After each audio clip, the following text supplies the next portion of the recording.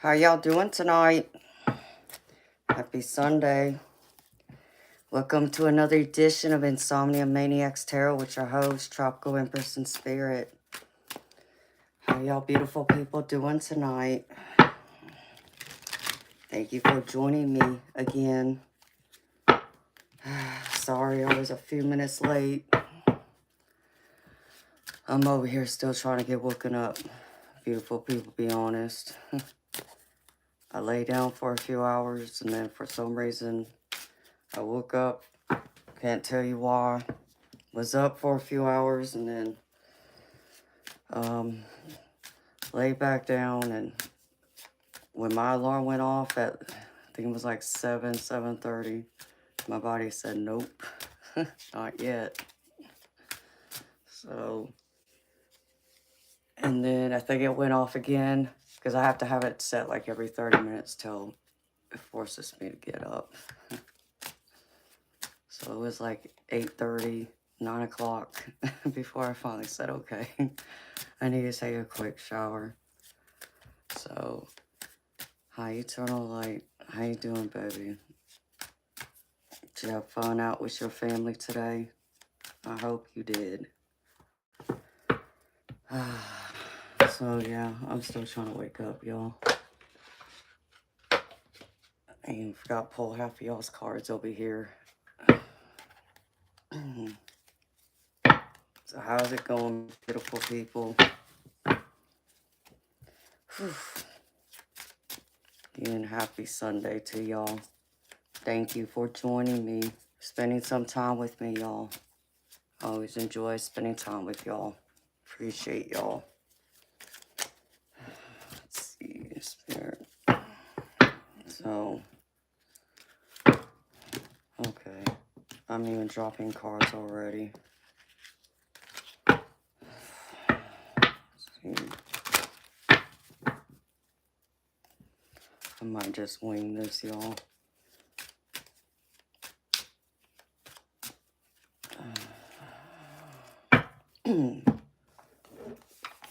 Let me get into this first.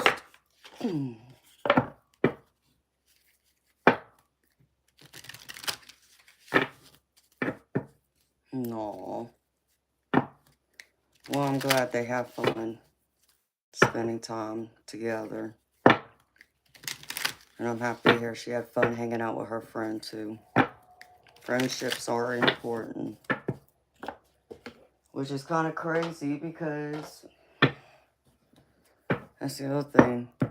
I woke up today with another song in my head.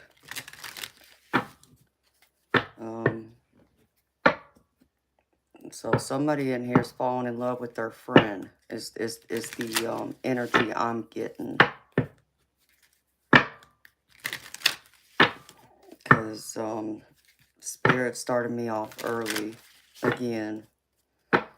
There's an old song, and I think it's an 80s song, y'all.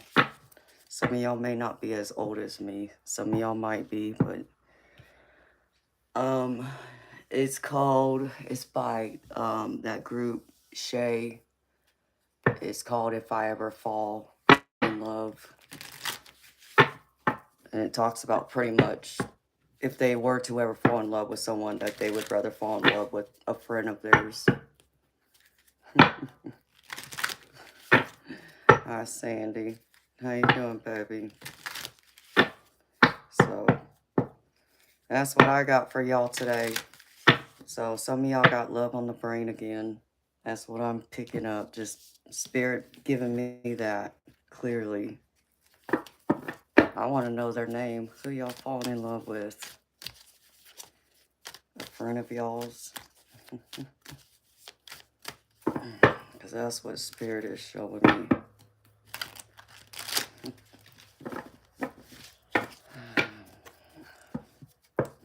Hold. Alright, Spirit.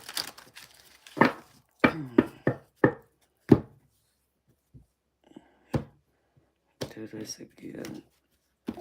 Actually, Spirit said use this deck. Fine. I'll do this way. Nope. Point.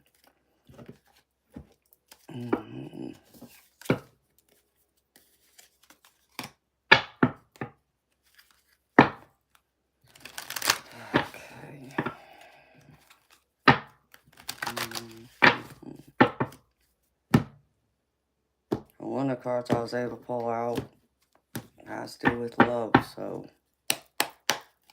apparently I'm picking up someone's energy. Let's see if these cards show that to me now. Spirit, it's at the center.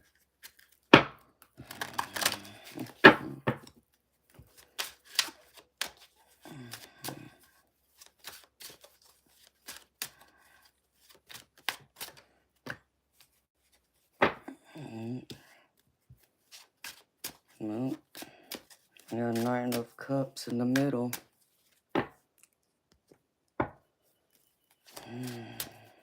So there's a growing attraction. Holy Spirit, I think that's energy. Please.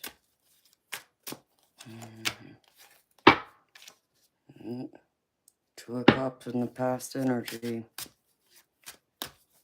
So there is someone in y'all's energy y'all looking at developing some kind of relationship with. Could just be a friendship, but it seems like to me one of y'all falling in love with a friend of yours, and I feel like you haven't told them though. Alright, Spirit, present energy.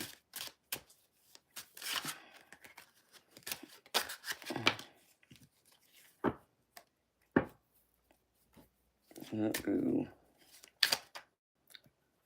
Well, I don't know if that's bad. Let's see. Yep.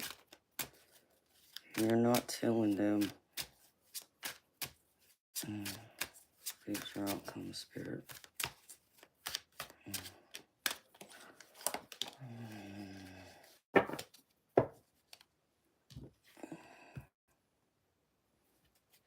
Alright, let me see this.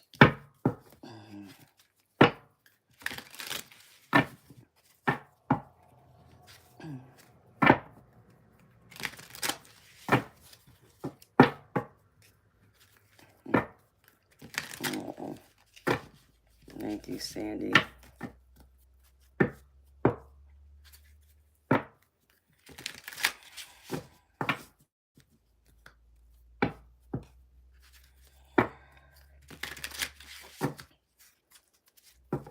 Oh,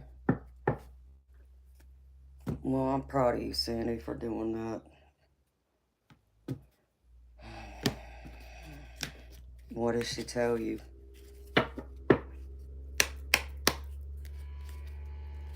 Well, hey there, Joey. Where you been at, baby? I was worried about you. You was MIA all weekend. You're not in love? You sure?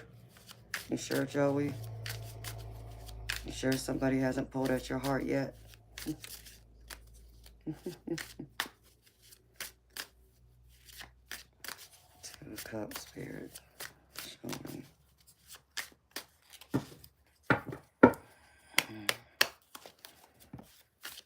I mean, that song ended up in my head today for a reason. And I left. I can talk for it. It's not in my head for no reason at all. I have no connection to it. So I know this is Spirit giving me a message for y'all. Someone here. Two of Cups, Spirit.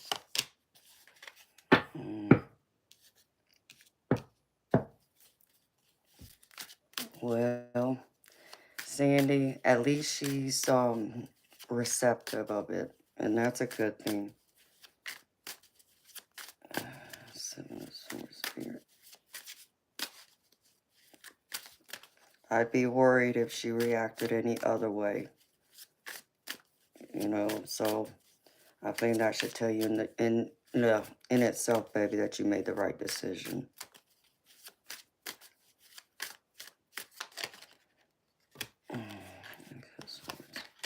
Even the Lovers wanted to jump out.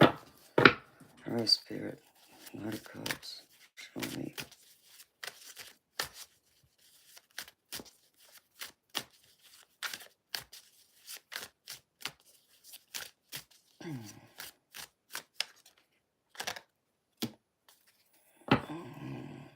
These ones.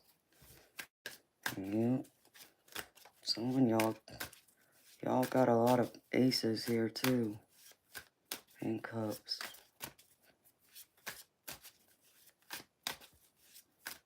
This card on there twice. So what the heck? Spirit. What's this card here?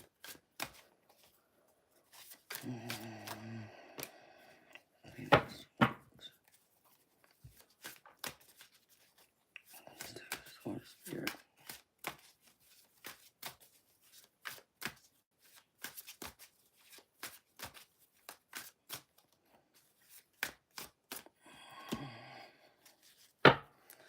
And I even got a couple on the table now too. I got the Queen and King of Swords next to each other, so there it is right there. I'm gonna put that to the side, y'all. Let's see, what's the vibe?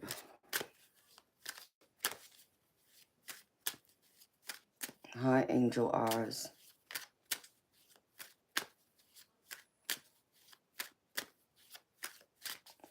Hello, Forrest Davis. Aloha to you too, baby. Oh no, Joey. Well, did y'all have fun besides the bear coming and eating all y'all's food?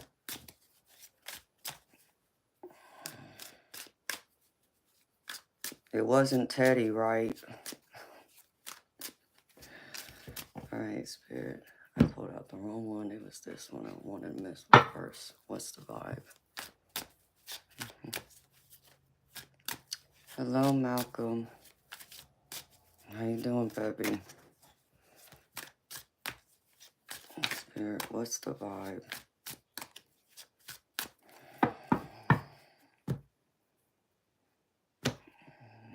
Pull a few oracle cards.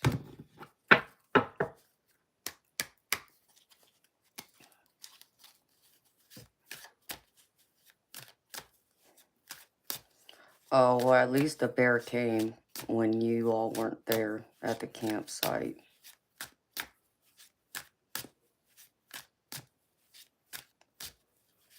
Oh, wow, Angel. So you are in love with someone and y'all still talk. Huh. Hi, Tim. How you doing, baby? I'm gravy. Hello, Derek. And hi to my beautiful lurkers in the background.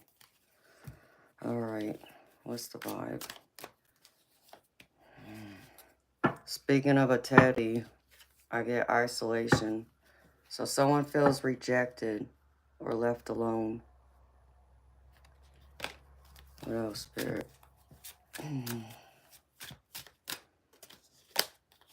Oh, here we go again with this lust card. Greed, by any means necessary, inconsiderate. You know, if y'all been on my live before, you already know what I think of this card. So,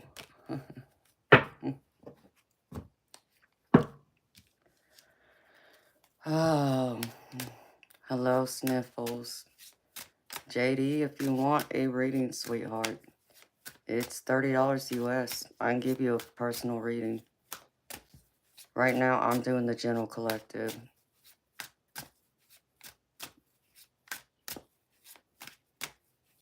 You're doing good and you're not hiding tonight? Well, good. I didn't know you were hiding before, Tim. What else, Spirit? What's the vibe?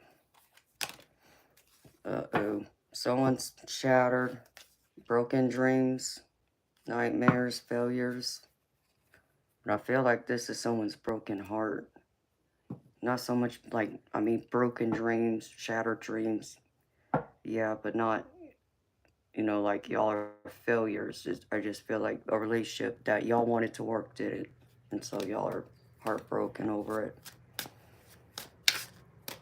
Or someone's heartbroken over you. Because it can go either way, beautiful people. So place it where it fits. But someone's paranoid. Y'all better be cautious. Someone's paranoid. Someone's spying on y'all. is what I just picked up. I even feel like someone's been checking out your social media. Oh, hell. I even get stalkerish vibes, like someone, if they know where you live, I feel like someone's been driving by your house. That's for someone specific. So you may know who that person is. Be careful. What else, Spirit?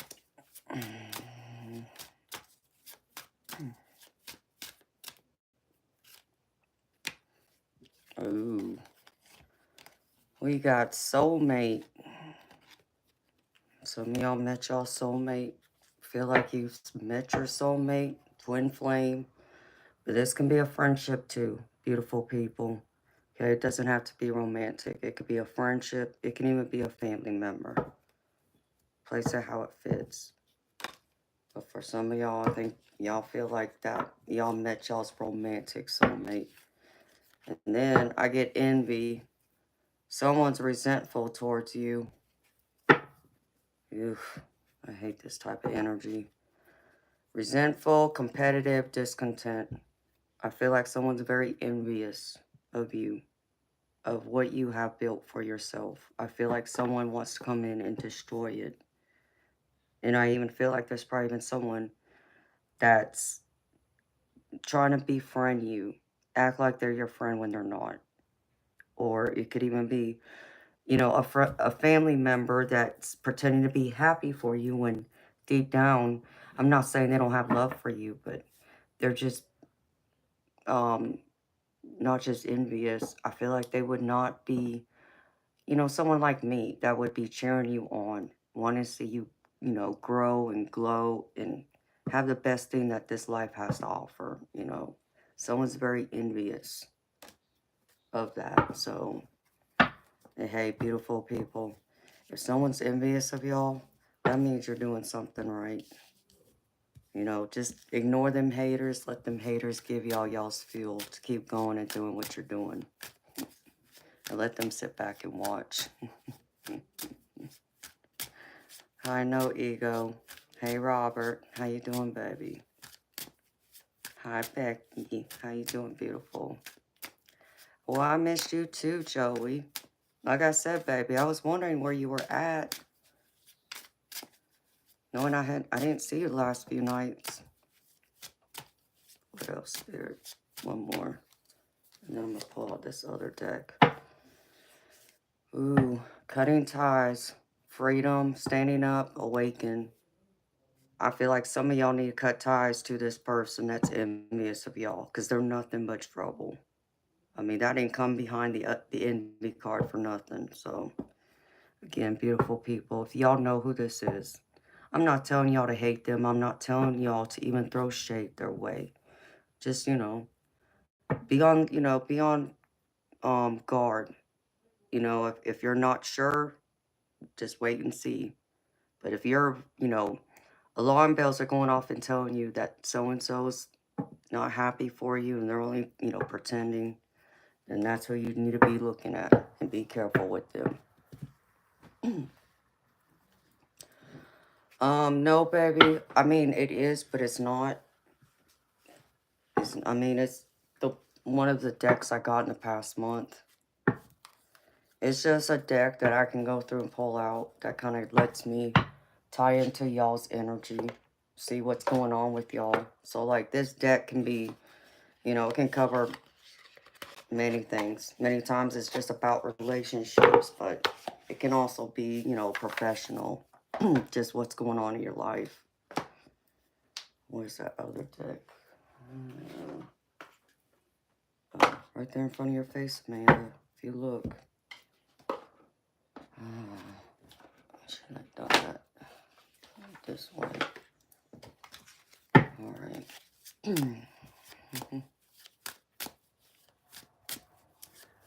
Hi, Michael. Okay. How you doing, baby? Hi, Kina B. Moore. How you doing, baby? Hi, Lisa. How you doing, beautiful? I'm gravy, sweetheart. You know me, if I'm here, I'm gravy. How about you, girlfriend?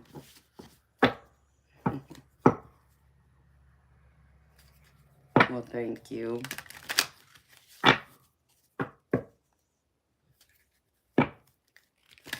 Are you talking about the one from a few nights ago, Joey? There was a storm that came through, where I had a tornado warning. So I had to leave my stream, in fact, because it like set my alarm off on my devices. So thankfully I'm still here. And no tornado touched down, at least not here, and tore down my house, thank goodness. I don't know about anyone else though. The good thing for me, I'm out here in the country where it's a lot of farms, so it's not like heavily populated. I have to drive an hour to get to somewhere where it's more heavily populated. Spirit, what else? All right, someone's puzzled, confused, perplexed, conflicted. So either you're puzzled or someone else you know is puzzled. I feel like someone's in doubt about something, questioning something, conflicted. This feels like y'all's energy though. So y'all are confused, conflicted about something. For some reason, I was pointing to that envy card too. So now I guess probably many of y'all know who this person is then. But y'all confused about this person. What else, Spirit?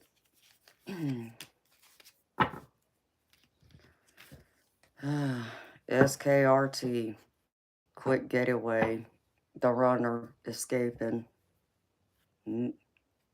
Someone's running. I feel like someone, you know, maybe someone y'all were pursuing, or maybe you are running away from someone because you're not interested. Place it where it fits, but someone's running.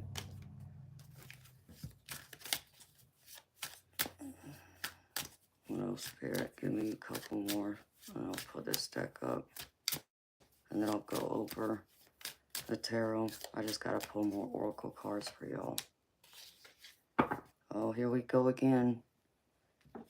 Fugo, chemistry, intense passion. Things are heating up. And this energy is the energy I feel like where this song that came into my head earlier today came from. It's this energy right here. Like, there's some intense chemistry with someone that you're friends with that I feel like you're falling for. But I feel like some of y'all are really scared to let that person know for fear of ruining the relationship, I feel. Hi, beautiful Sagey. How you doing, girlfriend? Hello, Rambo MacGyver.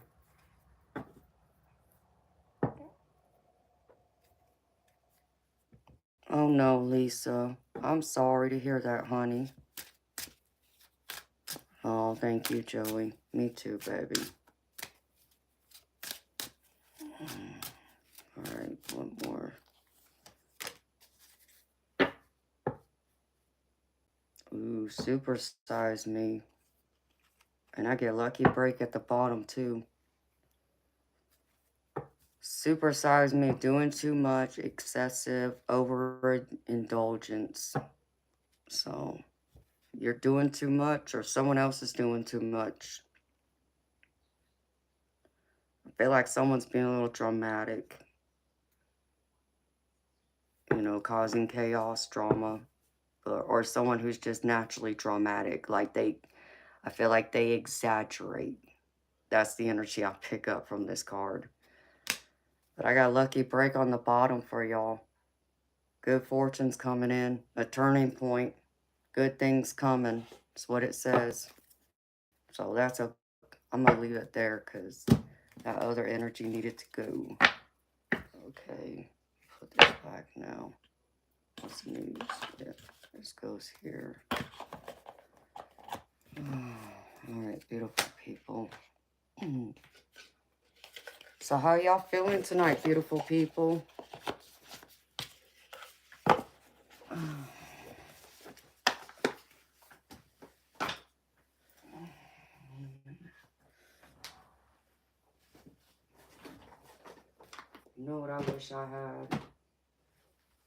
I'm gonna have to get me one. I found one I wanted and I put it back. I want a mermaid deck. An oracle deck.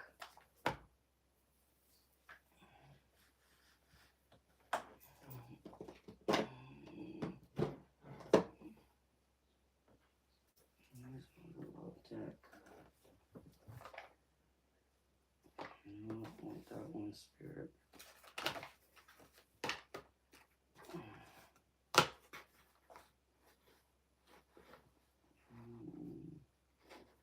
Well, I'll go from this one. Just because something's telling me to pull from this.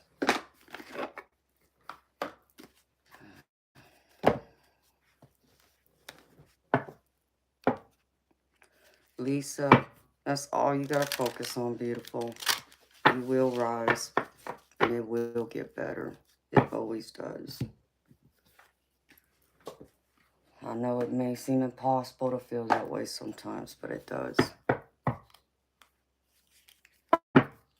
So I'm happy to hear that at least you know that, honey. Rise from the phoenix. That's what I say.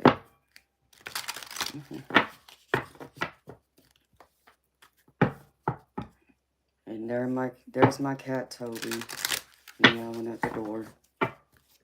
Spirit, can I have one card, please, for the collective?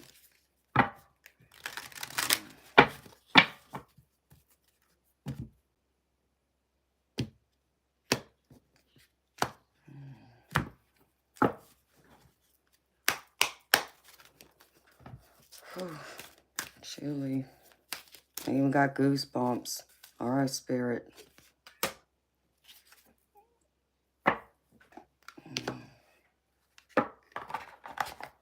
Like Spirit just stepped back into my energy. Got right close to me.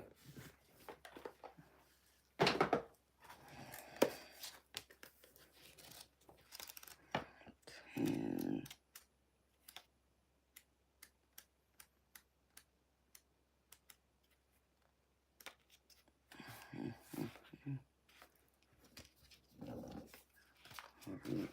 both. I'm gonna pull a couple of these. Try to keep it simple tonight.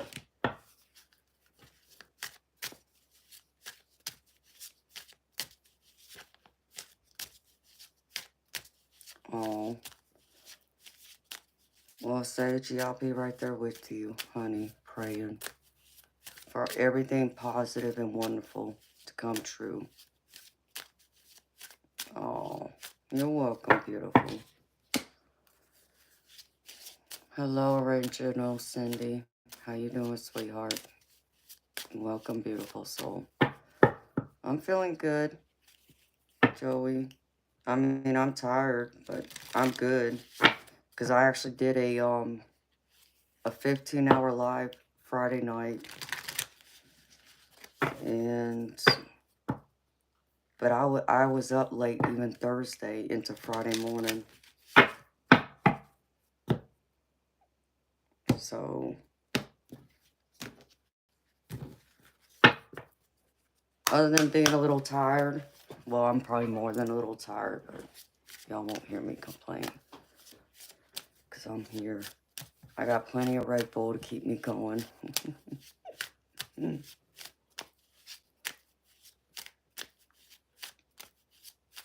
Hi, beautiful Gina. How you doing, sweetheart? Did I change my times? No, sweetheart. I'm here every night, beautiful, except for Mondays and Tuesdays. I come on at same time, honey, 10 p.m. Eastern. Why'd you think I changed my times, girlfriend?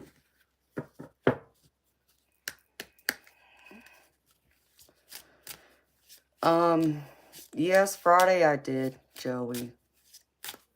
Yeah, I think so, yeah. My hair getting in my way again. I'm sitting all over my hair. One of these days I'm gonna come on here and I'm gonna surprise y'all. I'm going to have my hair all pinned up, and then y'all going to think that I chopped off my hair because you won't see it.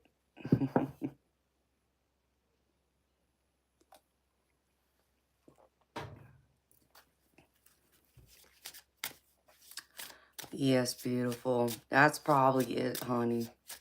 I need a couple days off to recover, especially when I do those long lives like I did Thursday and Friday. All right, Spirit, can I have a few messages, please? I don't know, Steph Richard. What you got shaking over there, baby?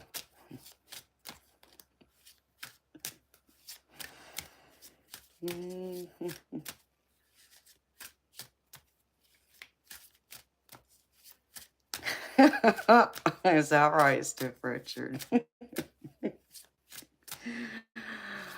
Hi, David. Thank you, baby. How you doing?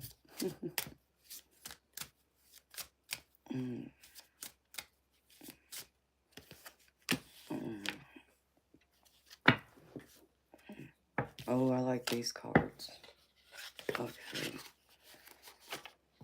Open this. And then I'll go over the cards with y'all.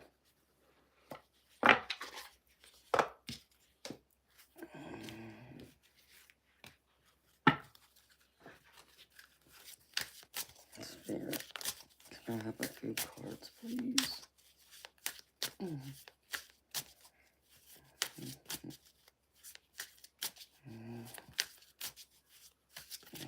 Yes, I need to get an angel card for y'all, too.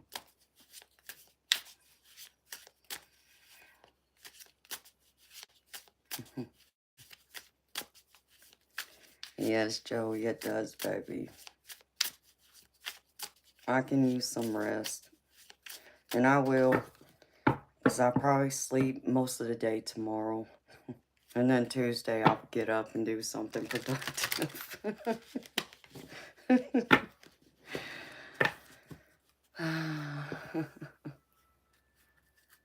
Hi, Whitney. Delaney, how you doing, beautiful? Beware the devil's chatter. Yeah. Gina, no, sweetheart. I thought you were going to talk to your friend, girlfriend. I didn't get any zeal from you, honey. That I do know. Yes, you do, Richard. And I appreciate it, baby. All right, Spirit. Can I have a few cards, please? Thank you. One. Ooh, I like this card. Thanks. No. Two. I don't like that one, though.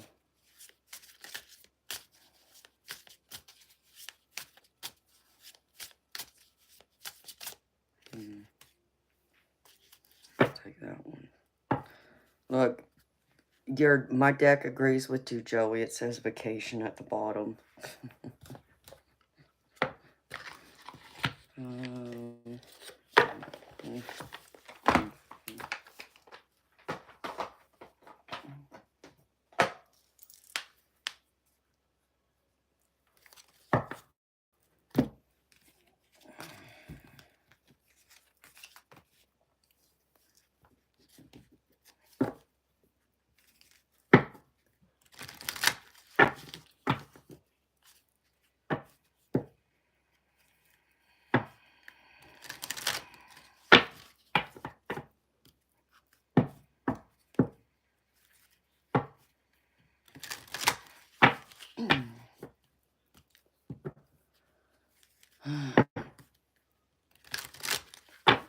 Okay, Gina.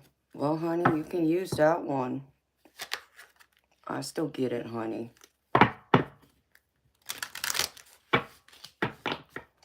What do you mean your time is short, Richard?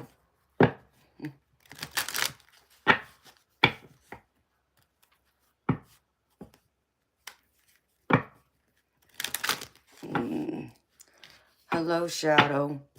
No, baby, I don't do,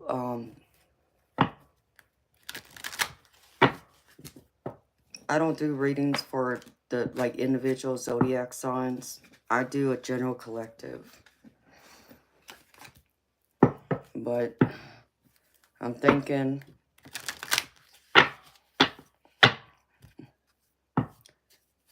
Sharath, let me tell you something. You wouldn't be that lucky for me to take off my clothes, and I sure in the hell ain't that desperate. And you ain't got enough money for me to do that.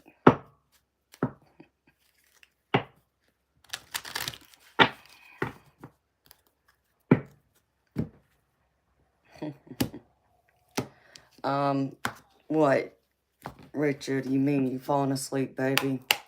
Is that what you mean? Or you got something else going on, baby?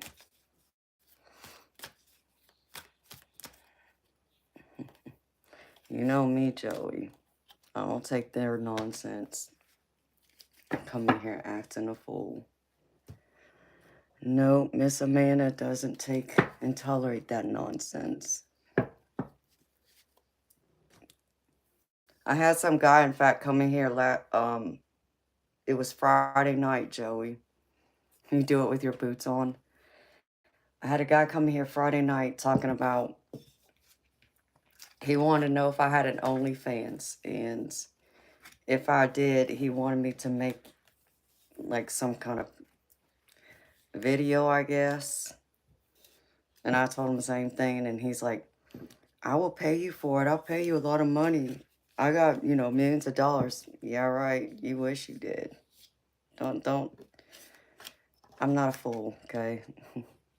So he claimed, he was like, oh, wait till, it was 11:30 p.m. Pacific Standard Time. So that'd be 2:30 a.m. my time. He's like, and you'll have $5,000 in your account. And I said, yeah, okay. I don't believe you, but whatever. You think I was waiting around? Hell no. And did he follow through? Nope. And I already knew that, though. And that's what I told him.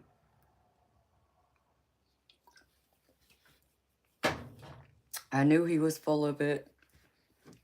Because it's just like I told him. I said, do you realize how many guys come in here and talk all nice and act like they're going to do this and do that? Yeah. It's all talk, baby. See? Put your money where your mouth is. Then I'll believe you. Until then, I'll believe nothing.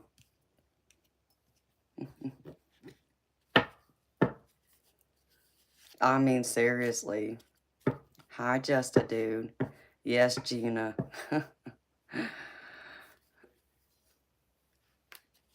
I mean, Steph Richard, it's crazy. You would come to Georgia and hand me the money yourself? Hey, baby, I wouldn't have a problem with that. It's just crazy, though, how people would want to come on here. Like, they think I'm going to be easily impressed, and that's what I told that guy. I said, I'm not one of these street girls, okay? And no, I'm not, downing any of them who, do that. I'm just saying I'm not naive. So,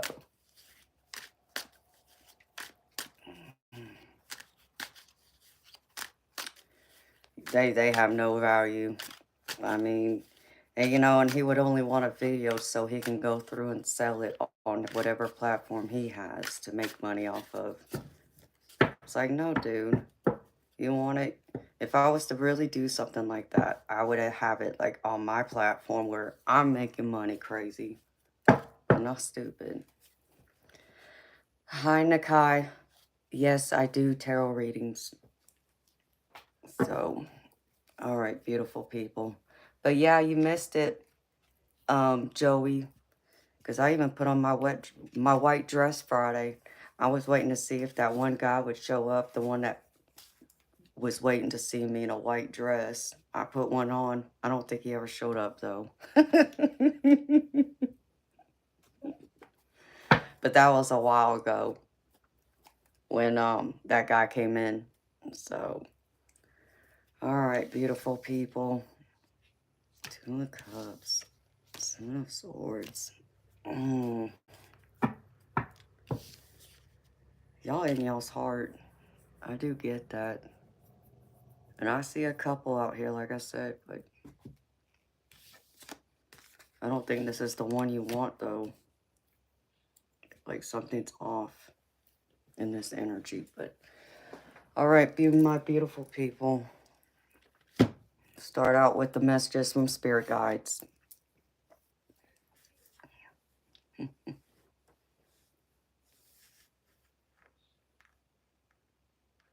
Oh, well, I'm happy you do, Stiff Richard.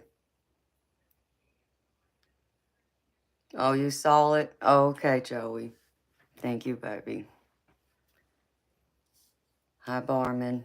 Thank you. First card out. Worry is a wasted emotion. And I know y'all beautiful people know this, but I know it's easier said than done, right? But Spirit wants to remind you to not worry so much. Instead, they're advising you to spend some time in nature or find your quiet place in your house and meditate so that you can help release some of that anxiety. You know, take a few deep breaths, calm your mind to get out of that, that heavy worriness, because I know some of y'all are staying up, late at night. Not because, I know some of y'all are here for me, but I'm saying even when y'all get tired and y'all feel like it's time to go to bed, I don't feel like many of y'all are able to lay in bed and fall asleep. I'm getting many of y'all just laying in bed, like staring up at the ceiling, worrying. So, and Spirit wants to acknowledge that they see this too. So they want you to try and practice some meditation to help relieve some of your stress and worry. The next one is know your truth. Beautiful people, know who you are and just own it. And as I always tell y'all, other people out there, they can talk all day long about, who they think you are, but it really doesn't matter. It's what matters is how you see yourself. And you just show that to the world. And as long as you know your truth, though, that's where you're at your most peace. And that's where your confidence. And you rise like the, beautiful warrior that you are. Because Spirit wants you to surrender that to that and to know your truth. Instead of worrying about what other people have to say or what they're not saying. Focus on who you are. Surrender to it. And the rest will come. The ones who know who you are and know your truth and aren't over there, bad mouthing you behind your back. And the last one is you are never alone. Notice, beautiful people. Your spirit guides, your guardian angels are there. Even if you feel like you're physically alone, you're not. There's still a beautiful spirit there with you that has nothing but unconditional love. And they want you to know that. And they're asking you, in case you're still afraid or you forget, they want you to make that connection with them. Make that connection to your spirit guides and your guardian angels, but also make that connection with yourself. And this isn't a matter of like even trusting yourself. I pick up. I feel like many of y'all been trying. I feel like there's many of y'all right now watching me, who are taking a lot of what I say to heart. When I say talk to your spirit guides, reach out to them, talk to your guardian angels, and I feel like many of y'all feel like y'all do. But then you feel like you're not able to trust the messages that come through. You know, Spirits want you to trust that. Make that connection, especially if it makes sense to y'all. Okay? And understand me, beautiful people. I'll give you an example of this. One of the things that I can tell you that your spirit guides and your guardian angels, it is not to say that they don't worry about your well-being and, like if you don't have enough food in your house, okay? Or, worrying about, did you, remember to pay that bill? But let's just say, forgot to pay a bill. And so you're over there rushing the back of your mind like, oh no, did I pay that bill? You're running around your house, going through your wallet, making sure to, find the receipt. Your spirit guides aren't in there worrying about, and trying to remind you to pay that bill. There's other major things to worry about. So just think of it in that context. It's not those things. If you feel like it's something like that, then, I wouldn't trust it as clearly. Now, if it's something like how to go out there and gain more abundance to pay your bills, no, that's different. But it's not going to be like something like that as far as did you pay that bill?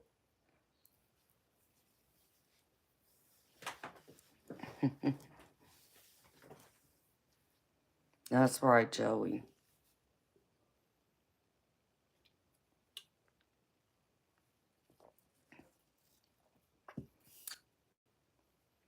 Oh, that's right, Stiff Richard. I remember you telling me that, baby.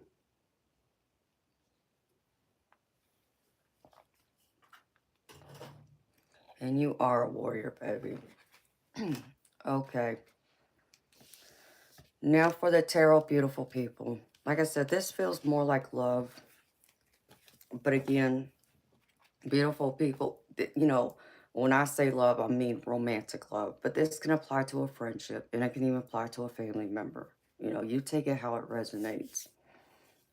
First card up, and this is the recent past energy, is the Two of Cups. And this is like that twin flame slash soulmate card. But it does not have to be romantic. This can be a friendship. This can be a family member.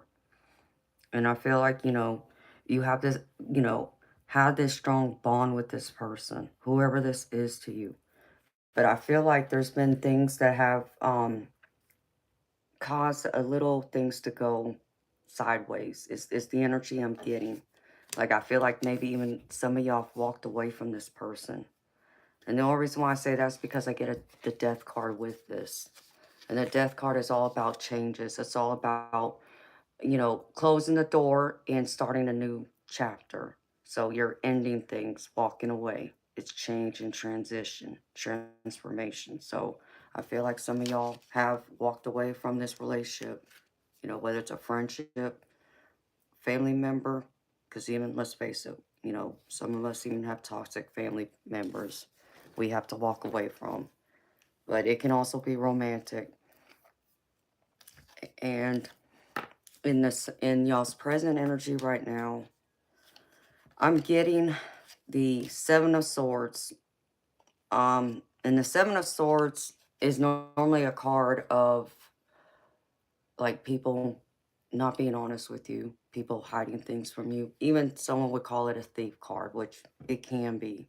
Um, but I'm reading this more of this is either for you, it is someone that's not being honest with you, that's hiding things from you, the Seven of Swords, or it's also you also failing to come to the truth of something like a situation yourself. So it's either you, being in denial, or it's someone else who's not being upfront with you. And I feel like, yeah, someone, you know, if you're resonating with it being someone else and not you, I feel like someone is like doing things behind your back that you're not aware of. I'm getting some of that sneaky backstabbing energy. So if you know this person, spirit's showing me that I feel like things are going to come to the surface. I feel like if you haven't been able to like if you're looking for evidence, as Spirit's putting it to me, you haven't been able to catch them just yet, but I feel like you're going to. I feel like there's going to be an opportunity where you're going to get more of that clarity because I get the Ace of Swords with this. And the Ace of Swords is all about that opportunity of more clarity. So I feel like Spirit's going to deliver that clarity to you in case you're in doubt, in case you're unsure. Um, I feel like it's going to be something pretty big too. It's not just going to be something small. It's going to be something that's going to give you a definitive answer. It's not going to be like a maybe and you guess. It's going to be definitive. So if you're worrying about that, I feel like even for someone out there, this is part of what's keeping you up at night. And I feel like this is even tied to a family member. I feel like someone in your family is not being upfront with you about something. Clarity's going to come in. Um, I even, I get karma's going to come around. So just don't worry about them, beautiful people. You know, they're gonna face their karma. And Spirit has a way of handling those people. But here in the center, I get the Knight of Cups.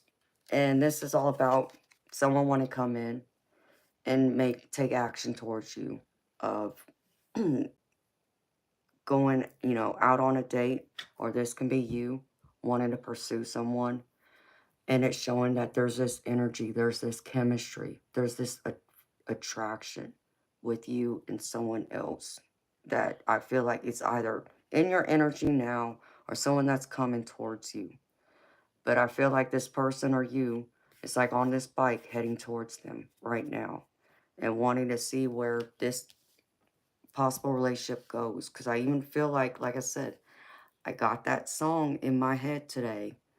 Some of y'all, I'm sure, know what song I'm talking about. It's by Shay, called If I Ever Fall in Love Again. Hi, Ryan. In the obstacle, y'all, I get the death card again. And the death card comes in with the King of Swords.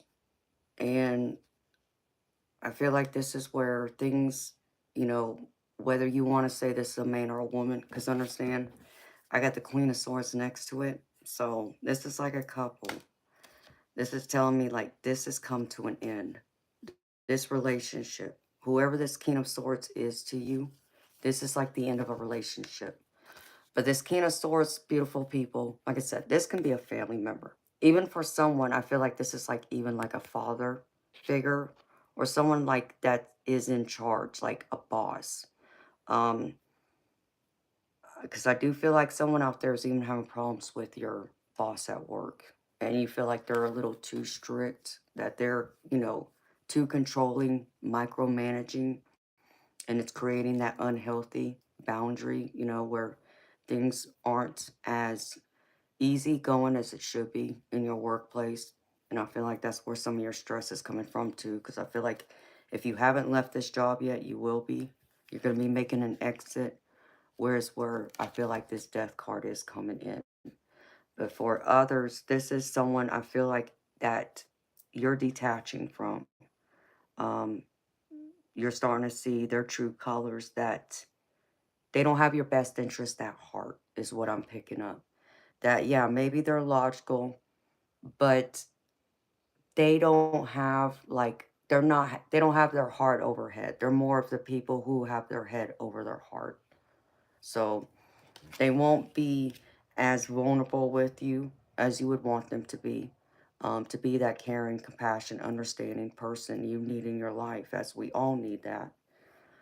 So Spirit is showing me in the future, and final outcome is you're going to be like this Queen of Swords. You're going to cut the ties from this person completely, I feel, and you're not going to look back. Because I'm also getting you in the Six of Swords energy, which is leaving, walking away, like this guy taking his child and going away. It's like coming out of, rocky waters and going into calmer waters. There's just a big need of change.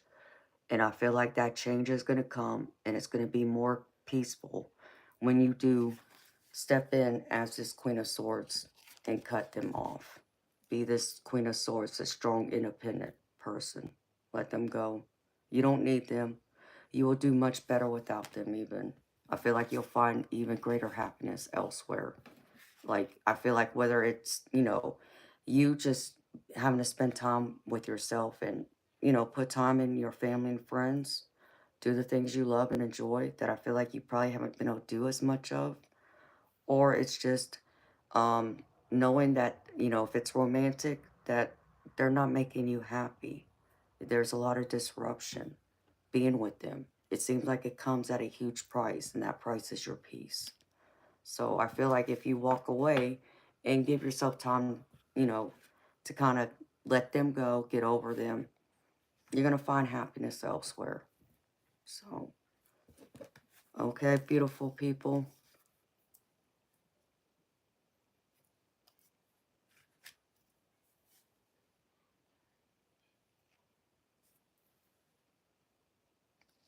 It's your soon-to-be cheating narcissist ex-husband, Gina. I remember you telling me that before, honey. Hi, KDS. Yeah, let them go. They're not worth it. I wouldn't put my time and attention in them. I'm gonna call, blah. I can talk right. I'm gonna pull y'all some of these clarifying situation life cards too, just to cover the bases. But let's start with the oracle cards, beautiful people. And this card is from the Guides of the Hidden Realms, holding space for love. And it says, you may be having an experience meant to teach you a lesson that you thought you'd already learned. It's causing you to feel like you're retracing your steps, but you are truly progressing, moving forward like a dancer on a spiral staircase. Along the way, you learn how to love and accept yourself and then are better able to hold space for others. Now you're being asked to observe a person or situation with an open, with an open, loving heart, releasing the need to judge or fix. It's more important now to understand them than for you to express your perspective. Can you slow down and listen deeply with your heart rather than your head? Drop the lens of the past and see through compassionate eyes. Listen between the lines to what's not being said in words, but what may be expressed in a more subtle way. Allow things to be as they are and still be willing to move forward, to explore and learn, and let curiosity lead the way. You're in a beautiful place right now, so love the imperfections you're gifted with. It will set everyone free. So be present with an open heart, beautiful people. Even, try not to be so judgmental. But this is also about you holding heart space for even yourself, like choosing yourself, your own happiness over someone else, because I feel like, again, someone's not bringing you harmony and peace and making you feel all warm and fuzzy inside. So make that judgment call at least to say, okay, yeah, they're not the best for me or for my life right now. But you know why. You know that they just disrupt your happiness and you're better off finding happiness elsewhere. But, don't go throwing, how do I put this? Don't go throwing stones or swords at them. Be a little more compassionate with them. Still, hold a careness for them and wish them nothing but the best. But don't, as I would say, unless, Gina, I understand you, sweetheart. You probably want your soon-to-be ex-husband to go fall off a bridge or something. But, you know, still got to have some love, care, and consideration. And want the best for people, too. That's right, Joey. Sometimes big things come in little packages. Those are the best ones I like. All right, beautiful people. The next one's from the Wisdom of the Oracle. I'm going to give y'all both the relationship message and the prosperity message. This one's called Unfinished Symphony. So here's the relationship message for you. It says, moving on is difficult when love lingers. Things are left unsaid, and you haven't had the opportunity for closure in your relationship and in your heart. You can still feel bound up in relationships when closure is denied you. It's important to achieve this for yourself. Write that letter, make that call, or have that conversation over a cup of coffee. For peace of mind, accept matters as they are, make amends if need be, and declare your feelings, even if only to yourself. Be clear about what was left unresolved and close the door on the past so you can set yourself free. Only then can new love blossom. So make amends, beautiful people. If you need closure, write that letter. You don't have to give it to them, y'all, okay? Especially if you're not in contact with them. I'm not telling you to go mail it to them. I'm not telling you to go drop it off at their door. Just, get it off your chest to release it. And just tell your spirit guides, ask the divine, that you need this closure and you're trying to release it the best way you can. And that might be one way of doing it. And now for the prosperity message for this card, it says, make sure you complete projects now before starting new ones. Perhaps you have created something special that will increase your sense of abundance and bring you opportunities for wealth. However, if you don't see it through, it won't add up to anything but more clutter. Now is the time to put your nose to the grindstone and complete the tasks that have accumulated. Pay your bills, sign the documents, do your filing, hand in the assignment, complete a work of art, tie up loose ends so you can move forward with surety, knowing you're on a prosperous path and feeling refreshed and excited about the future ahead. So, beautiful people, focus on completing the things that you have left uncompleted. Complete the task, like right now, I know some of y'all are doing y'all's taxes. Make sure you get the taxes filed. Maybe you forgot to do last year's tax filing. Make sure you get that done this year. If there's a project around the house that is only half done, make sure you get up and finish it.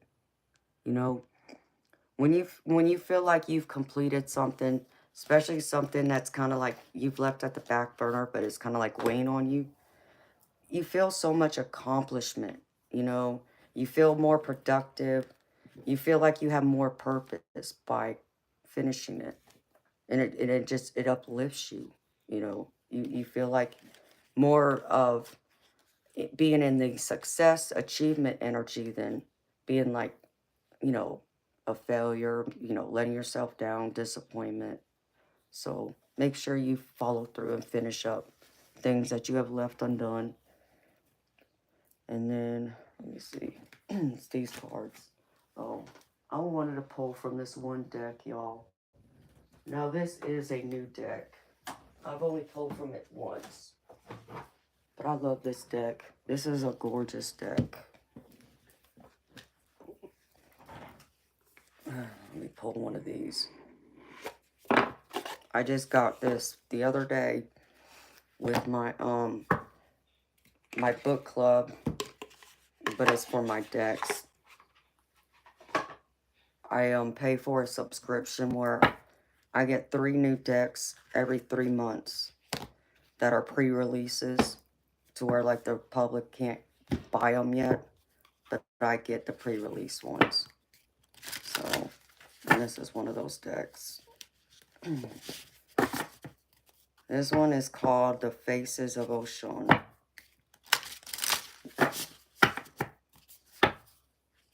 And the images of this deck are gorgeous.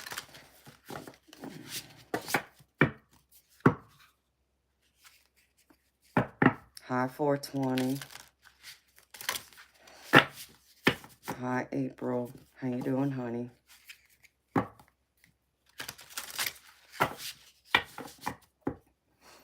And Gina, and you know that, beautiful. That's why I would not worry about him. All you can do, beautiful, is follow through with them divorce papers. Get your divorce. Set them away with love and light. That's all you can do. Wish him well. But you're right. If he can't love himself, he surely can't love you. And that's the God honest truth. Uh-oh. I don't know what this card is. Ocean of Divine Wrath.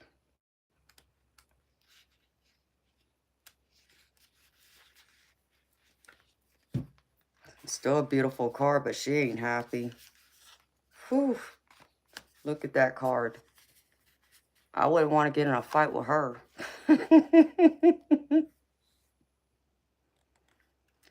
This is anger, resentment, and vengeance. And here's what it says. Ocean of divine wrath compels you to confront the seething emotions within. Your rage, whether sacred or ordinary, can be both a catalyst for change and a burden weighing you down. This turbulent storm inside you often arises when you feel wronged, disrespected, or unheard. Anger is a natural emotion, but clinging to it can be self-destructive. As a famous saying goes, you will not be punished for your anger. You will be punished by your anger. So, Spirit saying, dive deep into the roots of your anger. That's where the real work begins. Sacred rage describes a righteous anger that comes from deep injustices or violations of personal values. Explore the reasons behind your sacred rage or everyday fury. What's truly causing these feelings? By understanding the source of your anger, you can now transform it from a destructive force into a powerful agent for positive change. Embrace the tempest within, but don't let it drown you. Unleash your inner storm in productive ways, creating ripples of transformation in your life and the world around you. I love that. You know, beautiful people, vengeance won't ever, it might make you feel good in the moment, but you know, I know y'all got a heart. I know y'all have a loving soul. In the long run, you're going to regret it. You're going to kick yourself down the road for, going out, especially if you really hurt someone, but you only act out in those emotions at the time. Don't allow those emotions to get the best of you. Vengeance is not the answer. And if someone has really angered you, beautiful people, it's like I tell y'all, alchemize it. Transmute that energy. Instead of allowing that negative energy to overwhelm you and overtake you and break, your happiness, and your peace, transmute it, allow it energize you towards something positive instead. Put all that negative energy, that anger, and put in something more positive, something productive. That's how you transmute it. And that's how you get over that anger. And you start to heal from it, and whatever this person has done, you can start the healing process and even forgive them then. All right. And now these last few cards, beautiful people, from this other couple of decks I pulled from. And I'll pull a clarity card from this Clarity Situations Oracle real quick. So, I pulled this from my Money Movers Oracle deck. And the first one is, and this is a gorgeous card. The image is gorgeous. Public face. Follow your heart. Become who you want to be. Earn a reputation. It's okay to be yourself. And that's like this card here. Know your truth, y'all. Be yourself. Don't try and be anyone else but you. The next one is endings. And it's crazy because I get new beginning behind it. This is endings. The cycle is over. It's time for you to make a change, rebirth. It's time to say goodbye, which is just like this death card. This is all about endings. That's what the death card represents.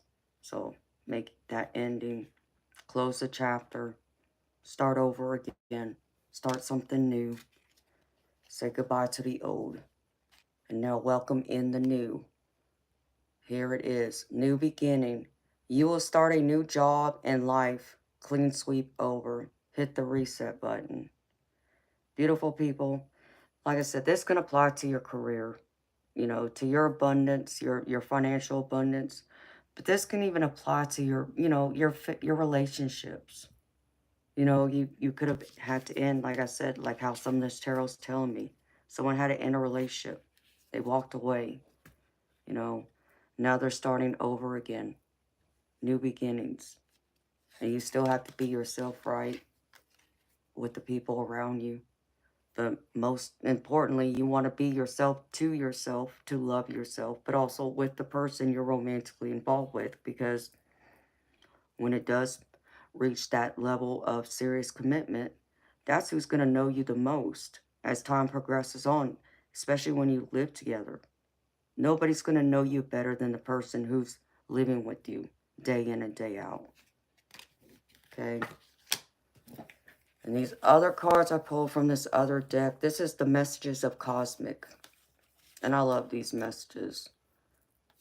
This one says, you must forgive if you want to be free. Do it for yourself. And do it for yourself. Forgive. But it's also not just about forgiving someone else. It's also about forgiving yourself, too. Next one is, a little bit of faith goes a long way. Remember that. And this is also true. Have some blind faith. That little bit of blind faith will go a long way. It will carry you through, especially those struggles, those challenges, those road bumps. Just trust in the divine that they're holding you. And the last one is, you have such a bright light inside. Stop dimming it. And this is so true too, beautiful people. Because like I said, I feel like some of y'all have had people in your lives recently that have been trying to dim your light. Whether that's out of jealousy, out of envy, or just them not being happy with their life at all. So they got to come in and create misery and make you unhappy. And make you feel like you're not doing enough or you'll never succeed or whatever. You shine your own light. Don't allow them to dim it. And I can't make this up because the angel card I pulled, here it is. Holy Amethyst, you are the light. You have a light within you, and this light will never go out. Whenever you face darkness, this brilliance has the opportunity to shine. Right now, God and the angels are calling you to switch your light on full. Stand in the greatness of your spirit. Do not back down, and be the bringer of good that you were born to be. And this positive affirmation says, I am a light of hope in the world. Believe that. You are the light of hope in this beautiful world. And we need more of your light. So shine it. Don't be afraid. Don't feel like you're going to outshine anyone else. And don't allow anyone else to try and dim your light. Light your fire, huh, Joey? Okay, baby. Hi, Dragon. I'm just going to see. I'm going to pull a couple of these cards for my clarity. This Oracle deck, clarifying life situations. Just since I haven't pulled from it in a while. Let me see what comes out for y'all real quick.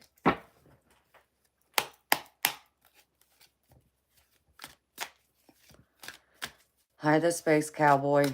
Baby, I do personal readings if that's what you're asking me. But the personal readings I do, it's $30 US for me to do one for you. All right, Spirit. Can I have a couple cards, please, for the beautiful collective? Thank you.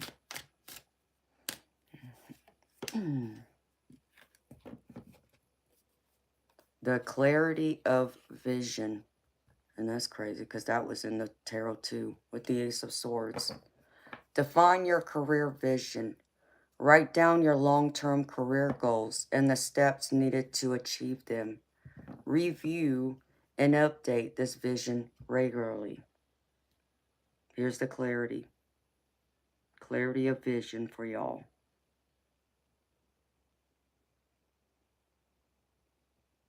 Okay.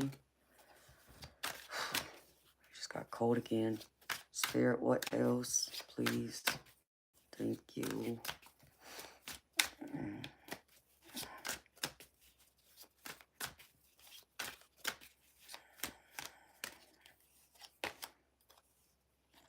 The wisdom of adaptability.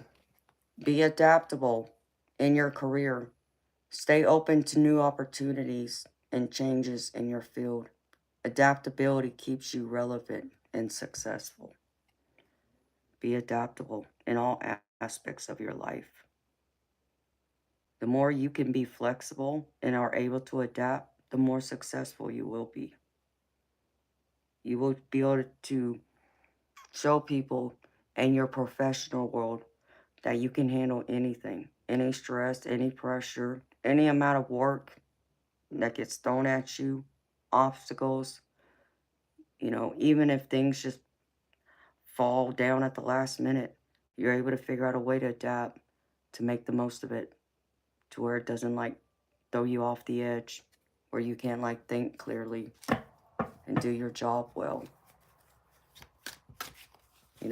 Big companies rely on people who can handle that kind of stress and pressure that won't crack. That applies to life in general. Oh. All right, Spirit, can I have one more, please?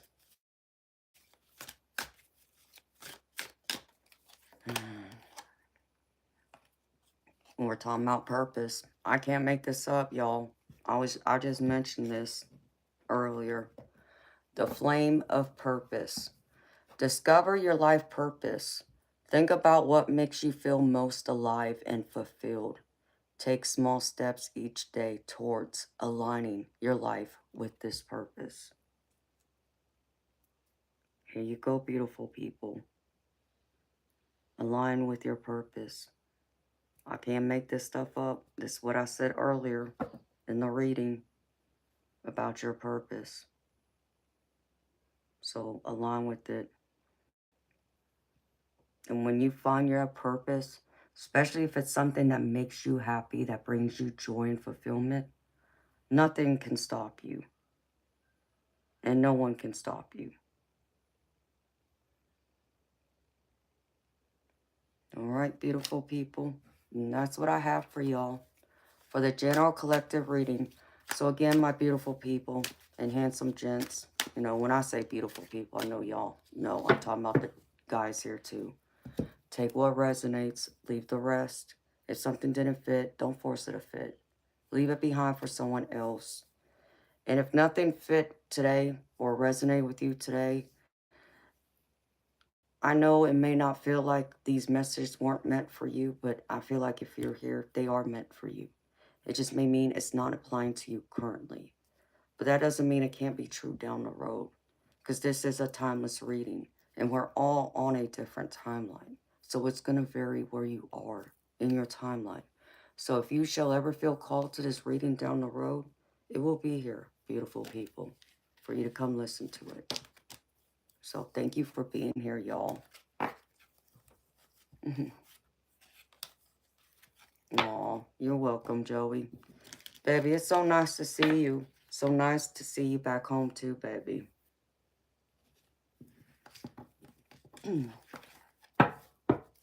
Hi, Andre. How you doing, baby? And that card was the truth. Yeah, I think that card really does apply to every aspect of our life. I know sometimes it's hard to see it that way, but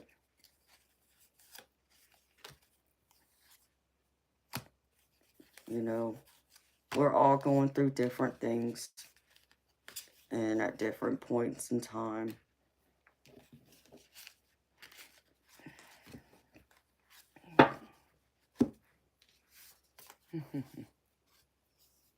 No. Oh, thank you, Andre, for your beautiful words, baby. and for being here. And you're so welcome. Here, let me put these cards up. And then I can talk to y'all and say hi to some more people.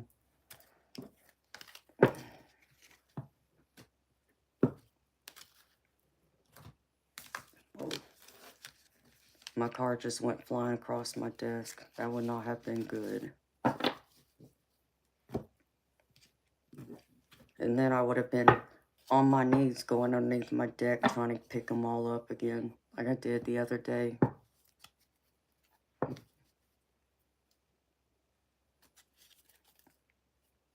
And that's right, Joey.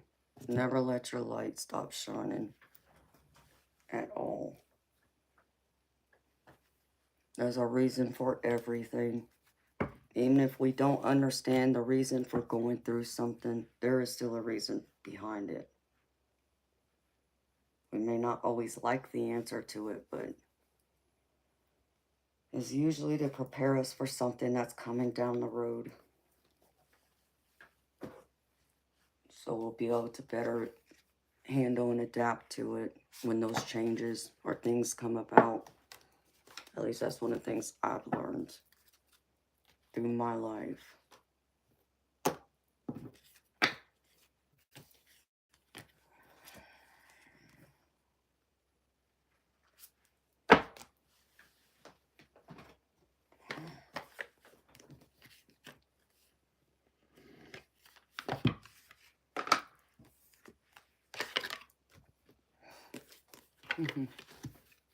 You're leaving me already, Dragon? Where you going, baby? You don't hang around much anymore.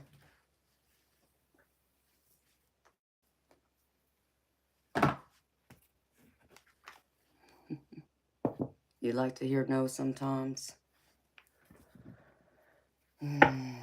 Yeah, well, I think it's healthy if we all hear no every now and then. I don't like hearing no, but that's part of life. Let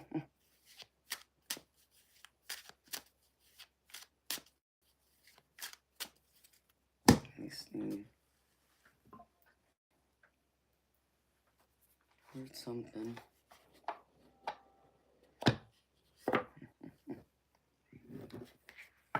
Oh, Sandy.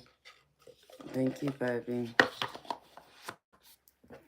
Hold on a second. Let me put this up.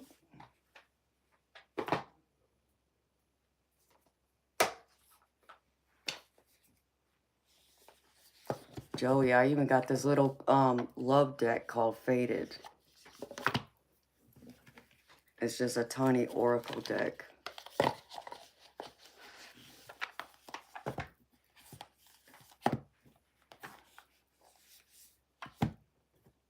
When I look over my shoulder, when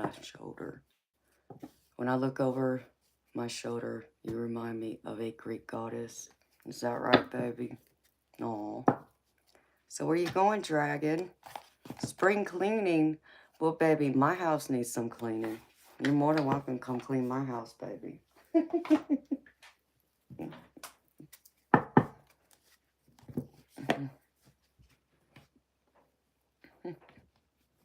Hello, Woody. All right, hold on, y'all.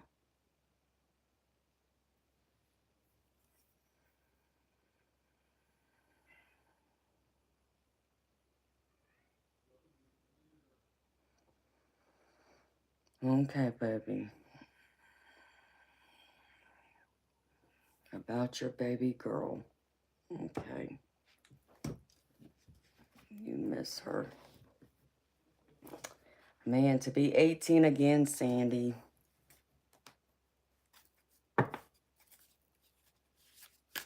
Hi, Stephanie. How you doing, sweetheart? I gotta run to the restroom. And I'm gonna have to pick up my cat for a minute because he's over there crying at my door again. He's gonna start scratching it here in a minute. When you blow bubbles, they don't pop. Well, Joey, depends on what kind of bubbles you talking about, baby. I mean, never mind. Hi, Stephanie. I responded to your comment, sweetheart. But thank you, Joey. That's beautiful, baby. Chilling like a villain, 420. Well, I'm happy to hear that, baby. What do you mean no comment, Andre?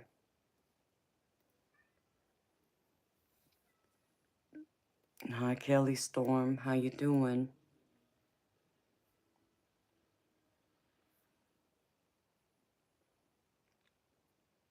Tope, Amaka. If I didn't say that right, sweetheart, I apologize. Hello from Nigeria. Aw, you too, Kelly. And you're welcome, Lisa.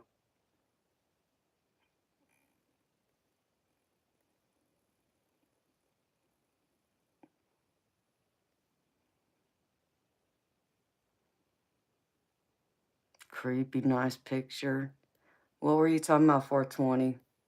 That one, deck? No. Hi, Joanna. How you doing, beautiful?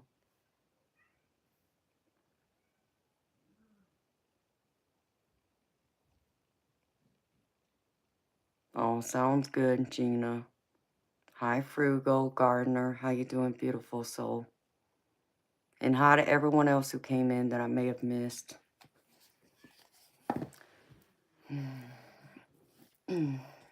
Okay. All right, Sandy, I have your donation, baby. I'll do your reading.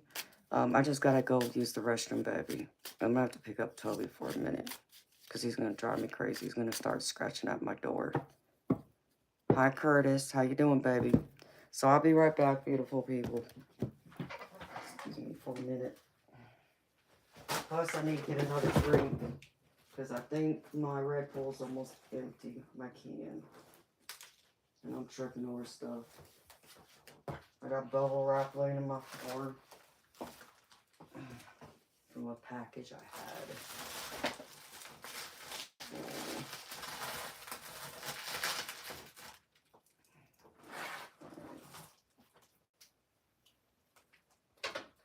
Okay, Toby, mommy hears you. That cat.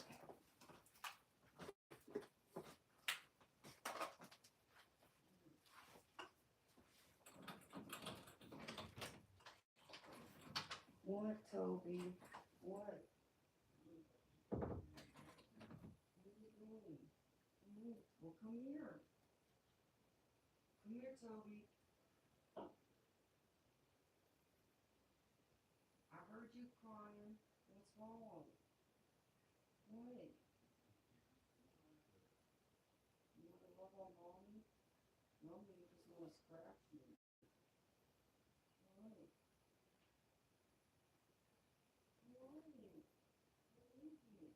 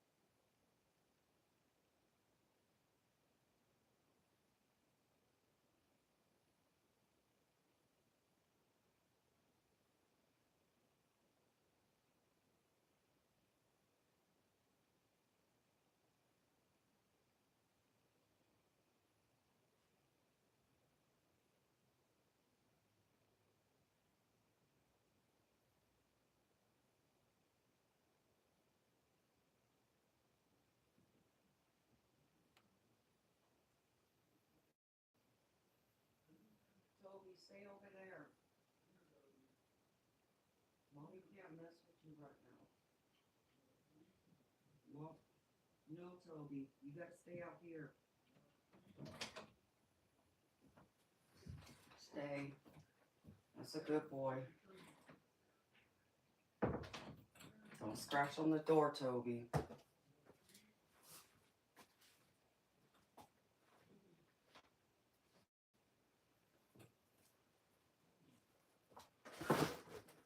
Pain in the butt, cat.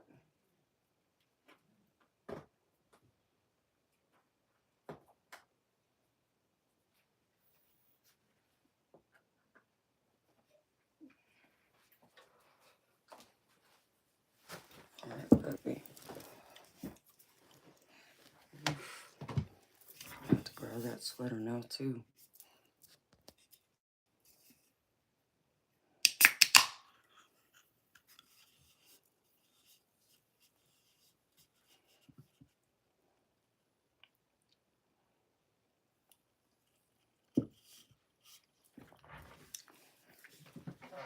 That sounds beautiful, Joey.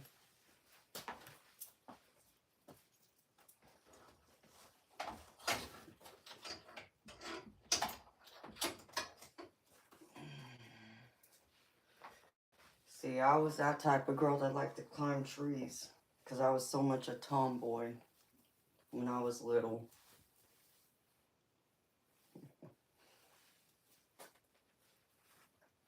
It was always so funny. My mama, you know, she wanted me to be her like prissy little princess, right? And I was not ever going for that.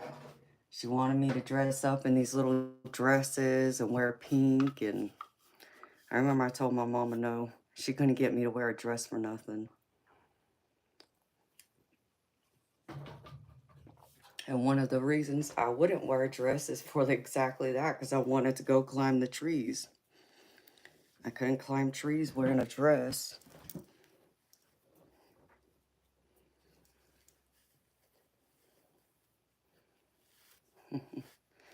Yeah, I mean, I wasn't for trying to look all prissy and pretty.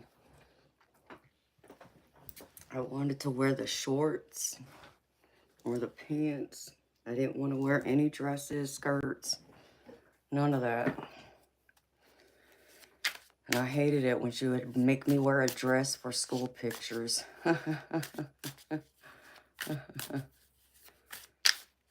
I like my jeans once in a great while, Joey. I got a few pairs. I just rarely wear jeans. But thank you. So, all right.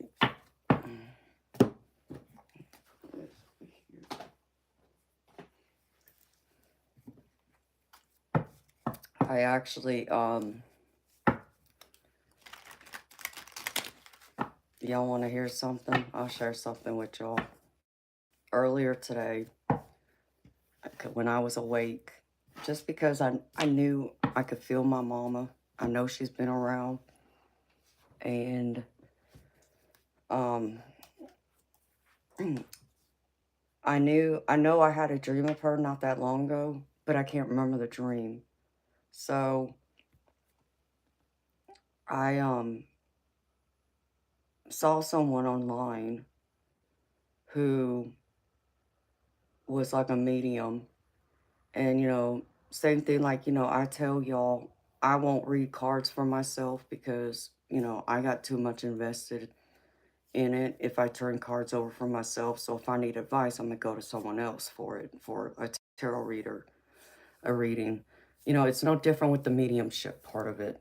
Even though I can hear them, you know, I still would rather someone else tell me. So, the medium had told me today that, yeah, my mom has been around. She's been hanging around a lot. And, you know, I've, one of my favorite memories with her growing up is like her singing to us in the car. You know, she loved music, so. And I didn't tell the medium anything about her other than her name. And my mama came through and gave her a song to let me know that she was proud of me. It was it's by that what's that group name from, I think, like the 90s. Um Slim Boy Flat or something like that. I have to praise you. It's a song, it's something like that. So my mom was telling me, you know, she's proud of me.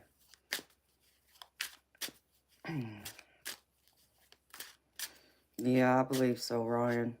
She's been around. And then she told me, you know, she didn't say what my mama meant by it, but I pretty much already knew what my mama meant. And speaking of, I just saw an orb over here. She told me my mama said to tell me that it's okay to run. I was like, yeah, okay, I know. And that was my mom pretty much telling me to get away from my husband, that I have her permission to leave him, which I already knew I would.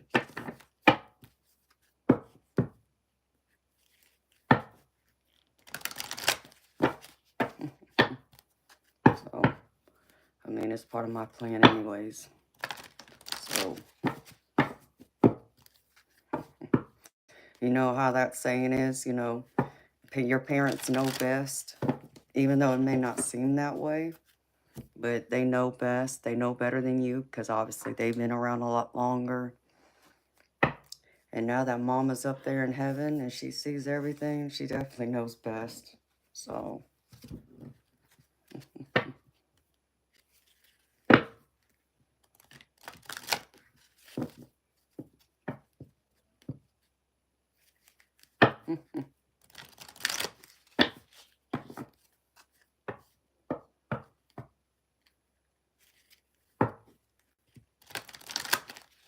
oh, Sandy.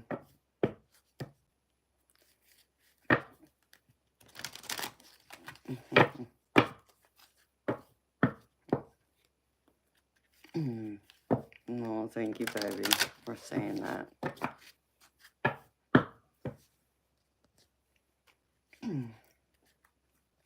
Hi, Sue. How you doing, beautiful? And I know my mama's proud of me. That I have no doubt.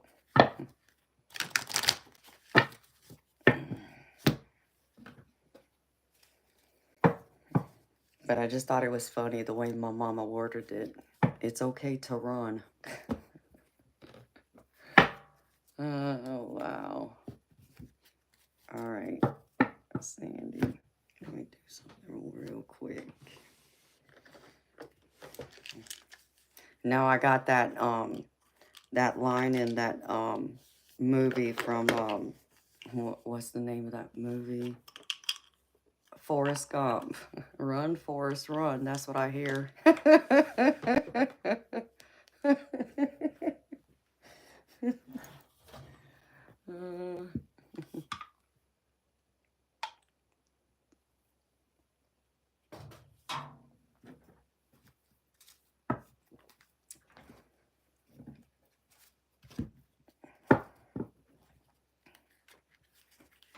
All right, Sandy. Let's see, baby.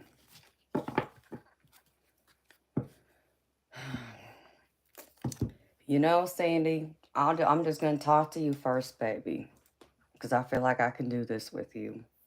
Just someone talking to you as a friend, baby, before I pull over any cards.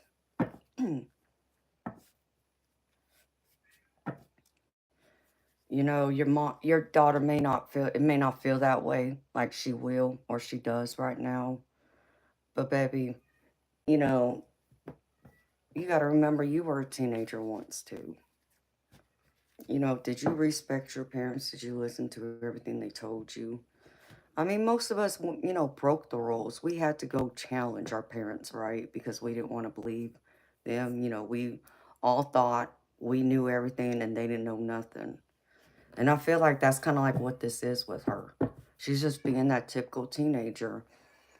And now that she's an adult, it's just going to get a little worse. And I feel like she's going to have to experience life a little bit first to kind of understand, you know, where you're coming from as a father, you know, as someone who loves her unconditionally, as I know you do.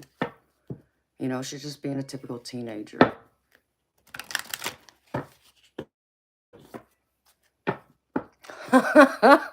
That's true too.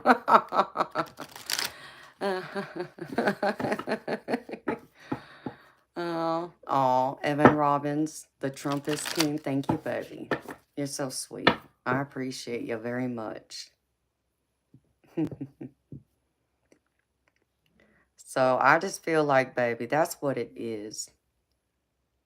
I feel like that, you know, she's just going to have to experience life a little bit to understand where you're coming from. But yeah, because I remember my mama telling me the same thing that she got told by her mom, my grandmother. Now, when she had her own kids, she's like, just wait and see. It's going to come back to you 100 times fold. Everything you put me through, oh, just wait. Just wait, baby. So, you know, I think my mama got a good amount of it between me and my older brother.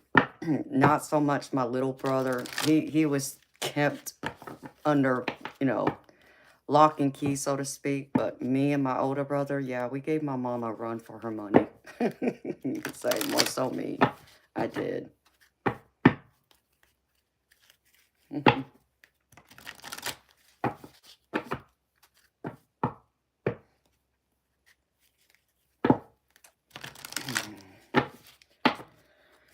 You know, Sandy, I know you miss her. And I have no doubt she misses you. But I mean, if she, you know, she has her freedom, right? And that's what she's trying to go after right now. And that's kind of like what you want too, right? You know, because we forget that we're raising little adults. You know, from the time they, you know, take their first breaths in this world, yes, they're babies. But, and, you know, when you think of it from a logical way, you're starting to raise an adult because you understand that one day they're going to be an adult and they're going to have to go out there and do the same things we have to do. So you start teaching them young, you know, about life. So I feel like she has to experience life right now. She has to experience that freedom. You want her to have that freedom. You want her to have her independence. Because God forbid something happens to you tomorrow. What then? So she needs that independence and have her own individual time and mind.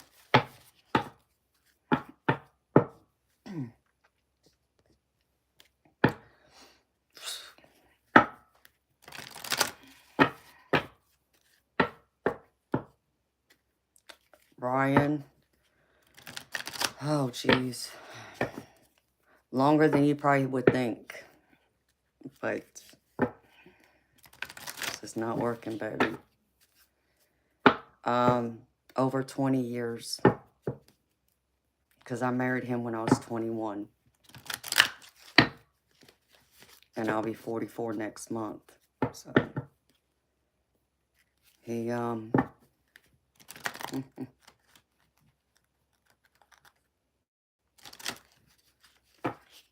you know, Sandy, but you can't raise her to be too damn independent. You want her to be strong to where she can handle her own. Because you know you can't protect her from everything. And some things she's just going to have to go through. You know, that's part of where we get our life experience, our wisdom, our maturity, all the things that make us who we are. You'll be 41 next month. Yep, I'll be 44. Can't believe it.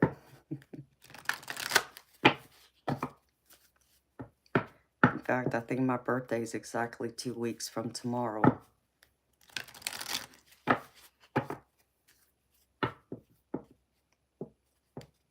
Man in the sky. Dragon, I'll check it out, baby. I don't think I've ever heard of it. And thank you, Andre. So,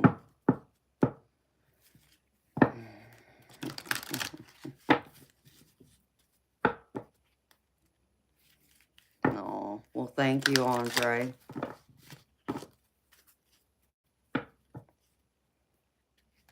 Yours is the 22nd.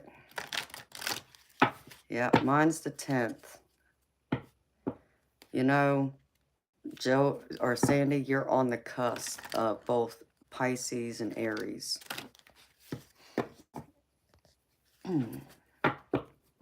So, all right, Spirit.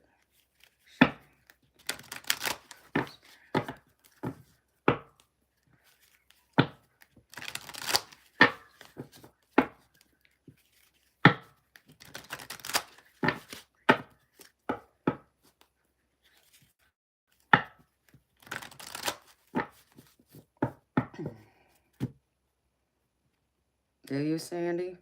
Beautiful. Twins runs on both sides of my family. That's why I didn't have any kids of my own, because I was not going to have twins. That scared the living daylights out of me, just the thought of having 2 babies at once. That's beautiful, Sandy.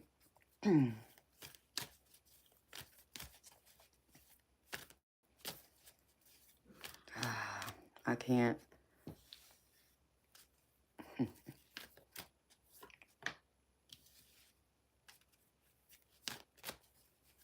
Some of these same messages are coming out for you again that I got for you last night from Spirit. Can't make this up.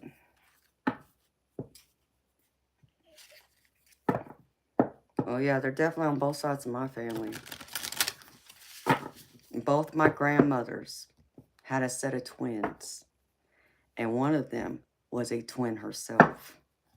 I said, nope, it's not going to happen. In fact, I remember my mama telling me that out of her 4 kids, I was going to be the one to have the twins. I said, nope, not going to happen. That was the best birth control mama could have ever given me. That's all I could tell you.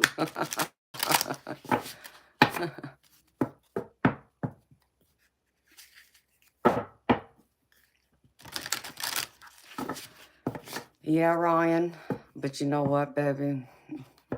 You can't make something work when people aren't in it to make it work. Like, I can't make it work with someone who don't want to help themselves. I can't fix him. And, you know, doesn't matter how much love is there. My love can't fix him. He has to fix himself. He has to want to fix himself. He has to want better for both himself and for us. And he doesn't. So, you know, there's the saying, if I'm going to do bad, I'd rather do bad all by myself. Because God knows I can do it better. And that's how I feel. You know, he hasn't been a husband to me in many years now. Like, we're not... I emotionally detached from him about 6-7 years ago. We don't sleep together. We don't act like a married couple. There's like no physical interaction with us. Like, when I'm here, I'm in this office or I'm locked up in the bedroom. He's out in the living room, sitting on the couch all day long. So,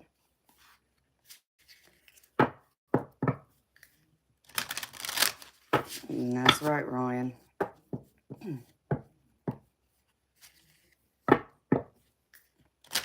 So, I'd rather be with someone who wants to be with me, who wants to go above and beyond, you know, to make me happy just as much as I would go above and beyond to make them happy. And I need someone who's more ambitious, who wants more out of life, not a couch potato, and someone who cares about their own health, because that's the other thing.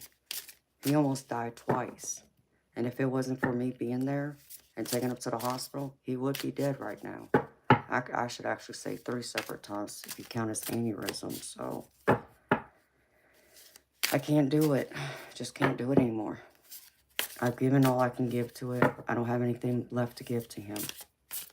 So, I've told him that too. I've told him flat out, I'm not in love with him. I haven't been for a long time. Do I have love for him? Yes. But I'm not in love with him. And it's just, I'm not happy. He knows how I feel. And that's probably why he keeps such distance too, because he knows I'm not happy. And there's nothing he's willing to do to change it, to make me happy and to make us that happy couple again and have the life we once had. He's left everything on my shoulders, pretty much. So, you know, it's like my brother and my daddy's best friend told me, a real man will never allow or let his wife slash girlfriend, significant other, struggle and go without if there's something they can do to fix it and make it better themselves. That's how my family feels. They don't want me with him anymore. They already told me that. They told me to get out.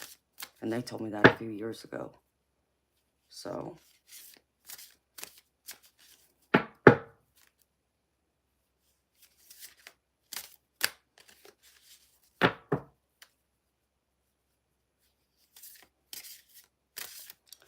yeah, Joey, I understand that, baby. But you know, some long distance relationships actually work out. They blossom, believe it or not. But I get, you know, if you're more of the person that really needs that physical attention all the time, it'd be harder. But, you know, I'm that person that believes you have to uncover someone's soul before you can uncover their clothes. So,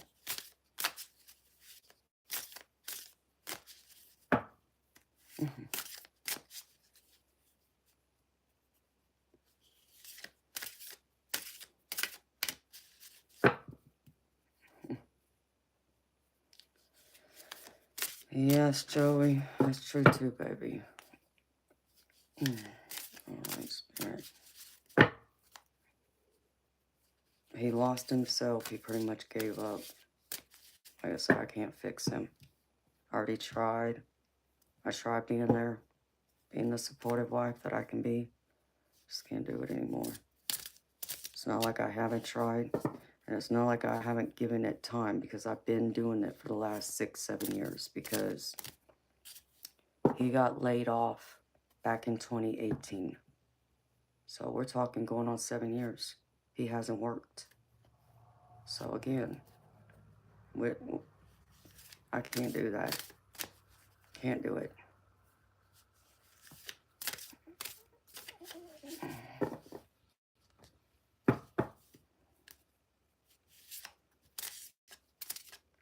Yes, it is. It is a powerful word, Joey. And I don't like that word either. I always say loathe over hate. Or I try to. No, he doesn't have any Bitcoin. Because if he did, his car would have been fixed a long time ago. Understanding he's looking at me to fix his car. So.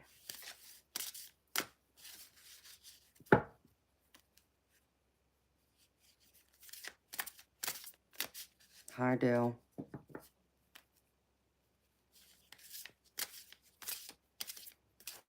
Ryan, you're funny. So, all right, Spirit.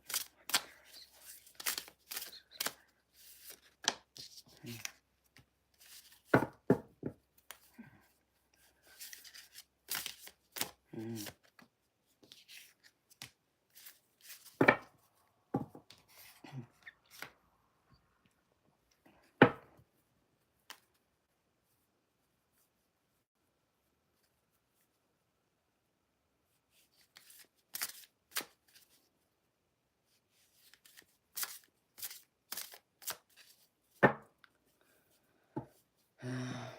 You know, baby, I don't that's, I know it takes a lot to admit that maybe you played a role in that, Sandy.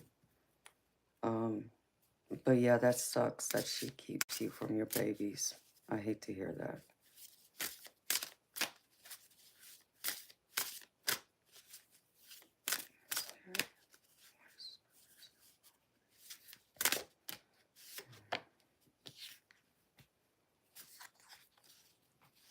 Yeah, that's what I get.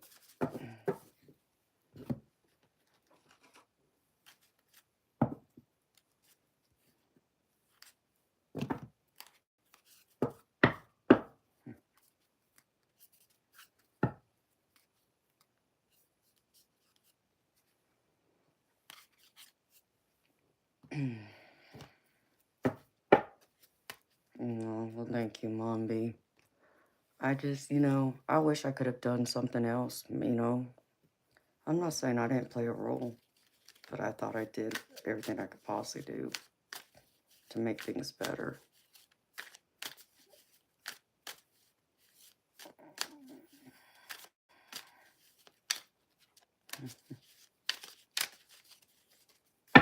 All right. Spirit Witch deck.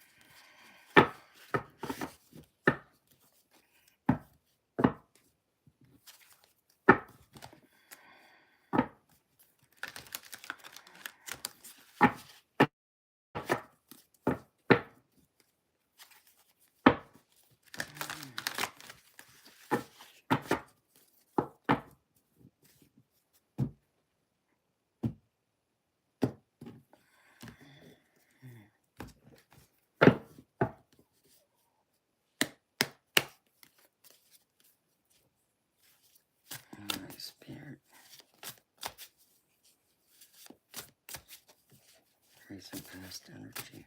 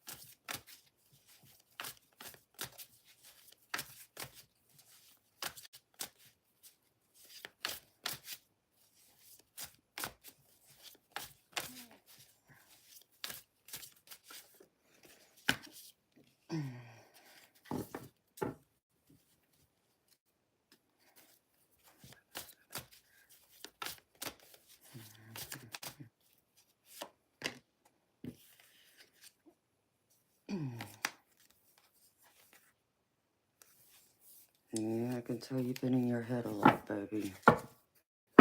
About your baby. All right, Spirit. Obstacle.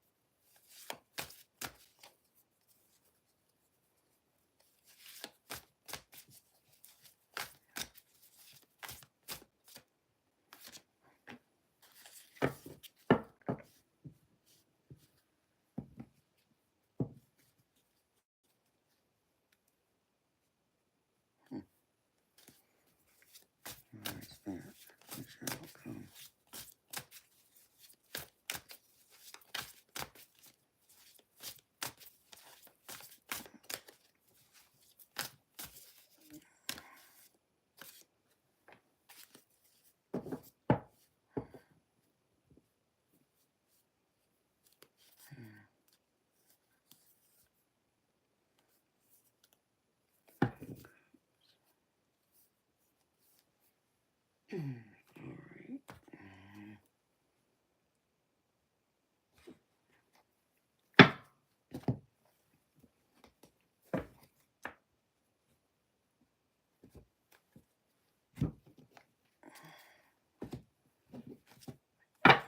Okay, Spirit, clarify for me, please.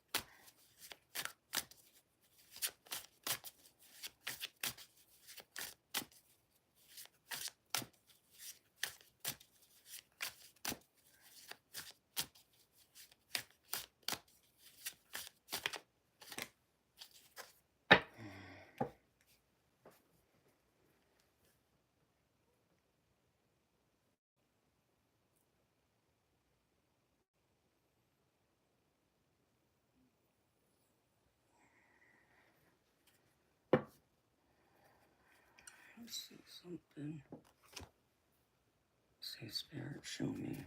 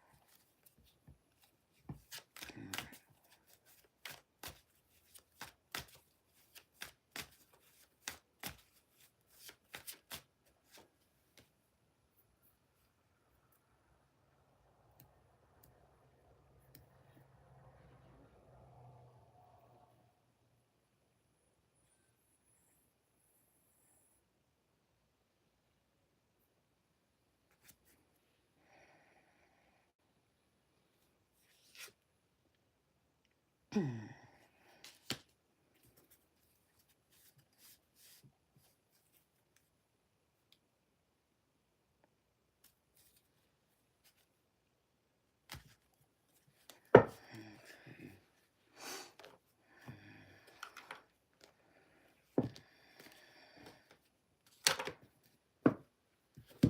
at this big crystal, y'all.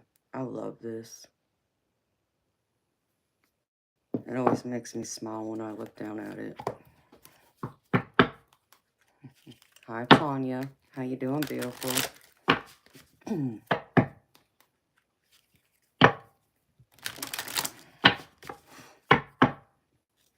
It's so sparkly, too. It reminds me of diamonds. That's probably why I like it, too.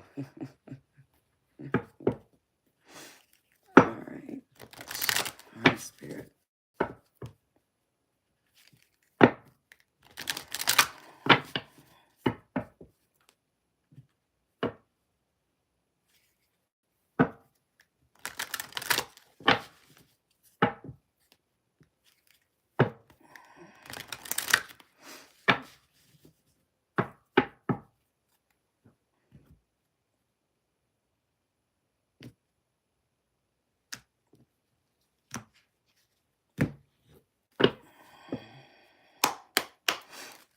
Show me, Spirit.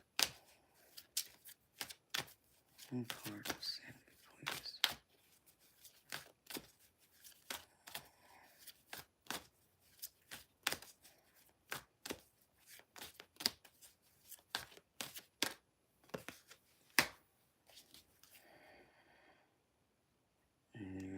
That's what I feel it is, too.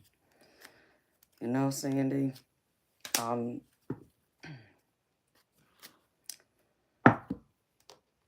I know, you've heard this, that I was lucky enough to have two men to call dad. And I was closer, actually, with my stepfather, who I called daddy, than I was my real father, who I called dad. And it was only because I moved away from California where my dad lived, with my mama and my stepdad. So naturally, my daddy raised me, from the time I was 10 years old up. He's been in my life since I was 3. But to be the primary father figure, it was pretty much from 10 years old on. And it's not that my dad was a bad father, because he wasn't. Like I said, it was just distance. And he didn't come here and see me like he probably should have. But I did go home and visit. When I got to see him, he would make time to come see me and this and that. So, and me and my daddy, even though we're not blood, he loved me like his own. I was his baby. He was very protective of me. And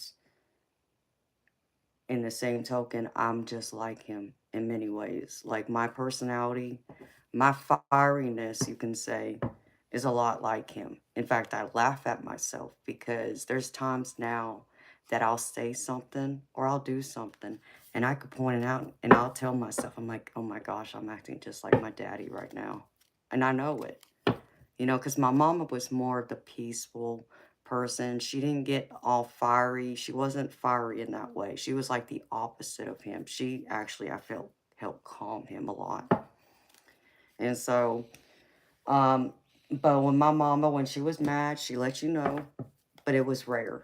Like my mama was more the type person that when she didn't like you, or she didn't like you, she loved everybody and she would hate it if you were upset with her. She never wanted you to be mad at her. So with my daddy, being protective, macho, head of family, the man of the house and this and that, we bumped heads a lot because I was very independent. And that my daddy struggled with that, to let me go, to be myself, to be my own individual person. And so, like I would have, the guys that would come knocking on the door for me, asking to take me out, or, we already had, you know, plans to go out on a date, and my daddy would not let these boys take me anywhere if they didn't show up with flowers. And they better have had me already like a planned date. Like my daddy didn't want any man taking me to no cheap place. You know, he would tell them, no, where you taking my baby? You know, if they even said anything like, you know, McDonald's or anything, my daddy would give them the riot act. No, my baby is worth more than that. You want to take her out? You better make sure you come with some money and take her to a nice restaurant. You know, I'm not talking about a white tablecloth, you know, fancy fine dining, but a sit-down restaurant, not fast food. So, and that created some problems with us, you know, and because I was so stubborn too, like him, I could be bullheaded at times too. Um, he was also a type of man that felt like he was always right, and it was rare to ever hear him say he was wrong. Um, so him and I would fight a lot. We would bump heads a lot because we both had strong personalities, which didn't mix well. Because we both always felt like we were right and the other person was wrong. So, and I had to tell my daddy, it's like, you got to let me be me. You know, you got to understand I'm getting older, and I understand that maybe you're struggling to let me go, but I'm, you know, getting to that age where I'm going to be 18, and then you're not going to be able to tell me what to do. And I remember I told him that one day, and he, you know, he flat out told me, he's like, as long as you're living under my roof, you're going to do as I say. You know, that didn't always go over well with me. You know, that didn't always go over well with me. And I remember even when I was going through and working, and even after I turned 18, still living at home, I still had a curfew. And my daddy, if I wasn't home by then, you know, I got in a lot of trouble. He always threatened he was going to take my car keys away from me and this and that. I'd laugh at him, but he would actually have the legal right to do that because his name was on my car. Even though I was making the payments, both our names was on the car, so he could take the keys from me. But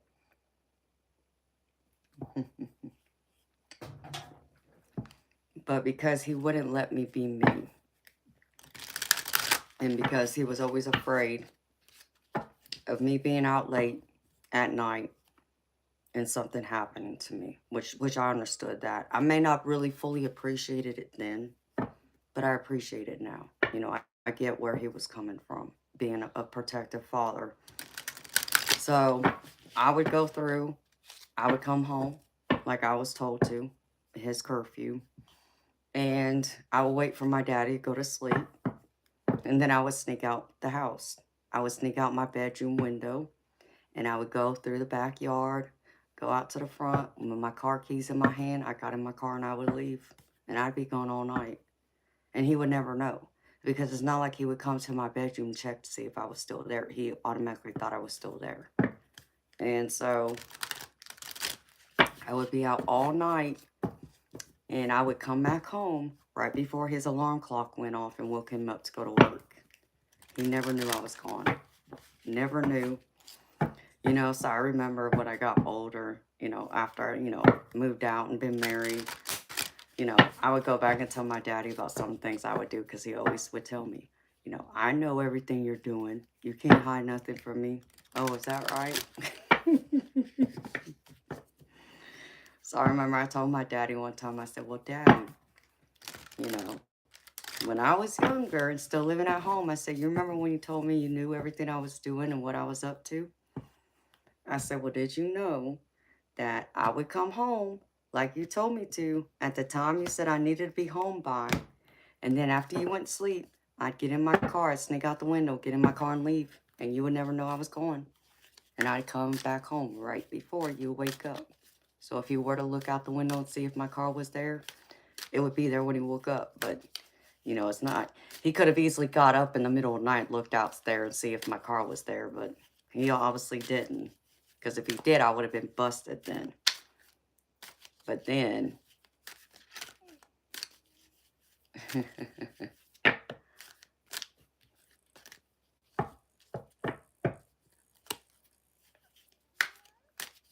No, Joey, that's so beautiful. So then, like, one of the things my parents did for me, for my sweet 16, they gave me my own phone line, the landline in my bedroom. And because I had a job already, I could make the payments for the phone line, which I did. I was responsible. I always paid the bills on time. And so, well, even though I was paying my own phone bill at the house back before cell phones existed, I had a curfew, even how late I could talk on the phone. And if I ever talked past that time, I got in trouble. I would get grounded, and they would take my phone away from me. Well, I got busted one night, and my daddy came in my room and took my phone from me. Well, this is, right when the internet first came out. We had dial-up, right? You know how you had to connect a phone to the computer to get, the dial-up, which kids won't know about today. They have no idea what all that was. So, in the middle of the night, when my parents went to sleep, I would go downstairs and I would disconnect the phone and I would take it back upstairs into my bedroom and I would get on that phone and talk. So, my daddy never knew about that either. And, I told him about that too. He's like, no, I never knew that. My mama busted me though. Okay. Here's the kicker. My mama busted me one night. She heard me on the phone. And, oh man, I thought I was going to be in deep dog crap with her. But she looked at me, she wasn't happy, but she sat there and she told me, she's like, I don't know nothing about this. She said, and if your daddy catches you, don't look at me. Okay, mama, got it. And I took the phone upstairs. So my mom even helped me get away.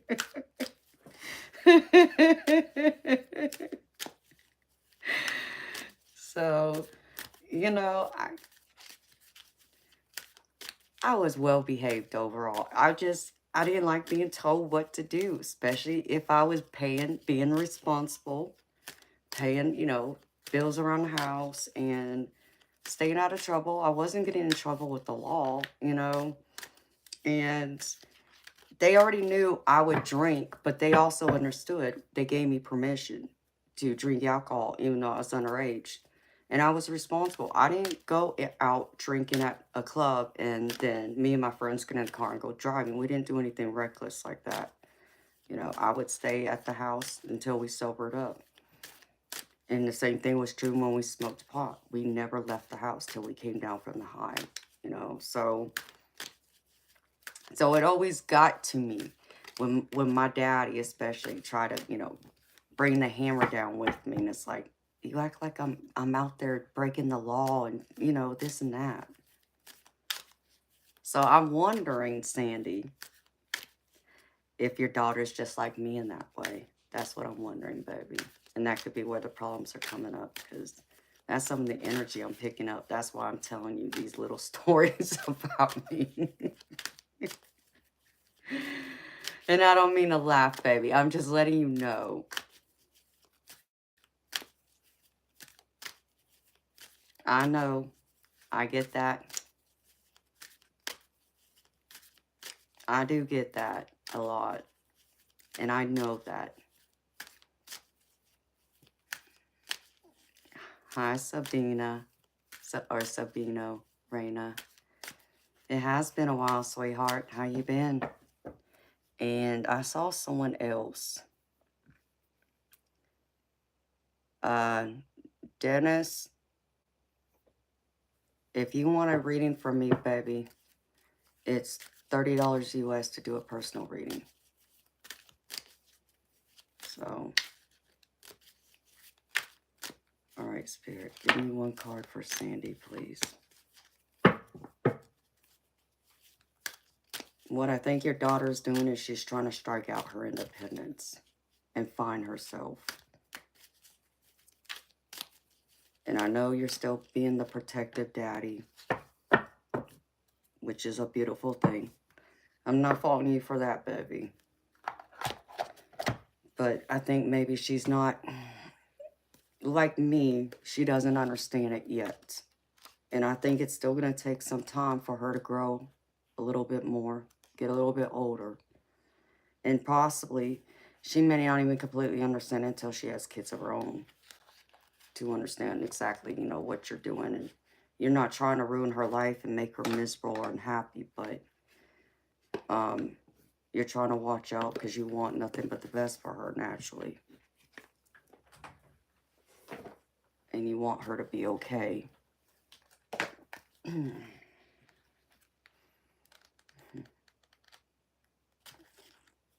But I just think she's struggling to see it that way. As all kids normally do at some point. Like I said, we were all kids once ourselves.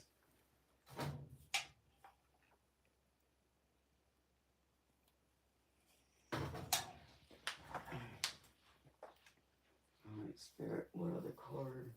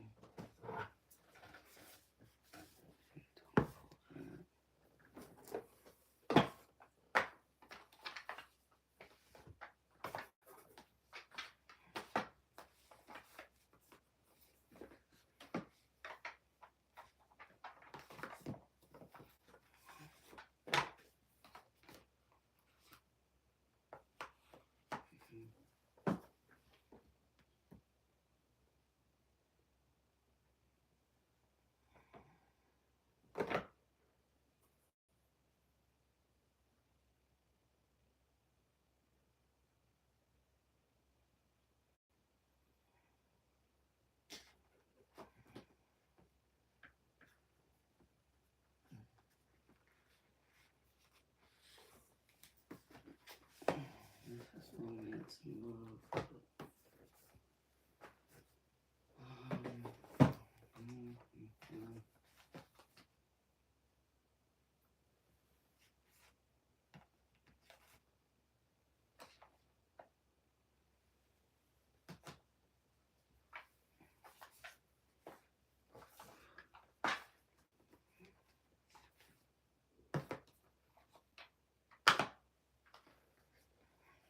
Maybe it's this. Maybe.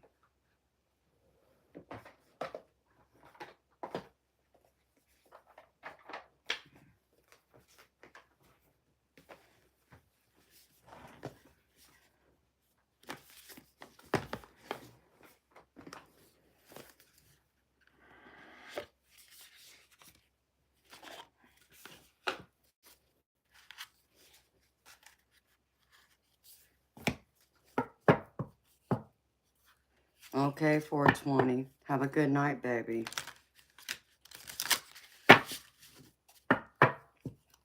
See you Wednesday.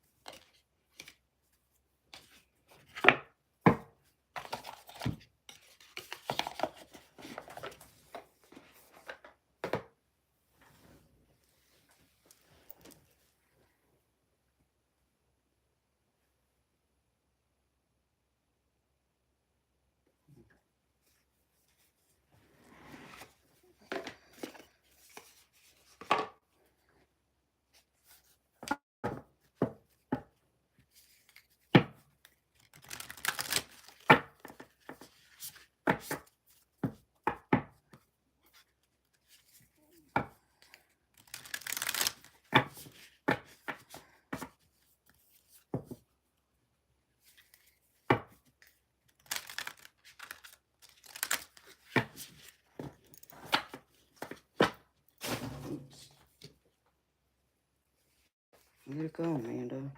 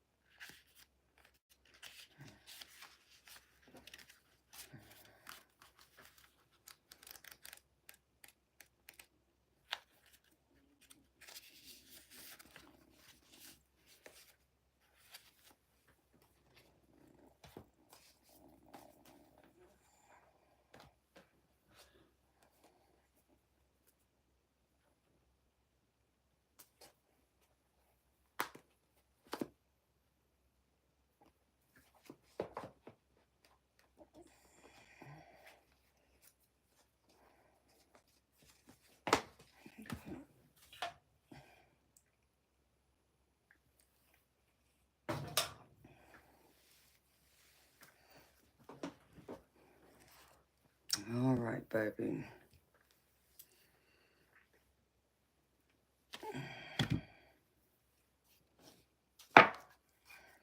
Stick here. So you can refer to that.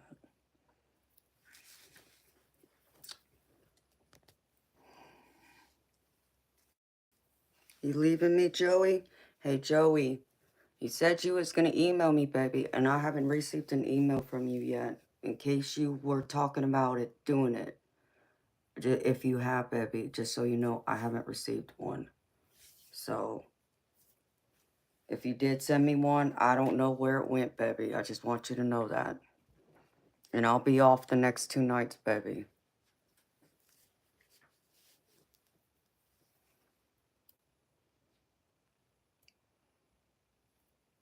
Oh, thank you, Andre. Same to you, baby.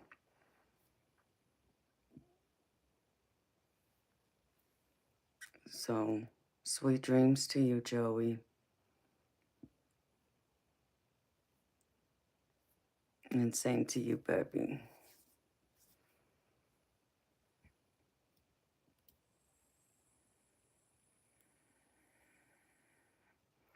Well, Captain Legless, that's wonderful, baby. Congratulations. That's awesome. All right.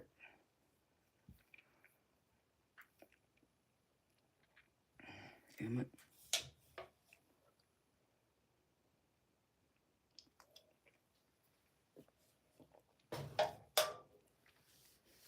Okay, Joey. Sounds good, baby. Take care of yourself. Sweet dreams, baby. All right. Starting off with the spirit guide decks, Sandy. You know, just something spirit wants to remind you of. Like attracts like. And you know, I feel like this is a lot having to do with your baby girl being a lot just like you. And you know, kind of like how I was saying, you know, describing the way I am, you know, the way I was with my daddy, because we were a lot alike. I think we bumped heads a lot for the same thing in the same way. And so, Spirit just wants you, you know, take action, you know, knowing that maybe it's meant that you got to go through and back away some. And instead of like moving towards her and wanting to like not smother her baby, because I know that's not what it is, but being that overly protective father when right now I feel like, you know, it's about adapting to the next phase of her life where, you know, she's an adult now, technically by her age. You know, now she's striking out her own freedom and independence, you know, having her own car. So it's more of, you know, just attracting the fact that, you know, it's having to let her go a little bit. You know, she hasn't, you know, run away from you, but you gotta kind of let her go and adapt to the way your relationship is changing. Not because of anything you've done necessarily wrong or she's done wrong. It's just the phase, those stages that we all go through as we grow. You know, from when we were kids, but you know, our kids go through the same thing. They're going through those stages. They're growing. They're evolving. They're going out into the world, you know, making their own life. So I feel like it's a little bit of that, baby, that's going on here. And the next one is Spirit wants to remind you to understand your body. And baby, I feel like this has a lot to do with, you know, you facing your inner demon, so to speak. Um, I don't know if you were physically injured in any kind of way, whether that was just here or that was overseas when you were in the military. But, you know, I feel like this is more talking about your PTSD, understanding that better and adjusting to even that. Because Spirit's asking you to surrender to it. Um, I feel like there's some things that maybe you're even being a little stubborn about, wanting to accept it the way it is. Um, but Spirit's wanting you to trust and listen to your body and listen to what, you know, the doctors and such are telling you and advising you to do. And the last one is possess self-confidence. Be confident in yourself, baby. Be confident in yourself as a beautiful loving human being. Be confident in yourself as a beautiful, loving father, too. And I feel like you need to trust yourself more in the way you raised your kids, especially your baby girl. Trust that you know she's going to do right because you raised her right. And with that, it means having to release her a little bit. Let her, be this bird and fly.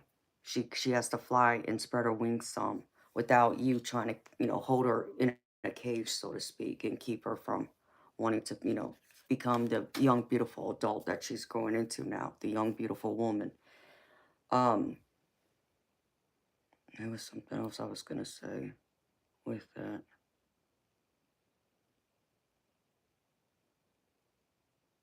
That was pertaining to like the way it was with my daddy that I felt like was true for you too.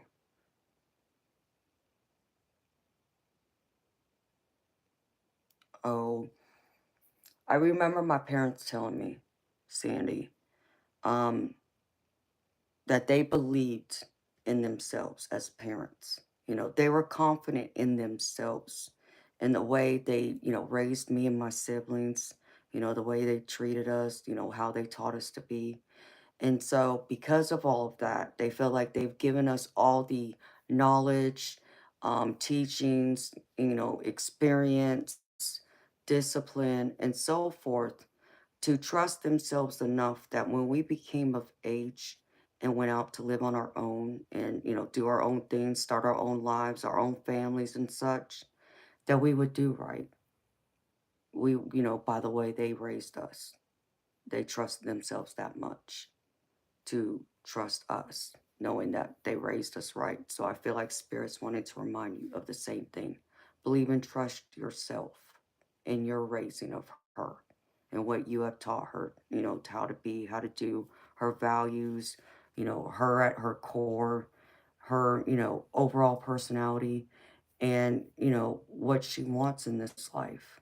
And the other thing we all want is we want better for ourselves, but we want even better for our own kids. So know that you taught her all those things. You raised her right to be able to trust, to be able to release her a little bit, to trust she will do right. And instead of kind of like um, having to hold her hand the whole entire way and coddle her. I don't feel like it's that time of coddling anymore. It's time to, open that cage and say, okay, baby, I trust you. You know, it's not that you're, walking away from her. That's not what I'm saying. But you know that the changes in the relationship is going from being the protective father that's making sure she has all her needs met, her basic needs, and she's safe and secure, to now you're more of in that friendship role that she's now going to have to go out and do that for herself. And you're trusting that you raised her well enough to be able to be independent and strong to do that for herself. And now she will come to you when she needs advice and wisdom, that you will have that open door for her. And all you got to do, baby, is tell her you will be there anytime for her, you know, that you don't, you'll always love her. And just remind her that your home will always be her home too.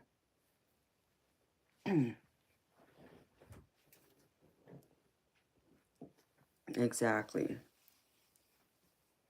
So you got to trust in yourself, baby, to trust in her more. Because first card out, baby, and this is, recent past energy.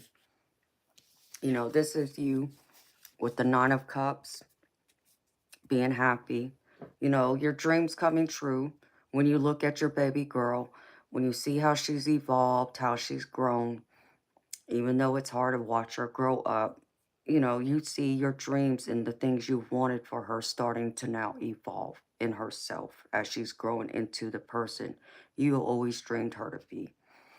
And this is you also as the Empress being the nurturing, loving father to her, knowing that, you've given her everything, you've watched over her, you've cared for her, you've given her that unconditional love. So this is just showing you've been that loving, nurturing parent to her. because the Empress is that motherly figure who's had all that life experience, and they're very loving and nurturing. You know, when you think of the Empress, think of someone that's a mother, yes, but more so like a grandmother who's already lived their life and had their family, and, have had their career and made their money, and, has their home, and everything's already well set for them. Okay. So you're the Empress in here. Just think of it, this is more of your feminine side as a father, being that loving, nurturing dad to her. In the present energy, I get the Eight of Cups. And the Eight of Cups is more so about going through, you know, the, emotional struggles, like in your relationship with her, and having to let go and trust in yourself that, as I said before, you've done everything you can for her, being her dad, watching her grow, and now trusting yourself, be confident in yourself to let her evolve and be on her own. Um, and this is you, having to kind of like walk away. Not that you're walking away from her completely, but you're taking that role. You're stepping back now and allowing her to be herself. And I see, you wanting to take initiative to build a stronger bond with her. Because I feel like, like you said, she's kind of like detached from you a little bit, but that's not that she stopped loving you or caring about you or doesn't want, respect you. It's just her wanting to be herself, finding herself. Um, and this is you in the present energy trying to come up with a way to reconnect, to have that strong bond with her like you had before, and taking the initiative of either trying to reach out to her, call her. you know I would even try, baby. I would say, listen, can we get together and have lunch one day, just me and you? Can we have a father-daughter day? In fact, I would even encourage you to do that. um just, one day a week. Can we get together? Because I'm assuming she doesn't live at home anymore. Um, but even if she does, you're obviously not having a lot of interaction. So just say to her, can we have a father-daughter date night? We can go, grab a movie and have dinner out, or I can cook dinner at home and we could watch a movie or play a board game, whatever that is. And make the effort and have the intention in it, and see what she says. She might surprise you, baby. Okay. Yeah, I feel like I thought there was probably a boyfriend here because I did get the Three of Swords out here at the end. So just call her up and just say, can we have a father-daughter date once a week? Because I would do that. I would actually go over to my daddy's house on Sunday. Sunday was like our family day, but it wasn't just with my dad. My brother would be there and my grandma was there, but we would all sit down as a family and have dinner together. Um, but I had days that even I would reach out to my daddy and it's like, Daddy, can you and I just go out and have lunch or breakfast one day? Just you and I, without, spouses being, tagging along or anyone else. And my daddy would. So I feel like she'll reach back out, and um, she might surprise you. It might be something she will look forward to. And that's when you can get, you know, in those conversations, the things that you want to share with her, the things maybe, you don't feel like she understands from your perspective, and vice versa. She can then talk to you and give you her feelings where she's coming from, and try and see it from her perspective too, not just your own, thinking you're right because you're the dad, you know best. She's living on her own now, so she's doing something right, which is credit to you. You've done something right. She's wanting to be out there on her own instead of just living at home.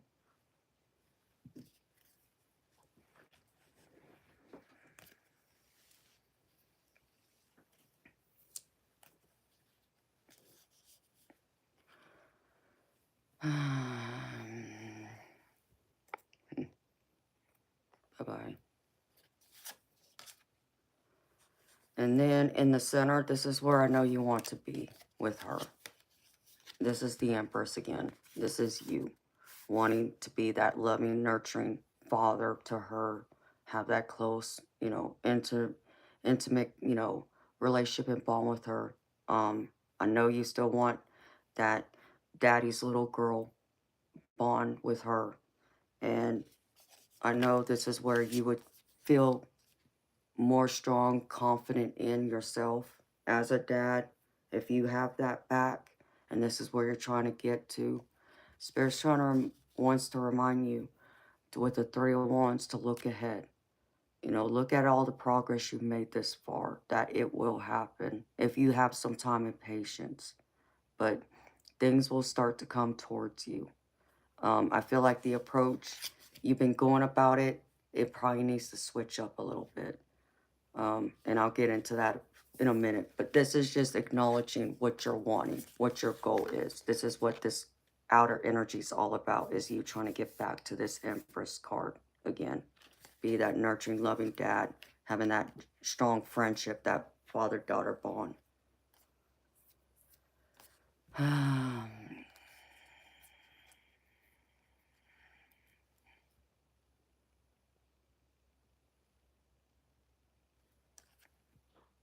Now, King Vaughn, who are you talking to? Because if you're talking about me, you can leave. I don't want you here. I don't know about the destruction. I might have misunderstood what he was saying, eternal light. If you want to unhide him, you can. Baby, I just couldn't go through and read, I just didn't want to read that nonsense right now. Thank you, baby. And so, Sandy, and the obstacles here I foresee is your daughter wanting to trust herself, and she's asking you to trust her. Because I feel like she's trying to be like this high priestess, trusting herself, standing in her feminine energy, going out in the world, knowing that she's getting guided by the heavens. I feel like your daughter is very intuitive. I feel like, when you fear that she could be making the wrong choice, the wrong decision, I don't feel necessarily that's true. I feel like she's being guided by the heavens. She's in tune. This is telling me she's in this high priestess energy. And there's things that she knows that maybe you may not foresee or understand quite as well as she does. And knowing this is where she's striking out on her independence. She's in, I see the Seven of Cups here, where she has a lot of choices, possibilities. She's dreaming. Part of it can be fantasy too, baby. I'm not saying that everything she wants, she's desiring or dreaming up is for her best interest. But I feel like there's some of that going on her side just as much as it's going on your side. And some of those things I feel like are going to be wrong, but that's going to be either way, for any child, that they're going to think they know it all, especially now that they're living out on their own and mom and daddy don't know nothing until they go through certain things that they're in their life to understand, to truly experience it.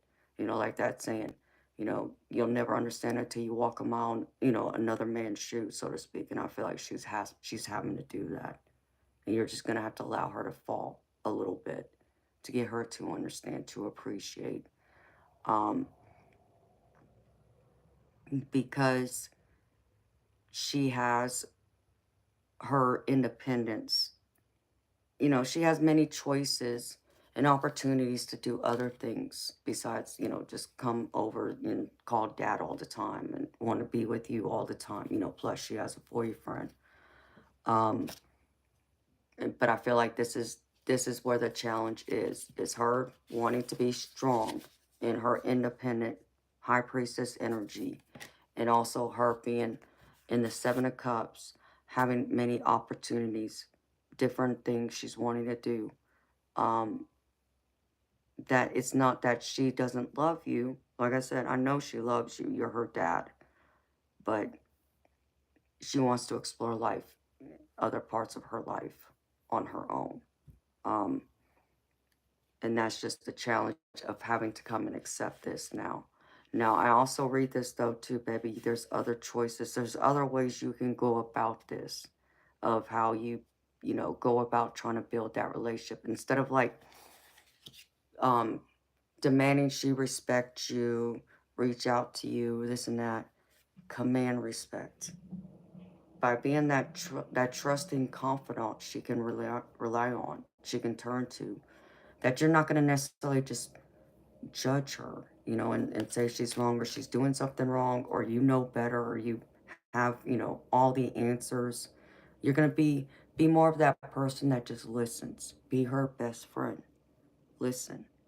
Sometimes communication is not always about making the other person listen to us and understand us. Sometimes it's all about us listening and understanding them first. And I feel like that's what's needed here. She needs you to understand. She needs you to hear her. She needs you to listen. Sometimes I feel like, and we do this, especially if we're busy, you know, when someone, we're around people and they're talking to us directly, you know, we're listening. We might hear them, but did we really listen? Did we really absorb the information they said to us? And I feel like sometimes we don't. Or sometimes we think we understand, but we don't clarify or ask those questions, or verify. Okay, you said this.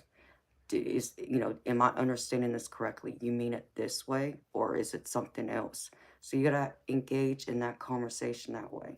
Listen to her, yes, but ask follow-up questions. Okay, am I understanding it correctly when you say it to me this way, or do you mean it another way? So I feel like some of that has to come to the table too. If you can manage to break free of trying to just make sure she hears you out instead of trying to be there for her and listen to her and get her perspective and views on things, it's going to be a constant obstacle to where I feel like she won't come to you, and that relationship that y'all have had that you're missing um won't happen right away. I feel like it'll be still something down the road. So I hope that makes sense to you in that way, baby.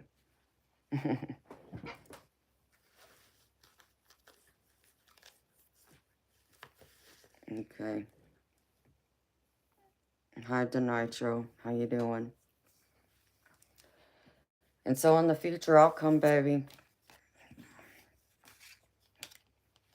I'm getting her and you in this. Both of y'all trying to be the Queen of Swords. Trying to strike out your independence. Stand firm and, strong um, in your beliefs. Even if this means you got to cut people off, which I think that's probably what's been going on. She's been trying to cut you off. Um, by not letting you know what's going on with her or not opening the door for you to find out, having that conversation and communication with her. But Spirit is telling me with just this card alone, with the Queen of Swords, it's also telling me that you got to still be confident in yourself and trust that you've gone through everything you've gone through this far to get through what's coming next, to be able to handle it, to not doubt yourself, to not underestimate yourself, and also not underestimate your daughter either. Because I even feel like I feel like your daughter feels like she's being underestimated by you. Um, and like I said again, I'm not saying she's always right, and I'm not saying you're always right. Um, but I feel like there's certain things that you have to clear away. Um, and it means, having to disengage.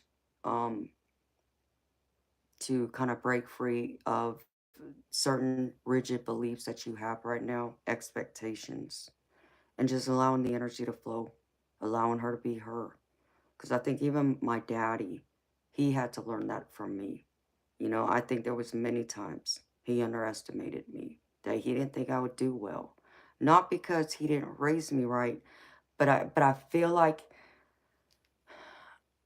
from my daddy in the essence, and I'm not saying it's like this for you, baby, but for my daddy, the energy I read from him one day, and it could have just been him feeling this way out of anger. Um, but because I was working so much and I was paying like my car payment, I had that car paid 4 months in advance, to where I didn't have to worry about it if I, quit my job, that day. And I had a couple little credit cards. I had, a Capital One with a $500 credit line, and then I had one of those store credit cards. And anytime I used those, whatever I charged, I paid it off at the end of the month. I never carried a balance, paid interest. And so it always seemed like I had some extra money, but especially when I left home. And there was something my daddy had said, and I can't remember what it was, but the feeling I got from it was because he hated being wrong, he could be very self-righteous. He wanted me to fail. He wanted me to fail to come back home and say to him, you were right. And I wasn't going to do that. I didn't care what my daddy said. I was not coming back home crying and saying that he was right, that I was going to make it. I was going to do whatever the hell I had to be out on my own and not need him. And I did, you know. And I know he was proud of me. But like I said, that day, it was just an anger because he wanted to be right, is what I mean.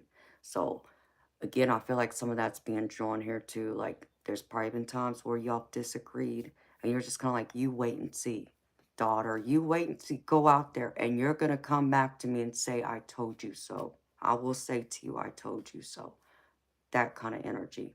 Baby, stop being right. Stop fighting to be right. You hear me say, as I always say, I'd rather be wrong and be happy, okay, than fight to be happy or fight to be right and be unhappy. You see, I don't know about you, but I'd rather be happy than always be right. So I kind of feel like that's some of what's going on here too. And I feel like your child is just as stubborn, just as you are.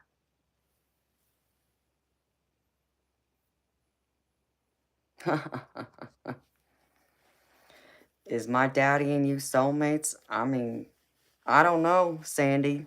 Is what a lot of what I'm saying true?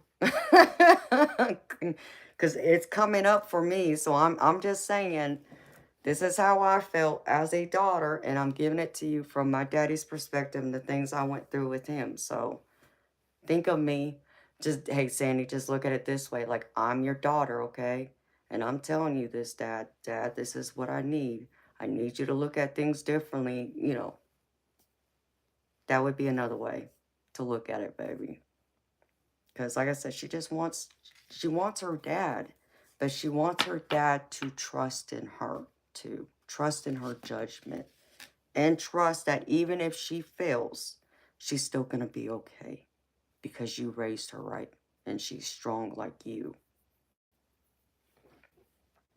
But I get her, I wanted to see what some of the other energy was. Because like right here, baby, I get you in the Seven of Wands energy. Like being stern, rigid, trying to stand your ground, defending your beliefs, fighting to always be right. Battling her, fighting to be right, and not listening and allowing her to be happy, even if you don't agree with her choices. And I just saw a purple blue spirit orb. So that's like a sign from spirit saying, you better listen to me. I feel like that's my daddy even coming in and saying, listen to me. You know, pretend I'm your child and I'm telling you this, but this is what I feel you're in. So you've got to come to the table as this Knight of Cups. You know, not that you know everything, but you've taken a step back, reanalyzed everything. You have a heart. You want to give love to your child, but you're going to have to change some things. and how you go about in approaching it and approaching her. Because I feel like part of this too, part of the issues is also, I get the Three of Swords. So I understand you're hurting, from missing your baby. But I also feel like this Three of Swords is also partly her boyfriend.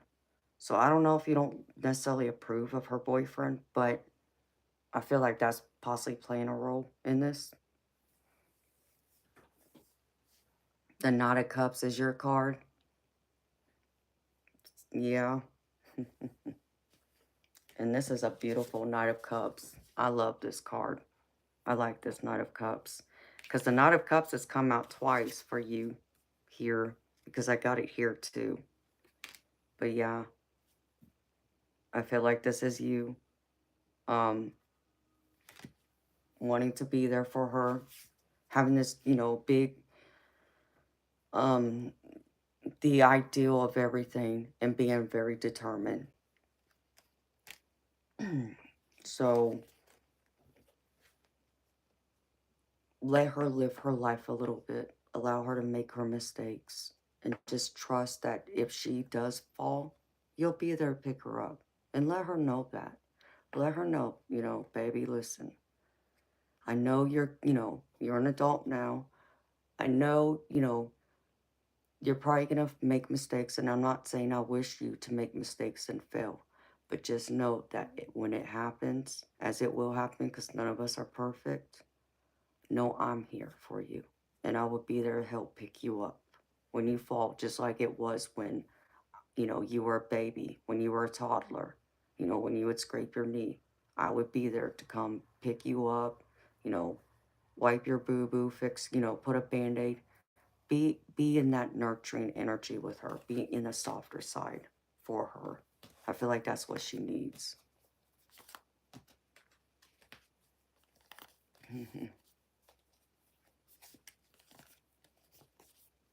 Yeah, say that. Open that door, baby. I feel like she needs to hear all of that. And I feel like she needs to hear from you. You are proud of her. That would be another thing. Tell her you are proud of her.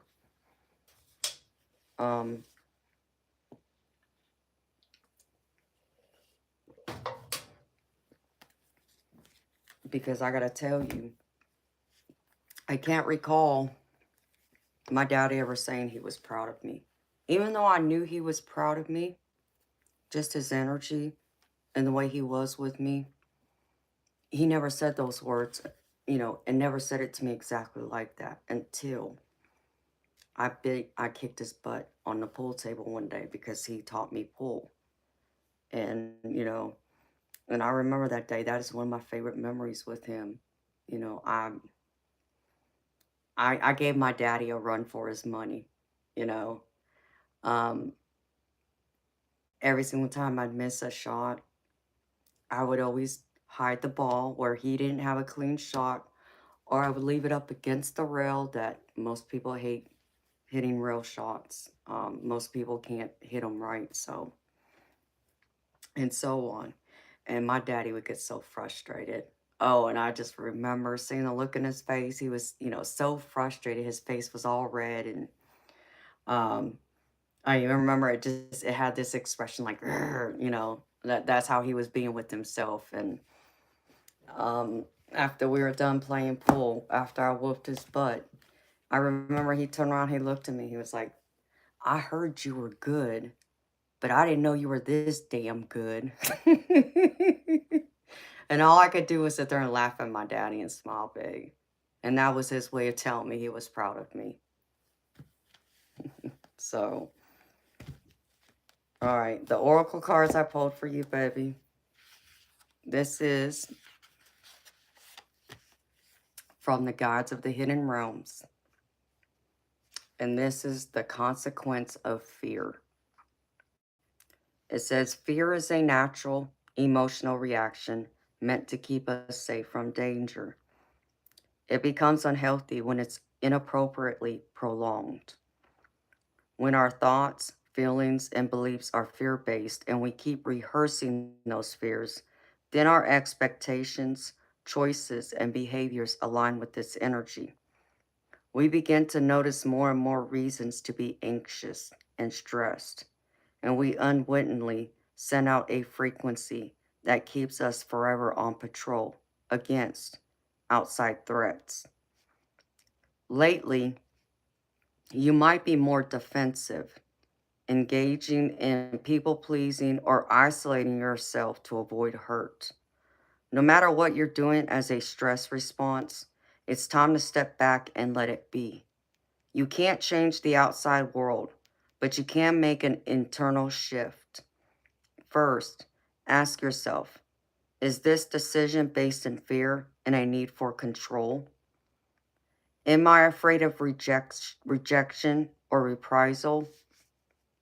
Where do I need to say no? Then consider the act of radical allowing, letting everything, both people and circumstances, be exactly as they are without question.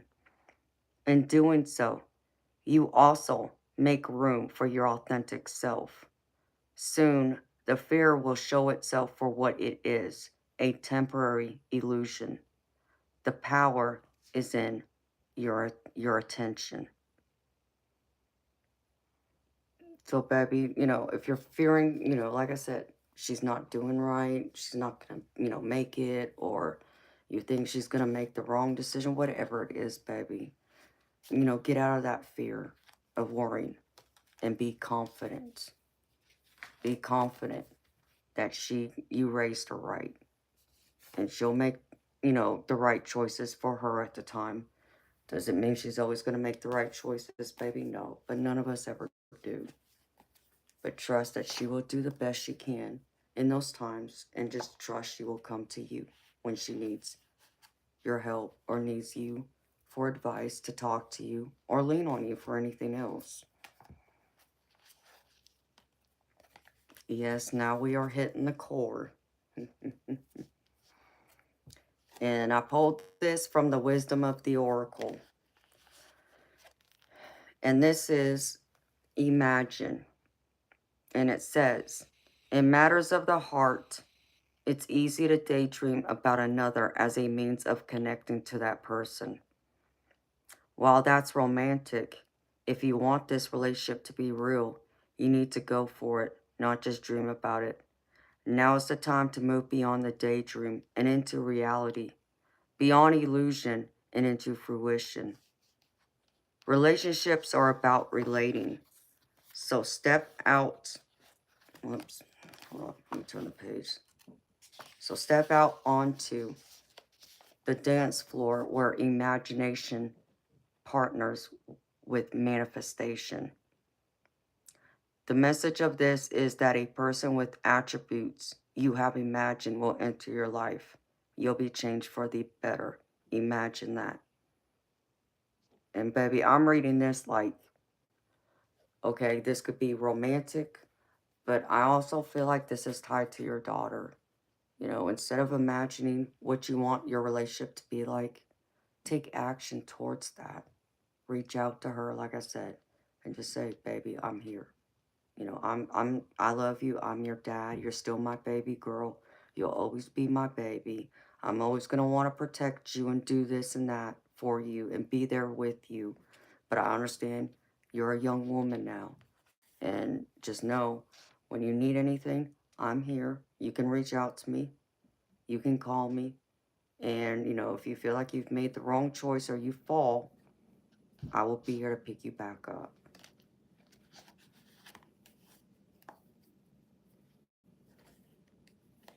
Yes, baby, trust her. Trust yourself by trusting her now. And I pulled this from one of my brand new decks that I got with my deck club membership. And I read this, and I think it does make sense for you and your baby. This is called the Healing Child, or Healing the Inner Child Oracle. And it's called this one, Sacred Desire. And here it says, Many of us have been raised to fear the resonant yes within ourselves and to mistrust our deepest longings. Depending on the culture you grew up in, you might have internalized the belief that desires are sinful or vain. You might believe it is selfish to follow your dreams. You might hear inner voices telling you, wake up and be realistic. Life is hard, it is suffering, and dreams are naive. Denying your deepest desires and dreams keeps them in the shadow, and whatever is suppressed comes back to influence us, often in unpleasant ways. If we are spiritual beings having a human experience, if we are made in the image of God, Goddess, nature, then our very longings hold a clue as to why we were born. Is the tree's desire for rain and sunlight not part of the fabric of the universe? What if your longings hold the key to your purpose and journey as a soul? This invites you to recognize your desires as sacred and to act on them. Every great change in our collective was born from the courage of those who had a dream and dared to act upon that dream. And then it says, what was sacred to your younger self? What did you desire more than anything as a child? Can you remember your childhood dreams and how they felt in your body? What happened to them as you grew older? Say out loud with your inner child, our dreams are sacred.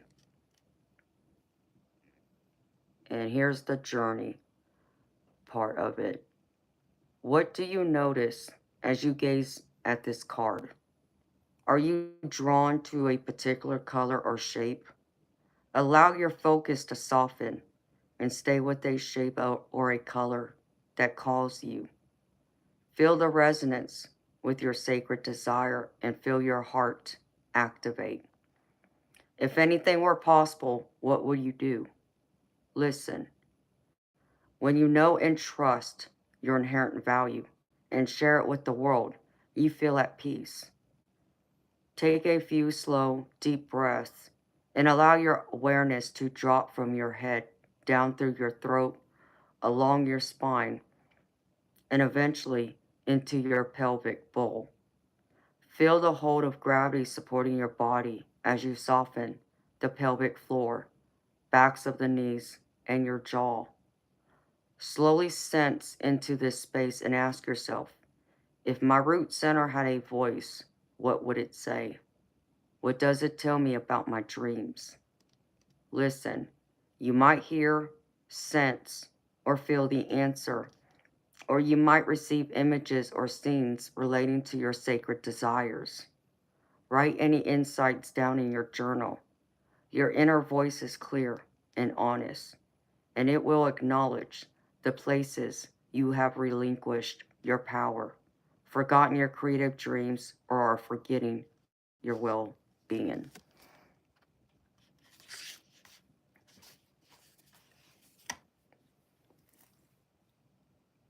And I feel like for you, baby, hi, Mick Adams, how you doing, baby?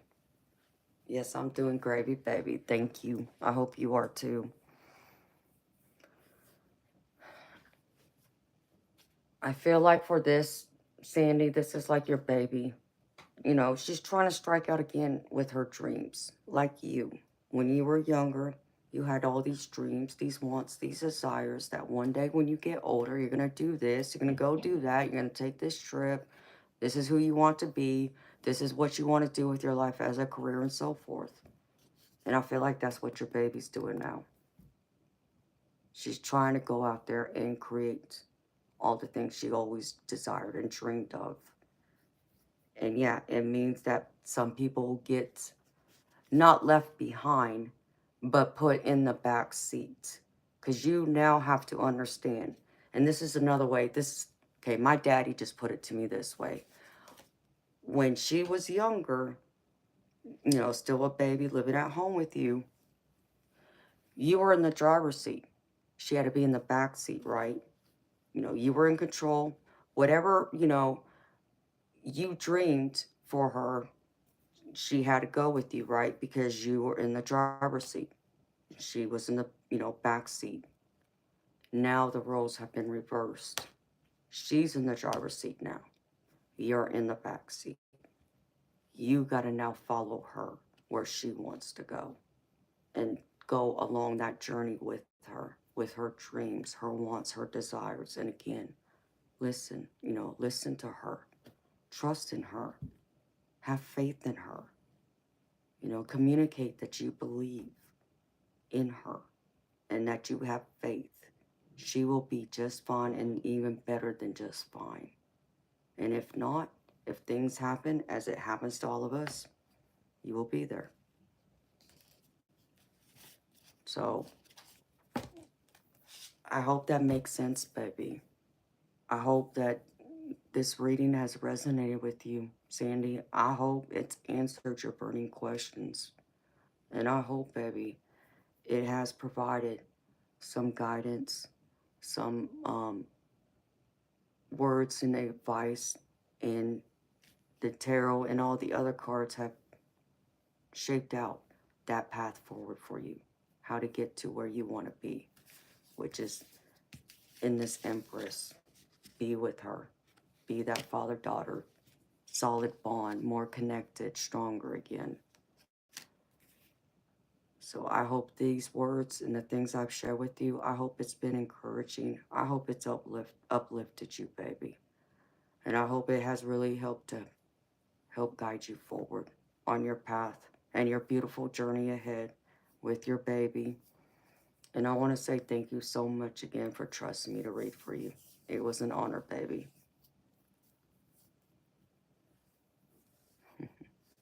Oh,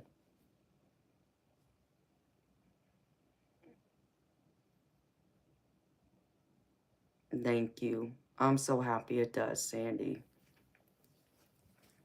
I enjoy reading for you, baby. Like I said, you have a beautiful soul. You have a beautiful heart, Sandy. You're honorable. You're, a veteran, baby. You're a soldier. You've done and experienced a lot of things in this life that most of us will never experience because we've never been to the battlefield. And that in itself, I can understand, baby. That I may not understand everything because I haven't literally been on a battlefield like you have. But I still have that respect for you. And I have that empathy for you as I try and remember myself, what if I was out there on the battlefield, how would I handle things? And in this essence, you're kind of like on a battlefield, but it's not a battlefield where you got to fight in defense. You got to be on offense, baby. Be on her team. That's what you got to be.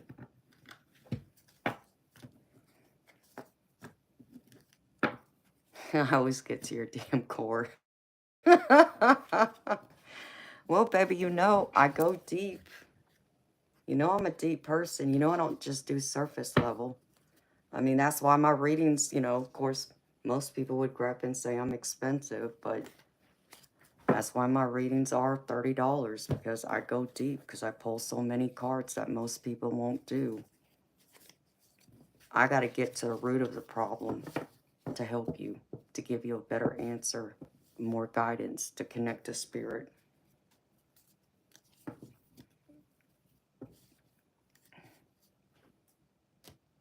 And I know it's hard to face, when we haven't had all the answers, or, baby, I'm not sitting here pointing my finger at you. And I know you know that, and telling you, you've done everything wrong. I'm not doing that with you. You know that. I don't do that with anybody. But I feel like in times, baby, this is kind of like what I got from my daddy at times, where he would point his finger at me and say, I told you so, in his strong, firm, deep voice. And it's like, whoa, and naturally I would be defensive and I would react not in a good way, naturally. And I would fire back at him, and that would a bigger rift between us, and we would never see eye to eye or ever be able to go and talk it out, because he wouldn't come down most times and say he was wrong or he didn't know or he didn't understand. It took some time to work on him to get him to understand it from a different point of view.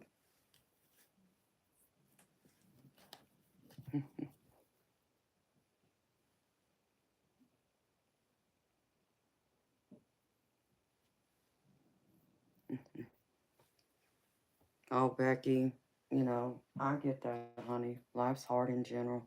Oh, shoot. I forgot to give you a couple more cards, Sandy. Are you still here? I can't believe I overlooked that. Okay, you're still here. Thank God. I don't know why I put this to the side. I don't even know why I overlooked it, but I did.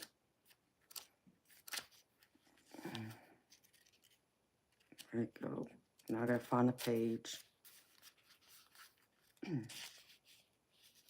I felt like I was missing something, and I was. Because I pulled so many cards from different decks, it was hiding. So, all right, baby. This is just to give you some more advice, baby. I pulled this from my Sacred Traveler, and it's called Traveling Lightly. Simplify your life. And it says, release what doesn't support you. A busy life creates static. Clear internal and external clutter. Do what matters and release the rest to find peace, grace, and stillness. Simplify your life. Otherwise, it's difficult to hear the voice of the Creator. Create time to rest and rejuvenate. And then it goes on to say, turn the page here. This is a new deck too, that I haven't used but once, I think. On the journey, we often gather things that don't support us. It's time to say goodbye to fellow travelers, situations, and objects that don't bring out the best in you. Keep what works and let go of the rest. Doing what is essential and releasing everything else is one of the fastest ways to align with the tranquil vibration of the spiritual realm. Clear things from your schedule that do not advance your life forward. Even a small amount of this cleansing can make an immense difference. So, baby, I just feel like you got to simplify, how you approach things, how you see things. Even just for your own spiritual growth. Some things are more simpler than we, may want to see them or ever will understand. And I feel like Spirit's trying to say it's more simple than you understand or seeing right now. So I feel like that also means you gotta get out of your head some and stop overthinking it. Be more simple. Just again, allow it to trust in the divine, but most of all, trust in your daughter, but also trust in you too. And then I pulled from the angel prayers. And I pulled two different cards that came out. The first one is Loved One in Heaven. And it says, the energy of a loved one wants to help you move forward in a loving and safe way. If there is someone on the other side whom you miss or have unfinished business with, this is your opportunity to make peace with them. Please know they are offering their love to help remove anything that's holding you back and are asking you not to feel guilty about anything at all. They have found eternal peace in heaven with the family who have gone on before them. And this is just to let you know that your loved ones are there watching over you, baby. and helping you to move forward. But here's the other one. This is called balance, Sandy. So for you, Sandy, again, it says, take time to balance out your life. You're trying to be everywhere at once, and you'll be feeling out of sync because of this. Taking time for yourself is an important step, but also balance out your work schedule and home life. When you slow down and create a schedule, you'll feel as though you have more time. The angels know how busy you are and that you like to do as much as you can. They are here to guide you to balance out your life because they know how tired and drained you feel trying to complete all of the tasks you have set for yourself. It's important for you to know what balance is and how much you can do without overexerting yourself in any way. You have the ability to balance out your home, work, family, and social life so that you can feel strong, healthy, and empowered. So they want to remind you to find that balance too, baby.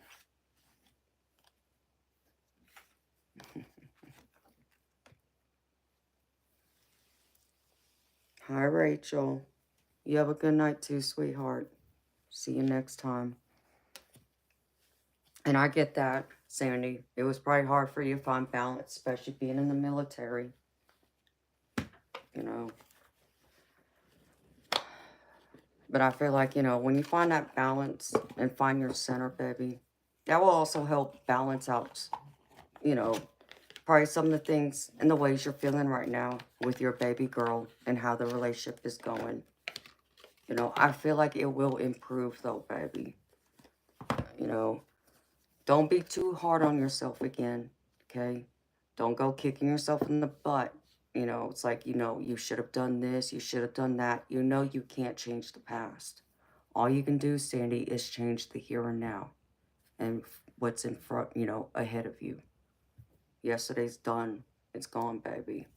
So now you take the lessons you've learned from yesterday, bring them in today, and apply them now into tomorrow. And I know that's hard, Sandy. I know. I get that. I get it's hard to not replay things over and over in our heads. Especially when, you're dealing with, like you have PTSD. I know that's a trigger and that's something you gotta face every day. I get that, baby. I don't know, baby, how does your daughter react to you? Have you ever had any episodes when she's been around? I'm just wondering if she's struggling too on how to, and I just saw another spirit orb. I'm just wondering if she's struggling to kind of understand and adjust to that as well with you. No, she hasn't? Okay. So at least that's not a trigger of why she's like trying to not stay in touch or anything.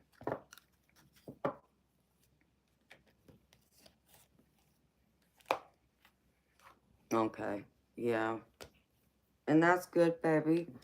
But baby, I feel like now's the time you want to open up to your kids about it. Allow them to be there for you. Especially your baby girl.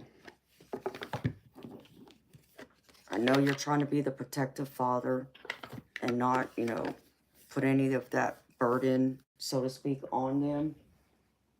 But at the same time, baby, you got to turn to your family and know that they're there for you. You can rely on them.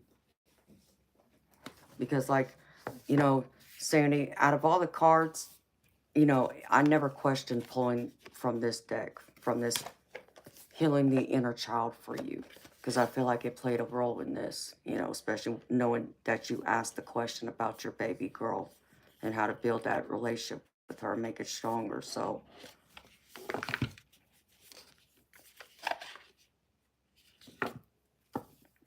even, I want to look at this one other card real quick. That was at the bottom. Just to see something.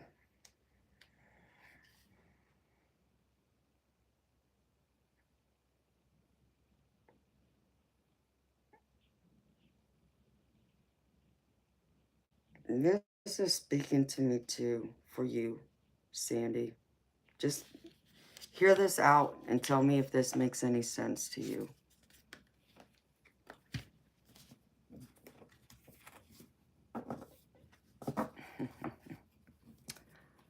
Oh yeah, I get you are very stubborn.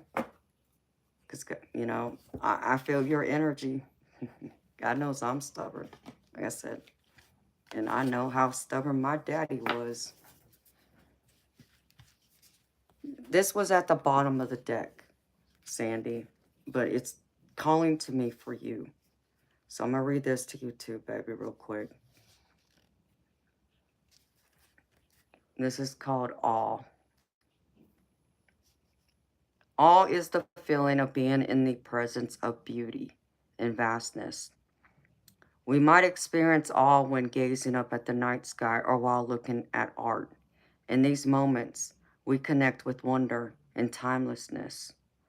Awe can arise during special moments of our lives, such as the birth of a child, but also in our everyday lives as we watch the first spring blossoms emerge. Research shows that daily bursts of awe predict greater well-being and curiosity weeks later. Not only does awe increase well-being, the research also uncovered the benefits of awe for clear thinking, good health, and close relationships. Experiencing awe makes us more inclined to help someone in need. Studies have highlighted the link between awe and altruism. Being in the presence of vastness enables greater kindness towards others. It invites you to recognize the beauty and vastness in yourself and in the world, to give all a place, and allow this emotion to become a part of your daily life. Awe is a doorway to transformation. And then it says, look at this card and check in with your inner child. Was there a time when the suffering in your life was so great that you disconnected from awe? How old were you? What was going on, and what did you need at that time? Revisit that memory and offer your younger self the support you wish you had received. Allow your adult self to step into that moment as a loving presence and source of support. This is the power of reparenting the little you. Your inner child might need support, information, and comfort around what happened in the past, and you are able to offer that now.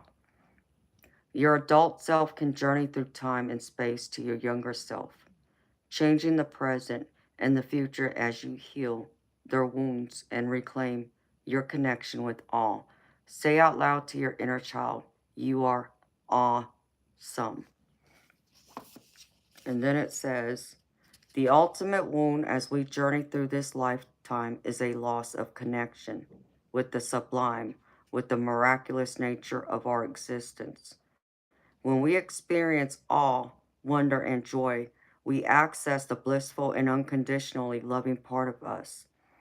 This essence has always been there, waiting for you to experience it, ever calm, confident, curious, and compassionate. Recall a moment when you felt awe. This could be a memory from childhood or a recent experience. Sit with your eyes closed, focusing your awareness on your breath, allowing the sensations of awe to wash over you. What does awe feel like in your body? Notice its quality and allow it to expand. You might want to journal about your experience. And every time you encounter awe, stay with it for a few breaths. Over time, depending your relationship with this emotion for greater connection and well-being. So connect to this too, Sandy. Does this resonate for you, baby?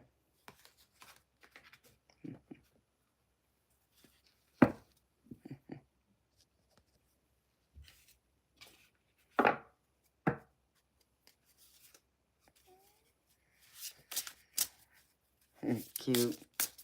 Yeah, these cards are cute. But it's all, this deck is all about healing your inner child. But I feel like because we're talking about you with your parent-child relationship with your baby, I feel like it applies to you too, Sandy, in some degree. What is the quote for today? I don't know, John. You know, I already did the general collective reading, John Opar, so you're more than welcome to rewind the stream to the very beginning where I did the general collective reading. So there might be messages in there that may apply to you. If you're looking for a specific quote, I'm sure there's one in there for you.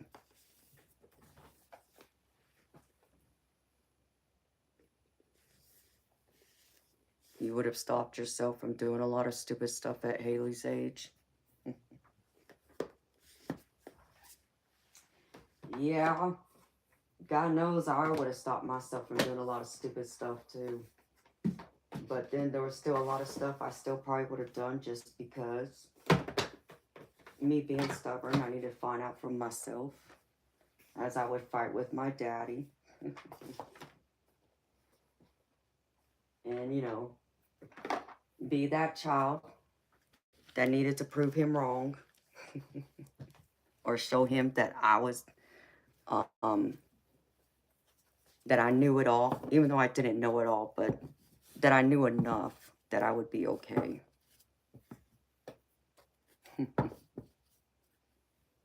So, I love that reading for you, Sandy. So thank you again, baby, so much for allowing me and trusting me, baby, to read for you again. I've done like 3 readings for you, right? I think so.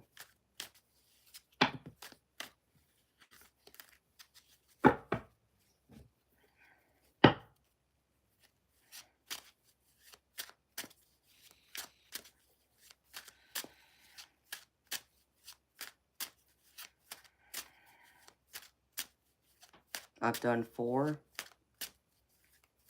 Let's see. I know I did 2 readings which concerned like Sandy in your love life. I did this one. That was 3. There was a 4th one I did for you, baby. Wow. If I'm missing it, I feel bad now. Hey, Lindy. Do I believe in God? Yes, I do. If you can see, maybe you can't see because it's hiding. I have a cross around my neck. So, yes, I believe in God.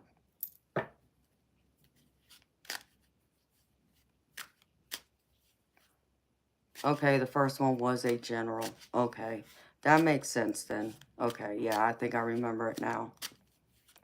Hey, Mimi. How you doing, beautiful? It's good seeing you again. Lindidi, my readings are $30 US, sweetheart.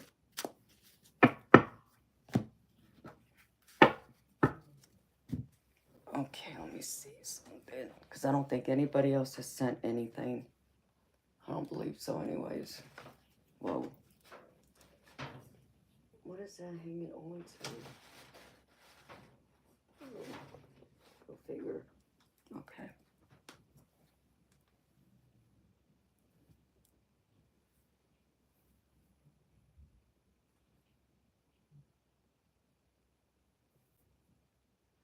Yep.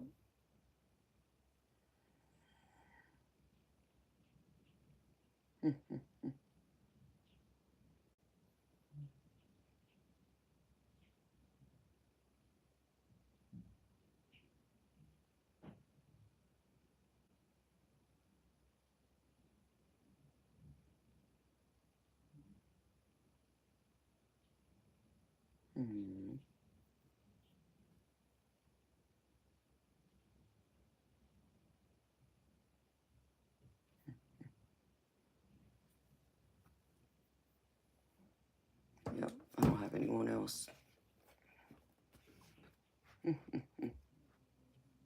Hi, big man. There's so much you gotta tell me, Mimi. What's going on with you, girlfriend? I was gonna step outside for a minute. I need to go run, yeah. I need to go use the bathroom, and I need to find something to munch on. Because, honey, I was so tired. I didn't get out of bed till 8:30, 8:30. So I had to hurry up and take a quick shower and get dressed, be here at 10 p.m. Eastern for y'all. So I haven't even had anything to eat today. Do you need a reading from me, Mimi? Or you just want to talk to me, girlfriend?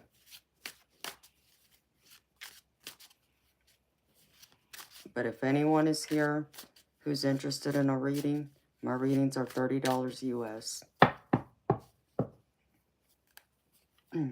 No, beautiful, I don't have an Instagram. I have a Facebook, but understand me, beautiful. There is someone out there who's already pretending to be me, and it's not me, okay? So if you were to, like, do a search, if you have Facebook and type in Tropical Empress in Spirit, you're going to find a page that has a picture of me, but it's not me. Because this person is pretending to be me. They actually took the picture from one of my videos, and you can tell it's from a video clip instead of me actually taking a photo of myself and using it as my profile picture. I do have a Facebook, but it's under, if you think of sweet tea, it's just tea with an S. So teas. And then my last name, which is Nakano. And I have the same profile picture there that I have here on my channel.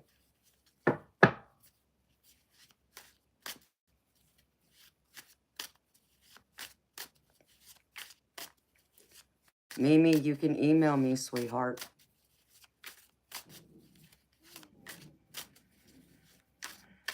Because, I mean, I do personal, private, one-on-one readings that's not streamed. If that's what you're wanting to know about, sweetheart. But you would have to email me for details about that. Because that's a different type, it's a different price and all that.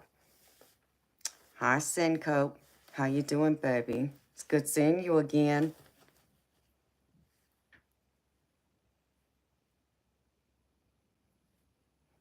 So email me, Mimi. I'm sure my mod can post my email in the chat so you can see it. And just send me an email, sweetheart, and tell me who you are in the title. So I'll catch it. But I'm gonna go use the bathroom, and I need to find me something to munch on because my stomach is starting to growl at me, so I can nourish my body. Oh wow, Senko, you finally quit your job today. Well, baby, I know that was hard for you to do. Well, I'm here for you, baby. Give me like 10-15 minutes, Senko, and I'll be right back.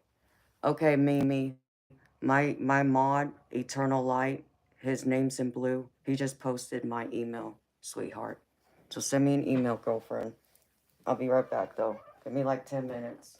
So I'm probably gonna have to heat some food up.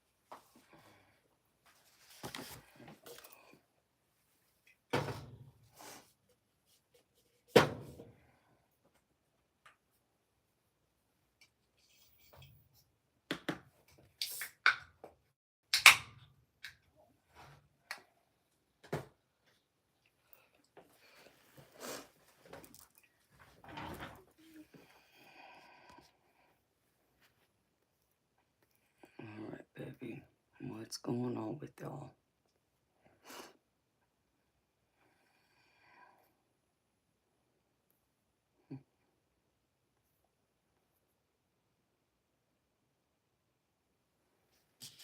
Okay, beautiful. Oh,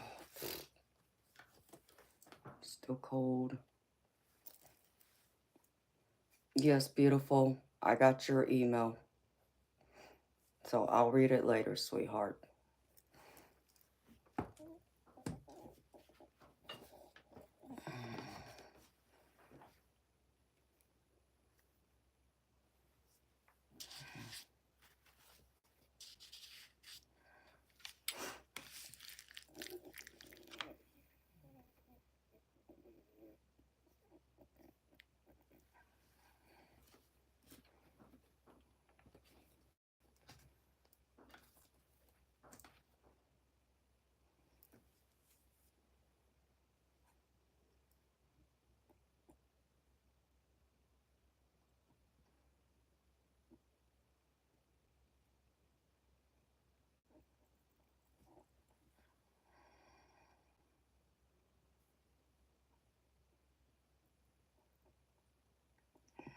Okay. Stupid people. I don't know why y'all do that. Whatever. Okay.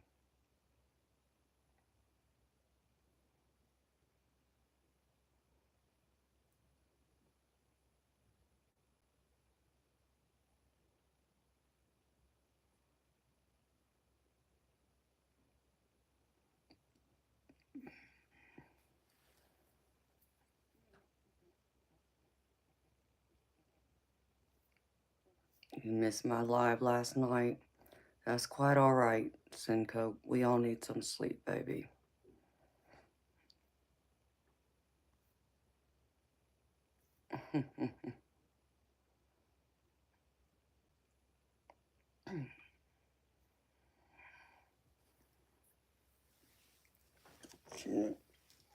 Yeah, 50's still cold to me too, baby. I get it. But I'm a mermaid. I'm supposed to be by the beach.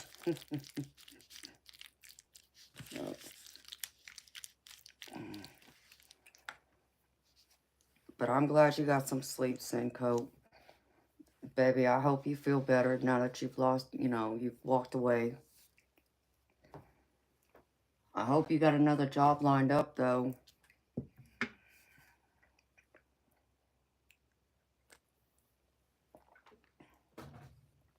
Oh.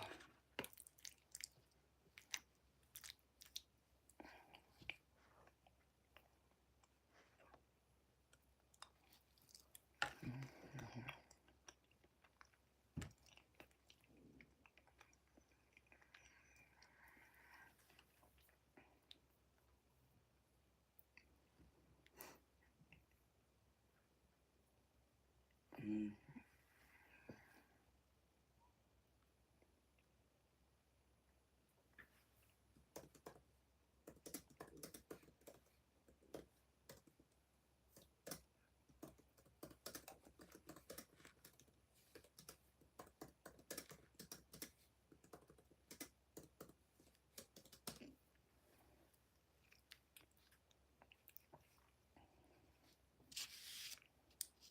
Hey, baby. That's understandable. I know sometimes we can get burned out. Even doing a job we may love, we still get burned out too because we're human, baby. So I get that, baby. Good morning, Mitch. How you doing, baby?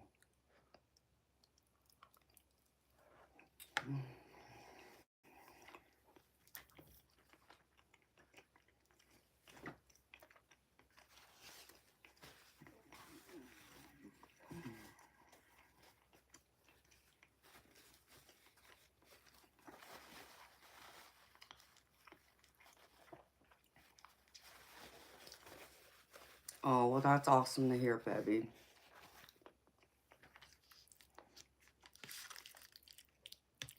Hey, Sandy, you still here, baby?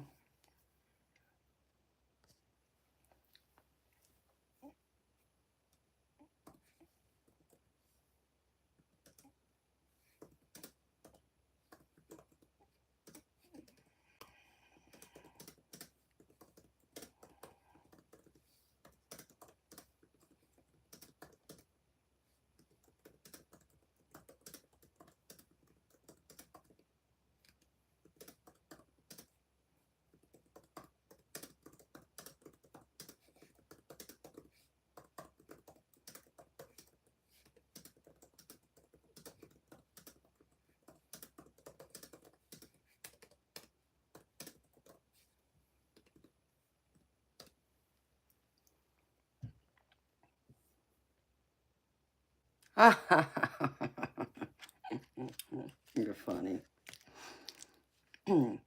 No, you're not in trouble, baby. No, what I was going to tell you, because I realized that even though you didn't do it this way, but I know this week you've done 3 readings with me. And I had the package deal. If you bought 3 readings from me, you got the 4th one for free. So I owe you a free reading, baby. Just keep that in mind, baby, for future reference.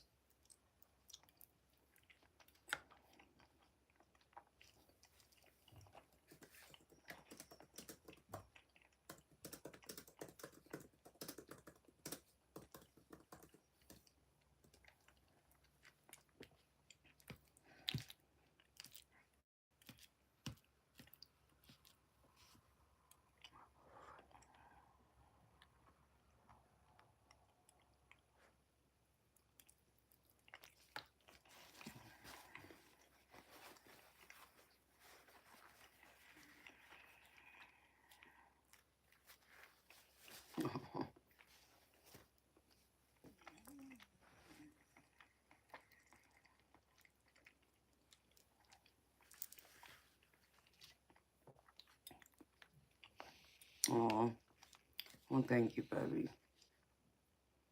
Well, I might remind you, but because I would write it down in my book, because I've had others buy the package too.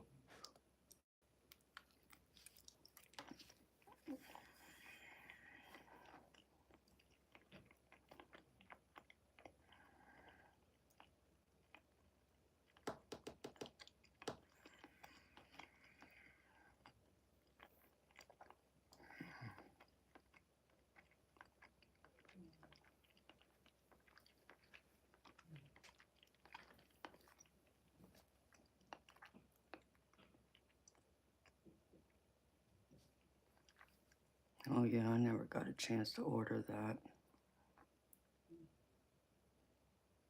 Mm,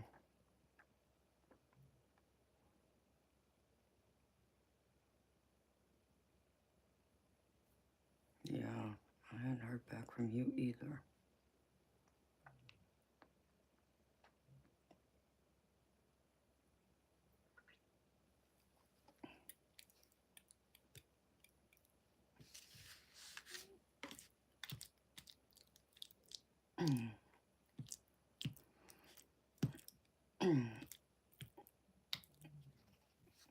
Yeah, that might be your signifier, baby.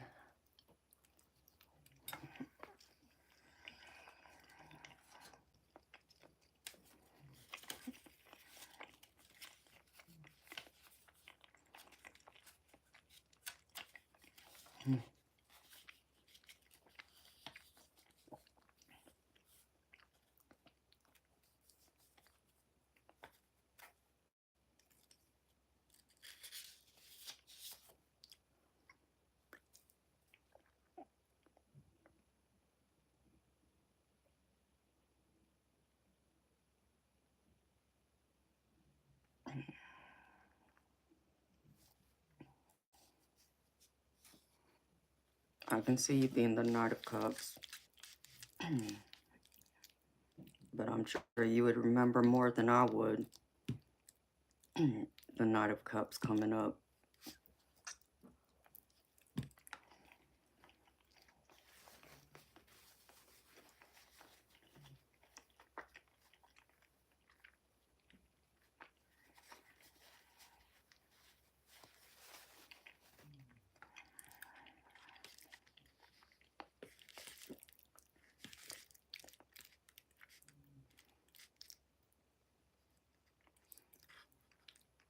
Oh, I'm going to enjoy the next few days, y'all. And not just because I'm going to be off the next couple days, but my husband won't be here the next few days. He's going over to watch his sister's house. So I'll have the house to myself. I'm going to enjoy every minute of it too.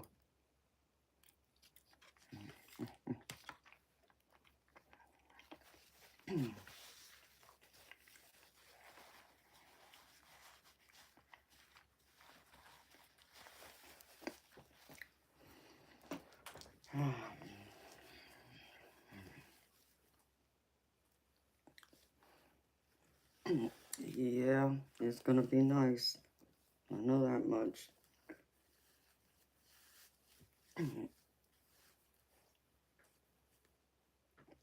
If I'm gonna pay to have his damn car fixed and that rental, I might as well get my space and some time away from him right now. So,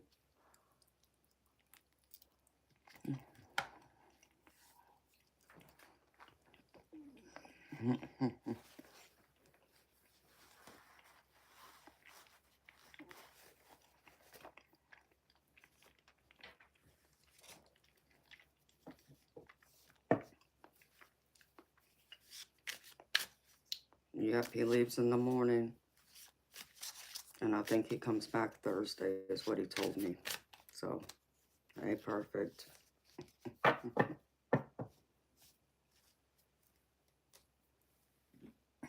That means I'll probably get a better night's sleep tonight when I go to bed, if he's gone already.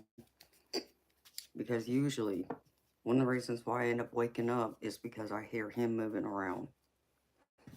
So, I used to be a deep sleeper, but seems like ever since, because of my back injury, I still have my moments I will sleep deep, but not nearly as deep. Unless I take something my doctor gave me, which I don't take unless it's my night off. So, I'm going to enjoy it. I'm going to get a good night's sleep, and then I'll probably have some fun.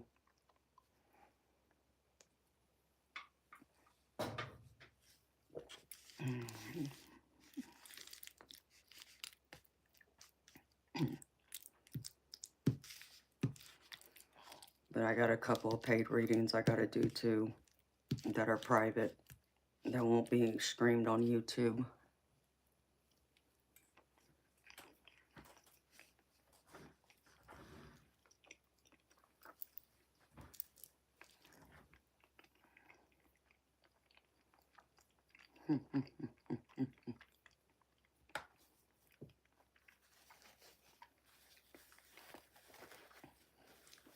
Hi, YouTube agent.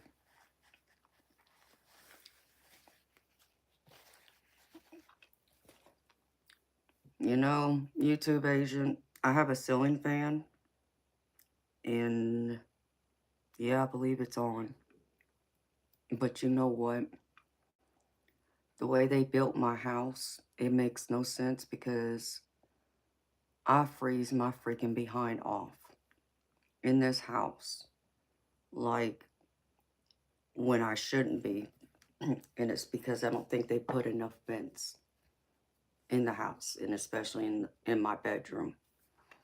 So I'm always wrapped up in a thick blanket, like a thick comforter blanket, kind of like this one. But it's thicker than this. And um, I'm wearing sweats too. And it used to not be that way in my other house.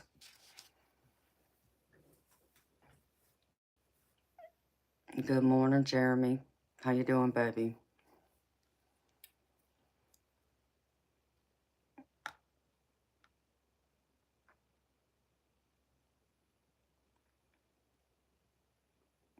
Yeah, I do believe it. They didn't put enough insulation in the house. He was cheap. The builder was cheap when he built this house, but I I modified the floor plan. I added like another 5 feet off onto the back of the house, which made my bedroom bigger and made my living room bigger, and it even made my dining room bigger. It's those 3 rooms, and because it made the room bigger, it probably needed another vent, but he was too cheap to put another vent in. So you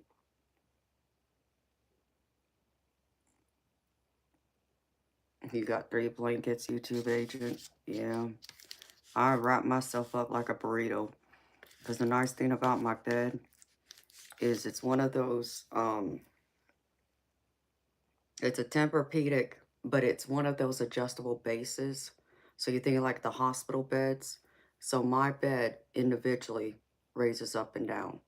The back of it raises up and down, and the foot of it raises up and down. And it has a built-in massager in it too.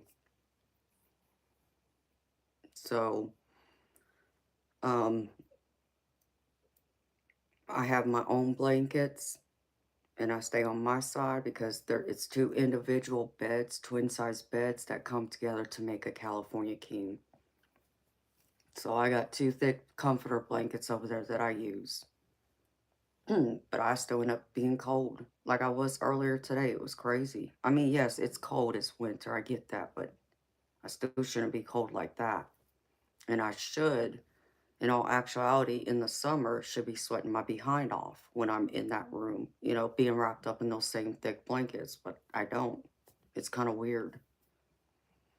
You're cold just like me, Jeremy? Hey, baby.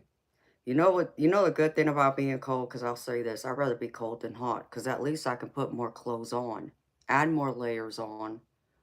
But when you're hot, you can't peel your skin off too. And it's not like you go walk around in public in your birthday suit. You know what I mean? So, not that I would, but that's funny. You already leaving, YouTube agent? Well, you have a good night, baby. See you next time. Thank you for stopping in and saying hi.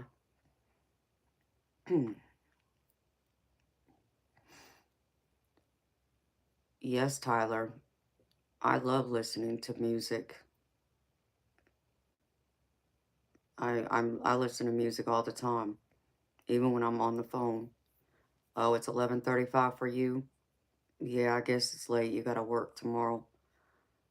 It's 2:35 in the morning for me, baby. So you have a good night, baby, and sweet dreams. Have a good day tomorrow. So, I think because they didn't put another vent in there, and there's also not enough insulation, that room gets colder.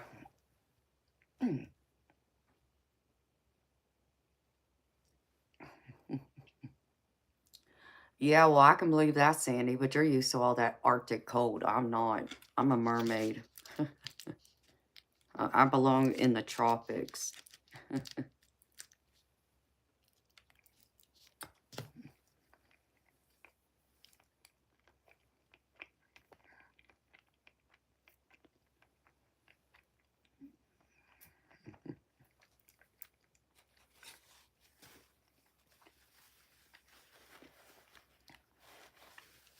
And Tyler, I listen to all kinds of music.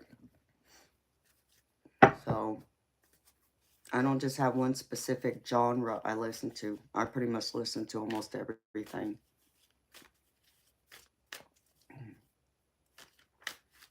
Well, it's true, Sandy. You're up there in the Arctic Canada. That's what I call it. Y'all are used to that Arctic cold. I'm not. I mean, don't get me wrong. I enjoy the cold. I'd still rather be cold than hot, but there's certain times that I just want to be comfortable and warm. But what's crazy is that even in this house, even though I believe there's not enough insulation in the walls and the vents, it's the same way as it was at my old house. If my thermostat gets up to over 70 degrees, I start sweating. It's crazy.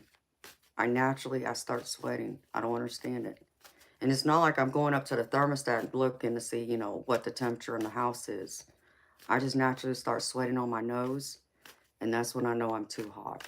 And I'll go and look at the thermostat, and sure enough, it's over 70. Eventually, everyone gets used to it. I mean, I'm sure I would, but, baby, look at the kind of clothes I wear. I can't get away wearing the kind of clothes I wear when it's cold like that most of the year.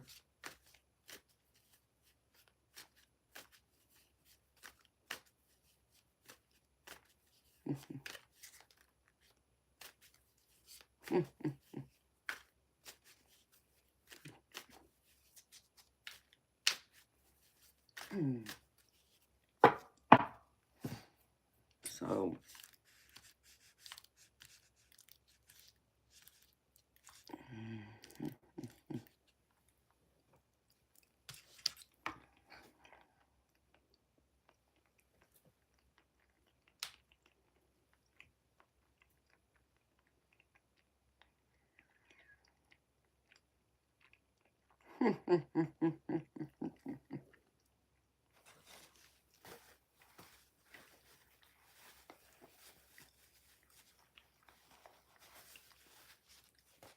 so what temperature would you keep your thermostat on, Sandy?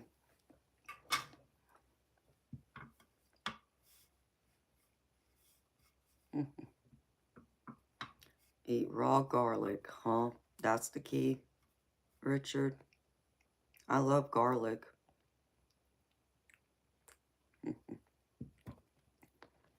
Like, I love garlic. Like, there was this restaurant I used to go to many years ago. They closed it, which I hated because it was one of my favorite steakhouses to go to. And they would have like garlic mashed potatoes, but it wasn't like it was just like sprinkled garlic on it. They actually used real garlic cloves in the mashed potatoes. And I would tell them, give me some extra garlic for those mashed potatoes. And they thought I was crazy. Like, damn, that's a lot of garlic. Not for me, it wasn't. So I think I probably had as much garlic on my plate as I did mashed potatoes.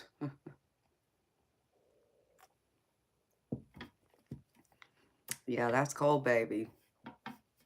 That'd be too cold for me. I would need it about 70. I can do 68, but I would need it closer to like 70 this time of year.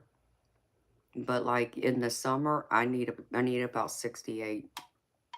Anything lower than that, I'll be freezing my behind off. So I'd mess with their thermostat too.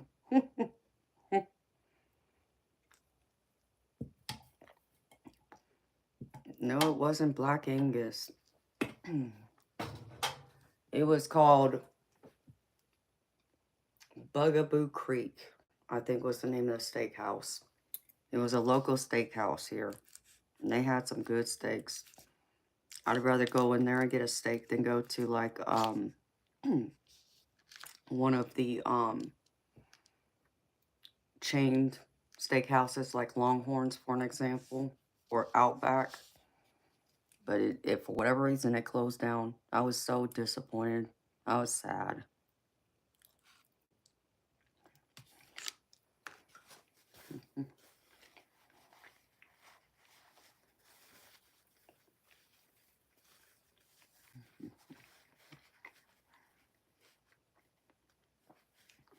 Because even like my food in general,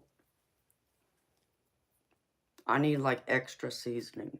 Like when I eat a salad, I want some lettuce with my dressing. I need extra dressing. I drown my salad in dressing. um, when I eat scrambled eggs, I pepper my eggs that it almost looks like, they got big black spots in my eggs. They don't look, yellow anymore. I need extra seasoning on my food. I'm picky like that. I don't like anything bland. It doesn't work for me. And when I go to the restaurants, in fact, like when I go to my fine dining restaurant, I always tell them I need extra dressing for the salad. I need extra holiday sauce for the crab cake. And then the steak itself has a sauce they put it in. I tell them bring me extra sauce for that too, because I'm going to drum my steak in it. And I do. And they bring it to me.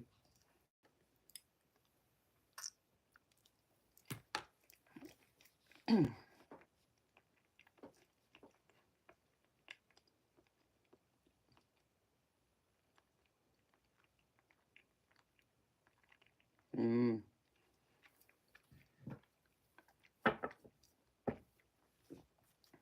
that sounds good, Richard.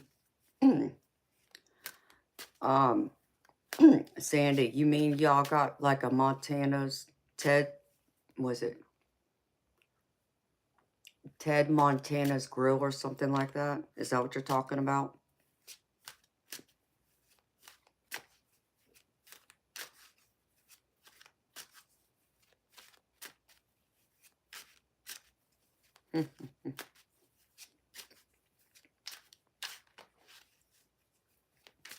We have those here too. I like Ted Montana Grill. I eat there every now and then. I used to eat there more actually, but I haven't because now that I live an hour away from the closest one, I don't get a chance to get out there. But I do like their they got a good bison steak. I've had that once. Their bison meatloaf is good. Their bison chili is also good. Their bison burgers are good. And their cream spinach when they have it. Oh man, I love that too. And their broccoli.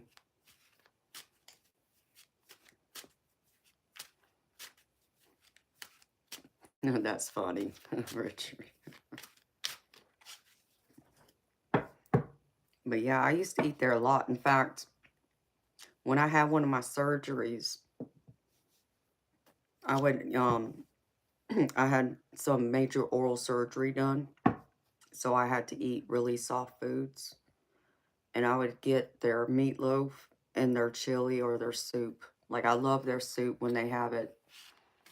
Their tomato basil, their they have like a sausage gumbo soup that has rice in it too or something. And then occasionally they would have the chicken tortilla soup was another one that's good. So yes, I love all that. No worries, Richard. I think I can figure out what you're saying, baby.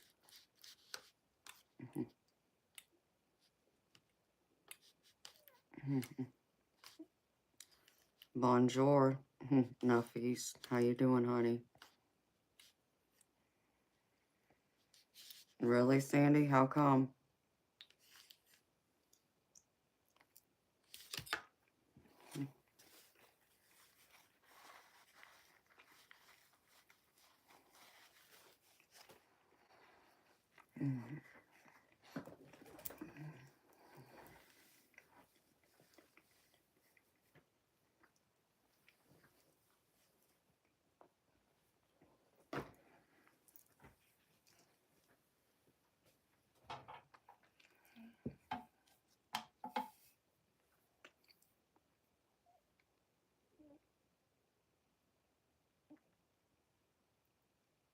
No, I got you. Hello, Eric.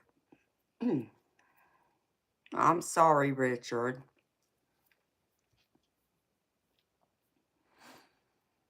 How accurate are these readings? Well, Eric, you're going to have to ask my subscribers. They'll tell you how accurate I am. I can't speak for anybody else. I can only speak for myself, but they can speak for me, actually.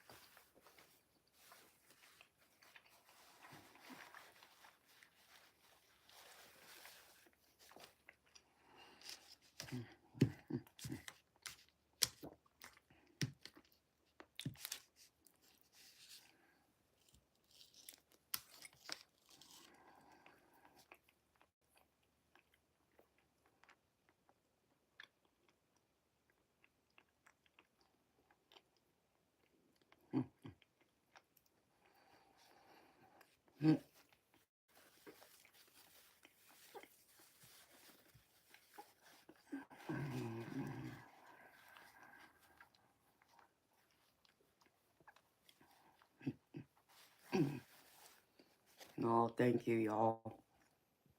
So, I hope that answers your question, Eric, because they've received readings from me, so they would know. Tyler, my readings are done here, right here on this stream. When you pay for it, I do it right here.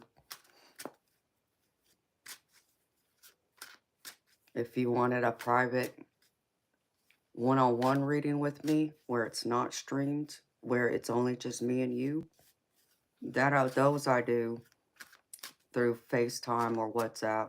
I do have a Zoom, but it's been acting up lately, so I haven't used it. But those are more expensive to get a reading that's not streamed here. So, well, Richard, I hope you found something good to eat, baby. I'm sorry, I didn't mean to make y'all hungry. Like I said, I hadn't eaten today yet.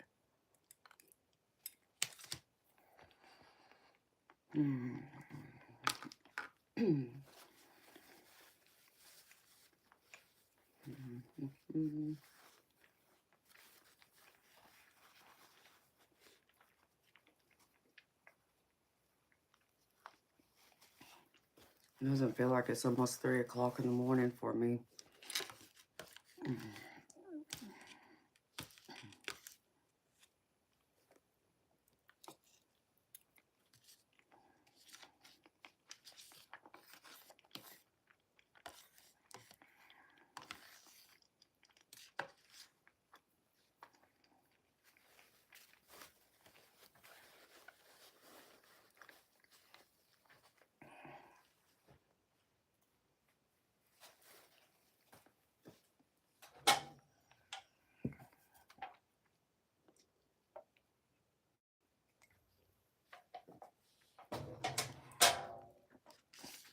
And now I gotta go brush my teeth.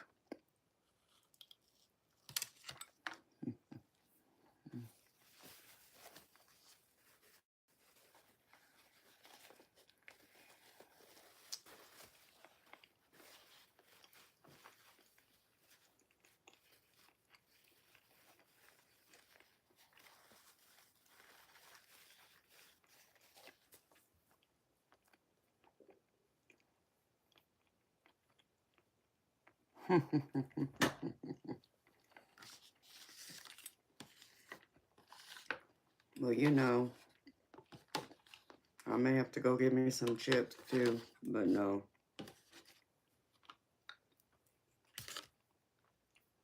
I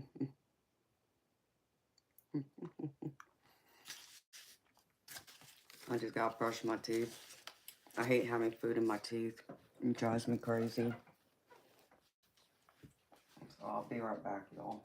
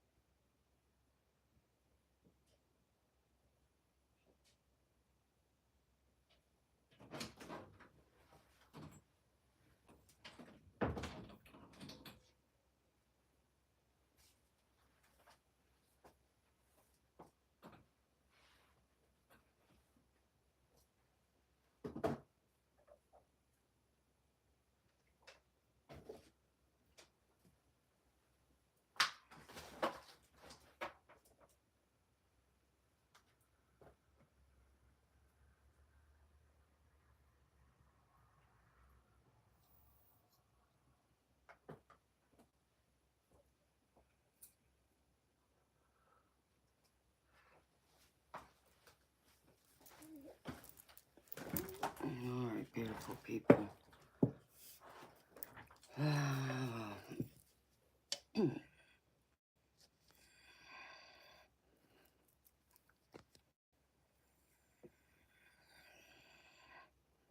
Hi, Amanda. How you doing, sweetheart? I got your email, sweetheart, and I got your payment. I just haven't had a chance to respond to you yet. I apologize. I only slept a few hours today. Yes, Sandy, I meditate, but it's different than what you would think the traditional meditation is. There's different types of meditations out there.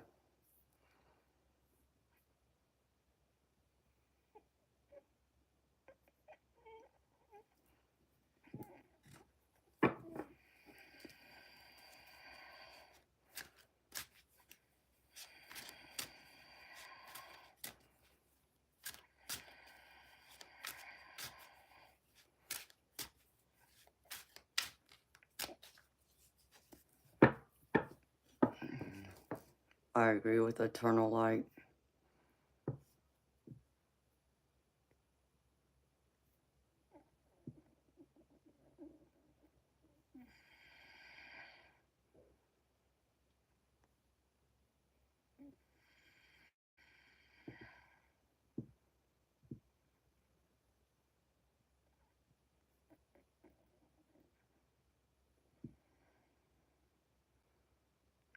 Hi, dog.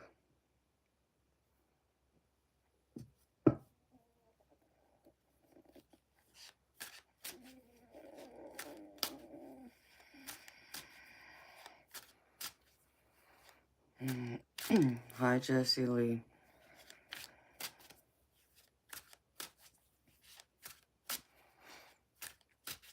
Yes, Tyler. I'm able to do readings on YouTube, and I do them right here on this stream.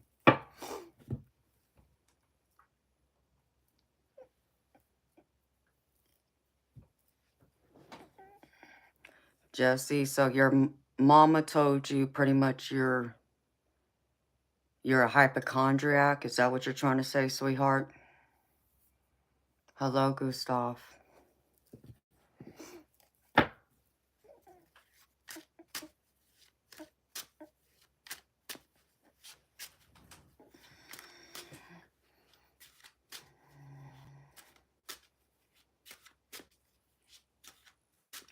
Sandy, I do awake meditation.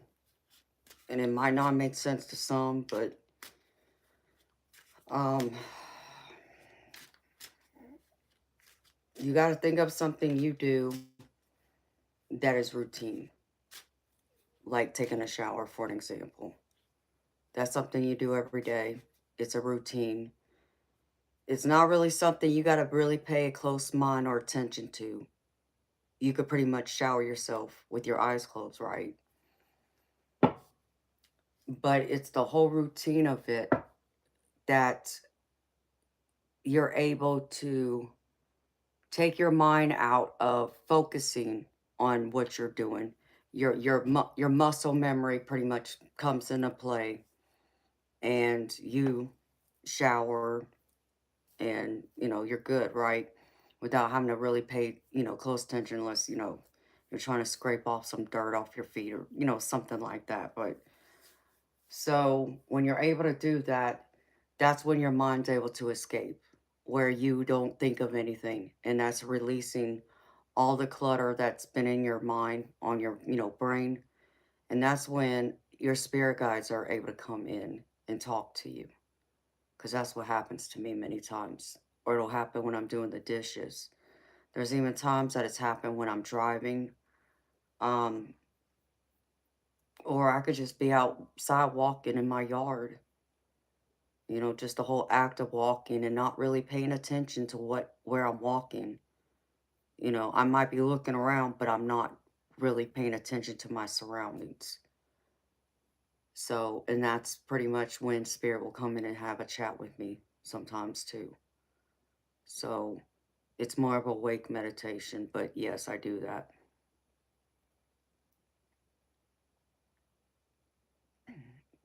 I hope that makes sense. Um,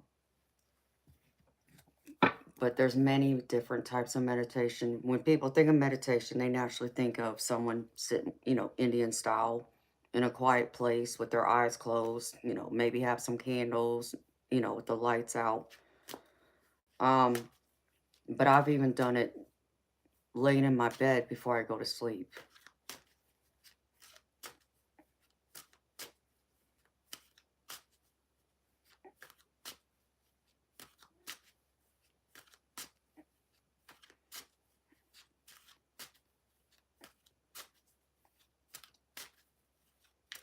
Yes, Tyler, I do the readings right here. You see me.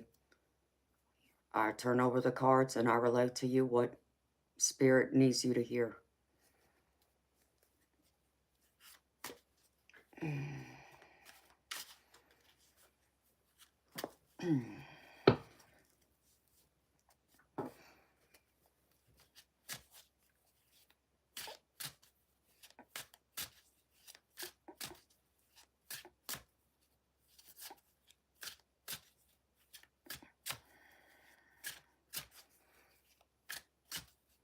But Sandy, you got to learn to ground yourself, baby. To meditate, you also got to ground and center yourself.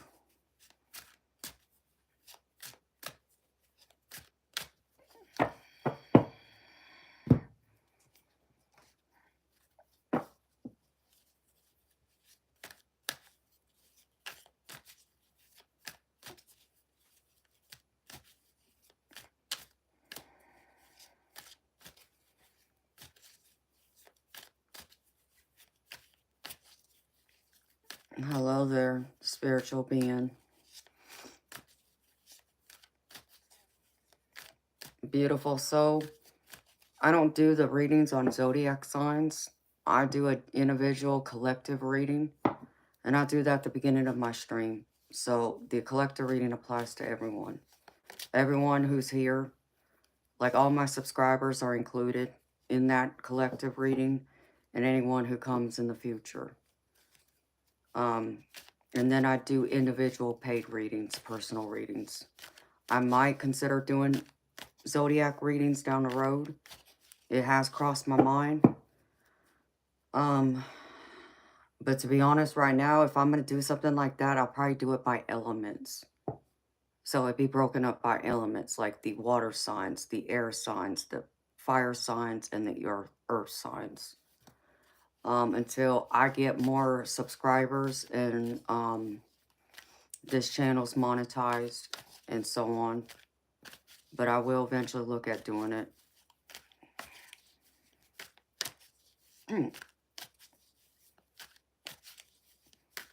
So, spiritual being, you're more than happy to rewind the stream to the beginning. I'm sure there's messages in there for you, sweetheart. But if you want a personal reading, my personal readings are $30 US. And it's an in-depth reading. Like, I do a 5-card spread with clarifiers, and I pull several oracle cards to go with it to add depth, you know, more clarity and information to the reading.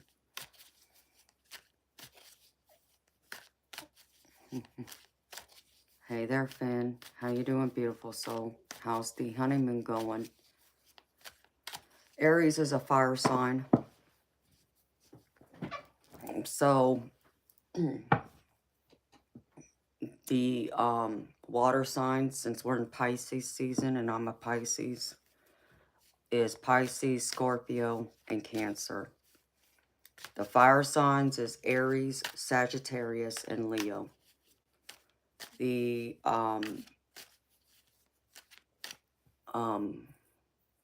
my gosh, Amanda. The earth signs is Taurus, Virgo, and Capricorn.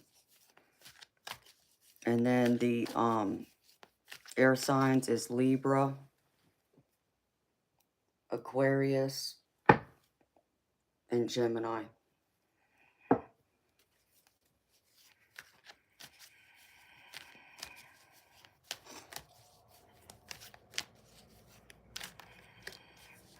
Oh, I got you, Finn.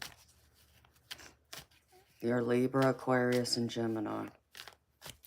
So you're air, air, and air. That's a lot of air, Finn.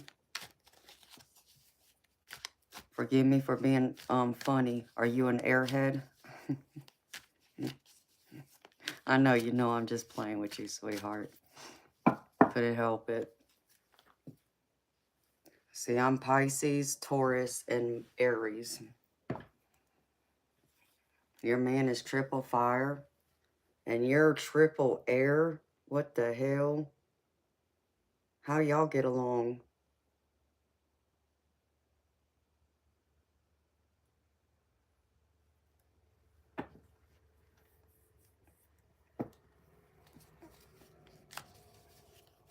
I mean, I'm a triple Pisces too, but that's if you take my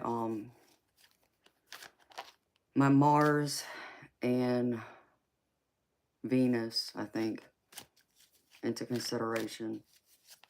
I'm Pisces in both those planets' placements. I'm happy y'all do. And you know, I was just teasing, sweetheart.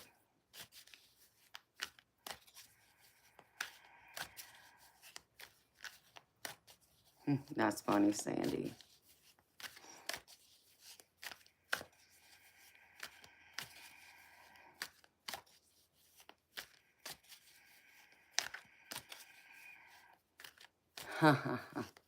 Hi, Imelda. How you doing, beautiful? Hi, Diane. How you doing, beautiful?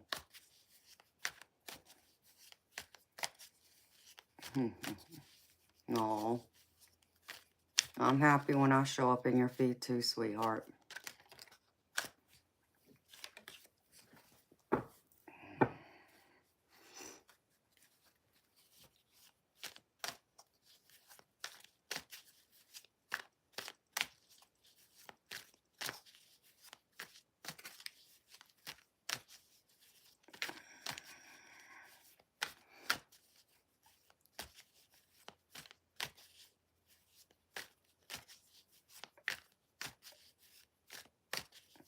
So everybody's over there snoring, huh? Keeping y'all up? That would drive me nuts. You know, many years ago, when me and my man would sleep together. Oh my gosh, you talk about snore the roof off the house. I swear he did, because even though we had a two-story house, and he would be upstairs in the master bedroom, even with the door shut, I could still hear him downstairs in my living room. That's how loud he snored. And so God help me. If I didn't fall asleep first, I was not sleeping unless I went downstairs and slept on the couch. So for probably a good year and a half, maybe 2 years, I slept on the couch because I couldn't sleep in the bed. And then it just reached a point I got tired of sleeping on the couch, because obviously he would get up and have to go to work, and my stepdaughter would have to get up and go to school. And if I'm laying in the living room on the couch, I'm going to get woken up with them being, downstairs moving around. So I finally had to say to him, it's like, listen, you got to do something about that snoring. This ain't working. I need to be able to sleep in my own damn bed. So can't believe he listened to me, but apparently he must have missed me sleeping in the bed with him, because I know he has a habit of falling asleep, running his fingers through my hair. He rubs on my hair, like, because he says it feels like silk to him. So it feels like a soft silk blanket. So that's how he would fall asleep. And so he went and asked the doctor and talked to the doctor about it. And our PCP told him he needed to have a sleep study test done. So they scheduled it, and it came back saying, of course, he had sleep apnea, which, I would expect, because he was a big man. I mean, you're talking about 6'4" and a half, and weighed at least 260 pounds, 250, 260. So normally obesity is a big contributing factor to someone having sleep apnea. It'll cause them to snore. And so the doctor told him that, it was confirmed he had sleep apnea. And so he needed to go see an ENT doctor to see about what they could do to help remedy the snoring part. And of course, he didn't want to use a CPAP machine, which I didn't blame him. That's not romantic. I don't want to lay in bed and look over and see this mask covering your face kind of thing, right? So the doctor told him that he could have sinus surgery, and that would help correct and fix his snoring. So they did a CT scan, and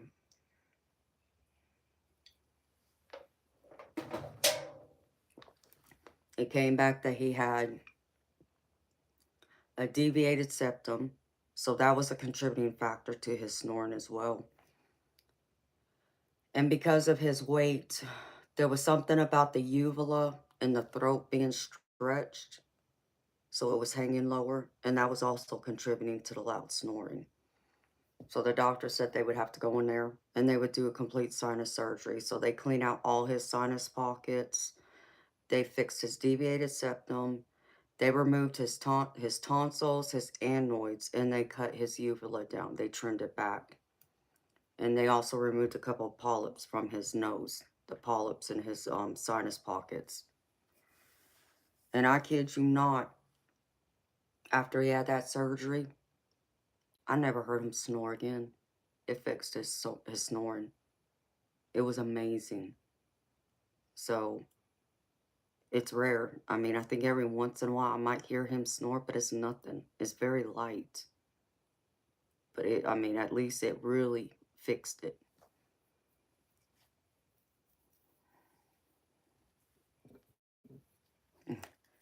Earplugs are a miracle product.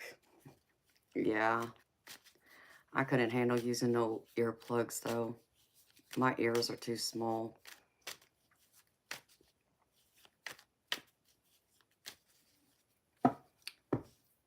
Tyler, yes, the being sober does help you remember your dreams, baby. Yeah, Diane, it was a big sinus overhaul. I also had sinus surgery myself.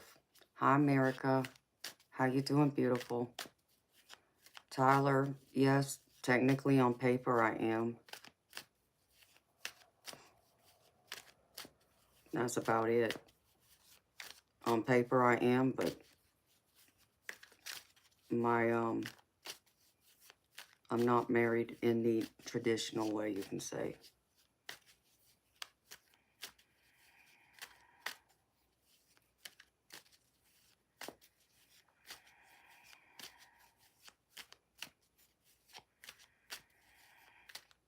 Sandy, you would need to go to the doctor, baby, and ask them to do a sleep study on you. Because he doesn't snore. It made that much of a difference. And I never have snored, but I ended up having pretty much the same sinus surgery he did. The only thing they didn't do to me is cut or trim back my uvula because I'm not overweight, you know, and like I said, I didn't have a sleep apnea problem. I didn't have a snoring problem. The whole reason why I had the sinus surgery done is because I was battling chronic sinusitis, and it was so bad that I would get sinus migraines. I mean, just the littlest sound, lights, you can forget about it. I was down. I could not open my eyes. I had to stay in a dark, quiet room, and it was that way for months. And I can't even tell you how many rounds of antibiotics I got on just to help knock the infection out, but I couldn't get rid of it for nothing. So I went to the ENT, and he told me I needed to have my sinuses cleared out, which is why I was battling. I wasn't able to get over the sinusitis, so he went in and fixed my deviated septum and removed my adenoids, my tonsils, clean out my sinus pockets, and I felt so much better. And after the surgery was done, I didn't have problems with sinusitis anymore, and my migraines pretty much dissolved.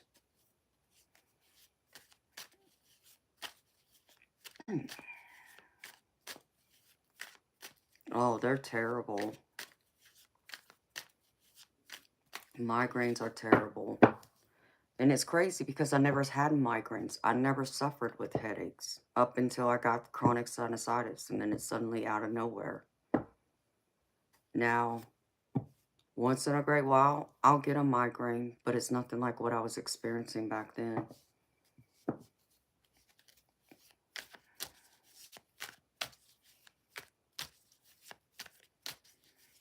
Mhm. Yes, indeed, America. Amelda, your younger sister gets what, sweetheart?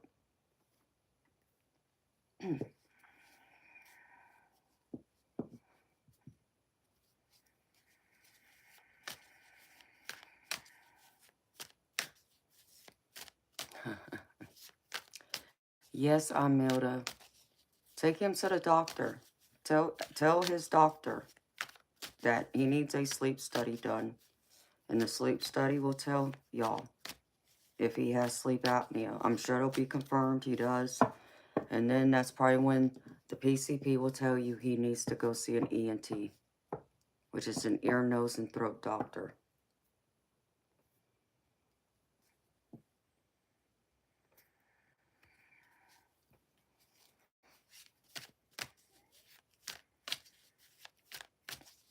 Yeah. She gets sinus migraines too. Yeah. I even have prescription migraine medication the doctor gave me.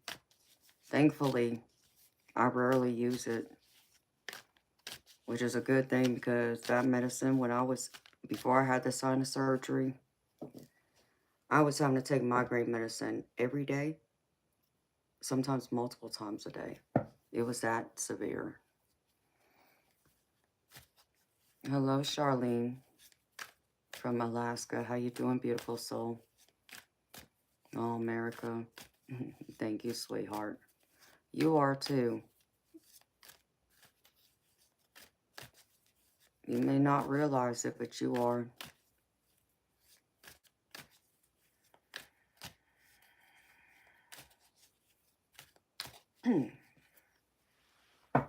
Yes, Finn, you are, sweetheart.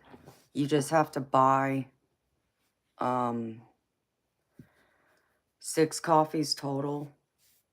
Because each coffee is $5. And then if you want to throw in a tip, it's, extra for that. But at least get 6 coffees. That'll equate to $30.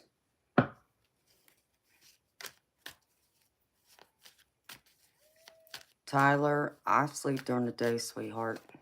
I'm a night owl. It varies. I don't have a regular sleep schedule, to be honest, because I'm on here at night, but sometimes I'm on here for several hours. When I say several hours, like 10 plus hours a night. It just varies.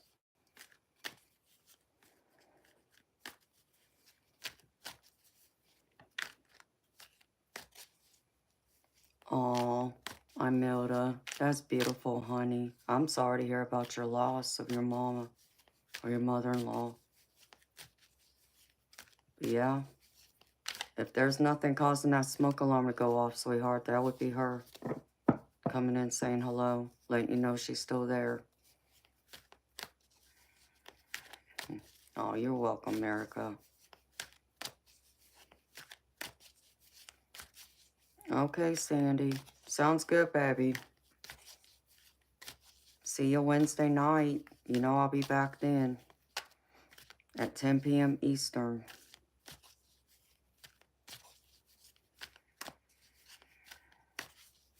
Aw, I love hearing that, Imelda. It sounds like you were blessed, sweetheart, to have a wonderful mother-in-law. Because most of us don't get that. Me included. It was bad at first when I got married, but I eventually won my mother-in-law over, but it took me having to be married to her son for 10 years before she came around.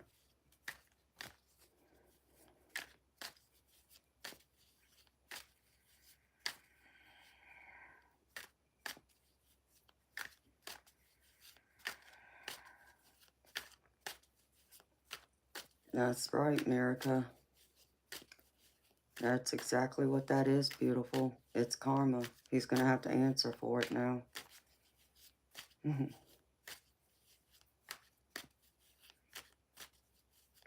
Oh, I just saw a bright spirit orb over here.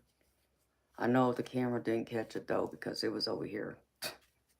Like up against my wall. It's crazy.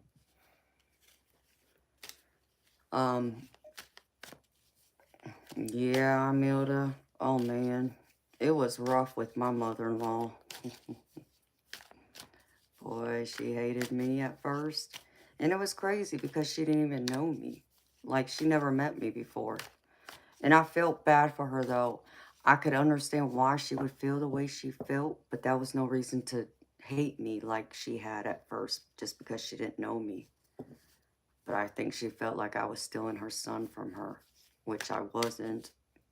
He came after me. Wasn't the other way around, but... So I didn't actually meet my mother-in-law until I think it was a week or two before the wedding. So, yeah, I guess that wouldn't sit well with anybody, but I mean, that's her son's choice, not mine. But she wouldn't have liked me either way at first because she was the type of woman who was very racist, prejudiced. She didn't like the fact that I was that I'm mixed. You know, she wanted and expected her son to be with someone who's 100% Caucasian, which I'm not. I'm only half Caucasian. So that was an issue right off the bat.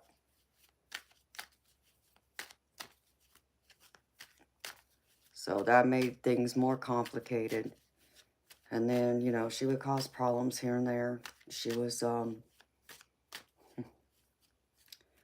in many ways now, I can see where we were a lot alike. And I think that created problems too. It created friction because we bumped heads being a lot alike each other. But she always wanted it to take over my house when she would come to visit. She felt like it was her house. My house was her house. And so she would tell me how I'm supposed to clean my house and, you know, how often to cook. And yeah, that wasn't happening. I made that perfectly clear. In fact, I'll tell you a story. Um, After we had been married, I had painted the rooms in the house a different color. I painted a few of them, not all of them, but a few of them. And one of the rooms was my formal living room and formal dining room, which were connected, but it was two separate rooms because it had like this archway in the middle that separated the rooms. And because I love purple, I had to have it purple. And so the two rooms were painted a shade of purple. I mean, if you were to look at them from a distance, you would think it was exactly the same color, but it wasn't. They were like a few shades off from each other. You would have to get up close to really see the difference. From afar, it looked that way, so I get why people thought it was the same color, but it wasn't. But anyways, she came and stayed with us for about 6 weeks. And she walked into the house because that was the first time she had seen the house and, you know, painted, you know, the rooms the way I did. I already had decorated them, had the furniture, all the decorations on the wall, table, and everything. And she walked into my living room and looked around. She was like, why in God's green earth was you painted purple? She was like, oh my God, this is so tacky. What? You know I wanted to say something to that woman. But nope. I had to be as nice and respectful as I could be, which I was. And so I think I said something to her about, I said, you know, well, I'm sorry you don't like it. It's a good thing you don't have to live here. You know, it was something like that. And I said something else along with it. And I left. I walked away. And I told, you know, her son what she had said to me. Oh, he couldn't believe she said that to me. And it's like, it's not her house. How are you going to come in and tell me my house is tacky? Like, you don't have to live here. Like, what color do you expect it to be? Because you don't live here. I like it. We like it. You know? But she was that way, so it was crazy, is all I can say. But I stood my ground. And, you know, she felt the formal living room was supposed to be painted something other than purple. That you don't paint your formal living room purple, is what she was saying. It's like, well, I don't do the traditional thing, okay? It's my house. I want to paint it whatever color I want. If I wanted to paint it polka dots, I could, you know. And I know her son had a conversation with her about it. And I think she did apologize, but I can't remember what it was she said. But then, she started trying to tell me how to clean my house. Like how often to clean it. And she was the type of OCD clean freak. Like every day she would go around her house and she would pick up any hairs on the floor. I mean, she would dig through the carpet and she would vacuum her floors at least once a day. I mean, just a clean freak, which there's nothing wrong with it, but I'm not OCD clean like that, you know. So when she tried coming in and tell me when to clean my house, how to clean it, and so on, oh, yeah, I had to have a talk with her son about that too. Yeah, he didn't like it either. Had to talk with her and reminded her it's not her house, it's our house. And we clean it the way we want to clean it. And she'd have to accept it that way. So I can say at least he stood up for me to her. But it took some years for that woman to come around. But I'll tell you what was bad. She goes through one day, and when I wasn't even there, my stepdaughter had went down and spent a few weeks with her during school break one summer because she lives in Florida. That's where she lived. And we're here in Georgia. So, and she tells my stepdaughter, after him and I had been married, I don't understand what it is. Why can't your dad go out and find a nice, good white woman to marry and date? What? And understand me. What ticked me off, it wasn't even just about me. My stepdaughter is half Mexican. So, like, how do you think you just made your granddaughter feel? I mean, it really pissed me off when I found out about that. And then she even went as far as to tell my stepdaughter, too. Well, I don't understand why your dad has to go out there and spend all that money buying a gift for her. Why can't he just be happy going out and spending $50 and giving her a gift? Why does he have to go out there and spend all this extra money buying her jewelry and this and that? Like, what business is it of yours? We're not calling you and asking you for money. In fact, it's the other way around, you know?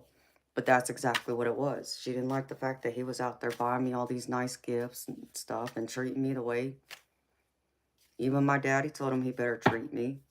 And because he would buy me these nice, expensive pieces of jewelry, naturally we didn't have a whole lot of money left over after we, enjoyed other things in life, like going out to eat, shooting pool, those types of things, going on vacation, to send her money. So, I mean, it was crazy. And I just, I had to bite my tongue. It was hard, but I did. And then the last straw, I think it was, my her son had to have rotator cuff repair surgery. And so naturally I had to take him to the surgical center and bring him home and care for him and this and that. Um that day when I brought him home, I got him all situated on the couch because he didn't want to sleep in the bed because we had a water bed back then. Um and she kept calling that whole day, wanting to talk to him, check on him, see how he's doing. It's not like I didn't call this woman and let her know how he was doing. But no, she had to talk to him herself. Well, he didn't want to talk to her because he was in so much pain from the surgery. And that's what I kept telling her. And one of the last times she called that day, I was getting ready to walk out the door, to run down the street to Taco Bell to get us something to eat that night. Well, after I told her, that he was in a lot of pain and he couldn't talk to her right then and there, that he would call her when he felt a little bit better. And I told her, I said, listen, I can't talk to you. I can't spend, several minutes here talking to you right now. I'm sorry. I was getting ready to walk out that door to go get your son and I something to eat from Taco Bell because he's hungry. And boy, and I'm standing right there next to her son, so her son can hear her on the phone. And she goes off and she's like, what the hell you doing going and eating at Taco Bell? Y'all need to stop eating out so damn much. You should be at home cooking him dinner. What the hell you doing spending money going and eating out when y'all could be saving that money, staying home and sending that money to me? I sat there and I looked at him. I said, here, you talk to her because it was going to get ugly, because that's when she really pissed me off. And I could not believe the nerve of her. I'm like, and I'm thinking to myself, your son just had surgery, literally just had surgery hours earlier. You're more worried about us sending you money then you're supposed to be about your son just having surgery and him being in pain. Like, come on. I mean, it was crazy.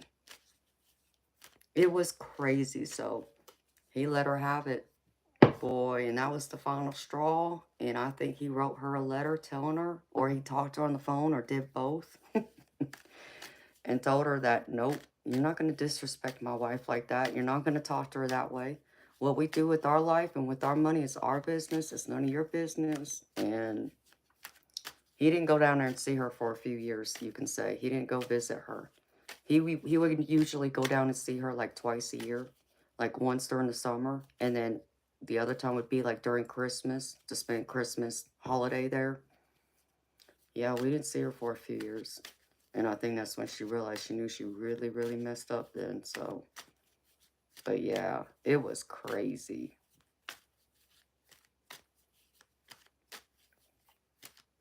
It was crazy. I don't blame him for not wanting to talk to her either. I mean, he was in ungodly pain. And that man can handle some pain. And she was jealous and judgmental too. You're right, America. It was crazy. She was. Imelda, you're right. Hi, Greg. How you doing? So, it was crazy though.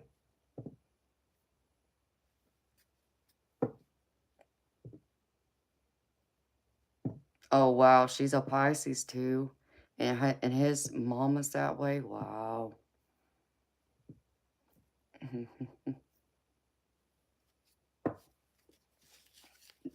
Thank you, America. I agree. He agreed too, but she didn't like it. So, but after a decade of him and I being married, she finally came around, and she was genuine when she spoke to me. I could feel it in her energy.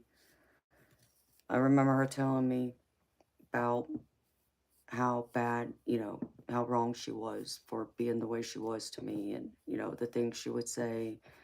And, and she's like, I never believed that you were meant for my son. I didn't believe in y'all in that way.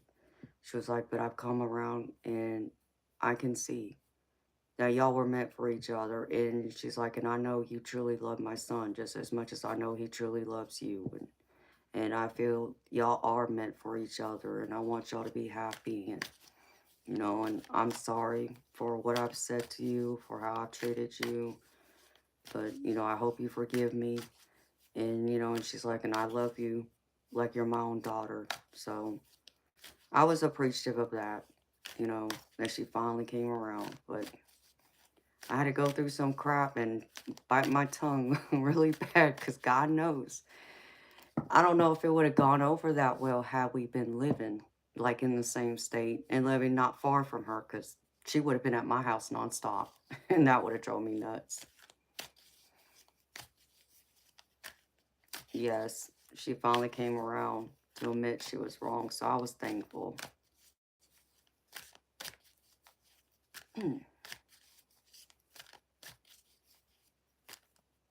Yeah, that sounds like karma too. Imelda. I just saw another spirit orb.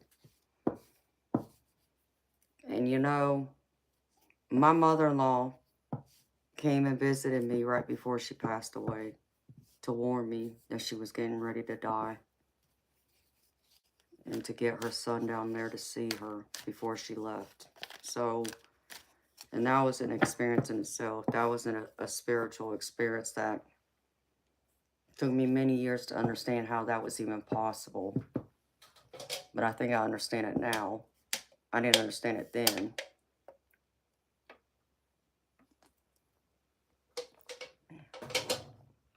But she too eventually ended up getting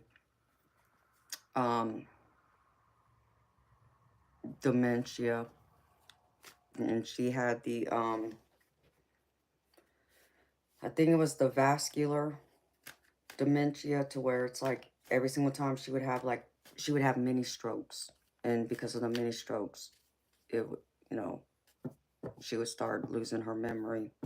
and such. And then she went downhill, but um, his sister ended up taking care of her. They wanted me to let her live with us and me take care of her, and I said, I can't. I can't do it, you know. And I told him, I said, listen. And it had nothing to do with the way that woman had treated me all those years. It was because I had already buried my mama, you know, and I took care of her for 5 years, and that wore me out. And no, my mama didn't have dementia or Alzheimer's, but you know, she had a serious enough illness that it took a lot out of me to where she needed pretty much round the clock care. So I told him, I said, I can't do it.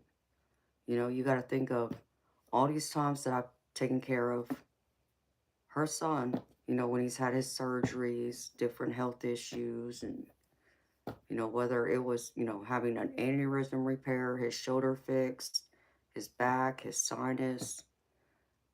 He had a hernia repair too. He's had several kidney stones that I've nursed him through. And then your occasional sinus infection, cold, flu, that kind of thing. So I just almost, I can't. It would have been way too much on me. And I just felt that it would not have been fair because at the time, he was also traveling a lot for his work. Like he was traveling around the United States and also traveling to Canada. And he even did some overseas travel. Like he went to Jamaica, he went to the UK, he went to Belgium, and there was one or two other places he went to. So it would have fell all on me. And I just felt that wasn't fair when there's two of them down there that can handle her and, you know.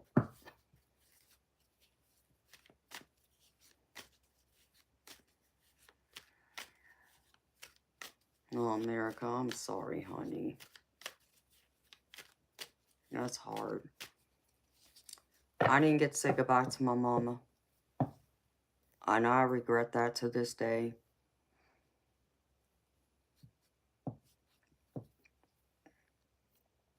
But I did get to say goodbye to my mother-in-law. You know, that whole experience in itself still blows me away to this day with the spiritual experience I had with her right before she died.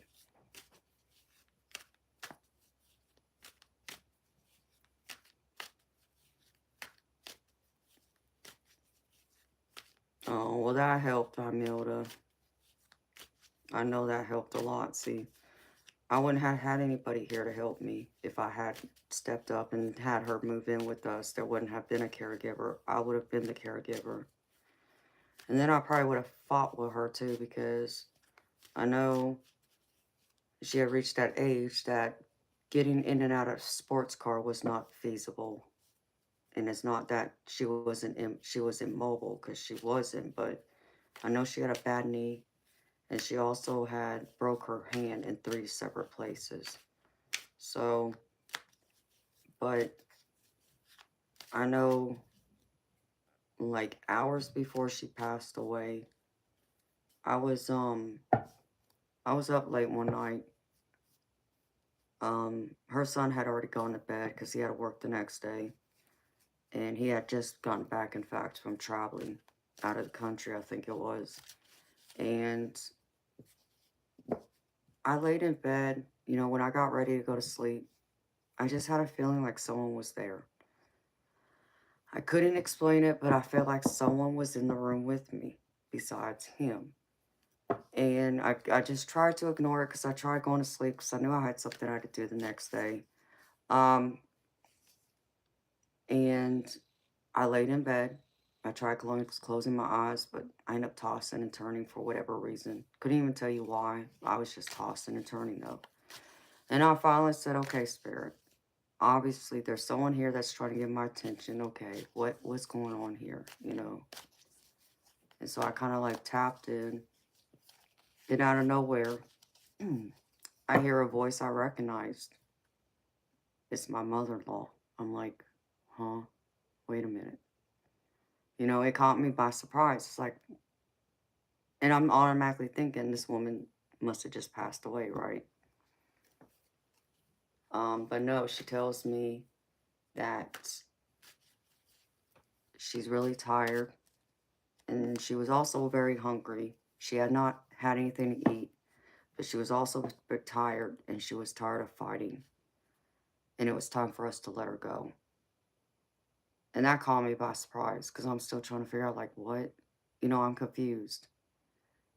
And, you know, we're in a different state. So it's not like I can get in the car and just go over there and it's like, are you still alive? You know? And by this point, she had been placed in a nursing home because the state had told my sister-in-law they needed to put her in there because if she failed one more time, that they would go to jail for elderly neglect. So, and that's just from her simply falling. Um, so I looked down, my husband was asleep, and I'm like, okay. I had to digest what just happened because I've never had anything like that happen before. And I almost leaned over and woke him up, but it's like, no. You know, I knew he had just gotten back from being out of town. I knew he was tired. I knew he had to get up and go to work. So I was going to disturb him because I had not gotten, you know, a phone call yet saying she had passed. And I still, like I said, I was still trying to digest what the hell just happened. So I decided I'd wait until the morning after I woke up and see if his sister calls us yet to let us know she passed away. Because that's what I was expecting to happen. Get up and um, I called him at work. He had already left and gone to work. And, you know, I said, so, how's everything going? I said, how's your mama doing, by the way? To, you know, open the conversation. And he's like, as far as I know, everything's fine. You know, he said that, you know, he talked to his sisters a couple days ago and everything was fine. Okay. And so nobody had called him yet. So it's like, okay, well, I know what happened, but so I told him, I said, well, I need to make a quick phone call. I said, you know, I need to find out. I said, something just tells me to check on your mama, you know, so let me call your sister and I'll call you back. And he's like, okay. So I call his sister and I told her, I said, listen to me. I said, I know this is going to sound crazy. I said, but I need you to listen to me. I said, have you checked on your mama lately? I said, you know, is she okay? I said, because I had something happen that I can't explain. And she's like, yeah, you know, I went and saw her the other day and she was fine. Okay, well, I told her, I said, well, um, I need you to listen to me. I said, I need you to call the nursing home to check on her. I said, and this is why. You know, and I told her exactly, you know, what had happened the night before. And she was like, okay, well, um, and I just saw a spirit orb go up my wall up there. She's like, okay, well, let me call the nursing home to check and I'll call you back and let you know. Okay. She calls me back and she's like, you're not going to believe this. I said, what? She said, well, she has not been fed dinner. So she didn't eat last night. And she also was not fed breakfast this morning. What? And that's what his mama told me. She was hungry. She had not ate. Confirmation. And so I told her, I said, well, your mom ain't going to live much longer. You know, I said, and I hate to say that. I said, but I'm just letting you know because that's what she told me.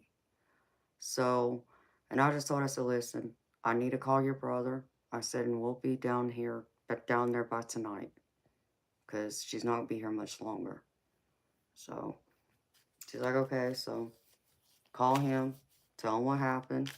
He believes me. And he's like, okay, well, I'll be home right away. So he came home and we start packing, get ready because it's about a 7.5, 8 hour drive from where we lived to where she was at. And before we could even get in the car to leave, his phone rings. And it's his sister calling to let us know that his mom was being rushed to the hospital because they found her and she was unconscious. She wasn't answering. So it was already happening.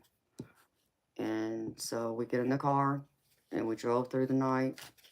Thankfully, she was still alive when we got there, but she was on life support. And so we got to say our goodbyes, and it was like 2, 3 hours later, she passed away. So we got there just in time. But again, how do you explain that? I've never experienced anything like that before, especially knowing she was still alive.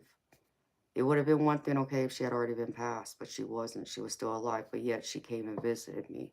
Her spirit came to visit me.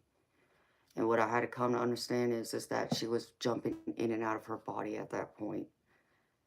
And because she was suffering with dementia, she was kind of already in and out, back and forth. So she was just able to come to me because of me being tapped in, tuned in to my abilities. I was able to hear her. So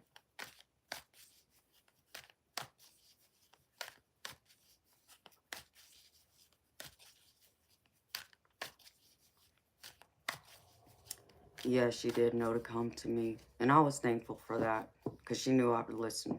She knew if anybody would listen, it would be me. And she knew she could reach me. So I was thankful, but it was one of those experiences because I even remember thinking to myself, even before that morning when I had talked to his sister, um, I was still debated if I should tell anybody. Because like I said, I still didn't have confirmation, and I was thinking she had already been dead. And my fear was, what if I'm wrong this time? What if I imagine that? I mean, I know I probably didn't, but you still doubt yourself. So I had to, battle with that. Um, and I even told him, I said, what if I had been wrong? I said, and that bothers me. I said, because I would have gotten everybody all scared and worried for nothing because I would have been wrong.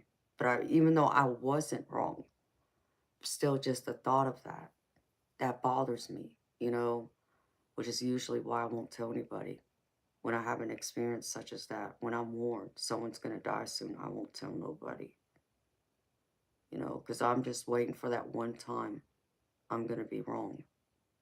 And I just would hate to put anybody through that agony and that suffering, worrying to death about their loved one, and then they're perfectly fine. So, but yeah, I was thankful that I got to say goodbye. I was thankful she came to me, and I got to have that short little bit of conversation with her. And I was thankful that her kids listened to me, and that I was able to get her son down there just in time to say goodbye, because otherwise he would have regretted, you know, and would have, it would have hurt him being robbed without saying goodbye to her. So I was thankful for that too. Yeah, I was shocked. I was very shocked. The whole thing shocked me. It scared me. It shocked me. It was so many different things, but I knew I couldn't ignore it either. I knew what I experienced was real, but like I said, you still consider the idea of what if you're crazy? You're losing it this time, or what if you're wrong? You just don't know. But I wasn't.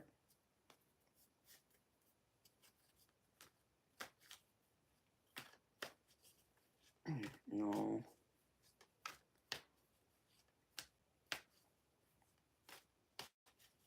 You know, thank you, America. That was many years ago. But yeah, I did that. I even knew about my own parents dying. I knew 6 months before it happened. Both of them. And that scared me too.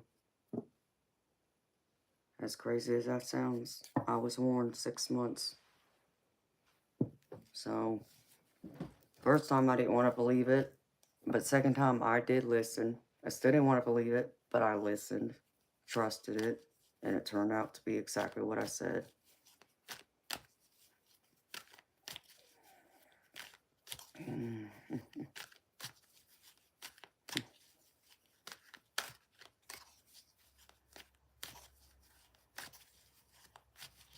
Yeah, man, I remember you saying that. It's hard, you know. He had asked me one day if I ever got a warning that he was going to die, would I ever tell him? And I told him no, I never would. And he asked me why. And I explained to him why. My reasons, what if I'm wrong, you know? And then, but even if I'm right, what good is that going to do? Because 9 times out of 10, that person that's going to die soon, instead of them going out and living their life to the fullest, they're going to lock themselves up in their house and not want to leave. Especially when you can't give them the exact reason of how it's going to happen.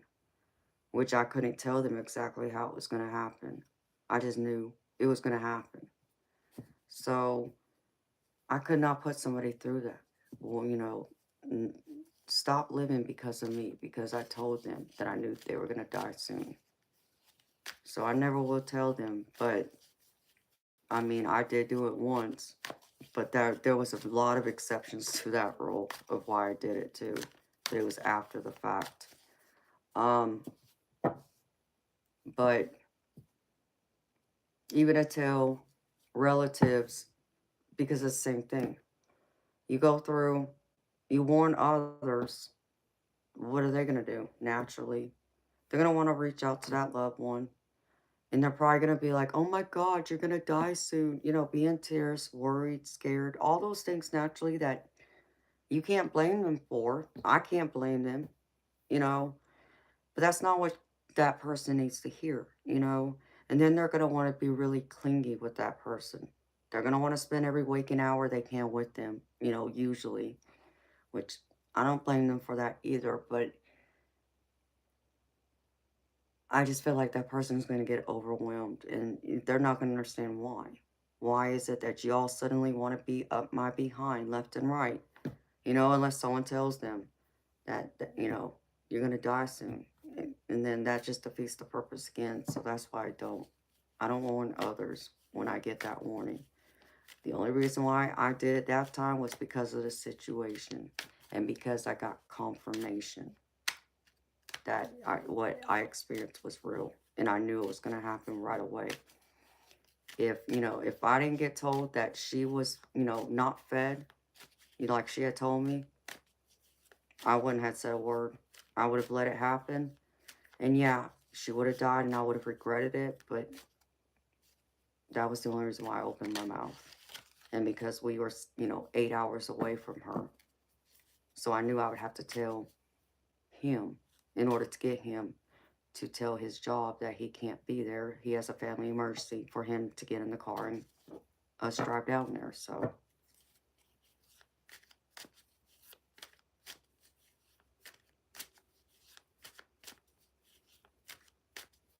good morning, Matthew. How you doing, baby? You know, it's always a hard thing to decide. It really, really is. And for me, it still is. It still very much varies.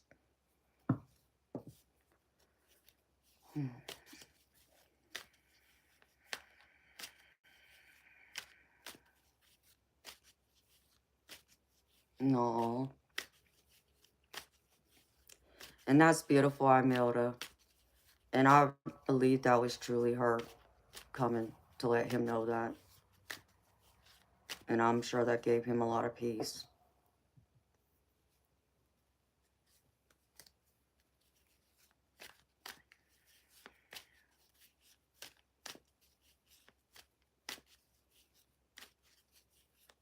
Well, America,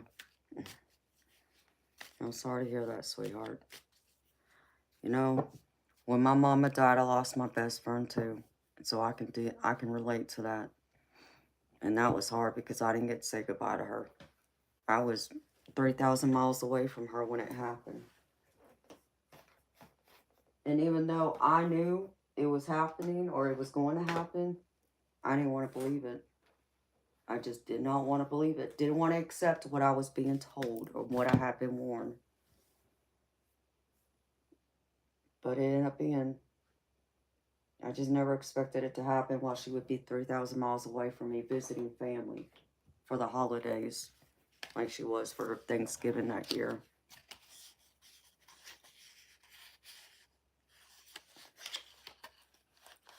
So, and you know, ooh, there was a, and y'all wouldn't have seen that either because it's blocking it. I just saw a blue spirit orb right here on my table. It was about this big.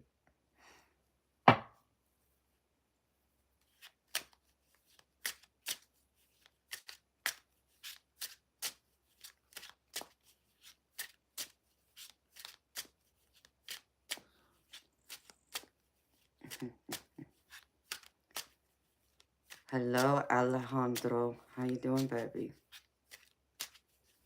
I almost thought of messaging you earlier today, Alejandro. Just to say hi, baby. Let you know I was thinking of you. Wondering how you was doing, honey.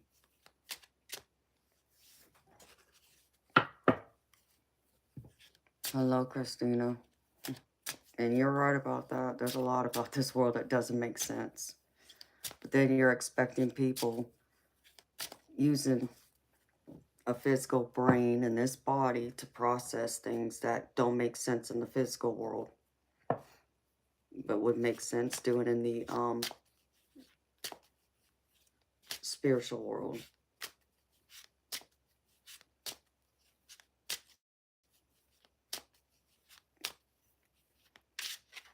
Well, I'm glad you're at least doing all right, baby. I know it's still not easy, baby. And that's why I thought about just, you know, texting you to say hi, let you know I was thinking about you. But I'm doing gravy.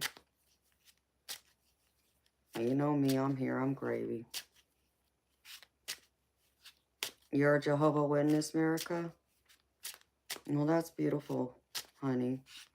I didn't, you know, I only know a few people who are Jehovah's Witnesses, but I'm not sure what Jehovah's Witnesses actually believe in. Sausage and biscuits, that's right. Got that right, Alejandro. Boy, that sounds good right now. Given the time of day, it's that time of day for breakfast.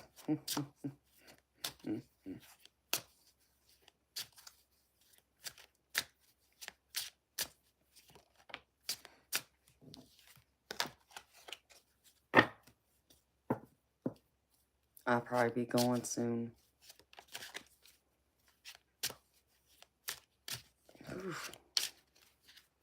I'm gonna enjoy the next few days in my house by myself, though.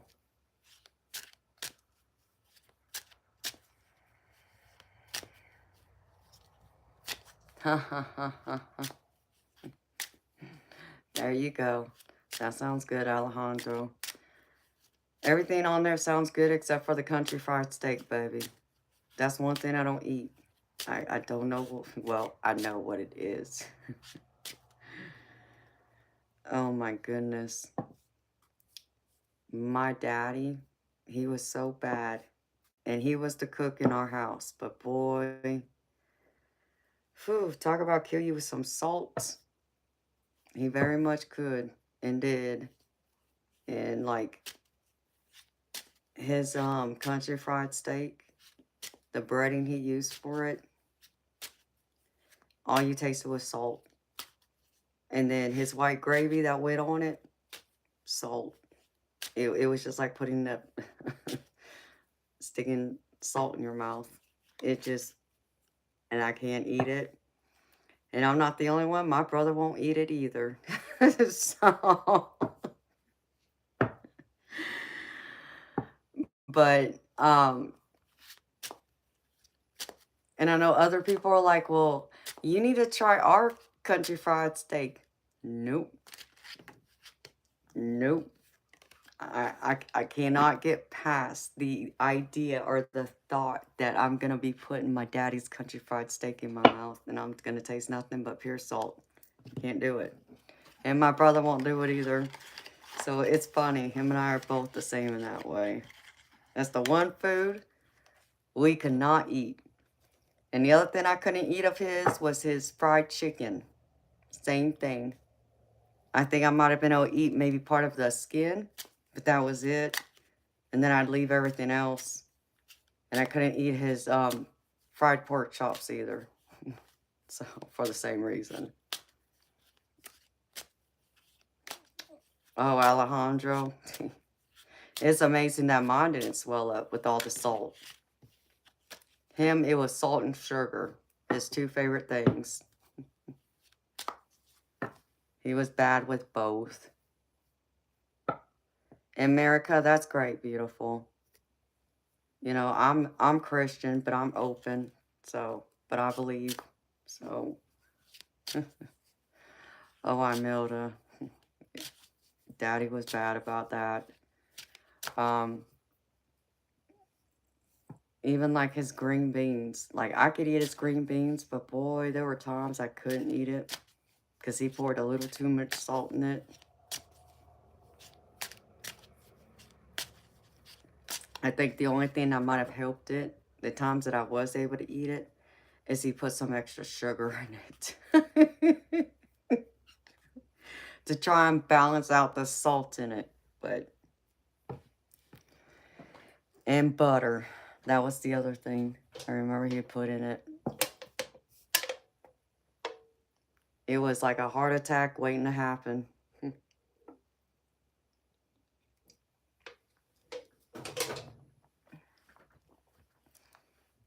But that's exactly why he had high blood pressure, high cholesterol. He was also diabetic. He also suffered from sleep apnea. And he would get blood clots a lot in his legs. So he had to be put on blood thinner like Coumadin for it. And despite all that, my daddy would still eat all that crap. And he ended up in kidney failure because of it too. So he could not give up his sweets and his salt for nothing. Didn't matter. Yeah. And that's what happened. Well, and he even got a blood clot. I believe it had started in his leg like the other ones did. But this one broke loose and it had went from his legs up into his lungs and it almost killed him. He had to be rushed to the hospital and he got to the hospital just in time. But whew, it was close. Yes, that's what it was.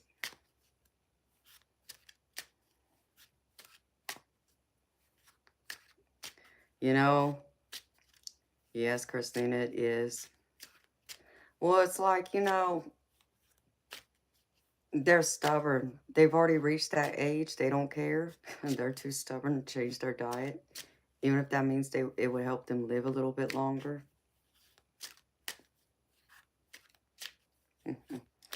Oh, he definitely did enjoy his last days. Eating all the stuff he probably should not have ate, but he did.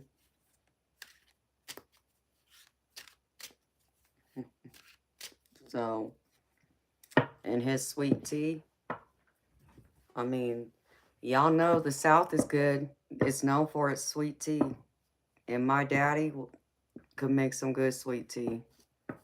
It was mostly sugar, but it was good. That I could drink his sweet tea. I loved his sweet tea.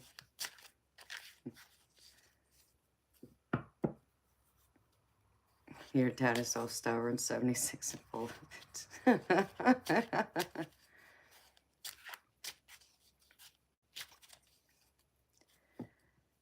Yes, Alejandro. I believe so, baby. You know, I can't get mad when they reach that age. It's like, you know, they're not getting any younger. They've already worked their entire lives. Let them enjoy their retirement. And I guess if they feel like that's what makes them happy, you know, I guess let them go a little crazy.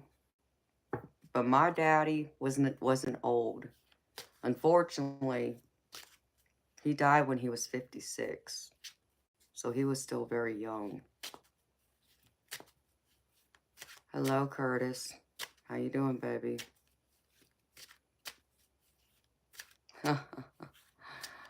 Oh, when I left to use the restroom, you went to sleep? Hey, baby, ain't nothing wrong with that. I'd be asleep too.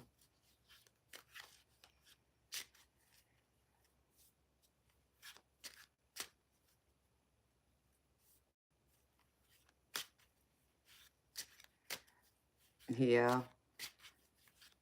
My daddy had an addiction to sugar and salt. Those were his vices. See, Mills, I don't know what you're talking about. I don't get into politics.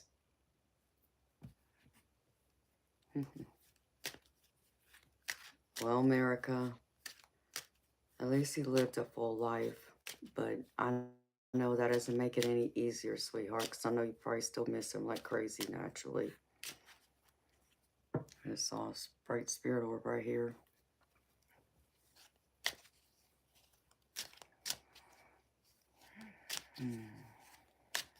Wow. So he died Thanksgiving. Oh, yeah, I remember you telling me that, America.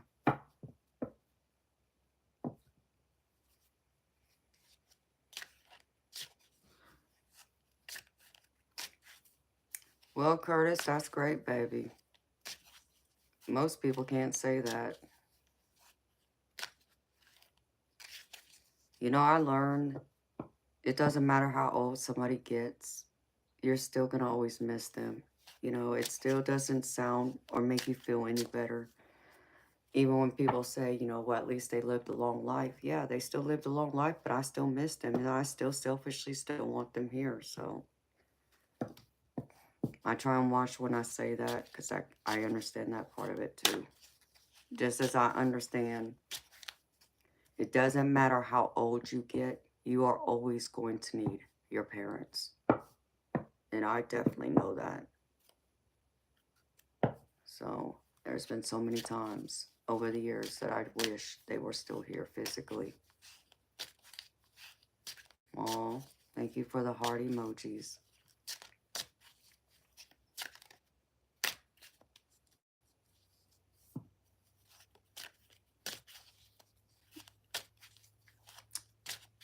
Amen, America.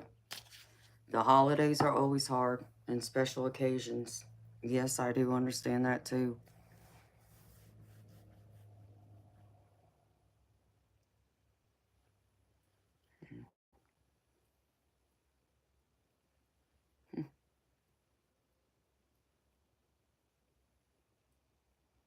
Oh, well, thank you, Curtis. Well, sweet dreams to you, baby. I guess I'll see you Wednesday night, possibly, when I'm back. Yeah, Christina, I guess that's true, too. But then at the same time, though, beautiful, when they die young, like my parents did, there's an empty void that can't be filled, no matter how much, you know, how long it's been, or how much time goes by, because unfortunately for me and my siblings, none of us got to see our mama as far as, you know, she didn't get to see us graduate high school. She didn't get to see us get married. She didn't get to see us have our children. You know, those major milestones in your life, that there's an empty void. And then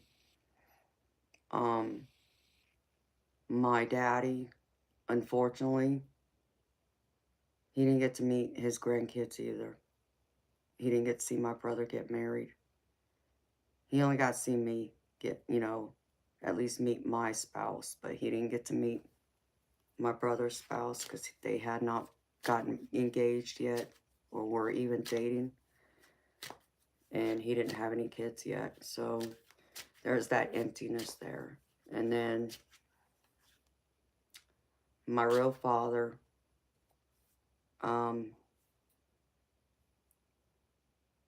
he was there when my older brother had his 2 kids, so at least they got to know him, and I got to see him as a grandfather, but that's it. You know, he was alive when I got married, even though he didn't get to see me get married. He didn't, you know, come and watch me get married, nor did he ever meet my spouse, but he at least was alive, you know. It's just he wasn't there, so it was different, but it stings because there's that emptiness.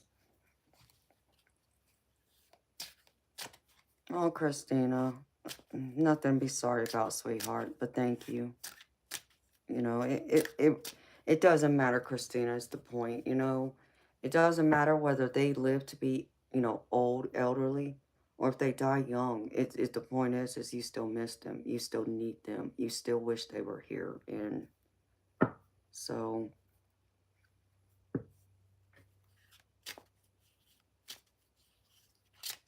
yep, and you still got to move on.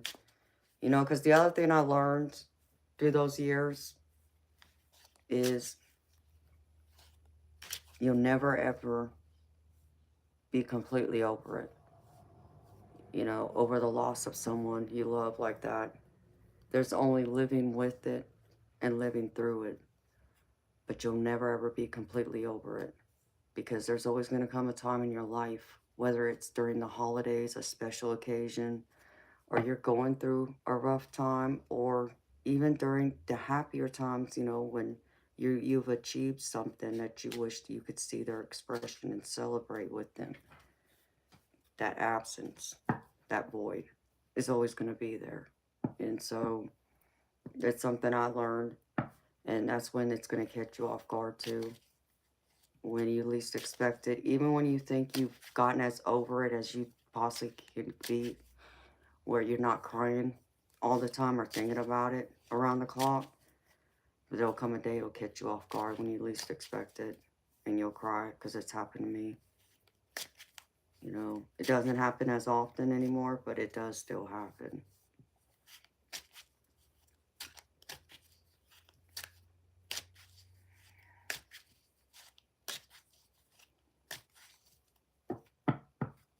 Mm-hmm.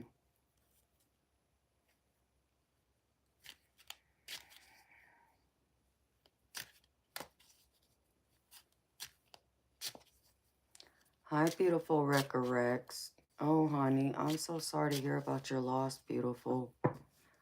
I'm sending you healing love and light during your time for you and your family. I hope that the memories of him bring nothing but happiness and a sense of comfort and peace to your heart during your time of sadness and grief.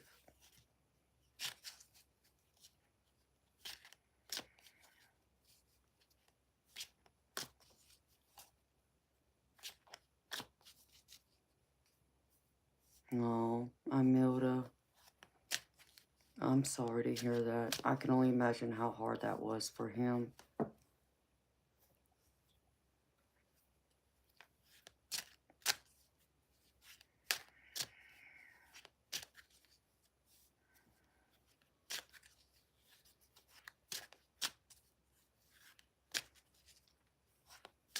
Oh, well, I'm happy to hear that, Amilda.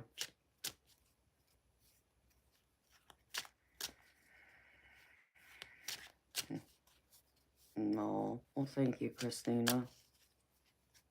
I like to think I'm sweet. I mean, I'm fiery too, but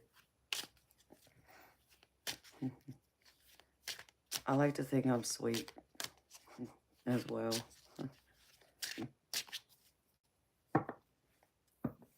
Like, my birthday's in 2 weeks, and I'm sure the week of my birthday, I have no doubt it'll probably hit me, missing my parents, wishing they were here physically.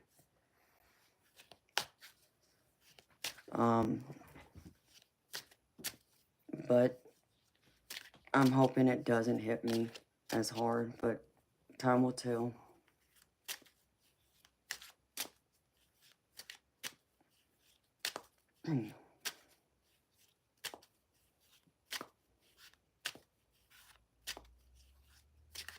America, you know, beautiful. They're still here with you, sweetheart. And that's what you got to remember. Yes, I get that you can't reach out and touch them. And I understand you can't just pick up that phone and talk to them and hear them, you know, reply. And I understand, you know, you can't see their smiling face in front of you per se either. But I need you to know, sweetheart, they're always here with you in spirit. They never left. They see everything you see. They hear everything. They know your every thought. So you just have to trust and believe in that and speak to them. Talk to them like they were standing in front of you. And, you know, you may not get the kind of response from them in the manner you would hope to get it from them, but they will respond. You just got to know how to pay attention and look for those signs to let you know they're still there with you. And they will.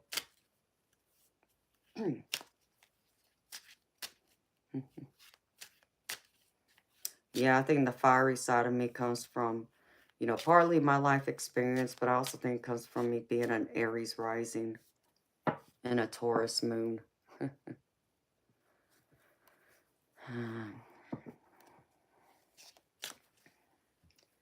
Zulu, I got into tarot when I was 15 years old. After I had a conversation with my grandmother about my psychic experiences I had been having since I was 6, 7 years old. And that too sat me down and explained to me that I'm not crazy. And she explained to me exactly what my psychic abilities are and how they run in the family. And just one day I was out with some friends and I saw tarot decks somewhere. And I picked one up, bought it, and brought it home. It scared me right away though. But that's how.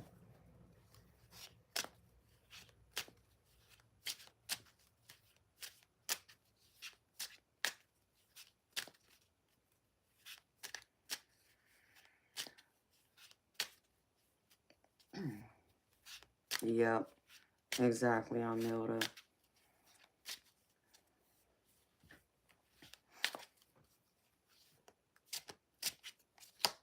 You know, America, if you ever want a reading beautiful, I have a mediumship deck that I don't use except for paid readings.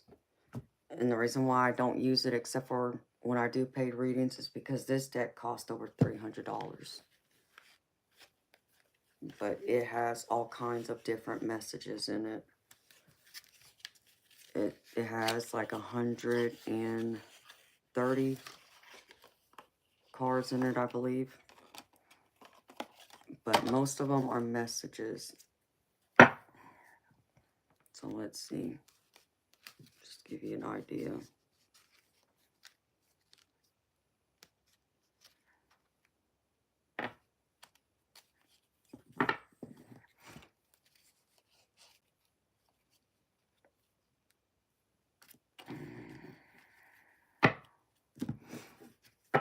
I think all of these is just different. If I remember this right.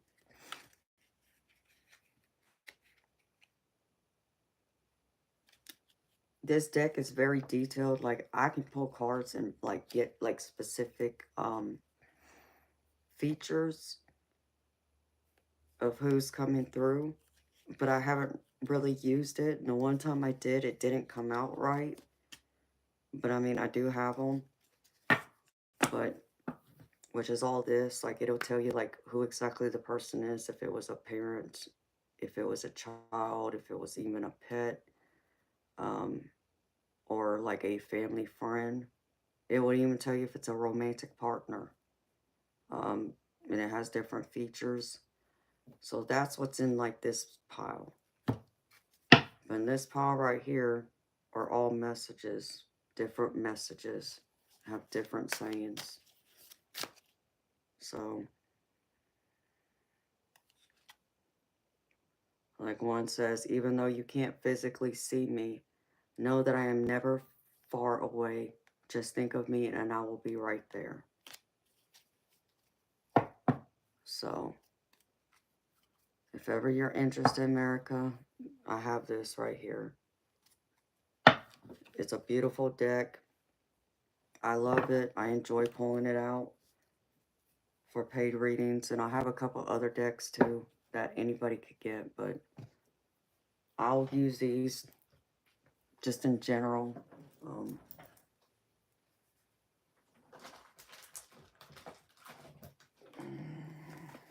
I have both this one and this one.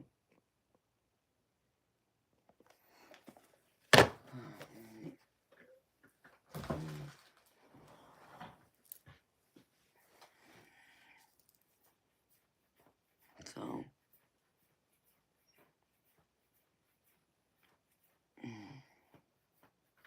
hey, my leg is scratching. My legs are dry.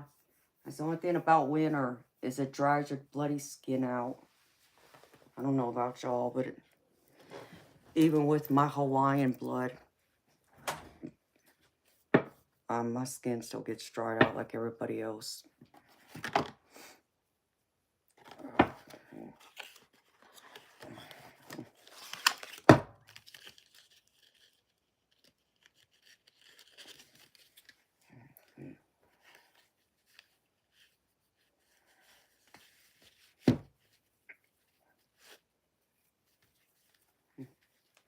Okay, America. You just let me know, beautiful, when you want to pay for a reading, and I'll do it for you, sweetheart. I got them right here. You just put a humidifier in your room, Tyler.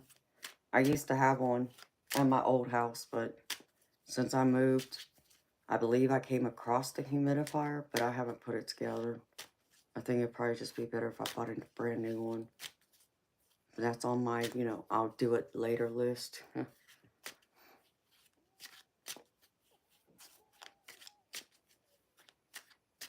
Okay, America. Sounds good, beautiful.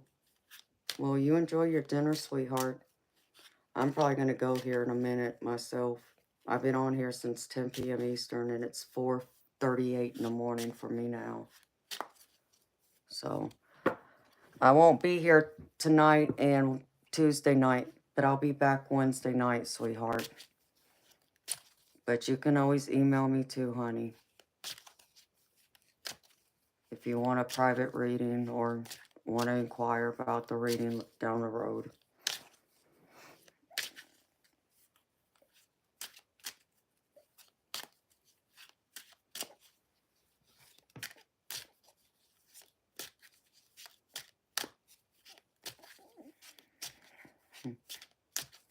You're welcome.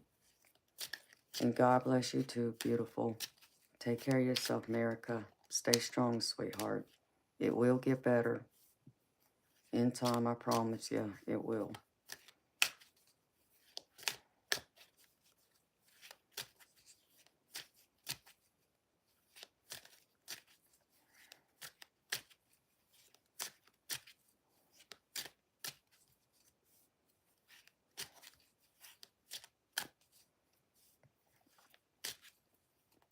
Tyler, Georgia's okay. You know, there's things about it that I love.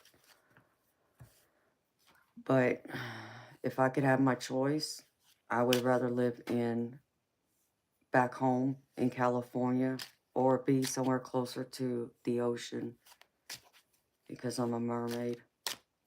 And being Hawaiian, I'm supposed to be by the ocean, near a beach, somewhere tropical. But one of these days I will have another place somewhere else, somewhere tropical, preferably Hawaii.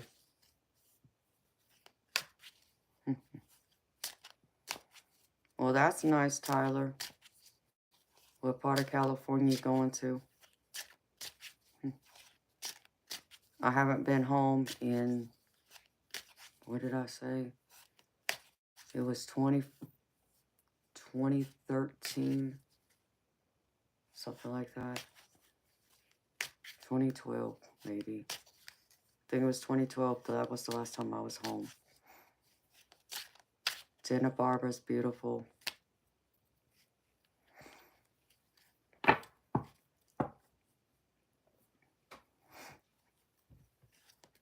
Oh, Santa Monica. Santa Monica's beautiful too.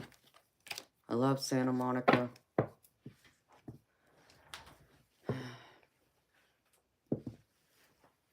Make sure you go to the beach there. They got a beautiful, on the, what do they call that? The little walkway where people can walk.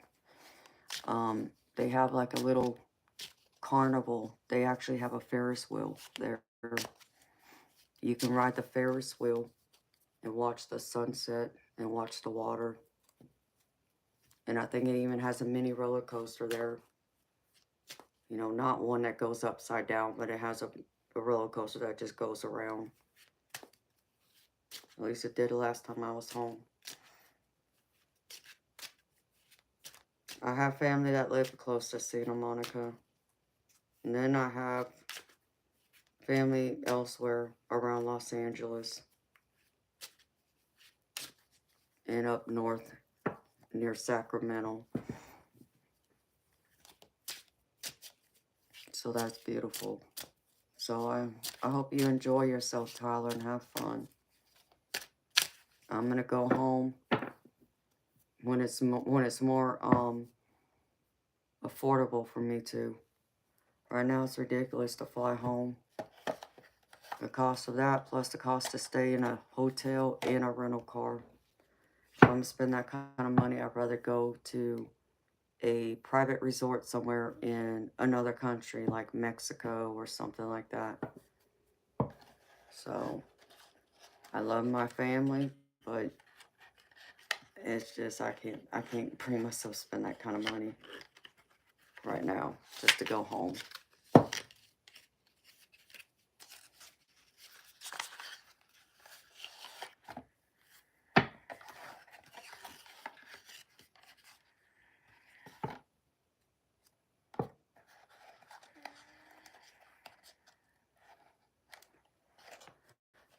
Yes, in fact, Tyler, it's called Santa Monica Beach.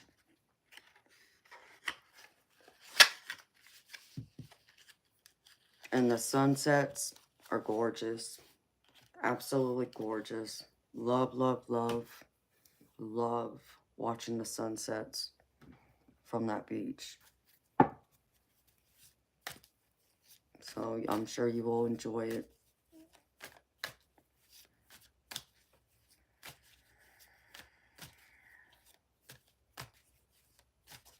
Hello, James Jones Bay. How you doing, honey?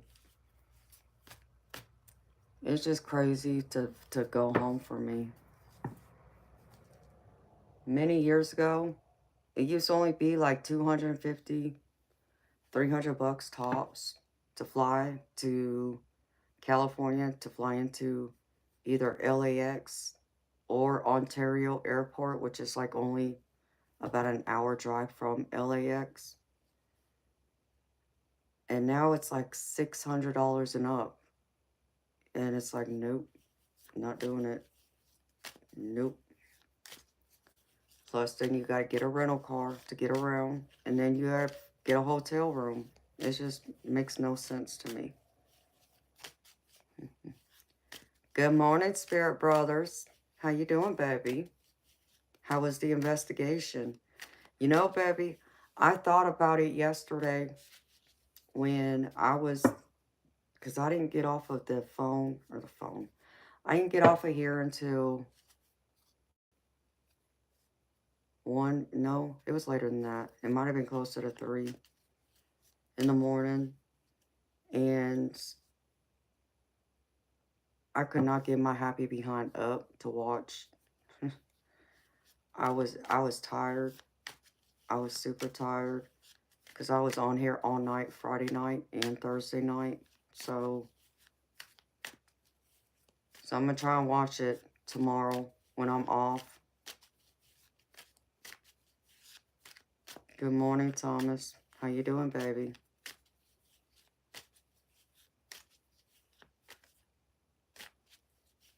Oh, well, that's great to hear, Spirit Brothers. I can't wait to watch it then, baby.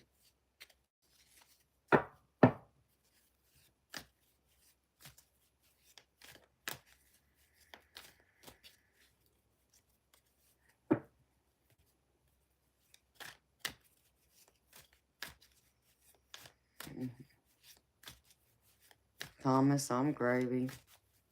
Thank you for asking. I'm so gravy. I got biscuits and sausage go with my gravy. I'm happy to hear your gravy too, baby.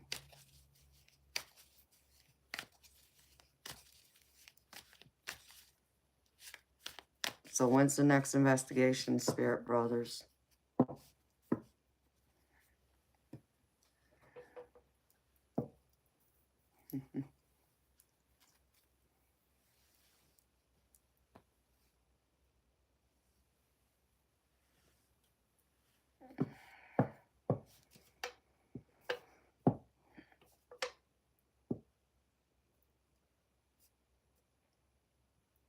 This is so true, Spirit Brothers.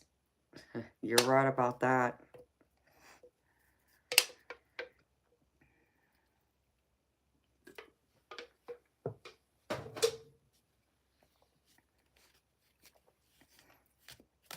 Unfortunately,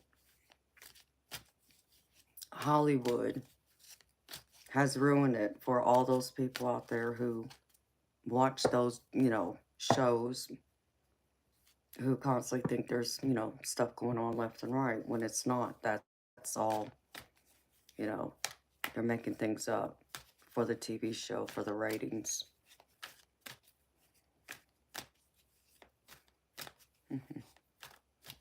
That'll be cool, baby.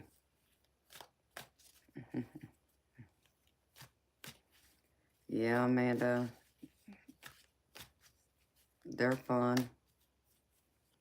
But it's very daunting.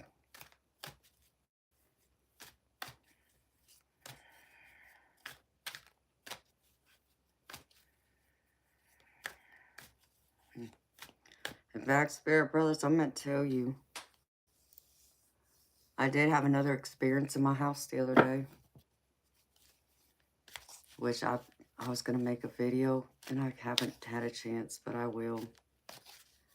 I'll have my house to myself over the next few days, so I should be able to get more solid sleep without being disturbed, and then I'll be able to make some videos about it all.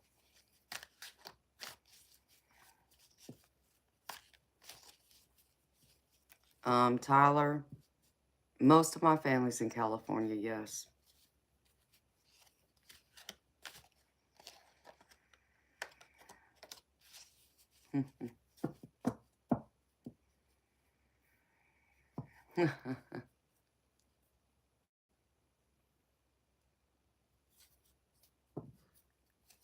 Yep, exactly.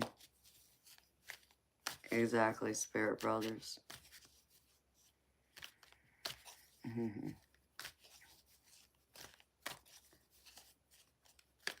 Well, it's just like, I don't know what you think about the what do they call those? The ghost voices where, what do they call that? Where it's like a ghost can go through and talk and it just runs through. It's like a radio type. Well, the hell are you doing, Strick? It has been a while, baby. How's life treating you? How you been, baby? No, baby, not the EVP. What? Spirit box. You know how people go through and they use that spirit box and it runs through like, it's going through like different channels and it's trying to pick up like voices and it's supposed to be a spirit trying to talk into it so you can hear them. Living the dream. Hey, baby. That's wonderful.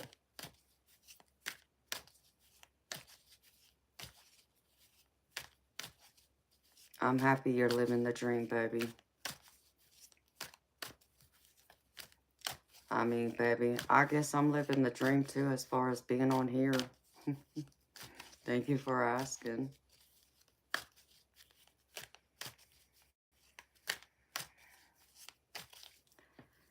See, I don't know if I trust those um, spirit boxes. I just don't know if I do. But an EVP is one thing. That spirit box, I just don't know. I don't know if I'm convinced yet.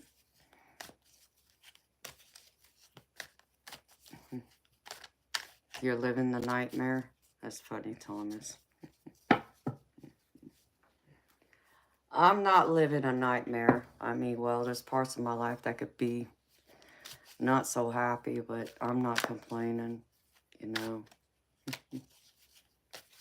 I'm gravy. So how's your baby doing, Strick? How's the family, baby? How's your part of the state? Did you get snowed in like I did?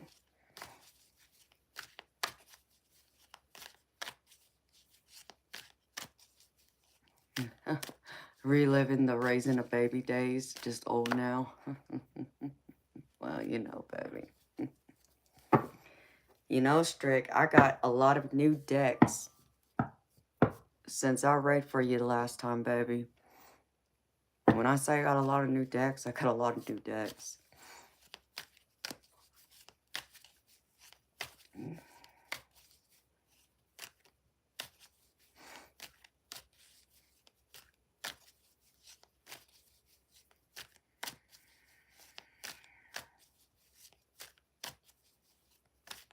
Oh, he's starting to teeth now. Oh, wow. I can imagine.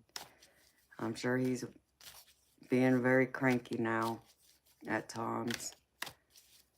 Yeah, Thomas. Well, you know, I've had spirits come on my live and speak through my mic.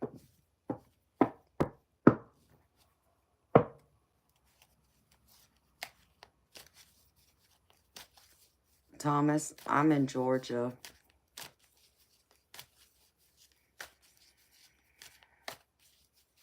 Where are you from?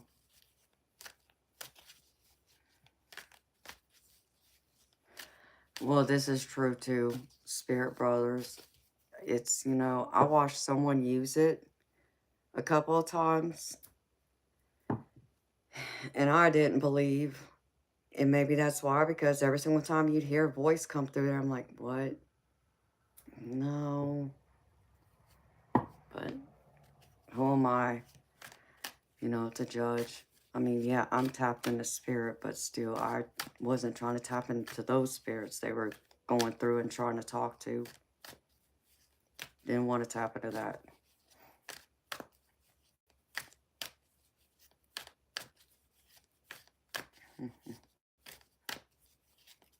Oh, well, that's awesome, Thomas. That's cool. Spirits mess with my electricity here. They mess with my lights. They've messed with my phone.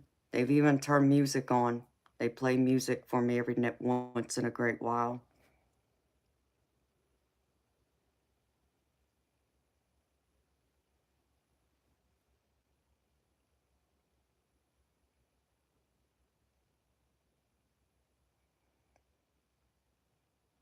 Strick, how old's your baby? Well, thank you, Thomas. That's very sweet of you, baby. I've never been to New York. One of these days, I'll go to New York. I'll visit and check it out. I've always wanted to go, but I've never been yet.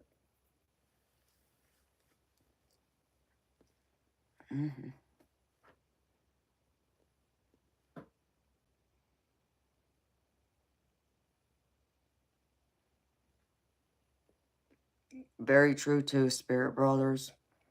because I do the same thing, which is crazy, you know, because I'll go around, if something happens, I'll try and mimic it. I'll try and see if I can make that noise happen again. And if I can't, it's like, okay, well, and the feeling I get, yeah, okay. But sometimes I just do it, just say that I can do it.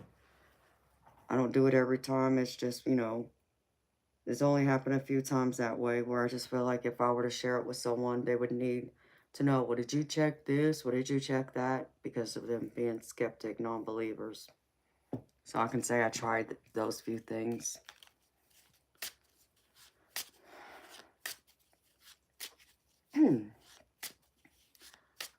Oh, really? Strick. Your baby is a Pisces like me. His birthday's a few days after mine. Mine's the 10th.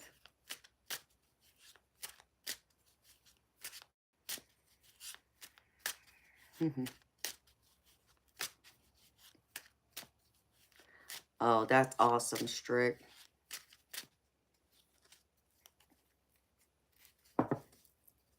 I haven't been fishing in years, nor camping. I wanted to go, I wanted to try deer hunting one day, but it never happened. You're a fish too, Thomas. When's your birthday, baby?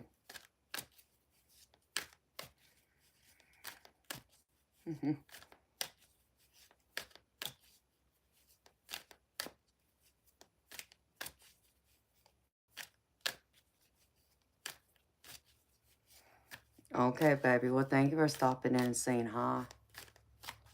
It's always good to see you, Spirit Brothers. You have a wonderful day, baby. Take care of yourself. I'm sure I'll see you in a few days when I come back Wednesday night, which will be like Thursday morning for you.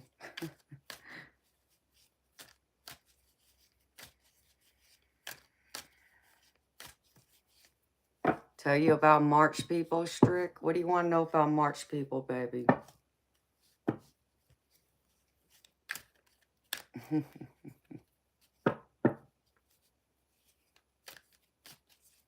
In a few days, Thomas, is your birthday. So your birthday's in February. Gotcha. I mean, Strick, he will be sensitive, baby. Pisces are sensitive people. We do, because we feel emotions deeply. We're very intuitive people, too. So, it's very likely your baby boy's going to be a very intuitive, like me.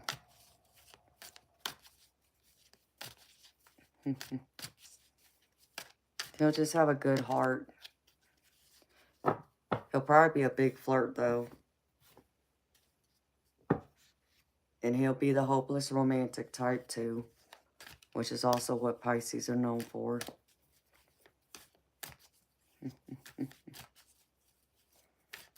But you see, Strick, he got you, baby, to help mellow out and balance him.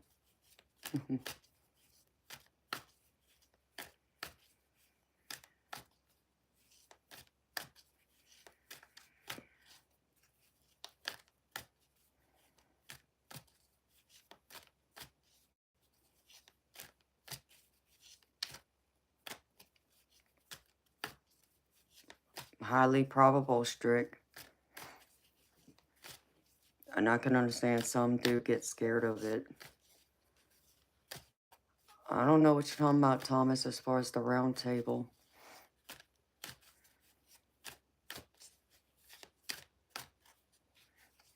It's very likely, Strick, he will be psychic like her. And him being a Pisces will add to it. I don't know what it is about Pisces, but we just seem to be very psychic. I mean, we're even known as the High Priestess in the tarot deck.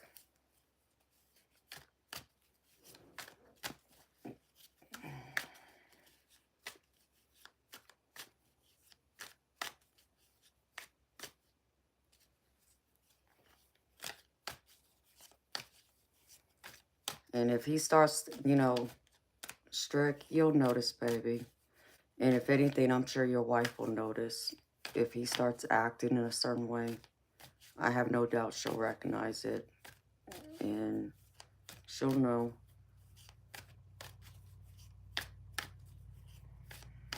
You're also a seer, Thomas. No, well, that's great, baby. Yeah, she needs to. Because the sooner she explains to him, the better off he'll be. Especially knowing that he would be raised by parents who are open-minded and supportive. And that'll help him big time. It won't be a situation like me where I didn't tell nobody. Not even my own parents, because they didn't talk about those things. But I don't know if my mom or my dad had the gift. I only know about my grandmother and my aunt and uncle having it. So it will be a wonderful thing if y'all do.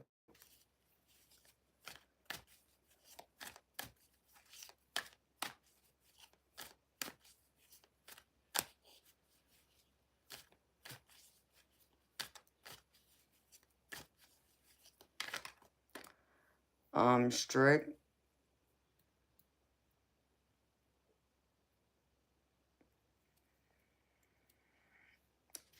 Wow. You know what, baby? Probably.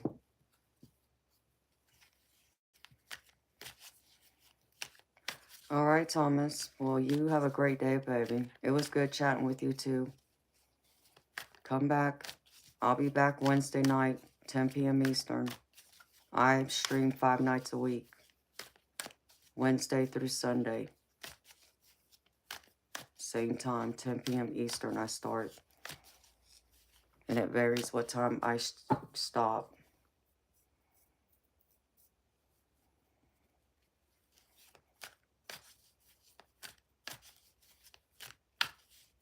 You know, strict.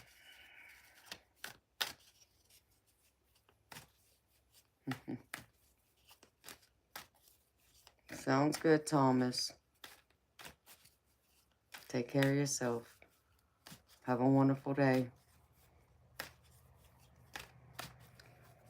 Babies are very in tune. They because they're still tied to the heavens because they came from there. So they still have that open channel is why.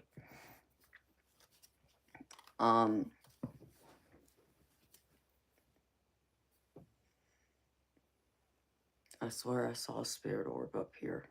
It was like a smoky gray cloud though. So the best way I can describe it.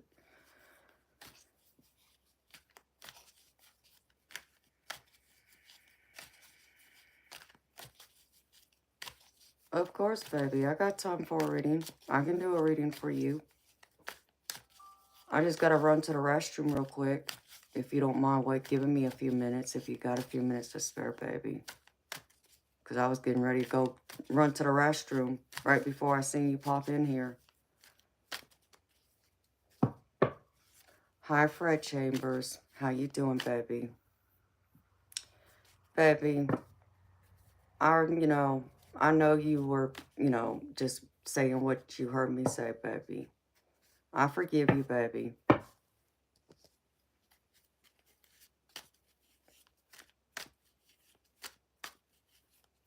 Okay, baby. That sounds good. Yeah, I can't remember last time I did your reading, baby.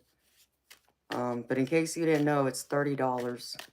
I can't remember though, baby. But I know you normally pay more, so I always appreciate you, baby.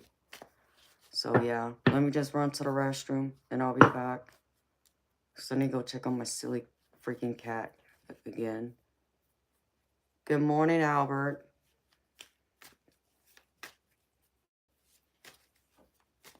Hi, Gina. Yes, beautiful. Yes, I do shop on Amazon, girlfriend.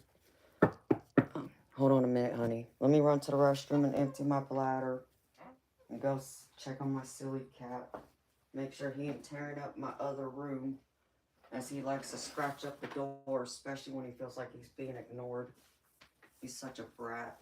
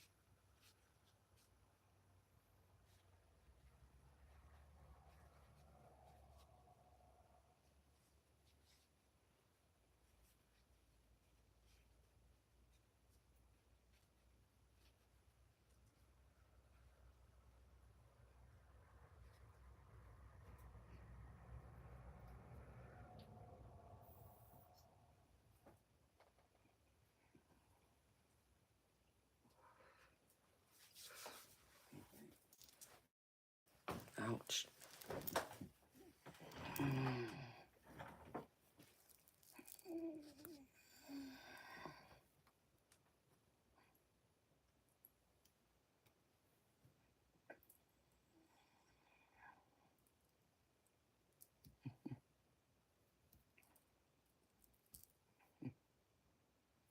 Oh, thank you, Strick. I got your donation, baby. Thank you so much.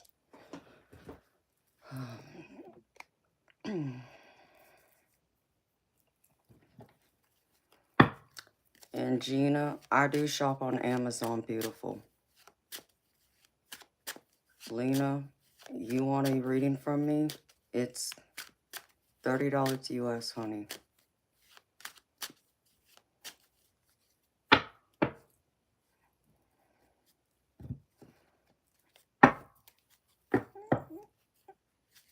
All right. Strick. What's your question, baby? Or do you just want a general? Let me see which deck, Spirit. This one here.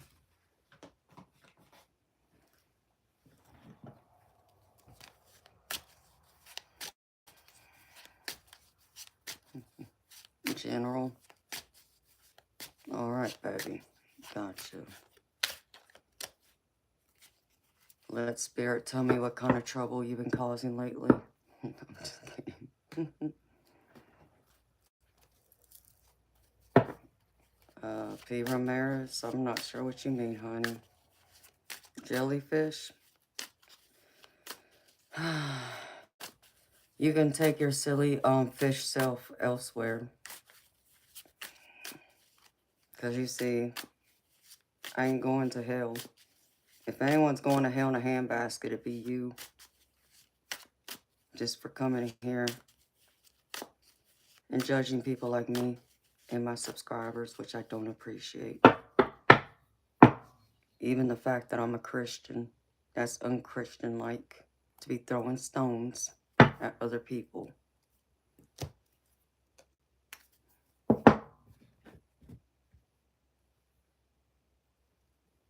Let's see. I could have been a bad girl. It was so tempting just to throw my crystal at him. If I could have. And then I would have tore up my crystal and I would have been mad. Crazy people.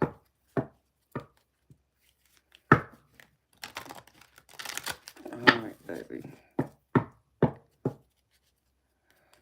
I had to put Toby in the garage. Otherwise, he would have been back over here in this door, scratching it, wanting in. He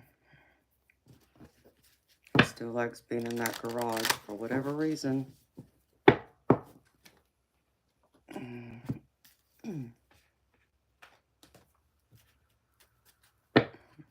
Alright, Spirit.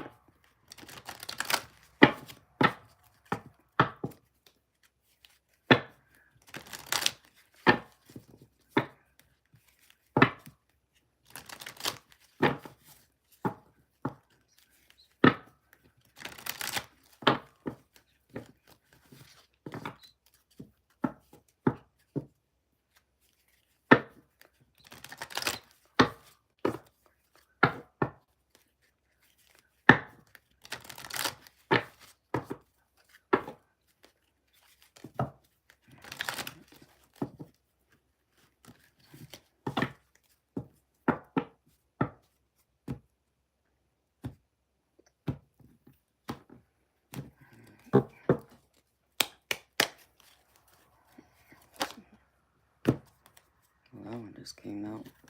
Thank you, Spirit. There it goes.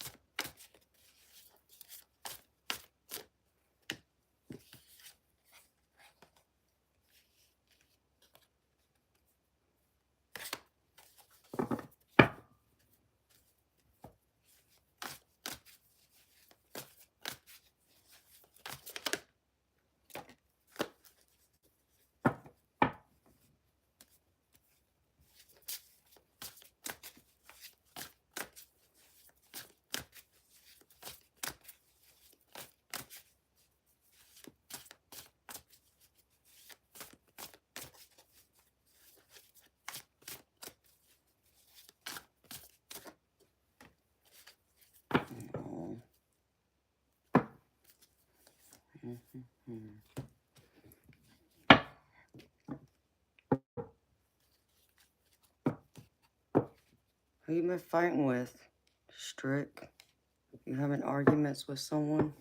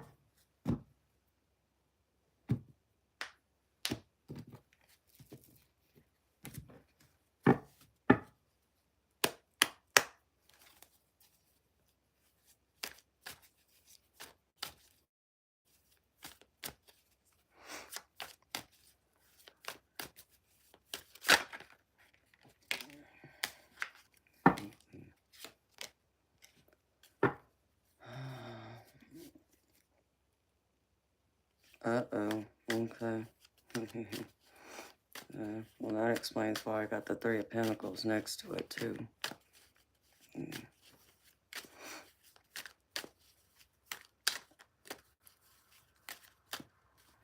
Well, I'm glad it's at least not with your wife.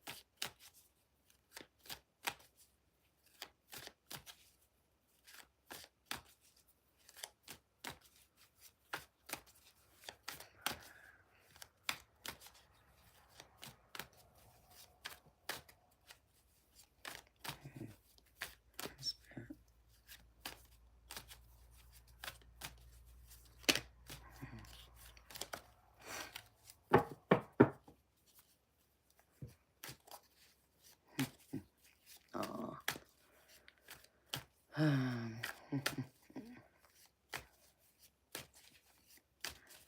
Hello, Ahmad. Yes, people have told me that. So, thank you, sweetheart. That's very sweet of you.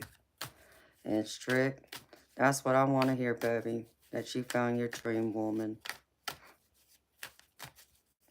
That's what I want for everybody, to find their dream person and live happily ever after.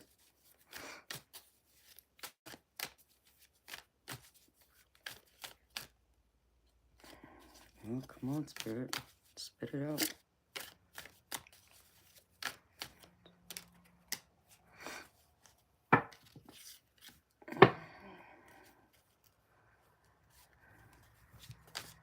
Looks like they're getting mad at you, baby, because you hold more power than them. Because you're doing better than them.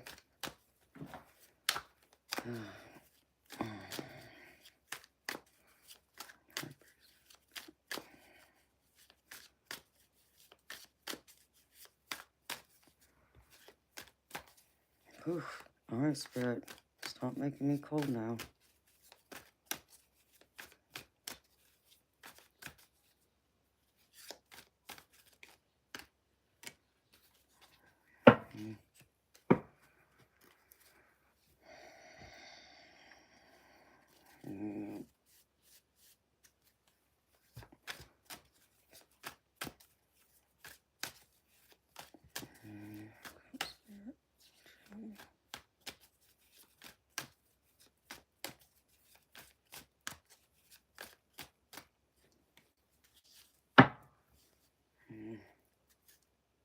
What the hell, Spirit? Come on now.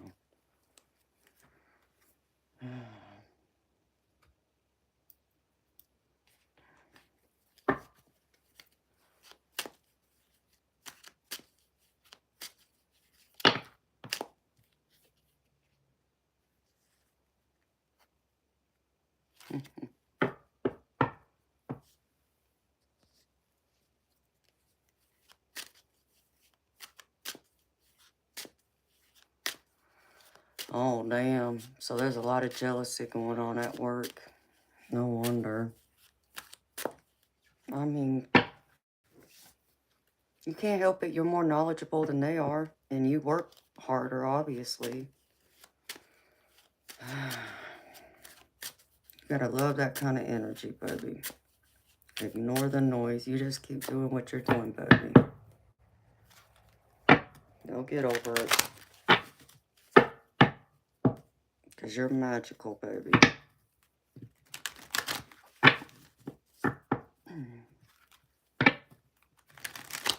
So you must have gotten like something with the award. You must have gotten like a promotion or a bonus or something like that. And that's what they're hating you for. And the fact that other people quit because of it. Damn, that's crazy. Like, come on, people. Grow up. We're not in high school anymore. Just be acting that way. Silliness. All right, Spirit, show me. Clarify this for me, please.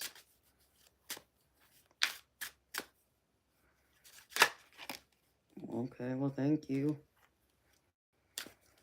Yeah, I'll just move forward too. They're not worth the energy. You got too much good going on, baby, for anybody to bring you down. And you know, it's crazy, Strict, because earlier tonight, when I did the General Collective, I was exactly talking about that. Because one of the cards I pulled for one of my new decks, it says envy on it. And I was even talking about there's like people in your close circle who are envious of you because you're doing much better than they are. And I felt like there was like people being, you know, two-faced, pretending to befriend you, like they like you and, you know, care about you, but they really don't. And they hate seeing you doing better than them. And so, oh, wow. That's wonderful, Strict. Congratulations, baby. That's awesome. That's beautiful. You deserve it.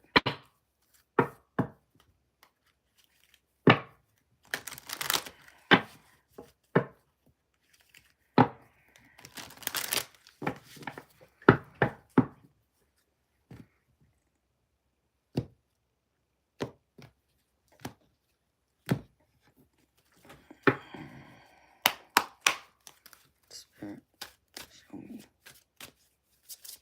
Oh, God, please.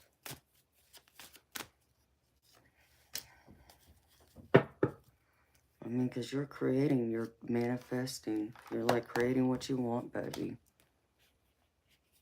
I can tell you're very happy with life in general. I understand this work thing got you probably a little on edge, but they don't matter as much, baby. As long as your boss sees you and your family sees you, the rest of them, it's like it's just air to me. It's just empty air at that because they're not paying your bills. You are by working and contributing.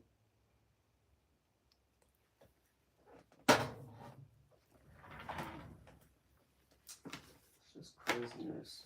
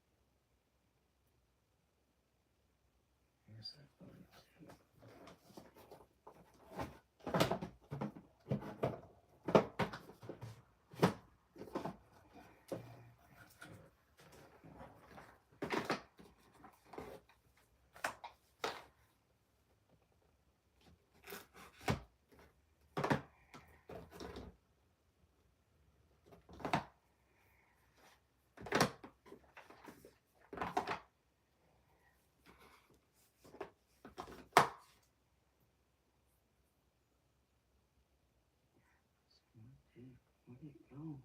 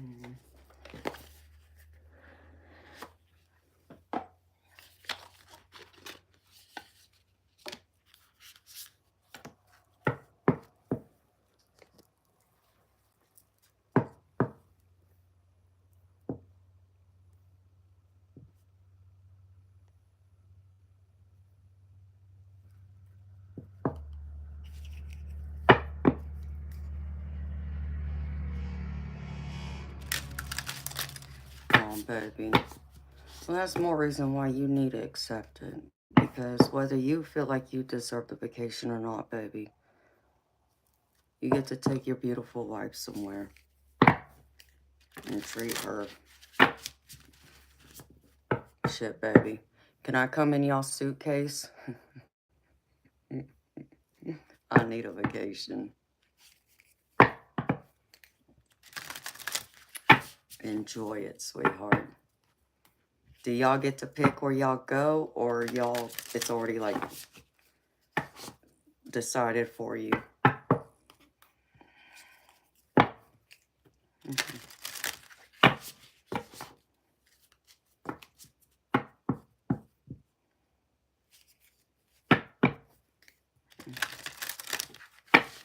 Baby, but you know what?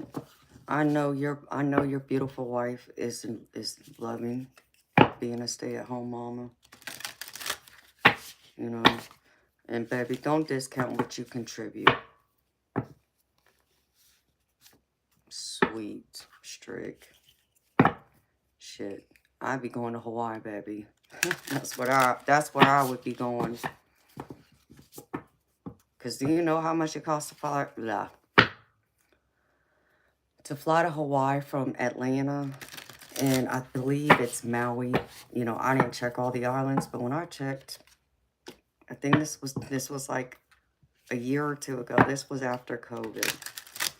It was gonna be like $1,300 round trip per person. I said, what? Yeah, that's not happening. So I would love to go to Hawaii since I'm part Hawaiian, but one of these days I'll make it there when they come down on the airline tickets where it's more feasible. And then, you know, of course, it's going to be more expensive to stay, you know, at any hotel, B&B, resort. I know it'd be worth it, but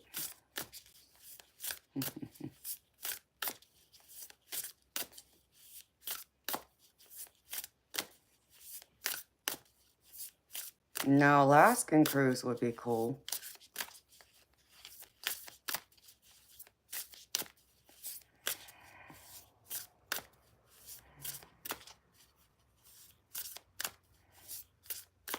Yeah, Gina, there you go right there too.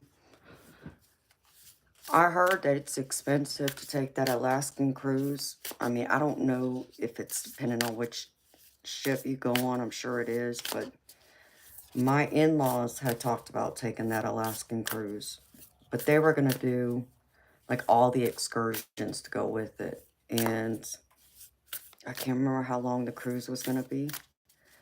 But after it was all said and done, and I think they were going to go into Canada or something. They were going to take a train ride or something. There was something to it. They told me it was going to be $25,000. I said, what? Repeat that by me again. $25,000 for an Alaskan cruise? Whew. No, thank you. But they wanted to do like all the excursions. They told me about a few of what the excursions included, and I looked at them. I said, yeah. I still don't hear $25,000 worth, but that's me. Yeah, exactly, Gina. That's exactly what I said to them. I looked at them both crazy. I said, what? What? Whew. I mean, that's a car right there. And I get it would be a once-in-a-lifetime type of trip for them, but if I'm going to spend $25,000 to go somewhere, I'm not getting on a cruise. I'm going to stay, you know, on the ground, like near the water or, you know, somewhere. Not on a ship and just be taken around everywhere. So, all right.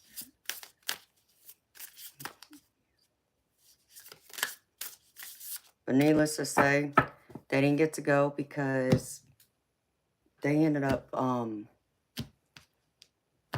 it was their septic tank broke, or it was something like that at their old house, and then they moved up here.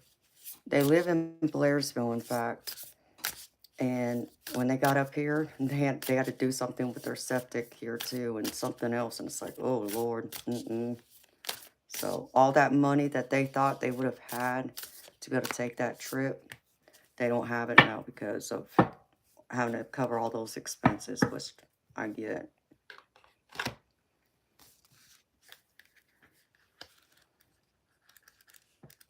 I'll have to ask them about it.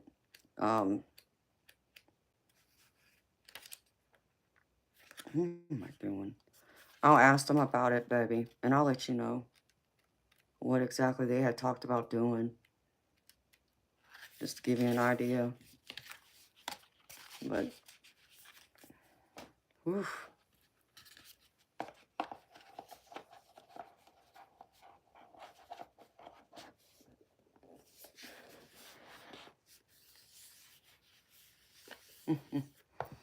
No, baby, you're not crazy at all. You're not the first person I've heard that from.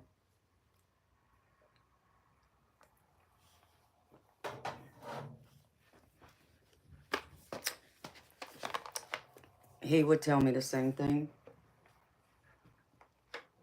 Because he would have to find people to cover him for him. Since he was a big manager back then. And there was so much he would have to do just to prepare. To take a vacation. To take time off, period. And get with people, sit down with them, and go over what it is they needed to cover and do while he was gone. Because he had, you know, his territory was the entire United States and Canada. He had 8 project managers that reported to him between Canada and around the United States. So it was a lot to cover, and things would go wrong, and so I get it. It's like, no, you need that time off, you know, to recharge. I can understand it too, from his perspective and yours.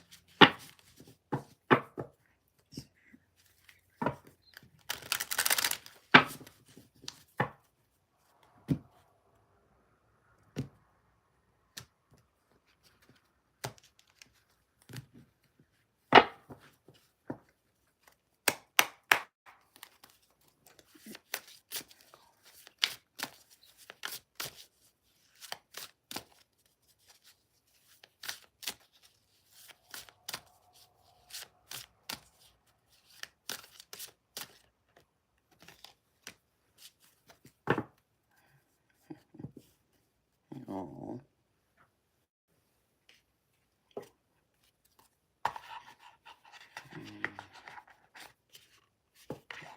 Cards going there.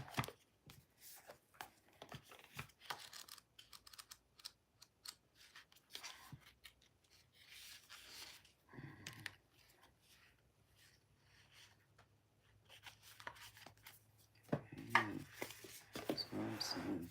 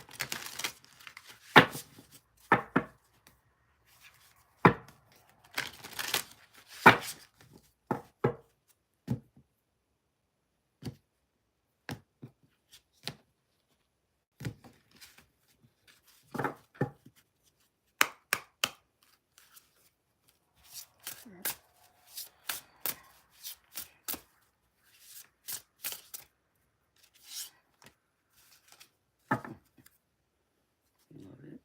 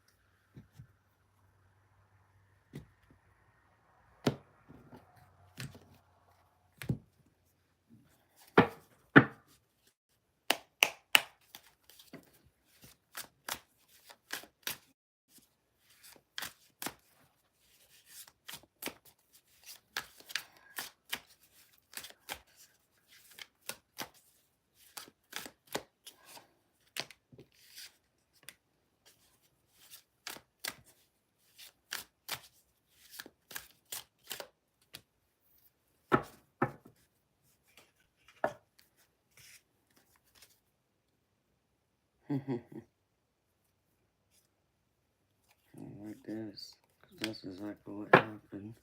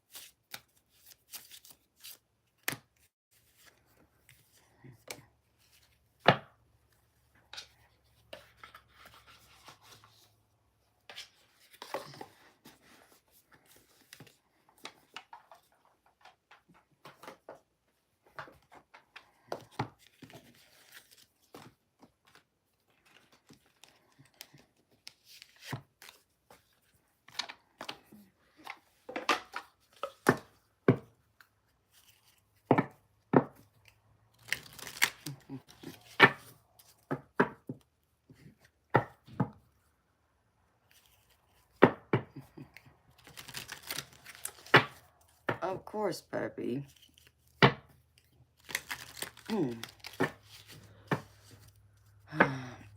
Hello, Jamona John. How you doing? Oh, thank you for all the beautiful heart emojis. And yes, baby, they're positive overall. Like I said, baby, just a couple of them come up showing me about you having those conflicts at work. Everything else is looking good, baby.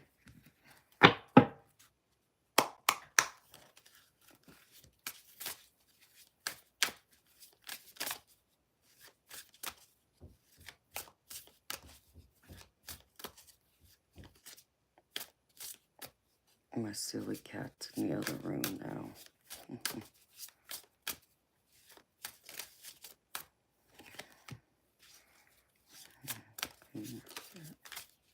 That's exactly what that is, too.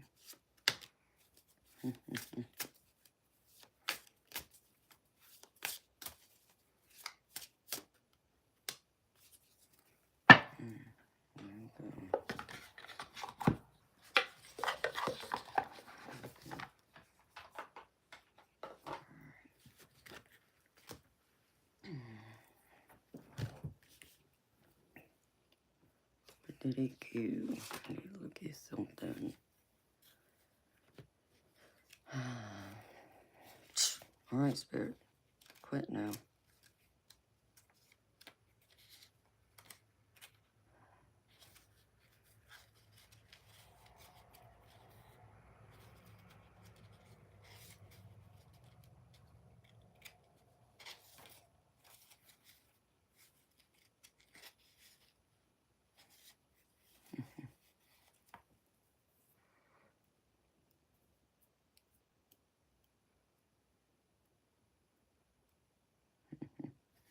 Yeah, that's what that is right there.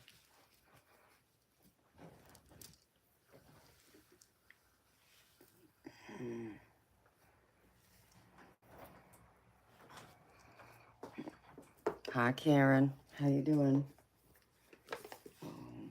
I might pull from that. Oh, wait.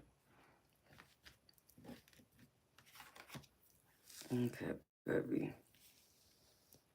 Four of Swords.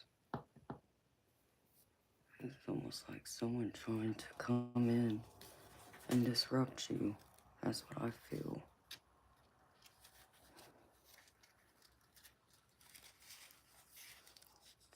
Oh, I thought you were gone, Richard. You hung around, baby. Did I keep you up? Or did I wake you up, baby? I know I can talk loud sometimes.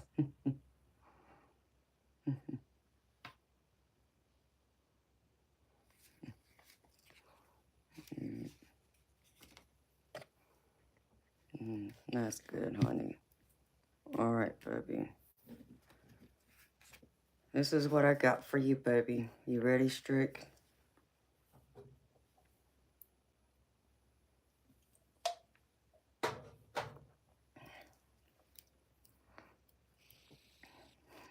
You fell asleep for a hot minute.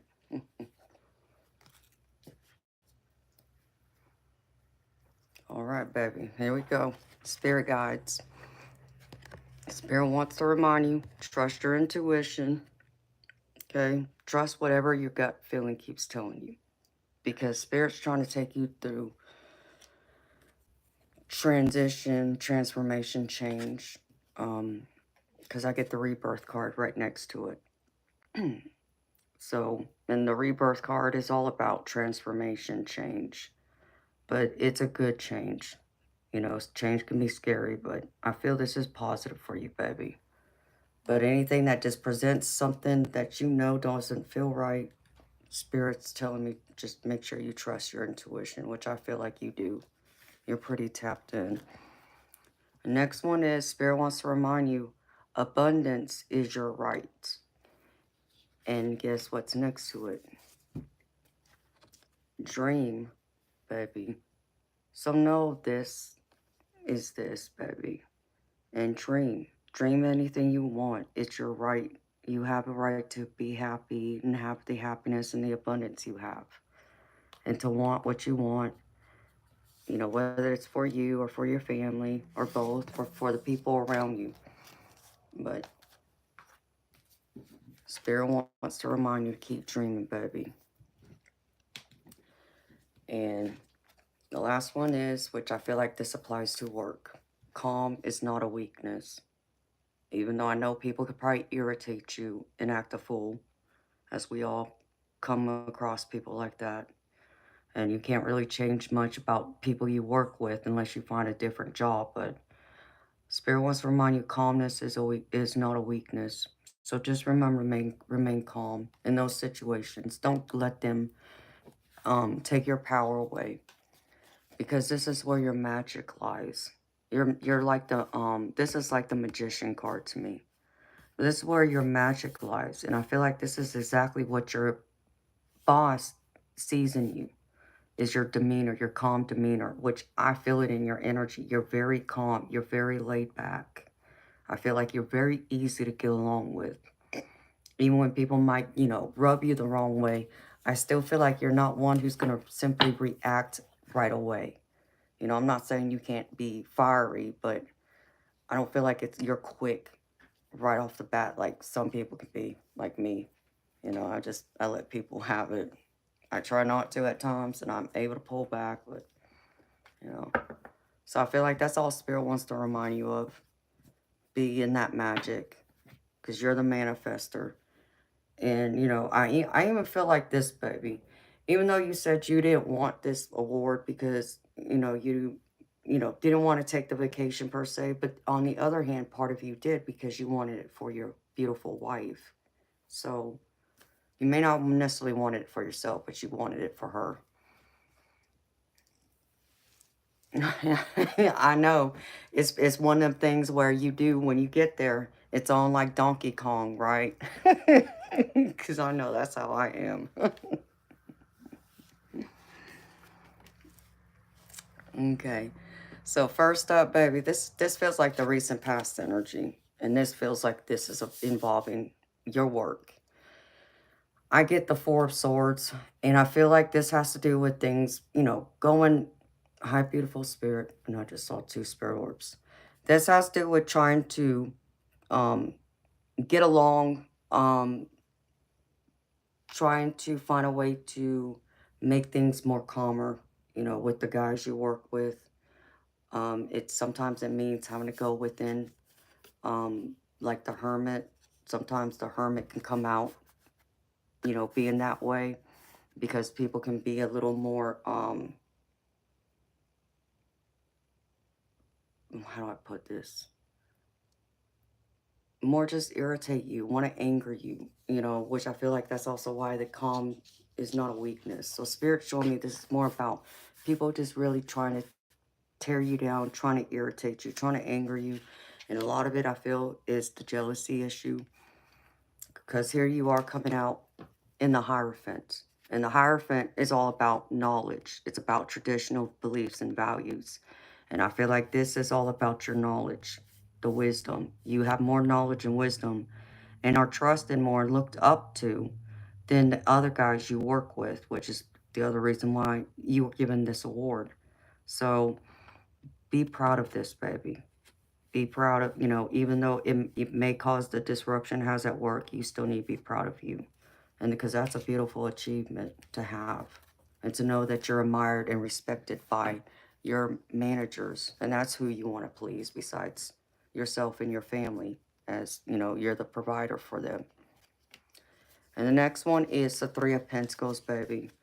And this is all about you working well with others and people wanting to work with you, which this tells me this is kind of like work thing again. This is, your boss is looking to you, you know, looking at what you bring to the table, acknowledging it, wanting to award you, because you even see this dog right here has a ribbon. So you're being given that prize. So this is acknowledging that. And you know how I said this is you manifesting it? I get the Magician card with it. This is you manifesting that award, even though I know you said you didn't want it for yourself, but you did want it for your wife. So Spirit's acknowledging that, and they want you to be proud. But know that what you bring to the table, and the way you do your job and you do it well, that it's fulfilling, and it serves its purpose. It's fulfilling for you, and allows you to bring if I can talk, bring to center your gifts and your talents and your skills, and then be acknowledged and be appreciated, and you be recognized for your hard work and your efforts. So, which makes it easier for others to want to help make you shine by giving you this award, and you being the magician, having all those skills and talents to be able to create that for yourself and for your family. And that's something to be proud of. But here in the center, this is why I was asking who you've been fighting with.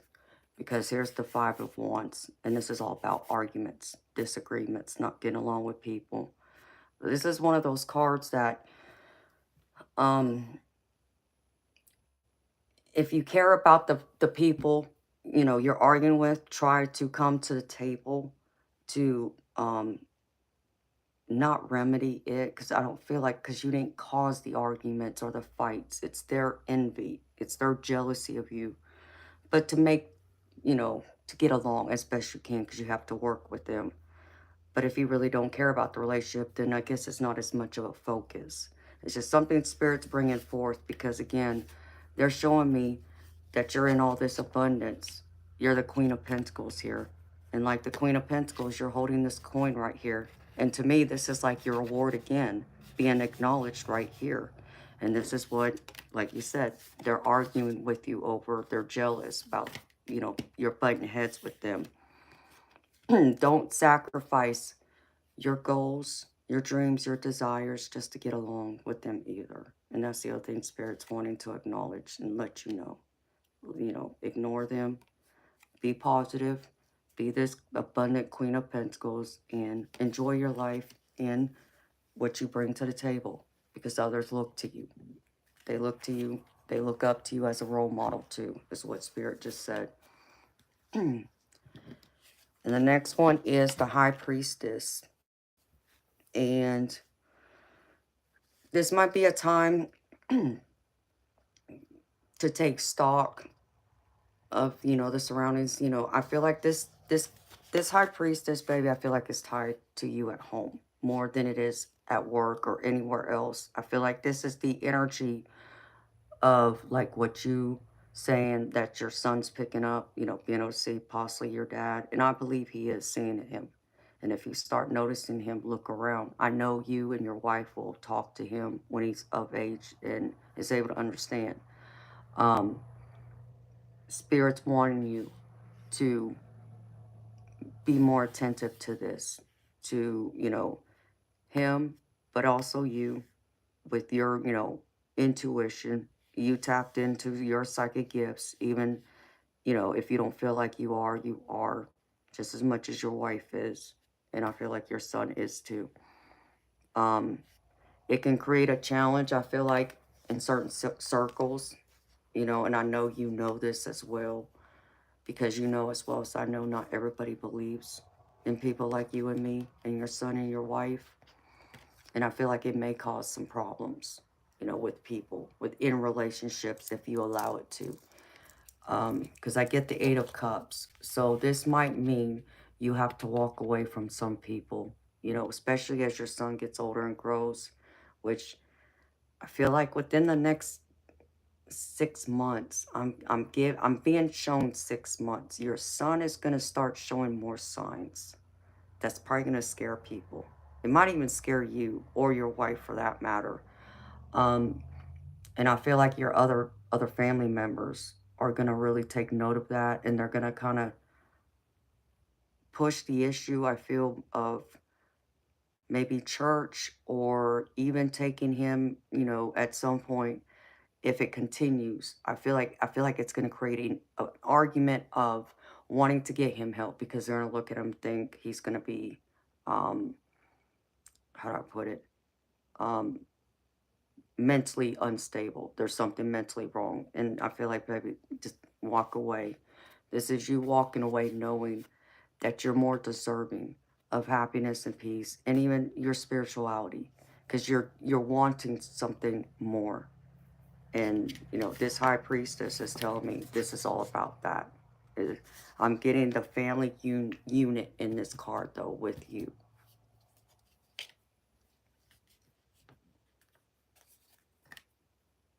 Oh, that's, yeah. So you know exactly what I'm talking about. You know who it is. Yeah, baby, be careful about that. You know, I know, I'm sure your wife can handle her mama. But yeah, I feel like someone's going to try and pull that here.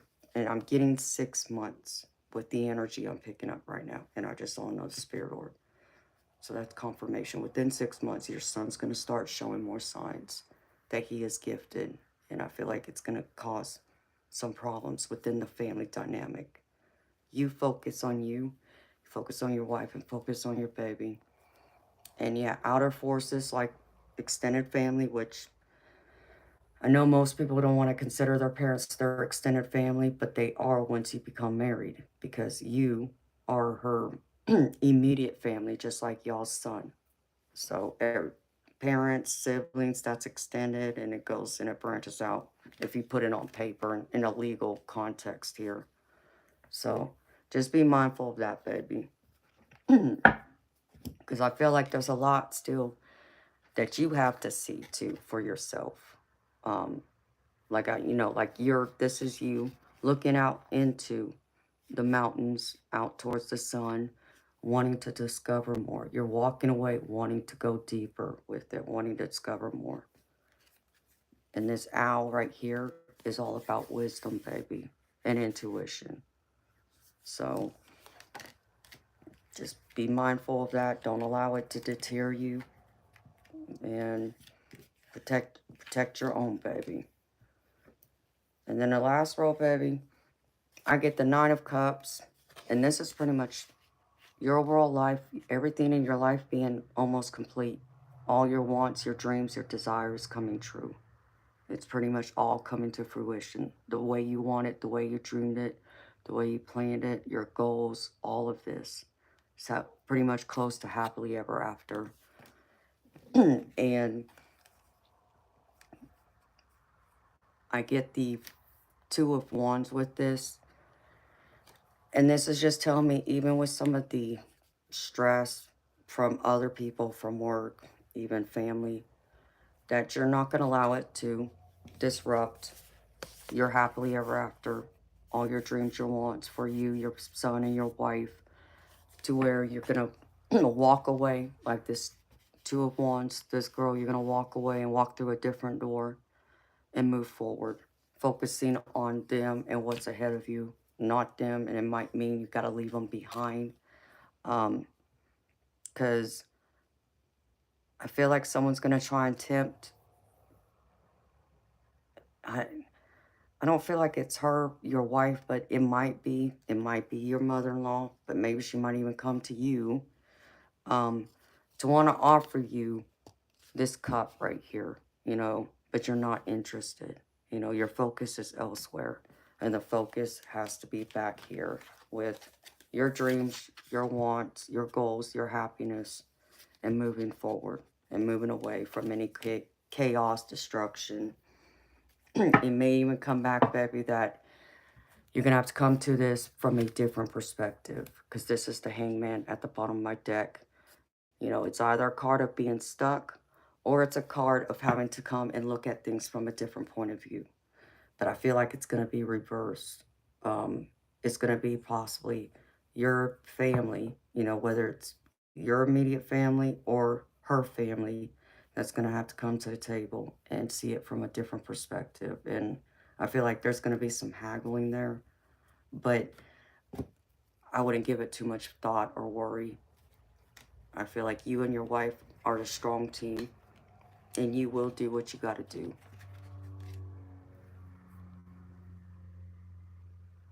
That's right, baby. You fight for them, and I believe you will. I know you would fight to the death for them, and that's beautiful. And now for the oracle cards, baby. Like I said, I got several new decks, so I pulled most of the cards from my new decks for you. But I started with the one that I always pull from first for everyone, because I love this deck. This is the Guides of the Hidden Realms, and this card is called the Dream of Co-Creation. It says, when within each of us is a spark of infinite intelligence and the blueprint for our purpose. Everything needed for our highest expression is built right into us. Our biggest issue is our disconnection from Source, with its accompanying amnesia. Our job is to wake up and remember who we are. Partners with spirit, co-creators, not solo manifestors navigating the world while fueled by ego. We are made of energy, and we align our energy according to our attention, which is broadcast into the field of abundance and reflected back in the outer world as evidence. Right now, you have an opportunity to align yourself fully with the essence of your greatest, most fulfilling vision for your life. You are awake, so place your attention on the concept of abundance. Multiply this in your heart and soul and mind. Feel it, be it, and soon you will notice more and more evidence of this truth. What you dream about and focus on will multiply. Now is the time to discipline your mind. Claim the best and surrender the rest. And dream the world you love into being. Just keep dreaming and moving forward. Destiny is yours to claim. And I love this card, because it's about manifesting, yes, but it's also about being in a partnership with the divine and being in alignment with your frequency, and also being united between the spiritual and the material. So you're creating your perfect life the way the divine and you both see fit. And I feel like it's in alignment. The frequency is right. So that's a beautiful card that I love. And the next one is from the Enchanted Map. And I love the name of this. Gentle Gardener. It says, be your own person, be a conscious co-creator. And this card says, the gentle gardener is visiting you at this moment in your life to remind you that your thoughts, feelings, and beliefs create the reality you experience. She is the embodiment of the energy within you that is sent out into the field of co-creation and ensures that all that you are is reflected in the world of form. Are you aware of your thoughts? What is their quality? Believe in limitless possibility, and you will see miracles unfold. The gentle gardener guarantees the integrity of everything you send out into the world. Stay positive and expect a wondrous return. Your garden is abundant with beauty. Oh, this is a beautiful card. And I love the name of it. And again, here you are, the manifester, the magician, manifesting your life, creating exactly what it is you want, and dreaming it into reality. I think this is a beautiful card to remind you of that. And to remind you of your limitless possibilities and the abundance you have that's coming in, that you are creating for yourself and your family. And then I pulled from my other deck. This is called the Time Travelers. And I love this one too. This is a beautiful card. This is called Miracles, the Northern Lights, Iceland. And I can't make this up because the other card said something about miracles. And here it is, confirming it. It says, be open to the miracles that are waiting for you. Release your doubt and watch for them. Know that you don't have to do it all yourself. It's important that you don't limit the way that miracles can appear in your life by trying to control the flow or by having expectations. Be open to allowing the Creator to resolve challenges for you in mysterious and amazing ways. When they arrive, allow immense gratitude to fill your hearts, even if they don't come in the form that you expected. Be open to celebrating each one, not matter how small. Success begets success. Noticing the small wonders will allow great gifts from Spirit to expand in your life. Hold the thought in your heart that your life is a miracle, and indeed, it is and will be. I love this. This is a gorgeous card.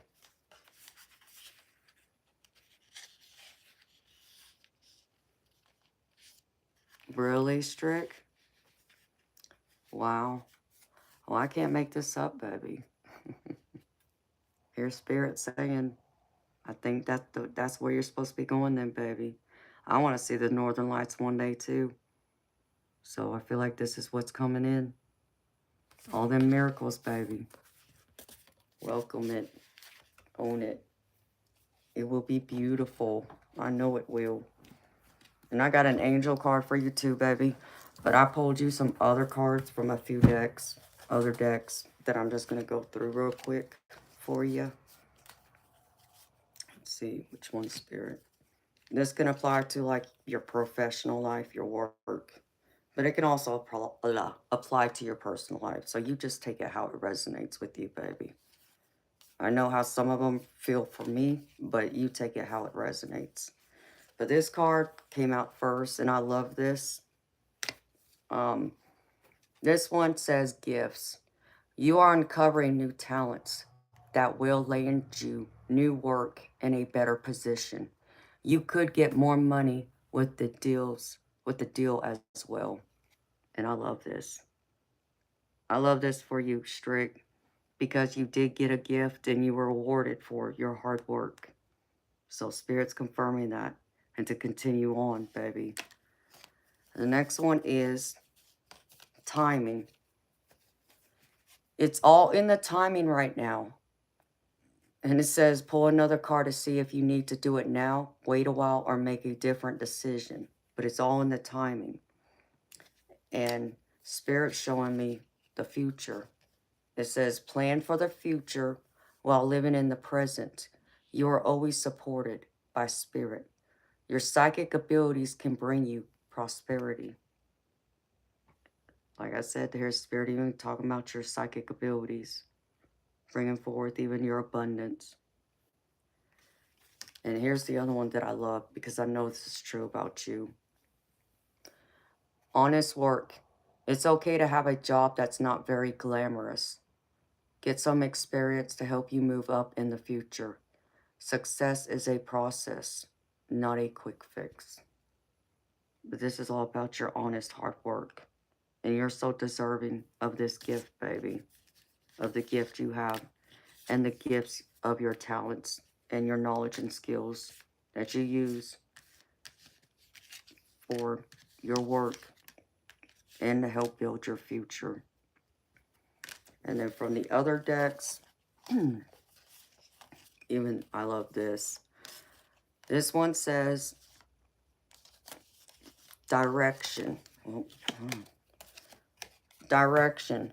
Do not deviate from your path. Attract a mentor if necessary. Plan where you want to be. So if you need someone to help you, baby, if you get lost, I feel like you already know who to look to for, as a mentor. But, I even feel like you look up to your wife in that way. The next one is wisdom. Insight into the nature of physical objects gives you foresight. Use your best judgment.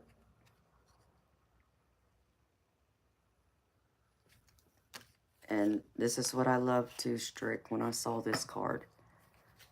Surprise. An unexpected turn can bring positive change. Be ready for change. But you see, like the candles, the cake. It's a beautiful surprise. And I really do feel like you were surprised when you got that reward. But I feel like you didn't get more too, baby. And then the other few cards I pulled from another deck is guilt is a normal feeling. Just breathe in and let it go. So don't feel guilty about your life, about what you're living, your happiness, your success. We all make mistakes, we do things, but you gotta let it go, baby. And look ahead. The next one says, stop pushing against what is. Align with it and move on. So stop resisting it, is what Spirit's saying right here. Be happy for the miracles, your achievements, for everything this life has given you. That's so beautiful to have and be proud of. And the last one of this is, a little bit of faith goes a long way. Remember that. Just have a little bit of faith, baby. Even have faith, baby, when it comes to when you start planning for your vacation, as I know it's going to be a stressful process because of how things go with your job and then being on vacation and messing up your schedule.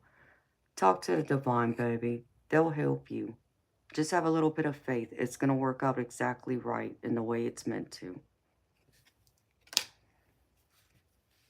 And then the angel card I got for you, Strick, I pulled from Oracle of the Angels. And this one is called I Am Creator. And it says, we truly are the creators of our own destiny. Whatever you think about and give energy to becomes your reality. So become aware of every thought that crosses your mind and ask yourself, am I happy with this creation? This simple awareness will help you to consciously choose what it is you create for yourself and your life. I love that. We always talk about how, you being the magician right here, baby. Your thoughts create your reality. You manifest it. People don't realize how powerful our thoughts are. It's that powerful. It's that simple of just thinking it. So if we always think the worst, we're going to see it play out in our life. But if we always turn to the positive and be thankful and grateful, that's when the world opens up with filling us up with happiness, love, and abundance and success. So remember that, baby. You deserve everything good that's coming to you and has come to you this far. And let's see. I'm going to pull this last one for you, baby.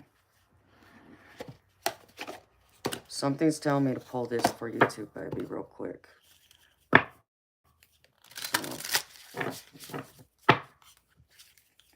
You are so welcome, baby.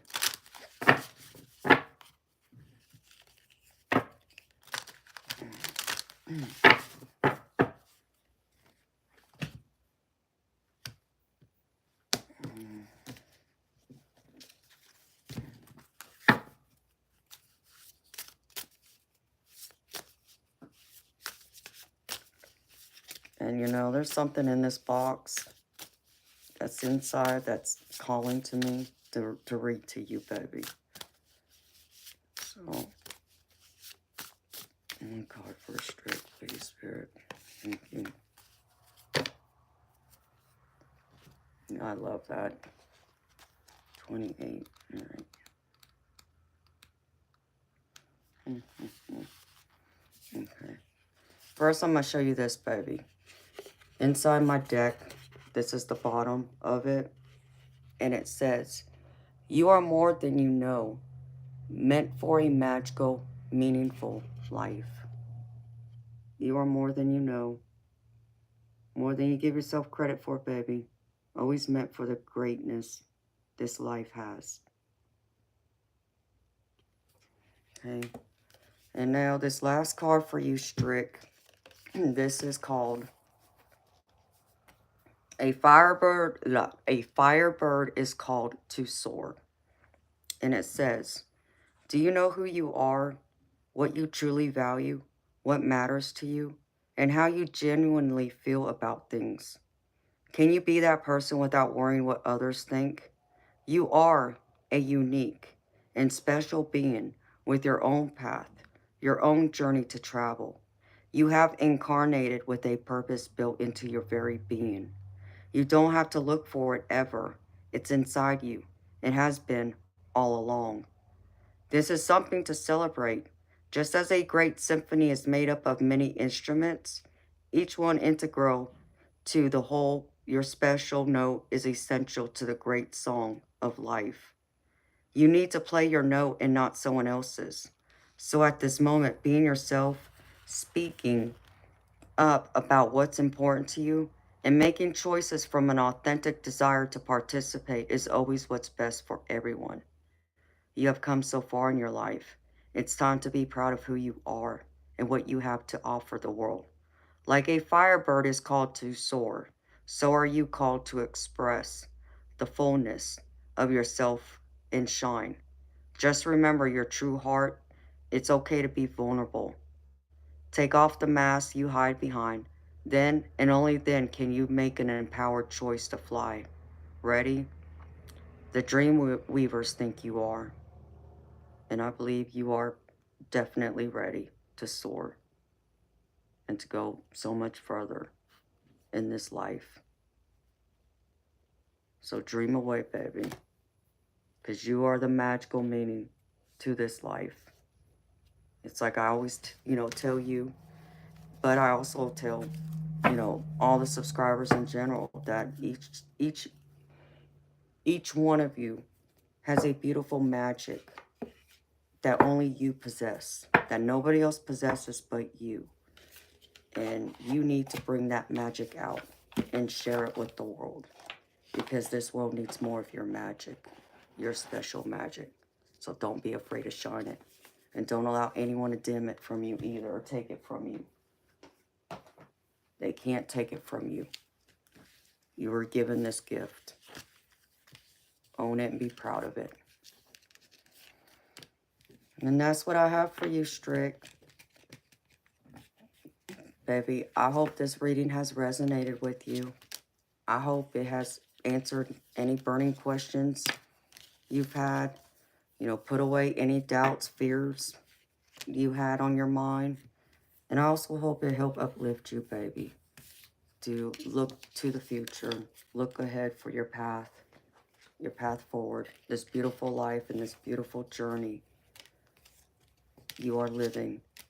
You are so worthy. And there's so much more and so many more good things coming your way. I hope it's helped to light that path for you. And I want to say thank you so much again, Strick, for trusting me to read for you, baby. Again, I always enjoy reading for you.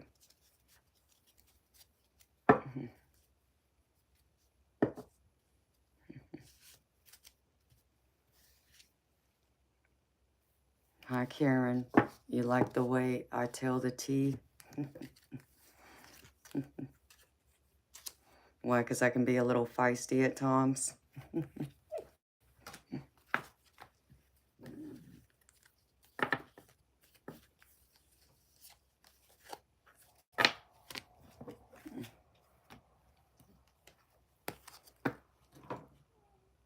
Maybe. You know, spiritual being. I mean, we all are born with gifts, but when we talk about psychic gifts, I'm still on the fence with that, sweetheart. It's one of those things that I don't necessarily believe. I'll tell you, I'm actually torn about it. I don't necessarily believe that everyone has it, but if there was anything that we all possess, that I will say we all have, that's being claircognizant, which is merely simply your intuition. But the other gifts, it varies from person to person. Um,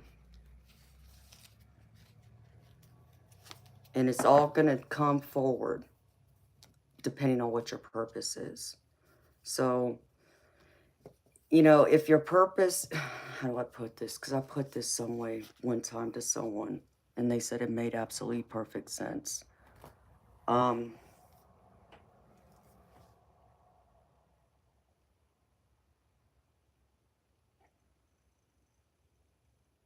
let's just use like a doctor for an example. Let's just say that, you know, you went to school to be a doctor, and naturally, being a doctor, you know, you're taught, you know, the medical terms, textbook, this and that, but you still have a gift of knowing things because, say, you're an empath, as an example. As an empath, if you know anything about empaths, you know, we feel people, we feel their emotions like it's our own. We can also pick up their physical ailments, you know, which would be very beneficial and helpful to someone who's a doctor. But let's just say, um, let's just say it's the garbage man.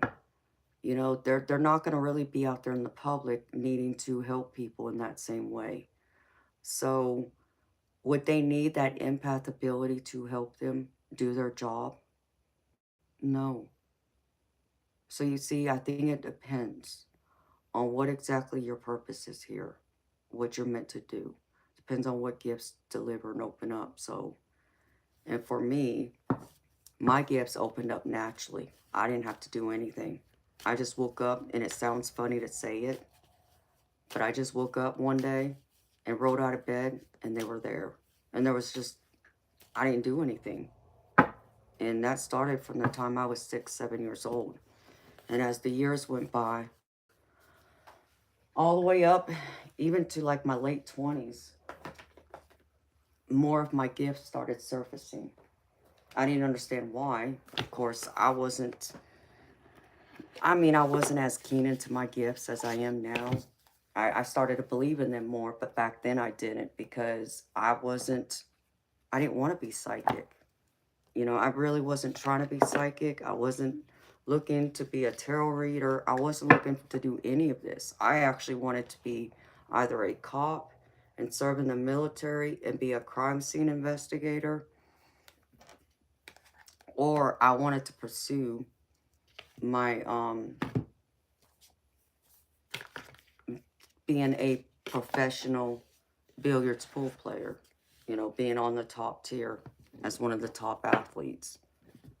So, but Spirit showed me later that I wasn't meant to do that. This is what I was meant to do. And I see that now, but back then I didn't. But again, I wasn't trying to see it either. Um, and as the years went by, things started to surface more and more, because my abilities, oh geez, if I was go through the list. I'm claircognizant. I'm also clairsentient, clairalliance. So clairsentient is feeling the vibration of the energy in the environment. Clairvoyance is the scent of smell. It's the scent that spirits leave behind to let you know they're here, to make you aware of their presence. And many times you more than likely will know who it is. I'm also a telepath, so obviously I can pick up on other people's thoughts, and I don't have to do anything. I'm not trying to do it. It just comes to me. I'm also precognitive, where I foreknow the future. And man, I feel like I'm missing one more, but maybe I said them all. Precognitive, telepath, empath, claircognizant, clairsentient. Oh, clairvoyant. So I see spirit orbs, and I'll see on a rare occasion, I'll see a ghost. And I'm also clairaudient, where I can hear them with my own ears, like I would hear you speak to me. And all those abilities, they shift in and out. And like I said, they gradually came on. I didn't do anything. I literally, it sounds funny, but it's also very serious. I'm being serious. I just rolled out of bed and they were there. There was nothing I could do about it. But it was a gradual thing that happened.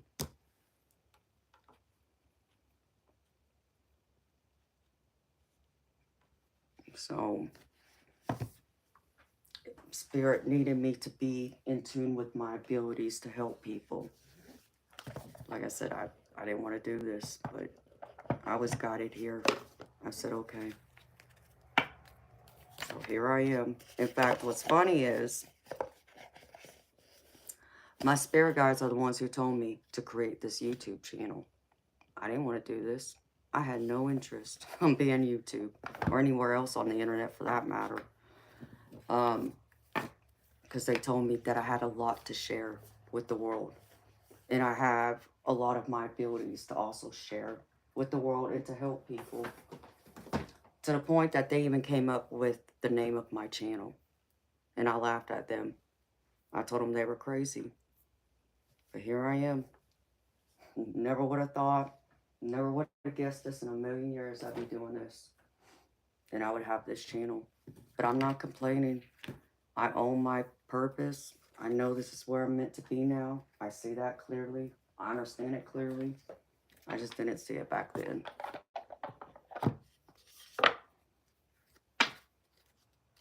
So I think it's different for everybody, though. All right. Ouch. My shoulder.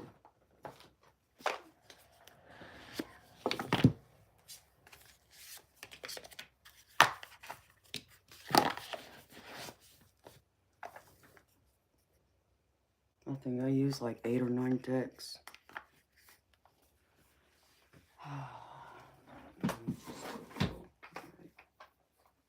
Spirit.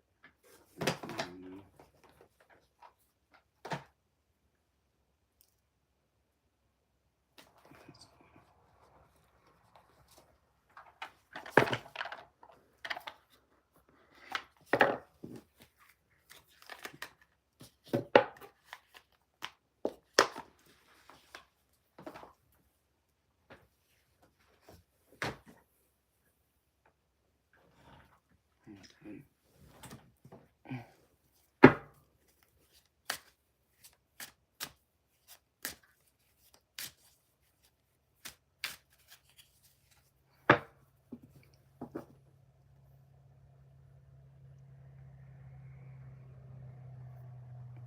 Christina, if you're talking about numbers, I'll tell you another way you need to think about this. There are angel numbers. What spiritual being is saying is true, but here's another thing you need to consider. This is what I tell everybody. What is that number? Does it signify anything important to you? Like a date, like someone's birthday, the death of their, when they died, possibly their license plate number, possibly their mailing address number. Does it signify any of those numbers? anything like that. That's what I would consider first, because it's very possible your loved ones on the other side are trying to get your attention. So that's what I would consider first. Um, if you're talking about just things in general, and I'll share a story, okay, real quickly. I had to sell my house a few years ago because I couldn't afford to live in it anymore. And so I moved about an hour away, no, actually 2 hours away, with my in-laws temporarily till I could get back on my feet and figure out where I was going to live at next. And because I sold my house, thankfully, there was equity in the house. And I was able to use that equity, that profit, to build a new house eventually. But before I had done that, I was online researching where to, live. Like, I was trying to figure out where exactly I was going to live, like where I could afford to buy a new home at. And I came across this one neighborhood. It was being newly developed, like newly developed as in there might have been one or two houses built that weren't even finished, but they already had like the roof on them, and they were starting to put the sheetrock in it and this and that. And but when I looked at it, I'm like, I don't know if I want to live that far away, because I was being, pushed an hour and a half away from my baby brother, and I didn't like the sound of that. So I'm not sure if I was comfortable with that.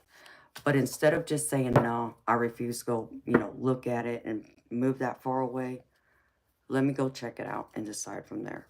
Well, that night before I was supposed to go look at the property, and meet with my realtor, I spoke to my parents, and my parents are all in heaven. I said to them before I went to sleep that night, I said, if I'm meant to be there, give me signs. Let me know. This is where I'm supposed to be. Next morning, I wake up. As soon as I open my eyes, there's a song playing in my head. I know the song. That was my mama telling me yes, because she used to sing songs to me when I was growing up. She would, sing love songs, and in the car, and she would reach over and grab my hand and squeeze it. And every once in a while, she'd look over at me as she's driving and wink at me and such. So music was, something that was a message from her in itself. And I just saw another spirit orb. And then I get in the car on my way to the neighborhood. I'm entering the county line, so it's a different county. And as I'm entering the county, I see this big, huge sign. It's a political sign. Someone's running for local office in that county. And the name on there is my family's name. My stepfather's surname. And it's not a common name. You don't ever see it. You don't ever hear it. At least I haven't. It's not a common name like Davis, Smith, Johnson, nothing like that, okay? So I said, okay, there's sign two. Then I get to the neighborhood where these then, houses are being built. That same sign is there in front of the neighborhood. I said, okay, well, there's another sign. I'm already being shown, yes, I'm supposed to be here. I'm not going, I look at the neighborhood, and I look at the one house that's sitting there that's not complete, but is, almost, three-quarters built, complete. But I could not see myself in this house yet because it hadn't, it didn't have all the sheetrock up. And I needed to see that. I needed to see the full layout. So me and my realtor were standing outside with his wife, talking. And he tells me, he's like, well, this builder actually just built a house or built a neighborhood a year earlier. And it's the same floor plan as these homes. There's actually a house in this neighborhood that hasn't been sold yet. It's under contract, so you can't, bid on it or try and, make an offer. But they will give us permission to go inside and look at it so you can see what it looks like. Okay, fine, let's go. Went to the neighborhood, and yeah, most of it was built, but there were still things there that I still could not see myself. And I just told myself, I still can't see it. I don't know why, but I can't see it yet. And so we're standing out in the street talking again. And my realtor looks around and he sees the house next to it. And he's like, Amanda, that's the house. Go knock on that door and ask them if we can come in and take a look around at their house. Just explain to them what we're doing here and why and such. And I looked at him, I said, you're crazy. I said, really? I said, you honestly think these people are going to allow me in their house? I'm a complete stranger. They don't know me from nothing, you know? But I'm like, you know what? I'm not shy. Sure, why not? So, went and knocked on the door. Lady came to the door, and surprisingly, she welcomed us in. So we go inside the house and we're looking around. She's explaining to us the layout of the house. And as soon as I enter her living room, and I'll show you this because I have it right here. Let me grab this real quick.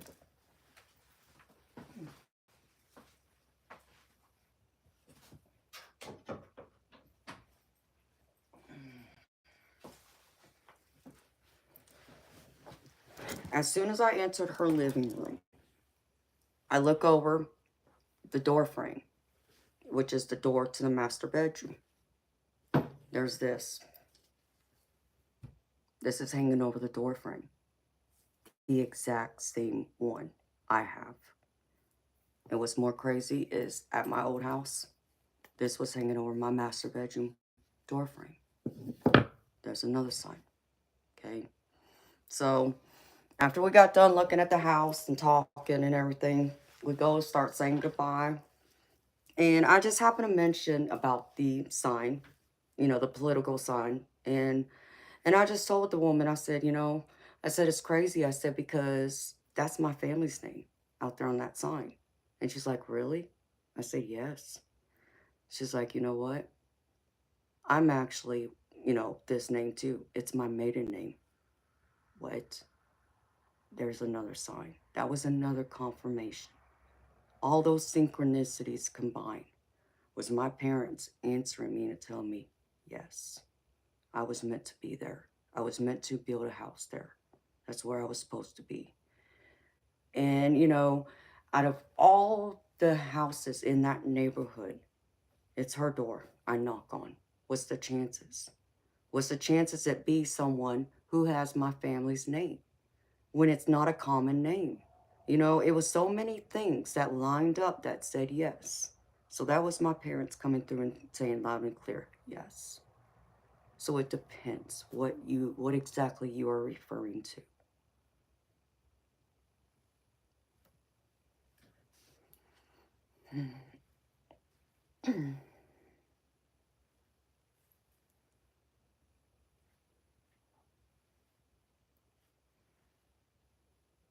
There you go.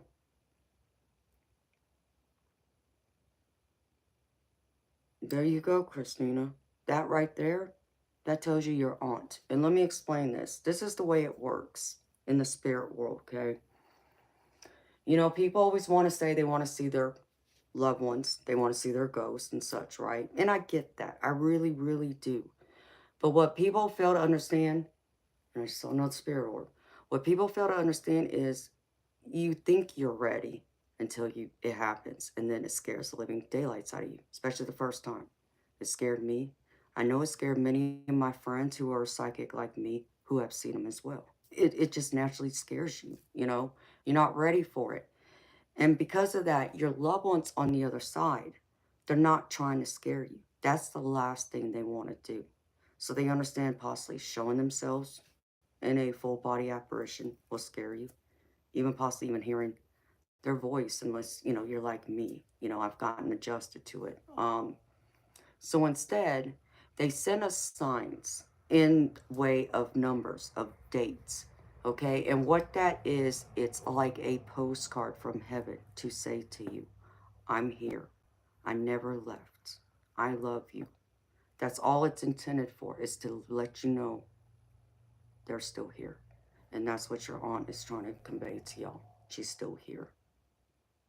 Okay, you didn't see those, or your mama didn't see those. That's not coincidence. And that's the other powerful thing about the spirit world is you'll experience so many things that seem so crazy, so far-fetched, like it's coincidence. But it's not. It's intentional. It's meant to look like coincidence. But it's not. Those are your loved ones sending you signs and symbols and messages from heaven. So look for them.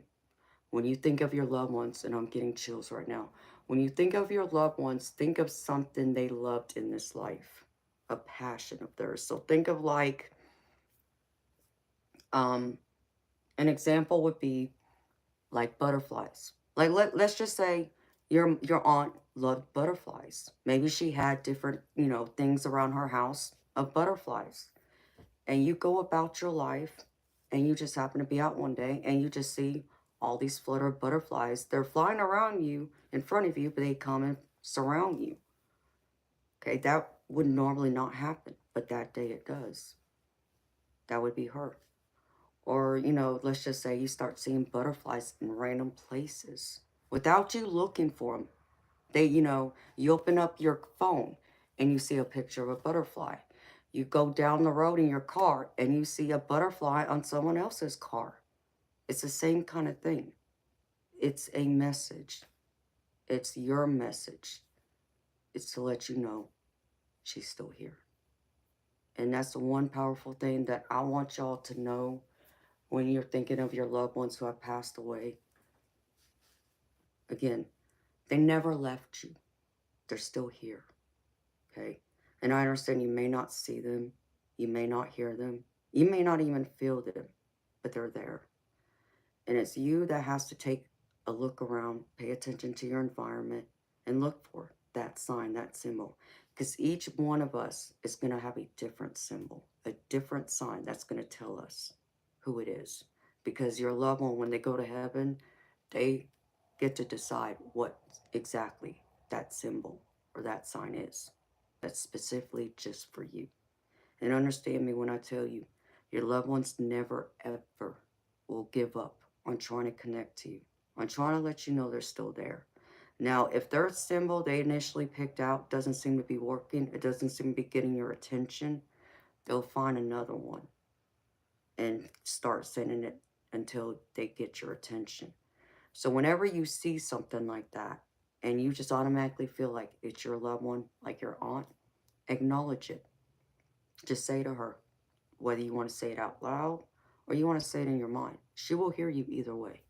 Thank you, Aunt whoever. I love you, whatever you want to say. Thank you for that sign. I see it.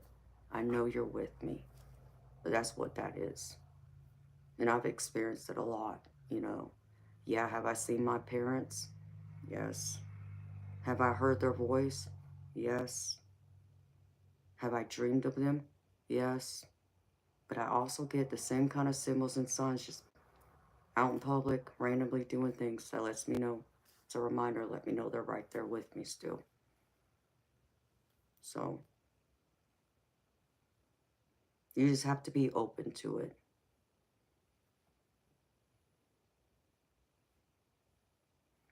Spiritual being, that's beautiful, sweetheart. Oh, good night, America. God bless you too, sweetheart. So whoever that red robin makes you think of, spiritual being, that's them. But you gotta also remember, love is eternal. It doesn't die just because your loved ones have, physically left this world. Because again, they're still here. It's just in a different form. They're energy and they're moving about. So just like that, love is also energy and it continues on into infinity, into eternity. But most importantly, remember, your family left their love behind with you. And hold on to that. During those times when life's just kicking your behind, you feel like you can't do anything right, nothing's going right. Talk to them. They'll hear you. And if you don't think they're there, they're there. Just as much as they're there during your accomplishments, your achievements, the milestones, the special occasions, the holidays. They always come. Just be aware and acknowledge them.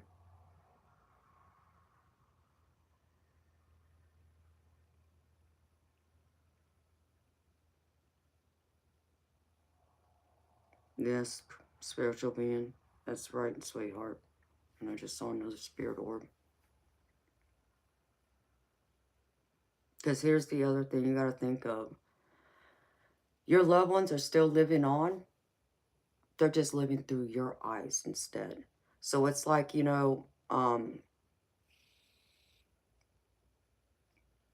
what I want y'all to also remember is your loved ones aren't mad at you, okay? When they leave this world, they're not mad, okay? They're in heaven. They're experiencing emotions that we can only dream about feeling. That's nothing even close to what we feel in this physical world.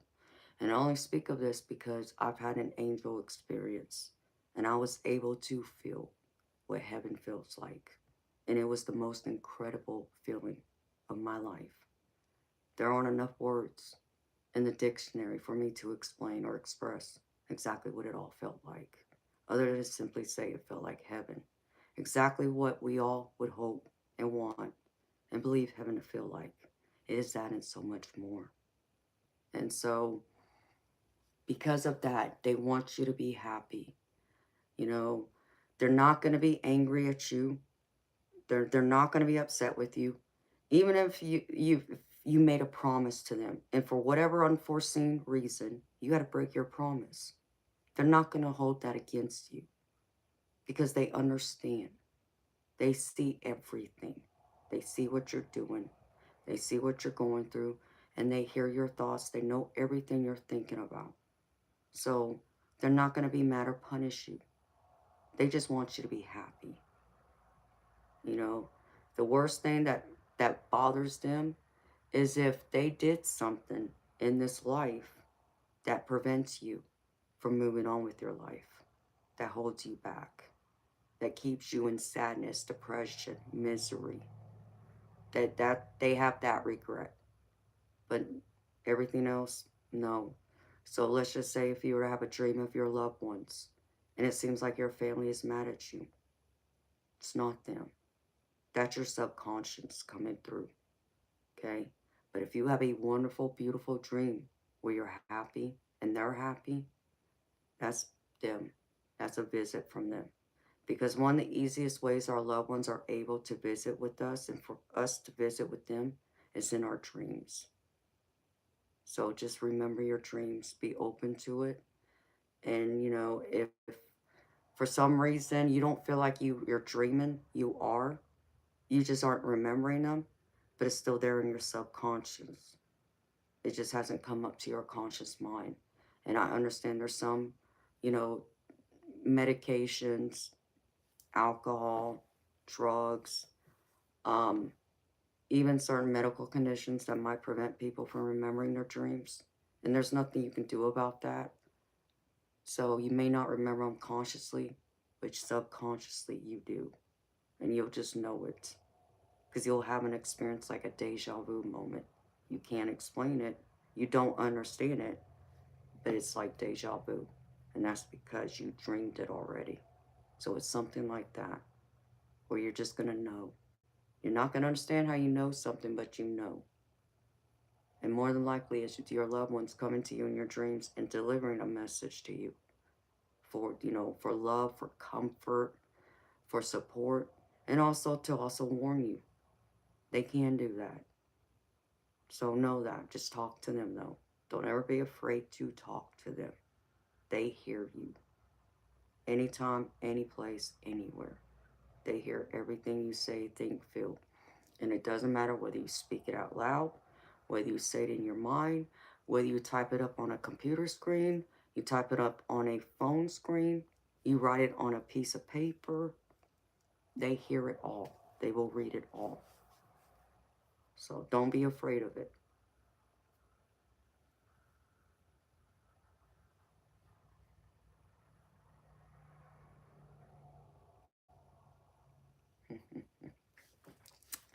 You're so welcome, Strick. Anytime, baby.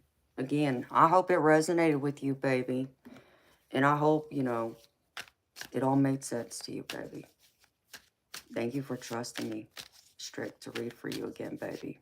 It's always an honor and a pleasure.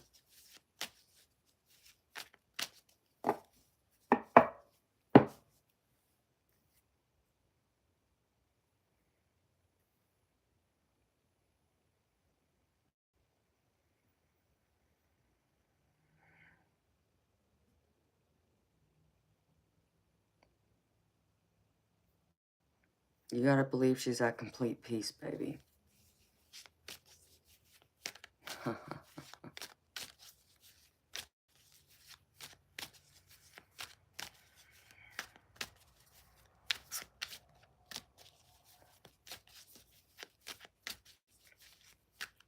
Well, Christina, if ever in the future you want a paid reading, I can provide one. I have a mediumship deck.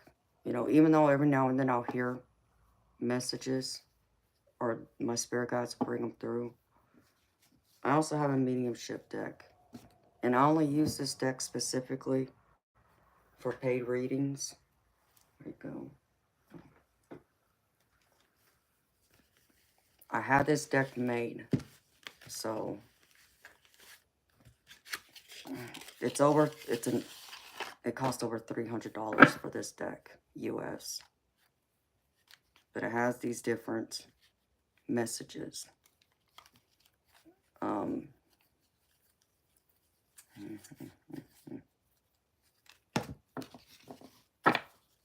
Here's how thick this stack is, and there's different messages on here.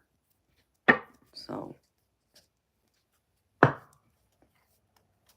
if ever in the future you want to, you know, do a paid reading, I can pull this deck out too and deliver some messages to you from your loved ones. Doesn't matter who it is. Okay?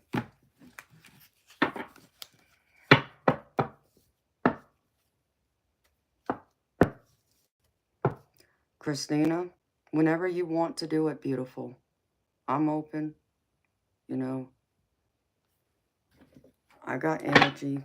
I just got to run to the restroom, sweetheart, and empty my bladder because I've been drinking Red Bull all night, and it just goes right through me.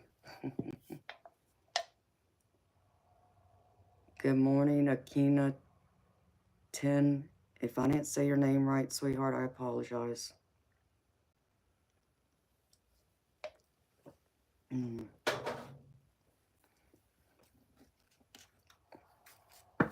Akina 10, I only do paid readings, sweetheart. The only free readings I do is at the beginning of each stream I do, and it's a general collective reading. So it applies to everyone who comes to my stream, whether it's then when I was doing the reading or down the road.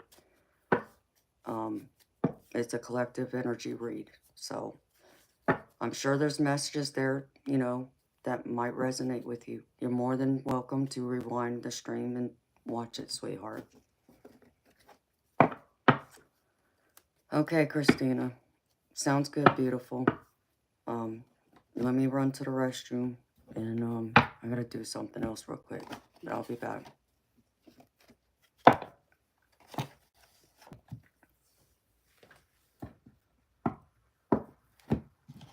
Let me hang this angel back up.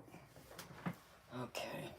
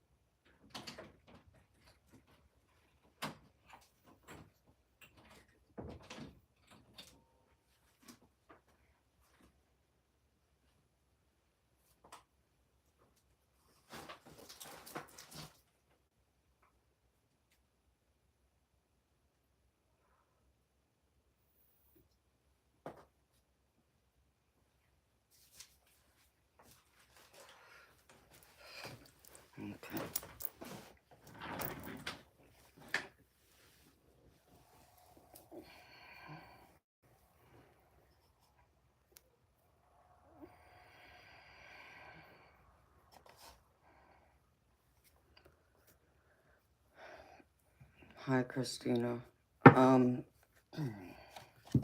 No, you'd have to search it under my name. Um, this is the name you gotta look for. There's a link, Christina. If you look in the bottom of the chat, you'll see my name highlighted in yellow. All you gotta do is click on that.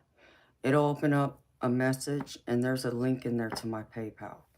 But if you can't get through it to it there is a way to get through it to just typing in my name, and I can give you my name. Hello, Yasin. How you doing, honey? Good morning to you.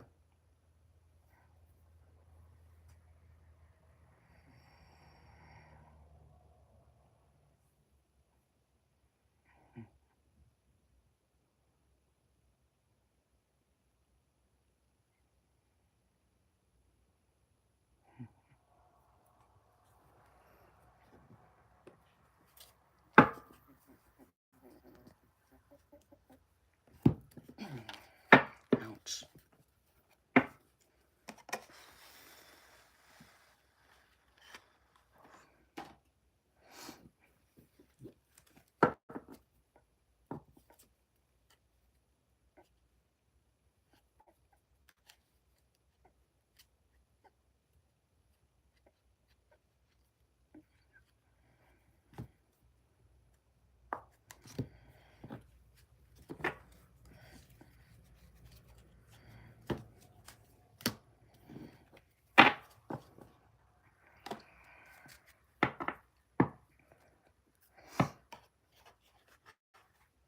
Florida rain, huh? Yeah, Florida's known for rain, since y'all are right there next to the ocean. I'm right above y'all in Georgia.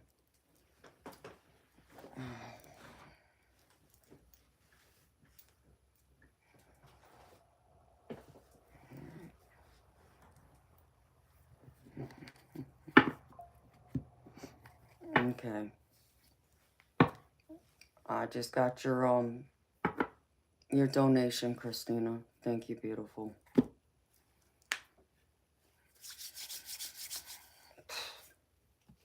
Alright, let me move this.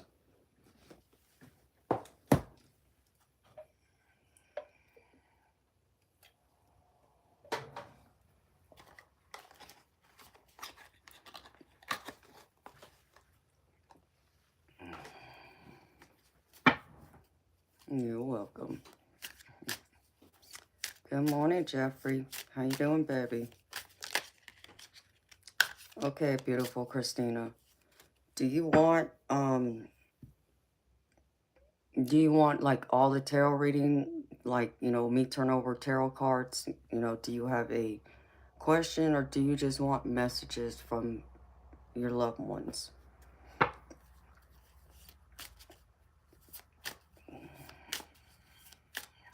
Because I got a few different decks I can pull from for messages. Not just this one, but I got 2 other ones I can pull from too. You're fine? Well, baby, I'm glad you're fine. I wish I was hearing that you're better than fine.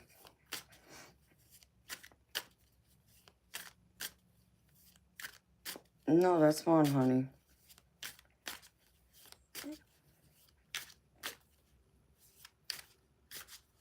I'll pull tarot, and then I'll pull, instead of pulling like other oracle cards that I would normally pull, I'll just pull messages for your loved ones if that's what you want. Okay. Alright, Spirit. Well, which way, Spirit? Talk to me.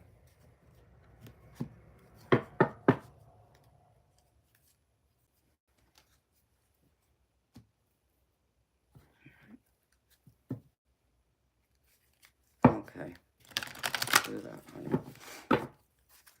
Alright, Spirit.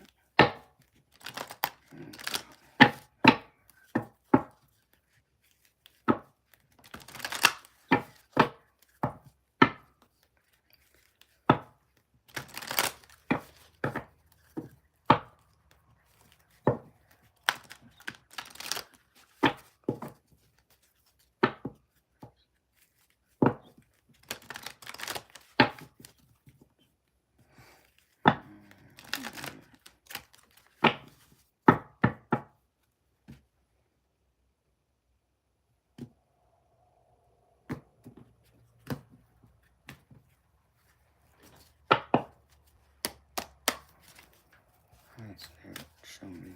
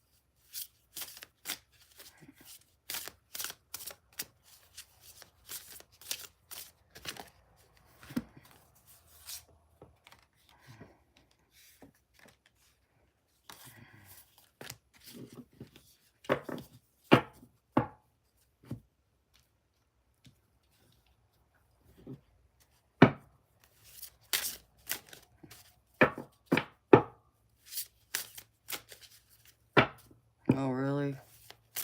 A king of 10? I didn't know that, sweetheart. Yeah, I just have,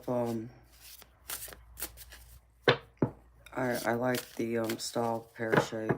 Pear shape, the heart shape's my favorite, but you say grief, it's kind of crazy because I bought these earrings specifically because of my mama,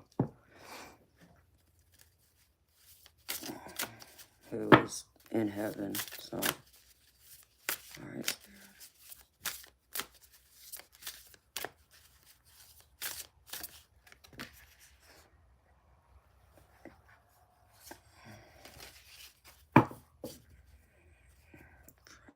Sure.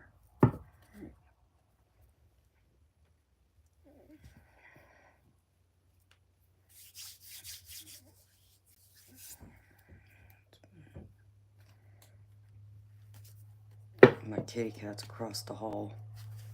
I swear it sounds like they're on a little racetrack and they're running around. I took in a mama cat who was pregnant. She was a stray that showed up on my porch one morning. Couldn't leave her out there. Brought her in. I thought she was pregnant, but wasn't positive.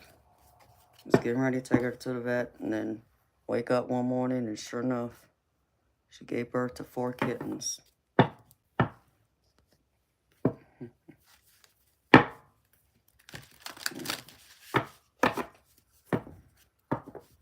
Oh yeah, I love lapis lazuli.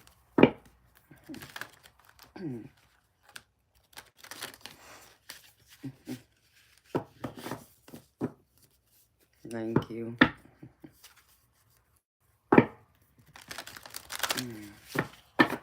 Alright, Spirit, show me.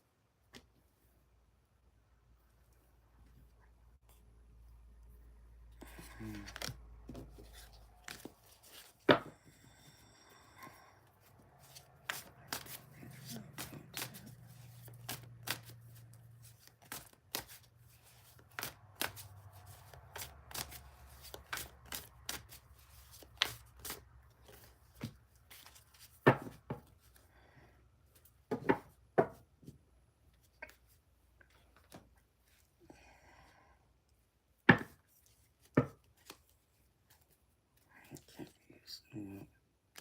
No. Stick a YouTube. Okay.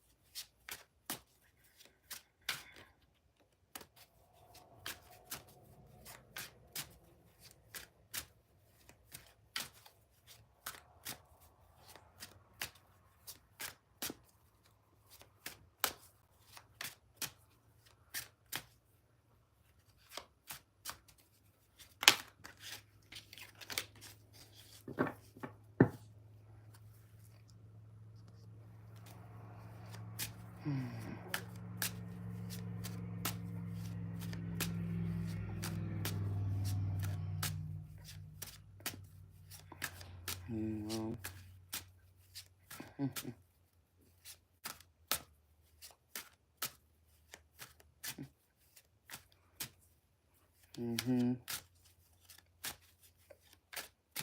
I love red. Red's one of my favorite colors. Sword Spirit. And hi, beautiful people who came in the room. Forgive me, I'm not trying to ignore y'all. I'm in the middle of doing a paid reading right now.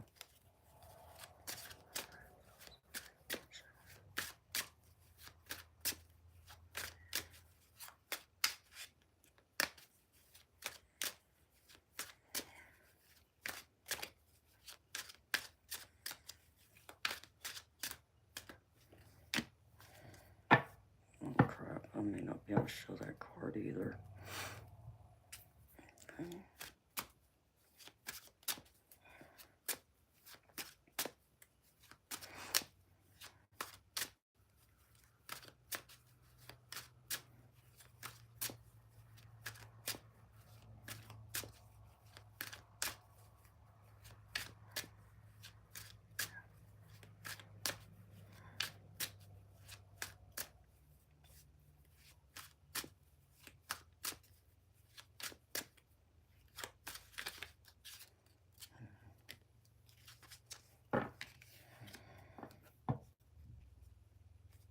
What are you punishing yourself for, sweetheart?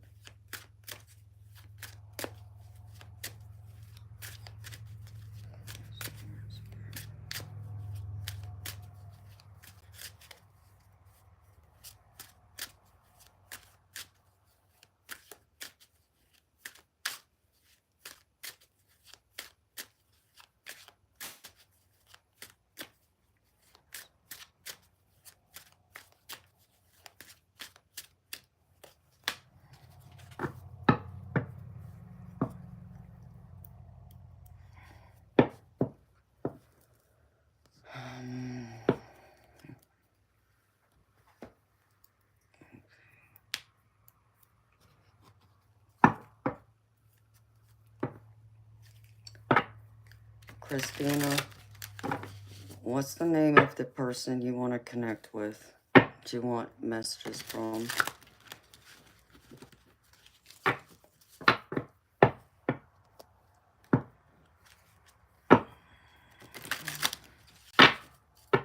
Lisa? Okay.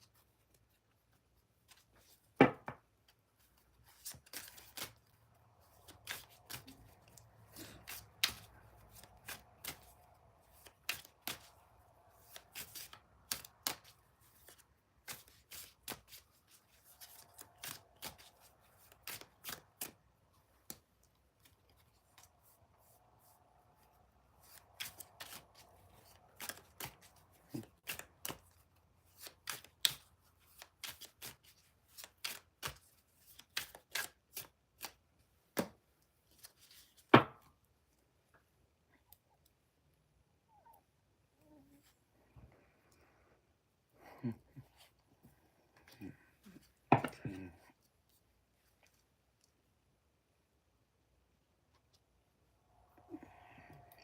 Something I can use.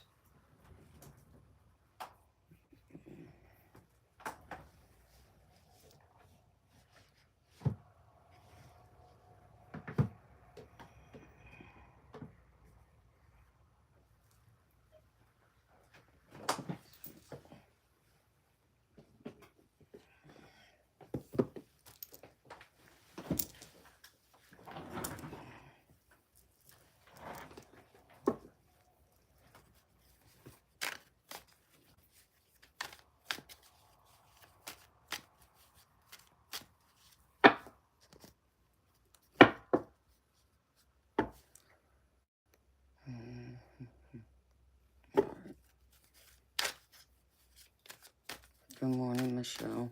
How you doing, beautiful soul? Hello, Michael.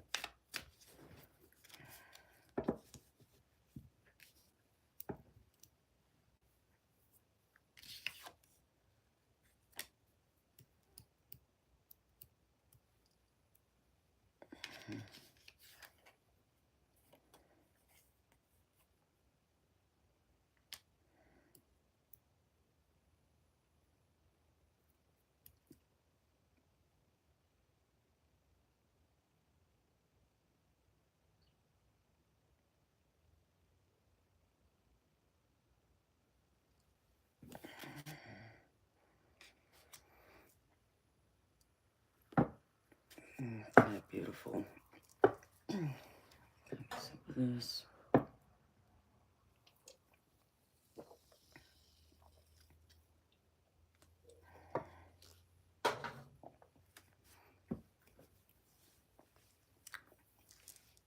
All right, beautiful. I'm gonna give you the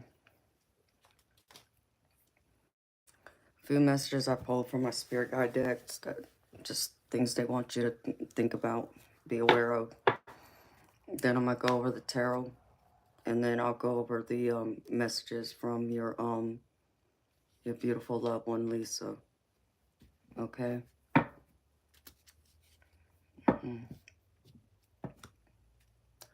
Well, it's nice to meet you, Nathan. Thank you for being here. My name's Amanda, but you can call me Empress.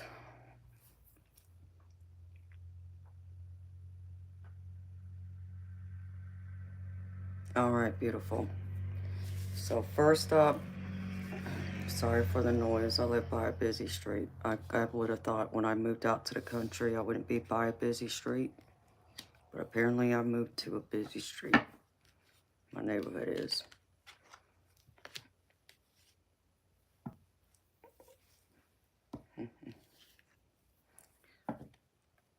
Hello, motivational vibes. All right, Miss Christina. First card is express your feelings. So, Christina, I feel like you've been holding back your feelings a lot.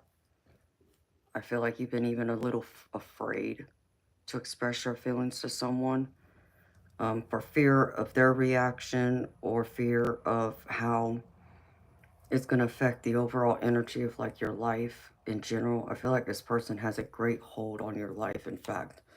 And Spirit is showing me it's time for you to put up your boundaries and express your feelings. Be clear. Don't allow people to cross your boundaries. Don't allow people to disrespect you.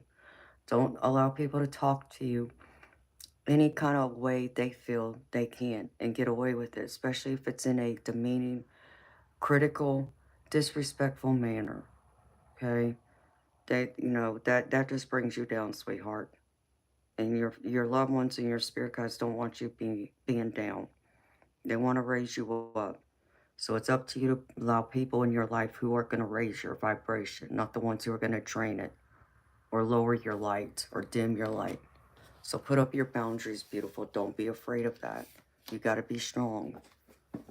The next one is understand your body. And the card again next to it is truth.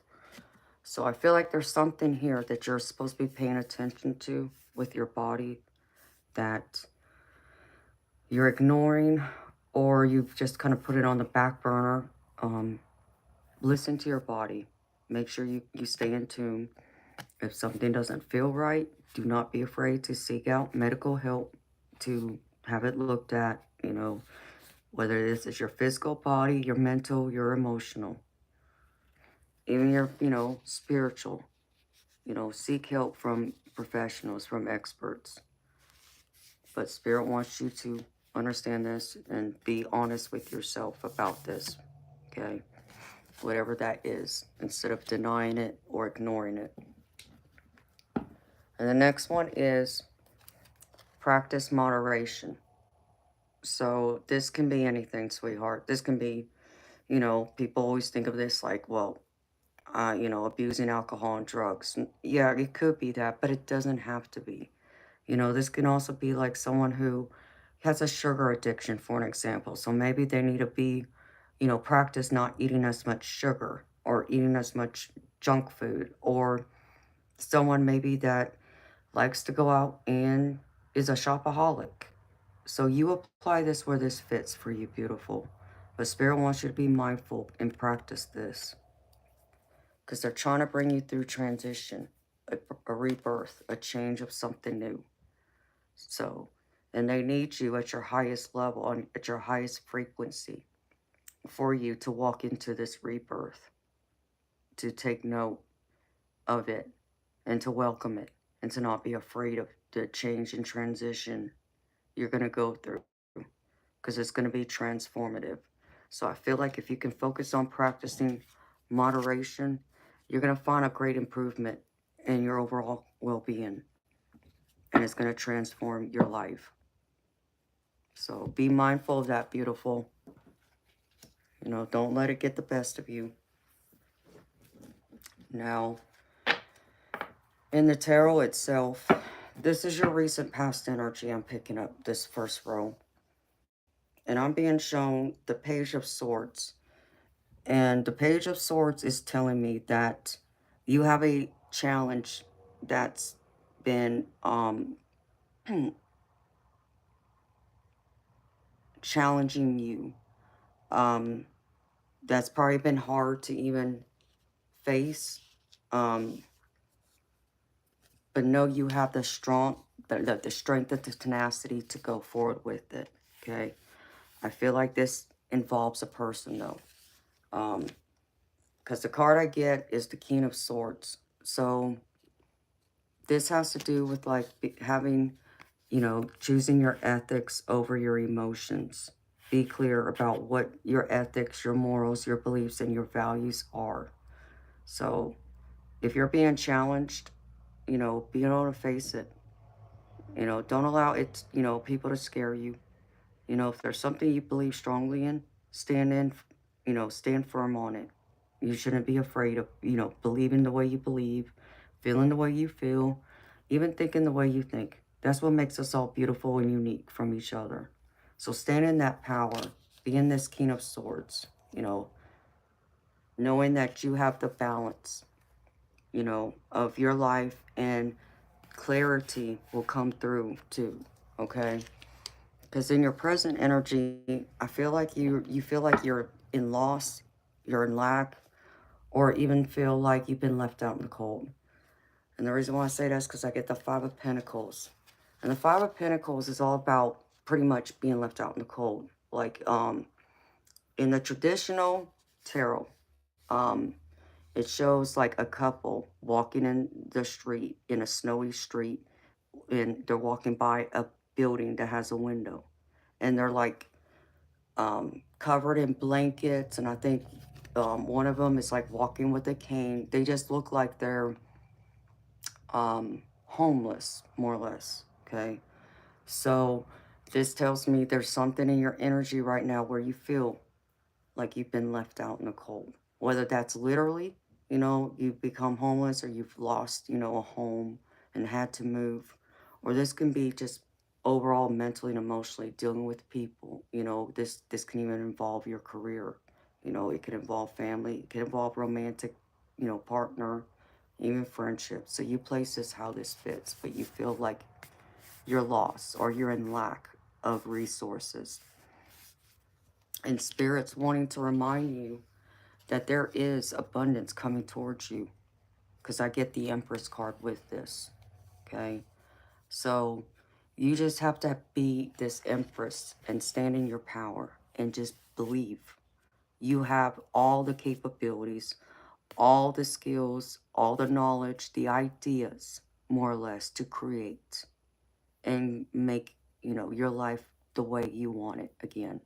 Whether that's, if it's coming to like finances and material possessions, you have all that knowledge, creativity to create that and manifest that into life to have that again.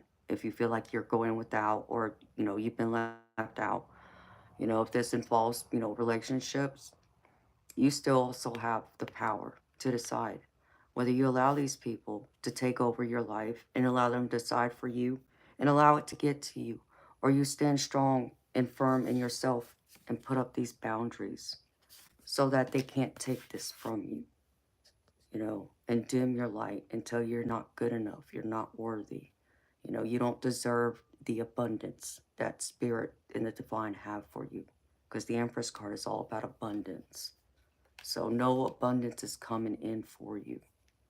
You just got to take the actions towards nurturing your ideas, creating your life, whether you have some wonderful ideas, like say patent a product or something like that, just an example.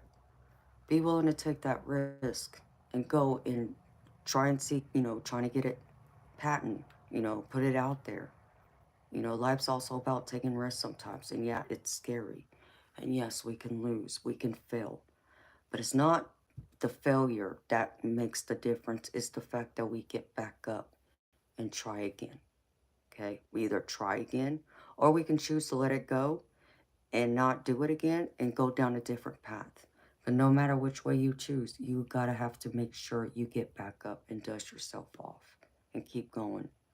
Don't allow yourself to get in that victim mentality. Don't allow anyone to put you in it either. Okay? You be strong and independent and be true to who you are, because you're a light. Because Spirit's showing me in the center of this, there's progress coming towards you. And that, yeah, this, whatever situation this involves, that all this energy is surrounding, this is, going to take your logic, intellect, having clarity to think it through, to be logical in your approach, and to make these, decisions you're going to have to make and decide for yourself. And to um, choose your logic um, over your emotions. You got to stay strong in that logical mind right now in order to get to the other side or get through these challenges, these struggles you're facing. But something new is coming in, because I get the Knight of Swords with this, and this is all about having that logic, that clarity. And it's being confirmed, and I can't show you this card, beautiful, because unfortunately the woman's naked, and I'll get in trouble. But the card that came out with it is the Hermit card. And the Hermit is all about self-discovery. It's all about going within yourself, seeking those answers within. Because at the end of the day, you're the hermit. It's within you. You possess the answers. You just have to dig a little deeper within yourself for them. And then, come out stronger, shining a light, because the hermit is showing he's carrying like a lantern, and you're that light. You're coming out with a light, with wisdom, experience, a new understanding, a new perspective, a new way of doing things, and how to go about going forward, being strong and holding firm with those ideas, with those new discoveries. It could even mean you may have to seek out, either you're going to be a mentor and a teacher to someone, or you're going to become the students. Either which way it fits.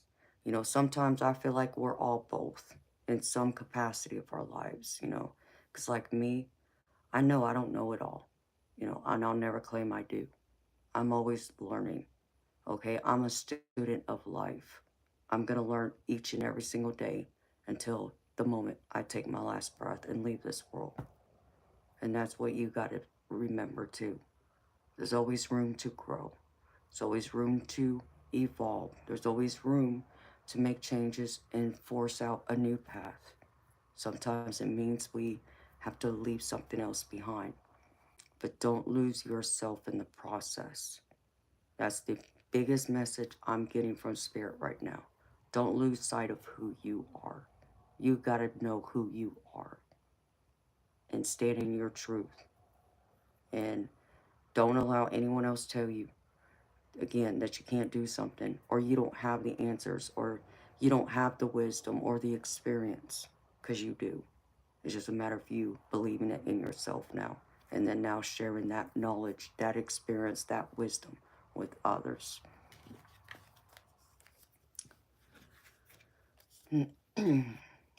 Hello, Thomas. And the challenge is like, I see you want to be in this Nine of Cups, okay?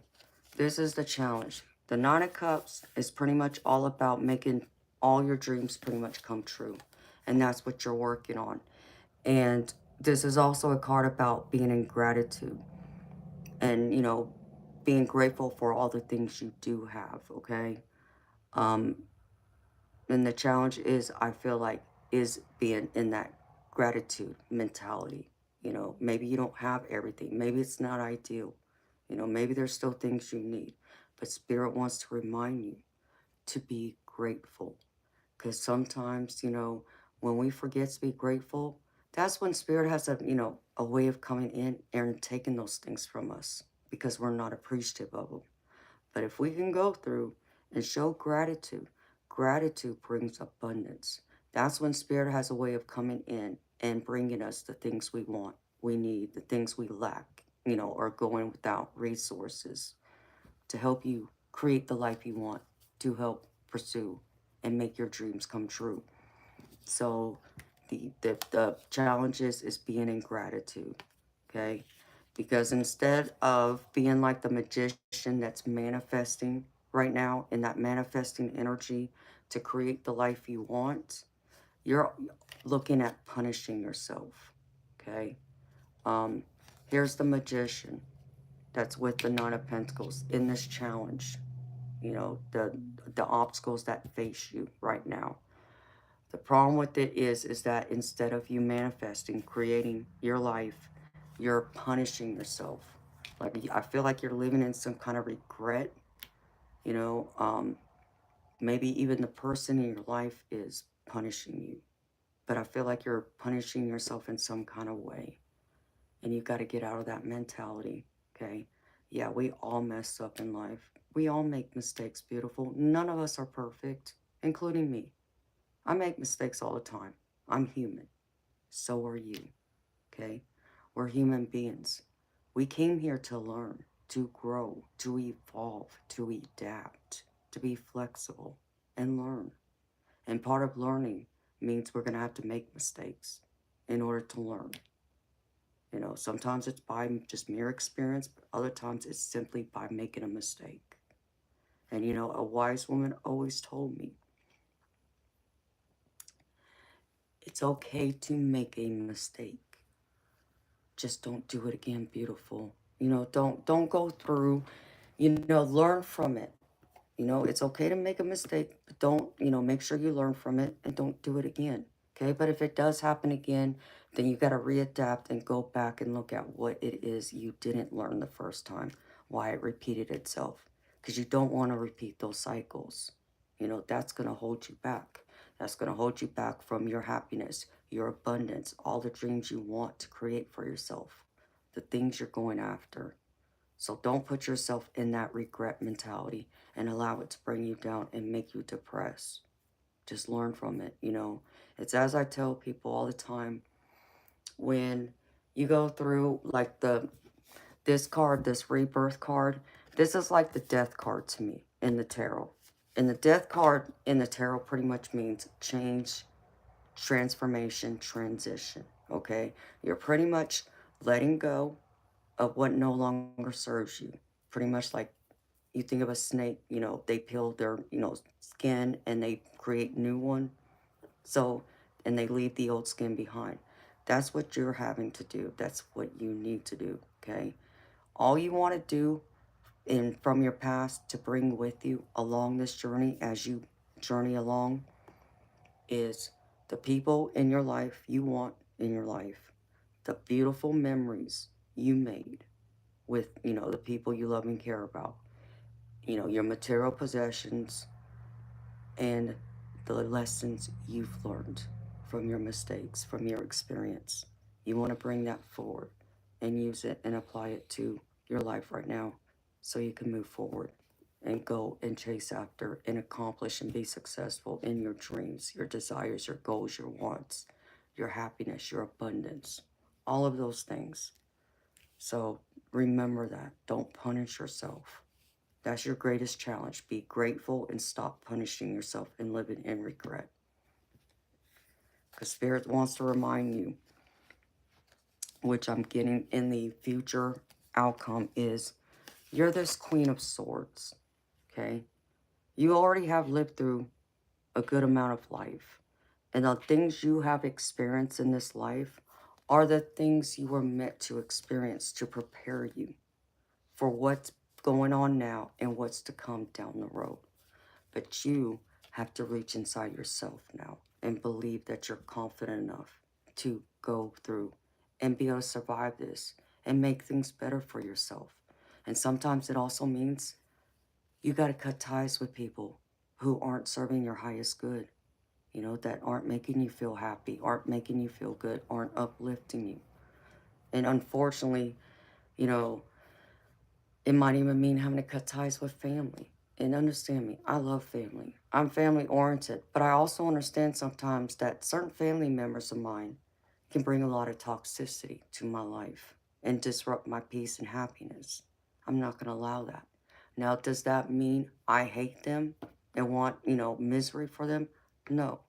I wish them love and light, but it doesn't mean I allow them into my close circle and let them know what's going on in my life or spend a lot of time with them. I might only see them at family get-togethers and that's it, you see. So Let them go. It might mean having to cut the ties, and just be objective and truthful, with yourself and what you're going after. Because if you can do that, beautiful, with this Queen of Swords, okay, you're going to find yourself in the Ten of Pentacles. This is all about legacy. This is all about family. This is all about your stability, building that foundation, your prosperity, your, career, being a success, having a home, having all the material possessions you want, but also leaving behind a legacy that's going to withstand the test of time for the future generation that comes. Like if you have kids, grandkids, leaving it behind for them too. But it's something solid, like this tree. You have this tree of growth, planting roots, building that legacy. And you can do that. All right. Nathan, real quickly, baby. I do readings like this privately without being on YouTube. So, like, I can do a personal, private, one-on-one reading. But I do it through, like, FaceTime or, like, WhatsApp. I do have a Zoom, but the Zoom's been messing up lately, so I haven't been using it. But I do offer that, if that's what you're asking about. So it will just be like me and you, for an example. Nobody else will be present except me and you. But you would have to email me for those details, baby, because the pricing is different. And I do it at different times. Okay? Hi, Hannah. How you doing, honey? I'm good. Okay, beautiful. So, Christina, now for the messages from your loved one, from Lisa. I pulled these 6 messages out for you. And the first one says,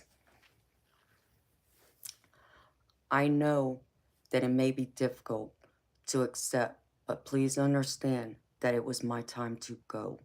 I have found peace since my passing, and I wish the same for you. So let it go, beautiful. I know it's hard, when we love someone, we miss them, we wish they were here, but let it go, honey. I'm trying to make sure you see this.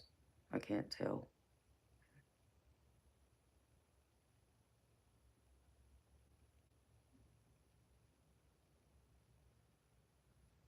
Okay. And the second one is, when you feel like giving up and throwing in the towel, know that in these moments, I am sending you the strength to endure. Know that she's sending you all the strength to get through it. You can do it. You're stronger than you give yourself credit for. And you have some beautiful loved ones beside you to help give you that extra strength, that extra nudge to keep going. And the next one is, I'm sending new opportunities your way. Don't fear leaving behind what no longer serves you. And this gives me chills too, because this is pretty much a lot of what I just said to you with the tarot. So your loved one is confirming what I just said, what my spirit guides were showing me.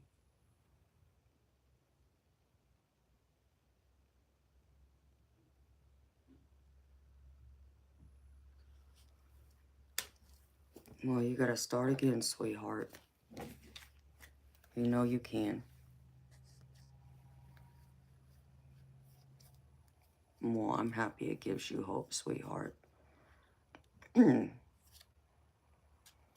it says, the next one, she says, yes, I died, but you didn't. Please find the strength to continue living and to fully enjoy your life. We will meet again. So remember, just because she died doesn't mean you die with her. You have to keep living and keep going. Because you got to remember, your loved ones are now living through your eyes. They're still living in a different realm, yes, but they are still here with us too. And now she's just living through your eyes precariously.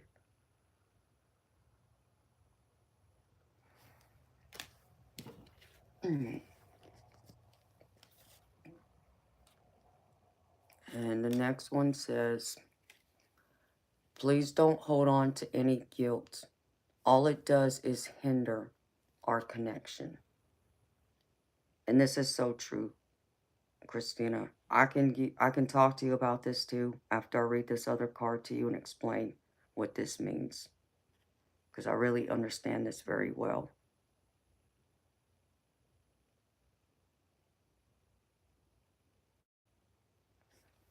And then the last one is, thank you for the little things you leave me. I see them and appreciate you for thinking of me.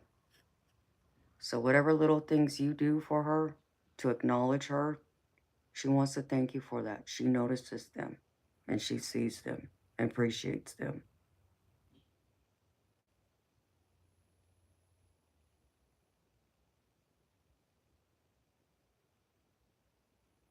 All right. And that's what I have for you, beautiful. I hope this reading has resonated for you. I hope that it's helped to answer any burning questions you had and to help put away any doubts or fears that may have been holding you back from living your best life. And I hope it's also brought you some encouragement to uplift you, to keep going, and to be strong. Never surrender, never give up. And I hope that this has found a way for you to see your path forward, for you to continue living this beautiful life, this beautiful journey we call life. And I want to thank you for trusting me to read for you today. It's been a great honor and a pleasure. And so now I'll talk to you a little bit about what this means, okay? Because I do get people who come to me and ask me about this. What she's saying, and just in a general context. When we go through, when we hold on to those negative emotions, the guilt, the regret, the pain, you know, all the things that's natural, okay? So don't punish yourself, okay? Just hear me out first. All those things that's natural for us to feel when our loved one passes away. You know, we naturally are human beings. Our emotions, our heart breaks. You know, we ache like, damn, why didn't I pick up the phone and call her when I had the chance? Why didn't I tell her I love her when I had the chance? And so on, okay? So it's natural to have those emotions, okay? But what ends up happening is, if it's anything like me with my mama, you hold on to it so much that it holds you back from living your life, like it did with me. And a quick summary of that would be like me. I was 19 years old when I lost my mama, okay? Destroyed me, devastated me, turned my whole world upside down because I felt like I lost my best friend. And I did lose my best friend that day. And I wasn't there when she died. I didn't get to say goodbye. I didn't get to tell her I love her. I didn't even get to apologize to her for the drag-out fight we had the last time I saw her. The verbal knockout I gave her that day. All of that. And it haunted me. And it haunted me more because she died Thanksgiving Day. A day you're supposed to be grateful and thankful. I couldn't be that at all. How could I be? I just lost my mama, you know. I had nothing to be thankful for. So for many years, I couldn't celebrate Thanksgiving. I wouldn't. And it was harder to even celebrate other holidays for the same reason. because I was carrying all this regret, all this pain. And, the day she died, I remember my heart, my physical heart in my chest hurts. And it hurt so damn bad that I remember. I just wanted someone to take a knife and cut my heart out just so the pain would stop.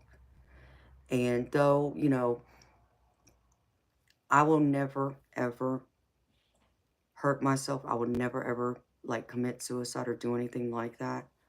But understand me, that day, I wouldn't have killed myself, but I welcomed death. So like if someone, wanted to, got in a car accident, with me, I probably would have prayed that they, just killed me then. I would have probably done something risky, is what I'm saying. You know, I didn't care, is what it was.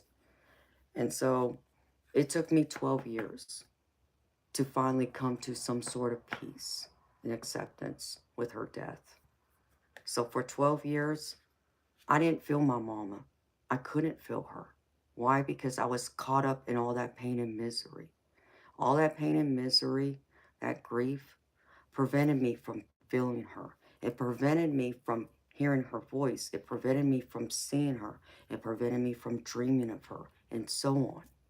So I was not seeing any connection to her. So when we grieve like that and hold on to those regrets and so on, it creates this wall, this barrier where they can't reach us because they're up here operating on the highest frequency you can operate on. Where if you're grieving and all that misery, you're way down here. You can't, reach them and they can't come down and reach you. So the connection gets lost, so to speak, during those times. Okay? That does not mean, and please understand me, I'm not telling you to not feel the way you feel. Okay? You feel whatever you gotta feel for however long you have to feel it for until you find your peace, wherever that is, however long it takes, because everyone, it's gonna be different. And also, let me tell you something else. If anybody dares to tell you that it's been too long, it's been long enough, it's time for you to get over it and move on, tell them go take a hike. And that's me keeping it classy and clean. I would put another word in there because I've done it. I've had to say that to people, but I'm trying to keep this classy and clean. So just tell them that. Okay, they can't ever understand what that feels like, especially if they've never lost anyone so close to them like that. To understand, it takes a long time. It's a process. And as I said earlier, one thing I've learned over the years, I'll be 44 in a couple weeks. So if I lost my mama when I was 19, that means this year, this Thanksgiving, it'll be 25 years since she's been gone. And in 25 years, I can tell you, I'm not over it. I'm not over her death. I'll never ever be completely over it. Just like I'm not over my father's dying or anyone else close to me. And I know that. You'll never ever be over it. There's only living with it and living through it. But you'll never ever be completely over it. Now, does that mean that you'll forever cry and be in that deep, throbbing heartache pain forever? No. There will come a day, if it hasn't come yet, I promise you, when you think of her or anyone else close to you who is in heaven, that you will smile before you cry. I've experienced it, okay? But what I can also tell you is there's still those times. It will catch me off guard where I will cry. And I still cry every now and then. And it catches me off guard. It's just out of nowhere. And it's okay. I need to cry still in those times. Because crying is also healing. So don't hold that pain in. Don't stop yourself from crying or feeling anything else. But understand, give yourself that love, that compassion, and that space to grieve. And also forgive yourself. Because once you get through all of that, that's when that connection to her and everyone else on the other side who you're missing, it will get stronger. And you'll start noticing more things around you where they're trying to reach out and get your attention. There will be signs and symbols You know, you asked about synchronicities, there will be that and so forth. Okay? I hope that makes sense, honey. I hope, you know, it helped you. Um, because I gotta tell you, you know, I was lucky enough and I'm blessed that I am, you know, psychic in the sense that I can see spirit orbs and the rare occasion I'll see a ghost, and that I can also hear them. And I have heard my mama's voice. And understand me, it took me 12 years to hear her voice. Because I even remember after she died, I set out to God and I cussed him out. You know, I let him know how angry I was, how hurt, how devastated. You know, you can even say I damned him and so forth, you know. Um, and I remember I told him, let me see her. Let me see her one more time. Let me hear her voice one more time. I just need to know she is still here. I didn't get it because I was in too much turmoil, too much pain to be open to receiving it, no matter how badly I wanted it. My pain, those negative emotions blocked that from ever happening then. But I did eventually get it. It just took me 12 years. And my mama came through at a time that I needed her. I desperately needed her. And she did. And she came through and told me exactly what I needed to hear that time, that everything was going to be okay. And I heard her voice in my ear.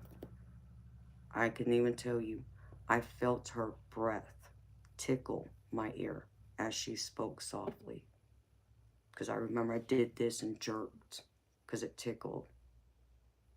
But at least I got that message. And she let me know she's still here. And that's all I needed. And from that point on, you know, the healing, you know, I'm very much healed. I've come to accept it as accepting as I'm going to ever be of it. But again, I'll never still be completely over it. I'm always going to miss her. There's always going to be that empty void in my life that I'm going to wish she was there, where I could physically see her and feel her, you know, talk to her face to face, have lunch with her, so on, you know. So understand it from that point of view, too.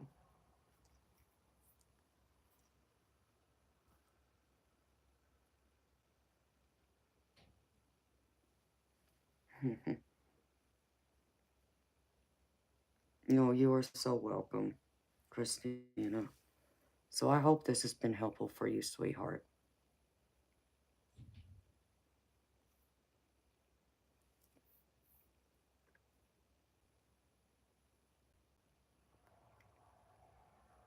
May Mo May. Hi, sweetheart. How you doing, Christine? It's good to see you, sweetheart. And give yourself as much time as you need, Christina, to heal from it. Like I said, everybody goes through it differently, and it's going to take time. But don't punish yourself either. But give yourself that love and compassion and space to go through it so that you can have and create that opening for her to come through and give you the signs and symbols to let you know she's still there. She hasn't left you. None of your loved ones have. They're always there. They are always watching. They are always guiding. You know, even for me, I can tell you, I've even felt my mama hug me. And I have felt her kiss my forehead. I've also felt my daddy kiss my forehead or touch the side of my face or grab my arm or stroke my hair. So I get those, thank God. And I'm thankful for that because I understand a lot of people don't. So I just want you to know from someone like me, you will get them. And if you feel like it, if you feel like you're feeling her or anyone else, trust it. And just say out loud to them or in your mind, hello. Acknowledge them. They need you to know that you feel them and you know they're there. But no matter what, they'll never ever stop trying to connect to you. They'll never give up trying to send you a message to let you know they are still there with you.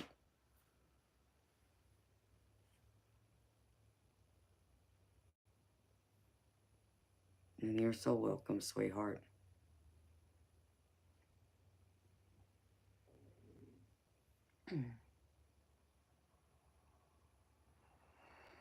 And trust that.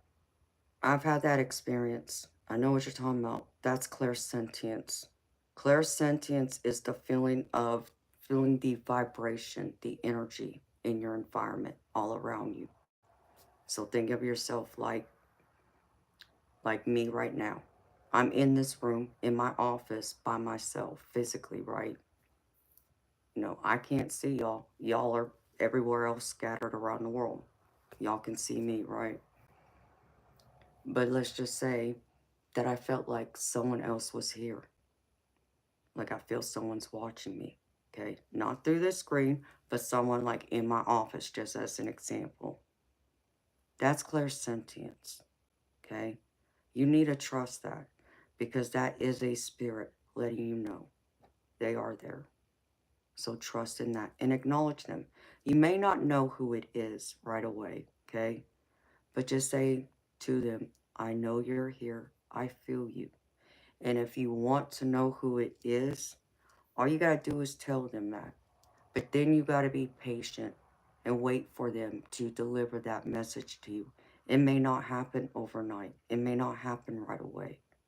Be patient because you also got to understand things don't work the same way in the spirit world as it works in our world. And they need energy to manifest, to speak, to touch us, to, whisper in our ears, to mess with our, electronics, to make our, lights flicker, and so on. They need energy to do that. So give them some time. And they will. If anything, they'll come to you in your sleep to let you know.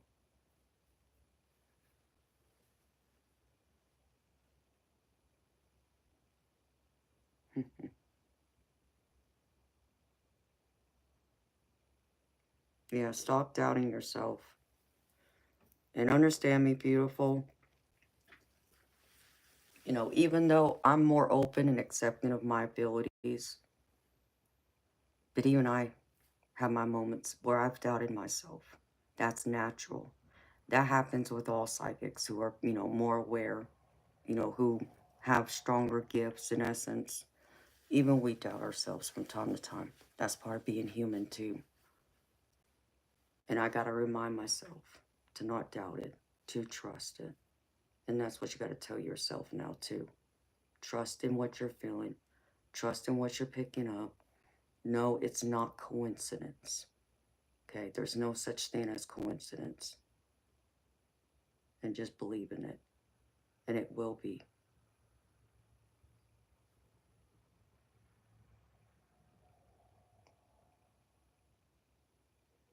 Hi, Charles. How you doing, baby? You just got out of work? Well, anytime you see your light flicker, like what else to say to you first, beautiful? Okay, just for argument's sake, because some people will look at you and be like, well, how do you not know you don't have, something wrong with the electricity in your house? Have someone take a look at it. And if everything looks fine, there's no other logical explanation to explain why those lights keep flickering. You have your answer then. But that's what I would do. If you really feel like you have to prove to someone else that that's what you're experiencing, or maybe even to yourself for that matter, you can scratch that and say, well, I had it checked. There's nothing wrong with the electric in my house. So what's left? And that'd be another way to validate yourself and to remind yourself to trust it.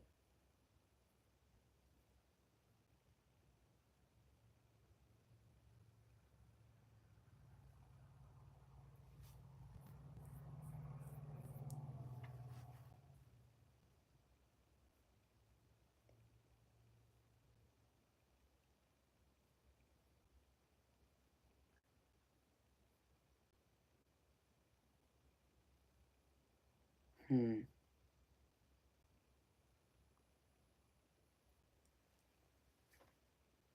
Um, there's a gift out there.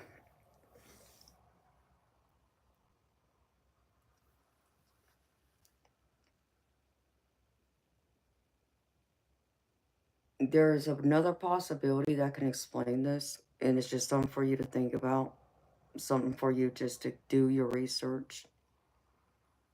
If you already, if you go through and just have your electricity in your house checked and everything's sound, um, there's a gift out there that deals with being able to manipulate the electricity around you. Um, it's called magnetism, something like that, and it will explain what it does. It's a possibility. That's what's happening. I'm not saying that's what's happening, sweetheart, but that's a possibility, and it's something that it will just happen, and it could be something like when you are emotional, you just you're messing with the energy around you. So that's a possibility, something to consider. But if you research it and it doesn't resonate, then again, then I would turn around and say, listen, this is so and so. This is one of my loved ones. And then that's when I would ask them to step forward and give me more signs to give me that confirmation to validate it's them causing it, not anything else. And they will. Like I said, you just have to give it time though. It may not happen right away, but be patient. So I hope that's helped you, sweetheart. Thank you so much again for being here and for trusting me again to do your reading, sweetheart. It was a great honor and a pleasure.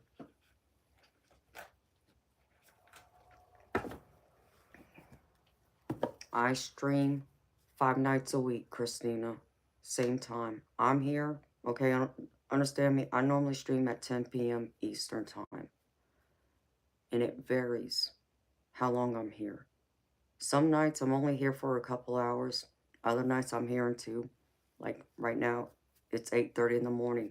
So I've been on here 10 and a half hours right now. Um, but I'm here um, Wednesday to Sunday because I take Monday and Tuesdays off. I don't stream. That's a day I give myself to recharge, to rest, to take care of other things, to do personal, private, one-on-one readings that's not streamed and so forth. Mhm.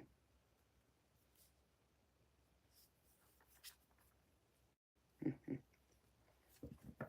Hello, Shondu. How you doing, baby? Awesome, Christina. I'm happy to hear that, sweetheart. Yeah, make sure you subscribe.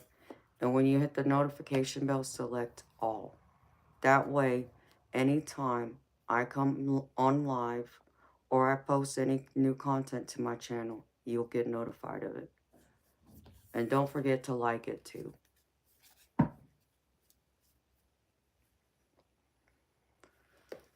Yeah, I know.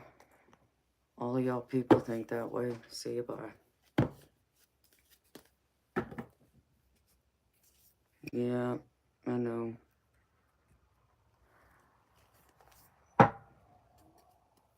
I know all you people think all that nonsense. Mm-hmm. That's why I have a cross around my neck, dum-dums. Did you ever consider that?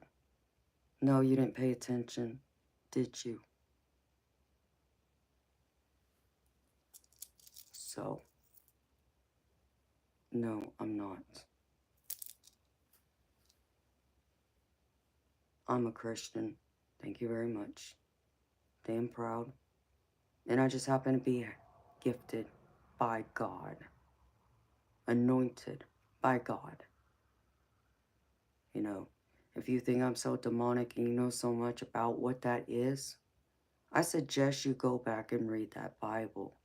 And you go to 1 Corinthians 12 and read it to 15. That talks about the holy gifts God gives to each and every one of us. Some of us have one gift, others have more than one gift. So I just happen to have more than one. I have the gift of discernment of spirit and the gift of knowledge. So you know what? I have seen into the spirit world. And you know what? That's part of discernment of spirit, where I can see angels and demons. Have I seen them? Yes. And do you know who I called on to help me? God and Jesus Christ himself. And they came. Thank you. Oh. And I have seen holy angels, and I've been embraced by them too. So, if I'm so demonic, if I'm so evil, if what I do is so wrong, you explain that to me. Have you been visited by holy angels? Because I know I have.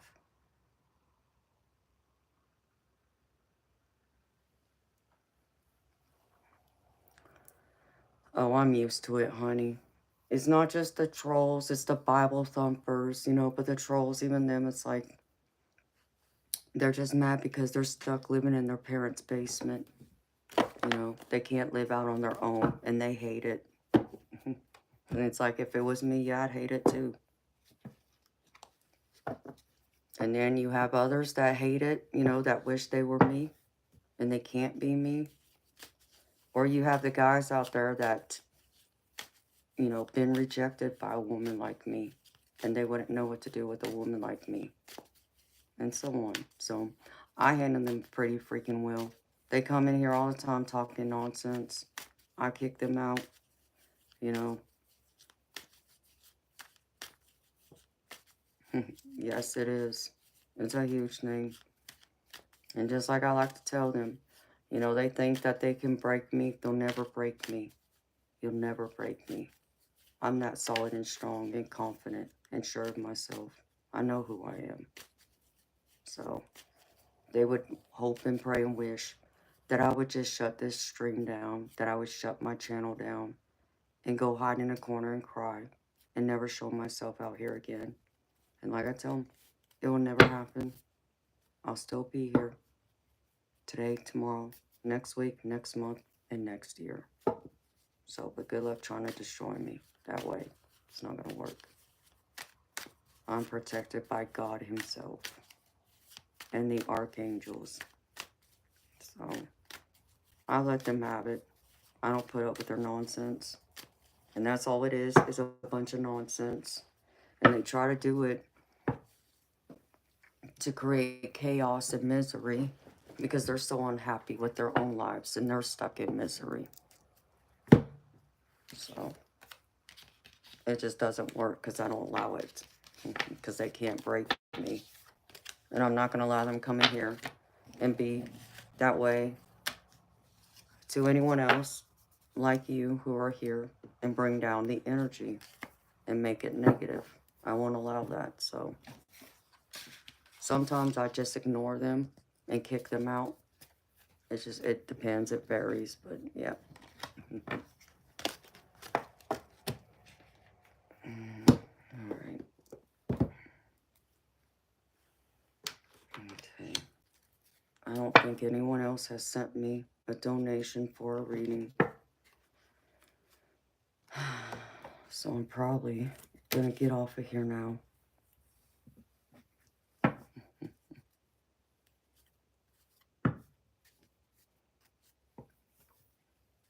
Oh, thank you, Liv Roselle. How you doing, beautiful soul? Welcome, honey.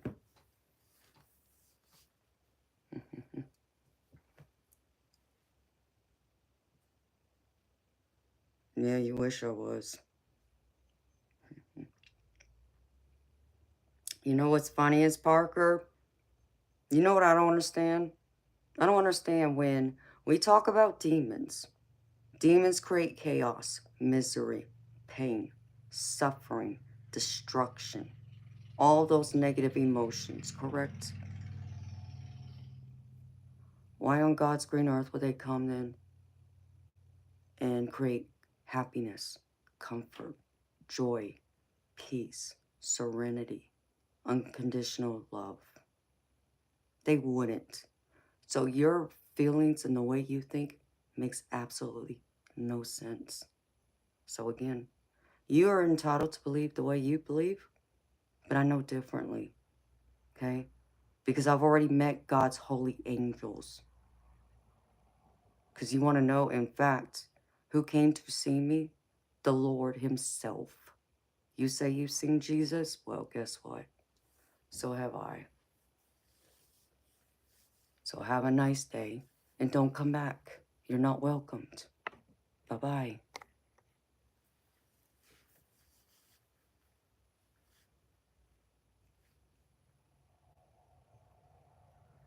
Crazy nonsense. Can't get to me, no matter how hard they try.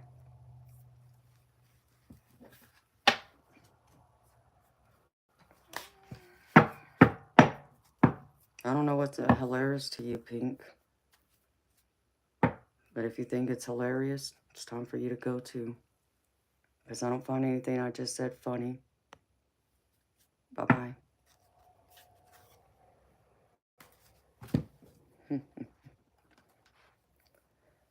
Yes, I feel like I am highly favored. And I'm thankful. Very, very thankful for everything. I even have a rosary that hangs right above my camera. That's been blessed by the church. And you know, every single time I come on here and start streaming right before, I say a prayer. I talk to God. I talk to Jesus. I pray for everyone.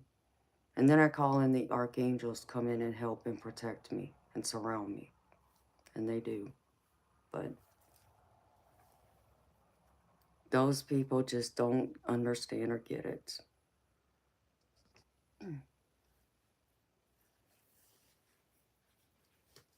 So I let them be. Let them keep believing what they keep believing. I'm going to keep doing what I'm going to keep doing. I'm not afraid, you know. And the other thing is I'm not afraid to stand on my own, you know. I'm not afraid, you know. I feel that strongly in my beliefs, you know, in what I've experienced, in my abilities, that it was given to me by God, that if I have to stand alone, I will stand alone.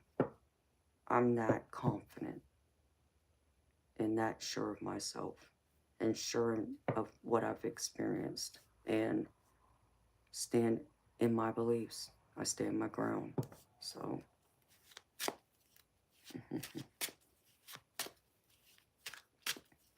good morning, Eat Your Words Tarot. How you doing, beautiful soul?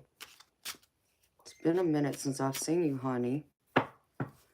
Good morning, Ricky Randall. It's been a minute since I've seen you too, baby. How you doing? Amen. That's right. No weapon formed against you in spirit or physical shall prosper. Amen.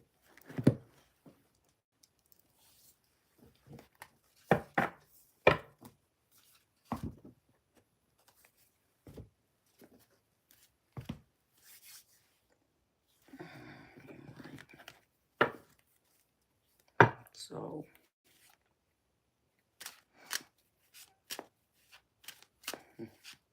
amen and hallelujah. Hey,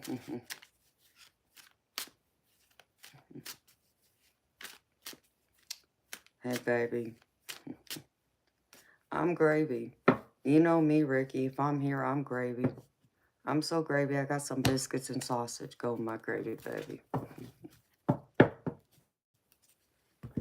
You know, I could complain, but it's pointless to complain. I'm working on getting things fixed and taken care of, so.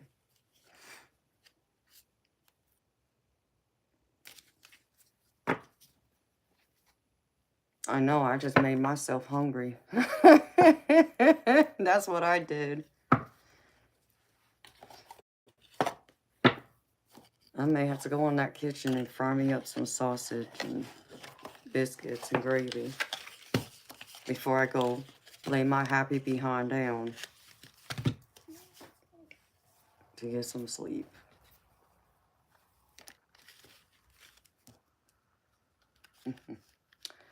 Oh, you are so welcome again, Christina. Anytime, beautiful. Anytime you need another reading, just need someone to chat with. I created this channel for many reasons, but one is to create this community for people like you to come in and chat with others who believe the same as you, share your experiences among each other, and so on. So, I'll be back Wednesday night, 10 p.m. Eastern, to do this all over again. And then I'll be here Thursday, Friday, Saturday, and Sunday. So, I very much appreciate everyone who's been here, who has, subscribed, who's liked, who's left me comments. And beautiful people, if you've left me a comment, just give me some time to answer them. I will get to them. If you've sent me an email, I will respond. Just give me some time to respond. But thank you all for subscribing and supporting me. Y'all are the best. I wouldn't be here without y'all. And I want to say thank you to everyone who has been so generous to donate to me, to help support my channel, to continue to help me do what I do, to be here with y'all, whether that's just to simply make a donation to say thank you, or it's for a reading, or both. I greatly appreciate it. It really helps a lot. And thank you to my beautiful mods for helping me to keep this all organized and running smoothly. I couldn't do this without y'all either. You are the best. So I'm going to wish y'all a wonderful Monday, wherever you all are at in the world. I'm sending you nothing but love and blessings and love and light. Until next time, hope to see y'all back here Wednesday night, 10 p.m. Eastern. Bye-bye.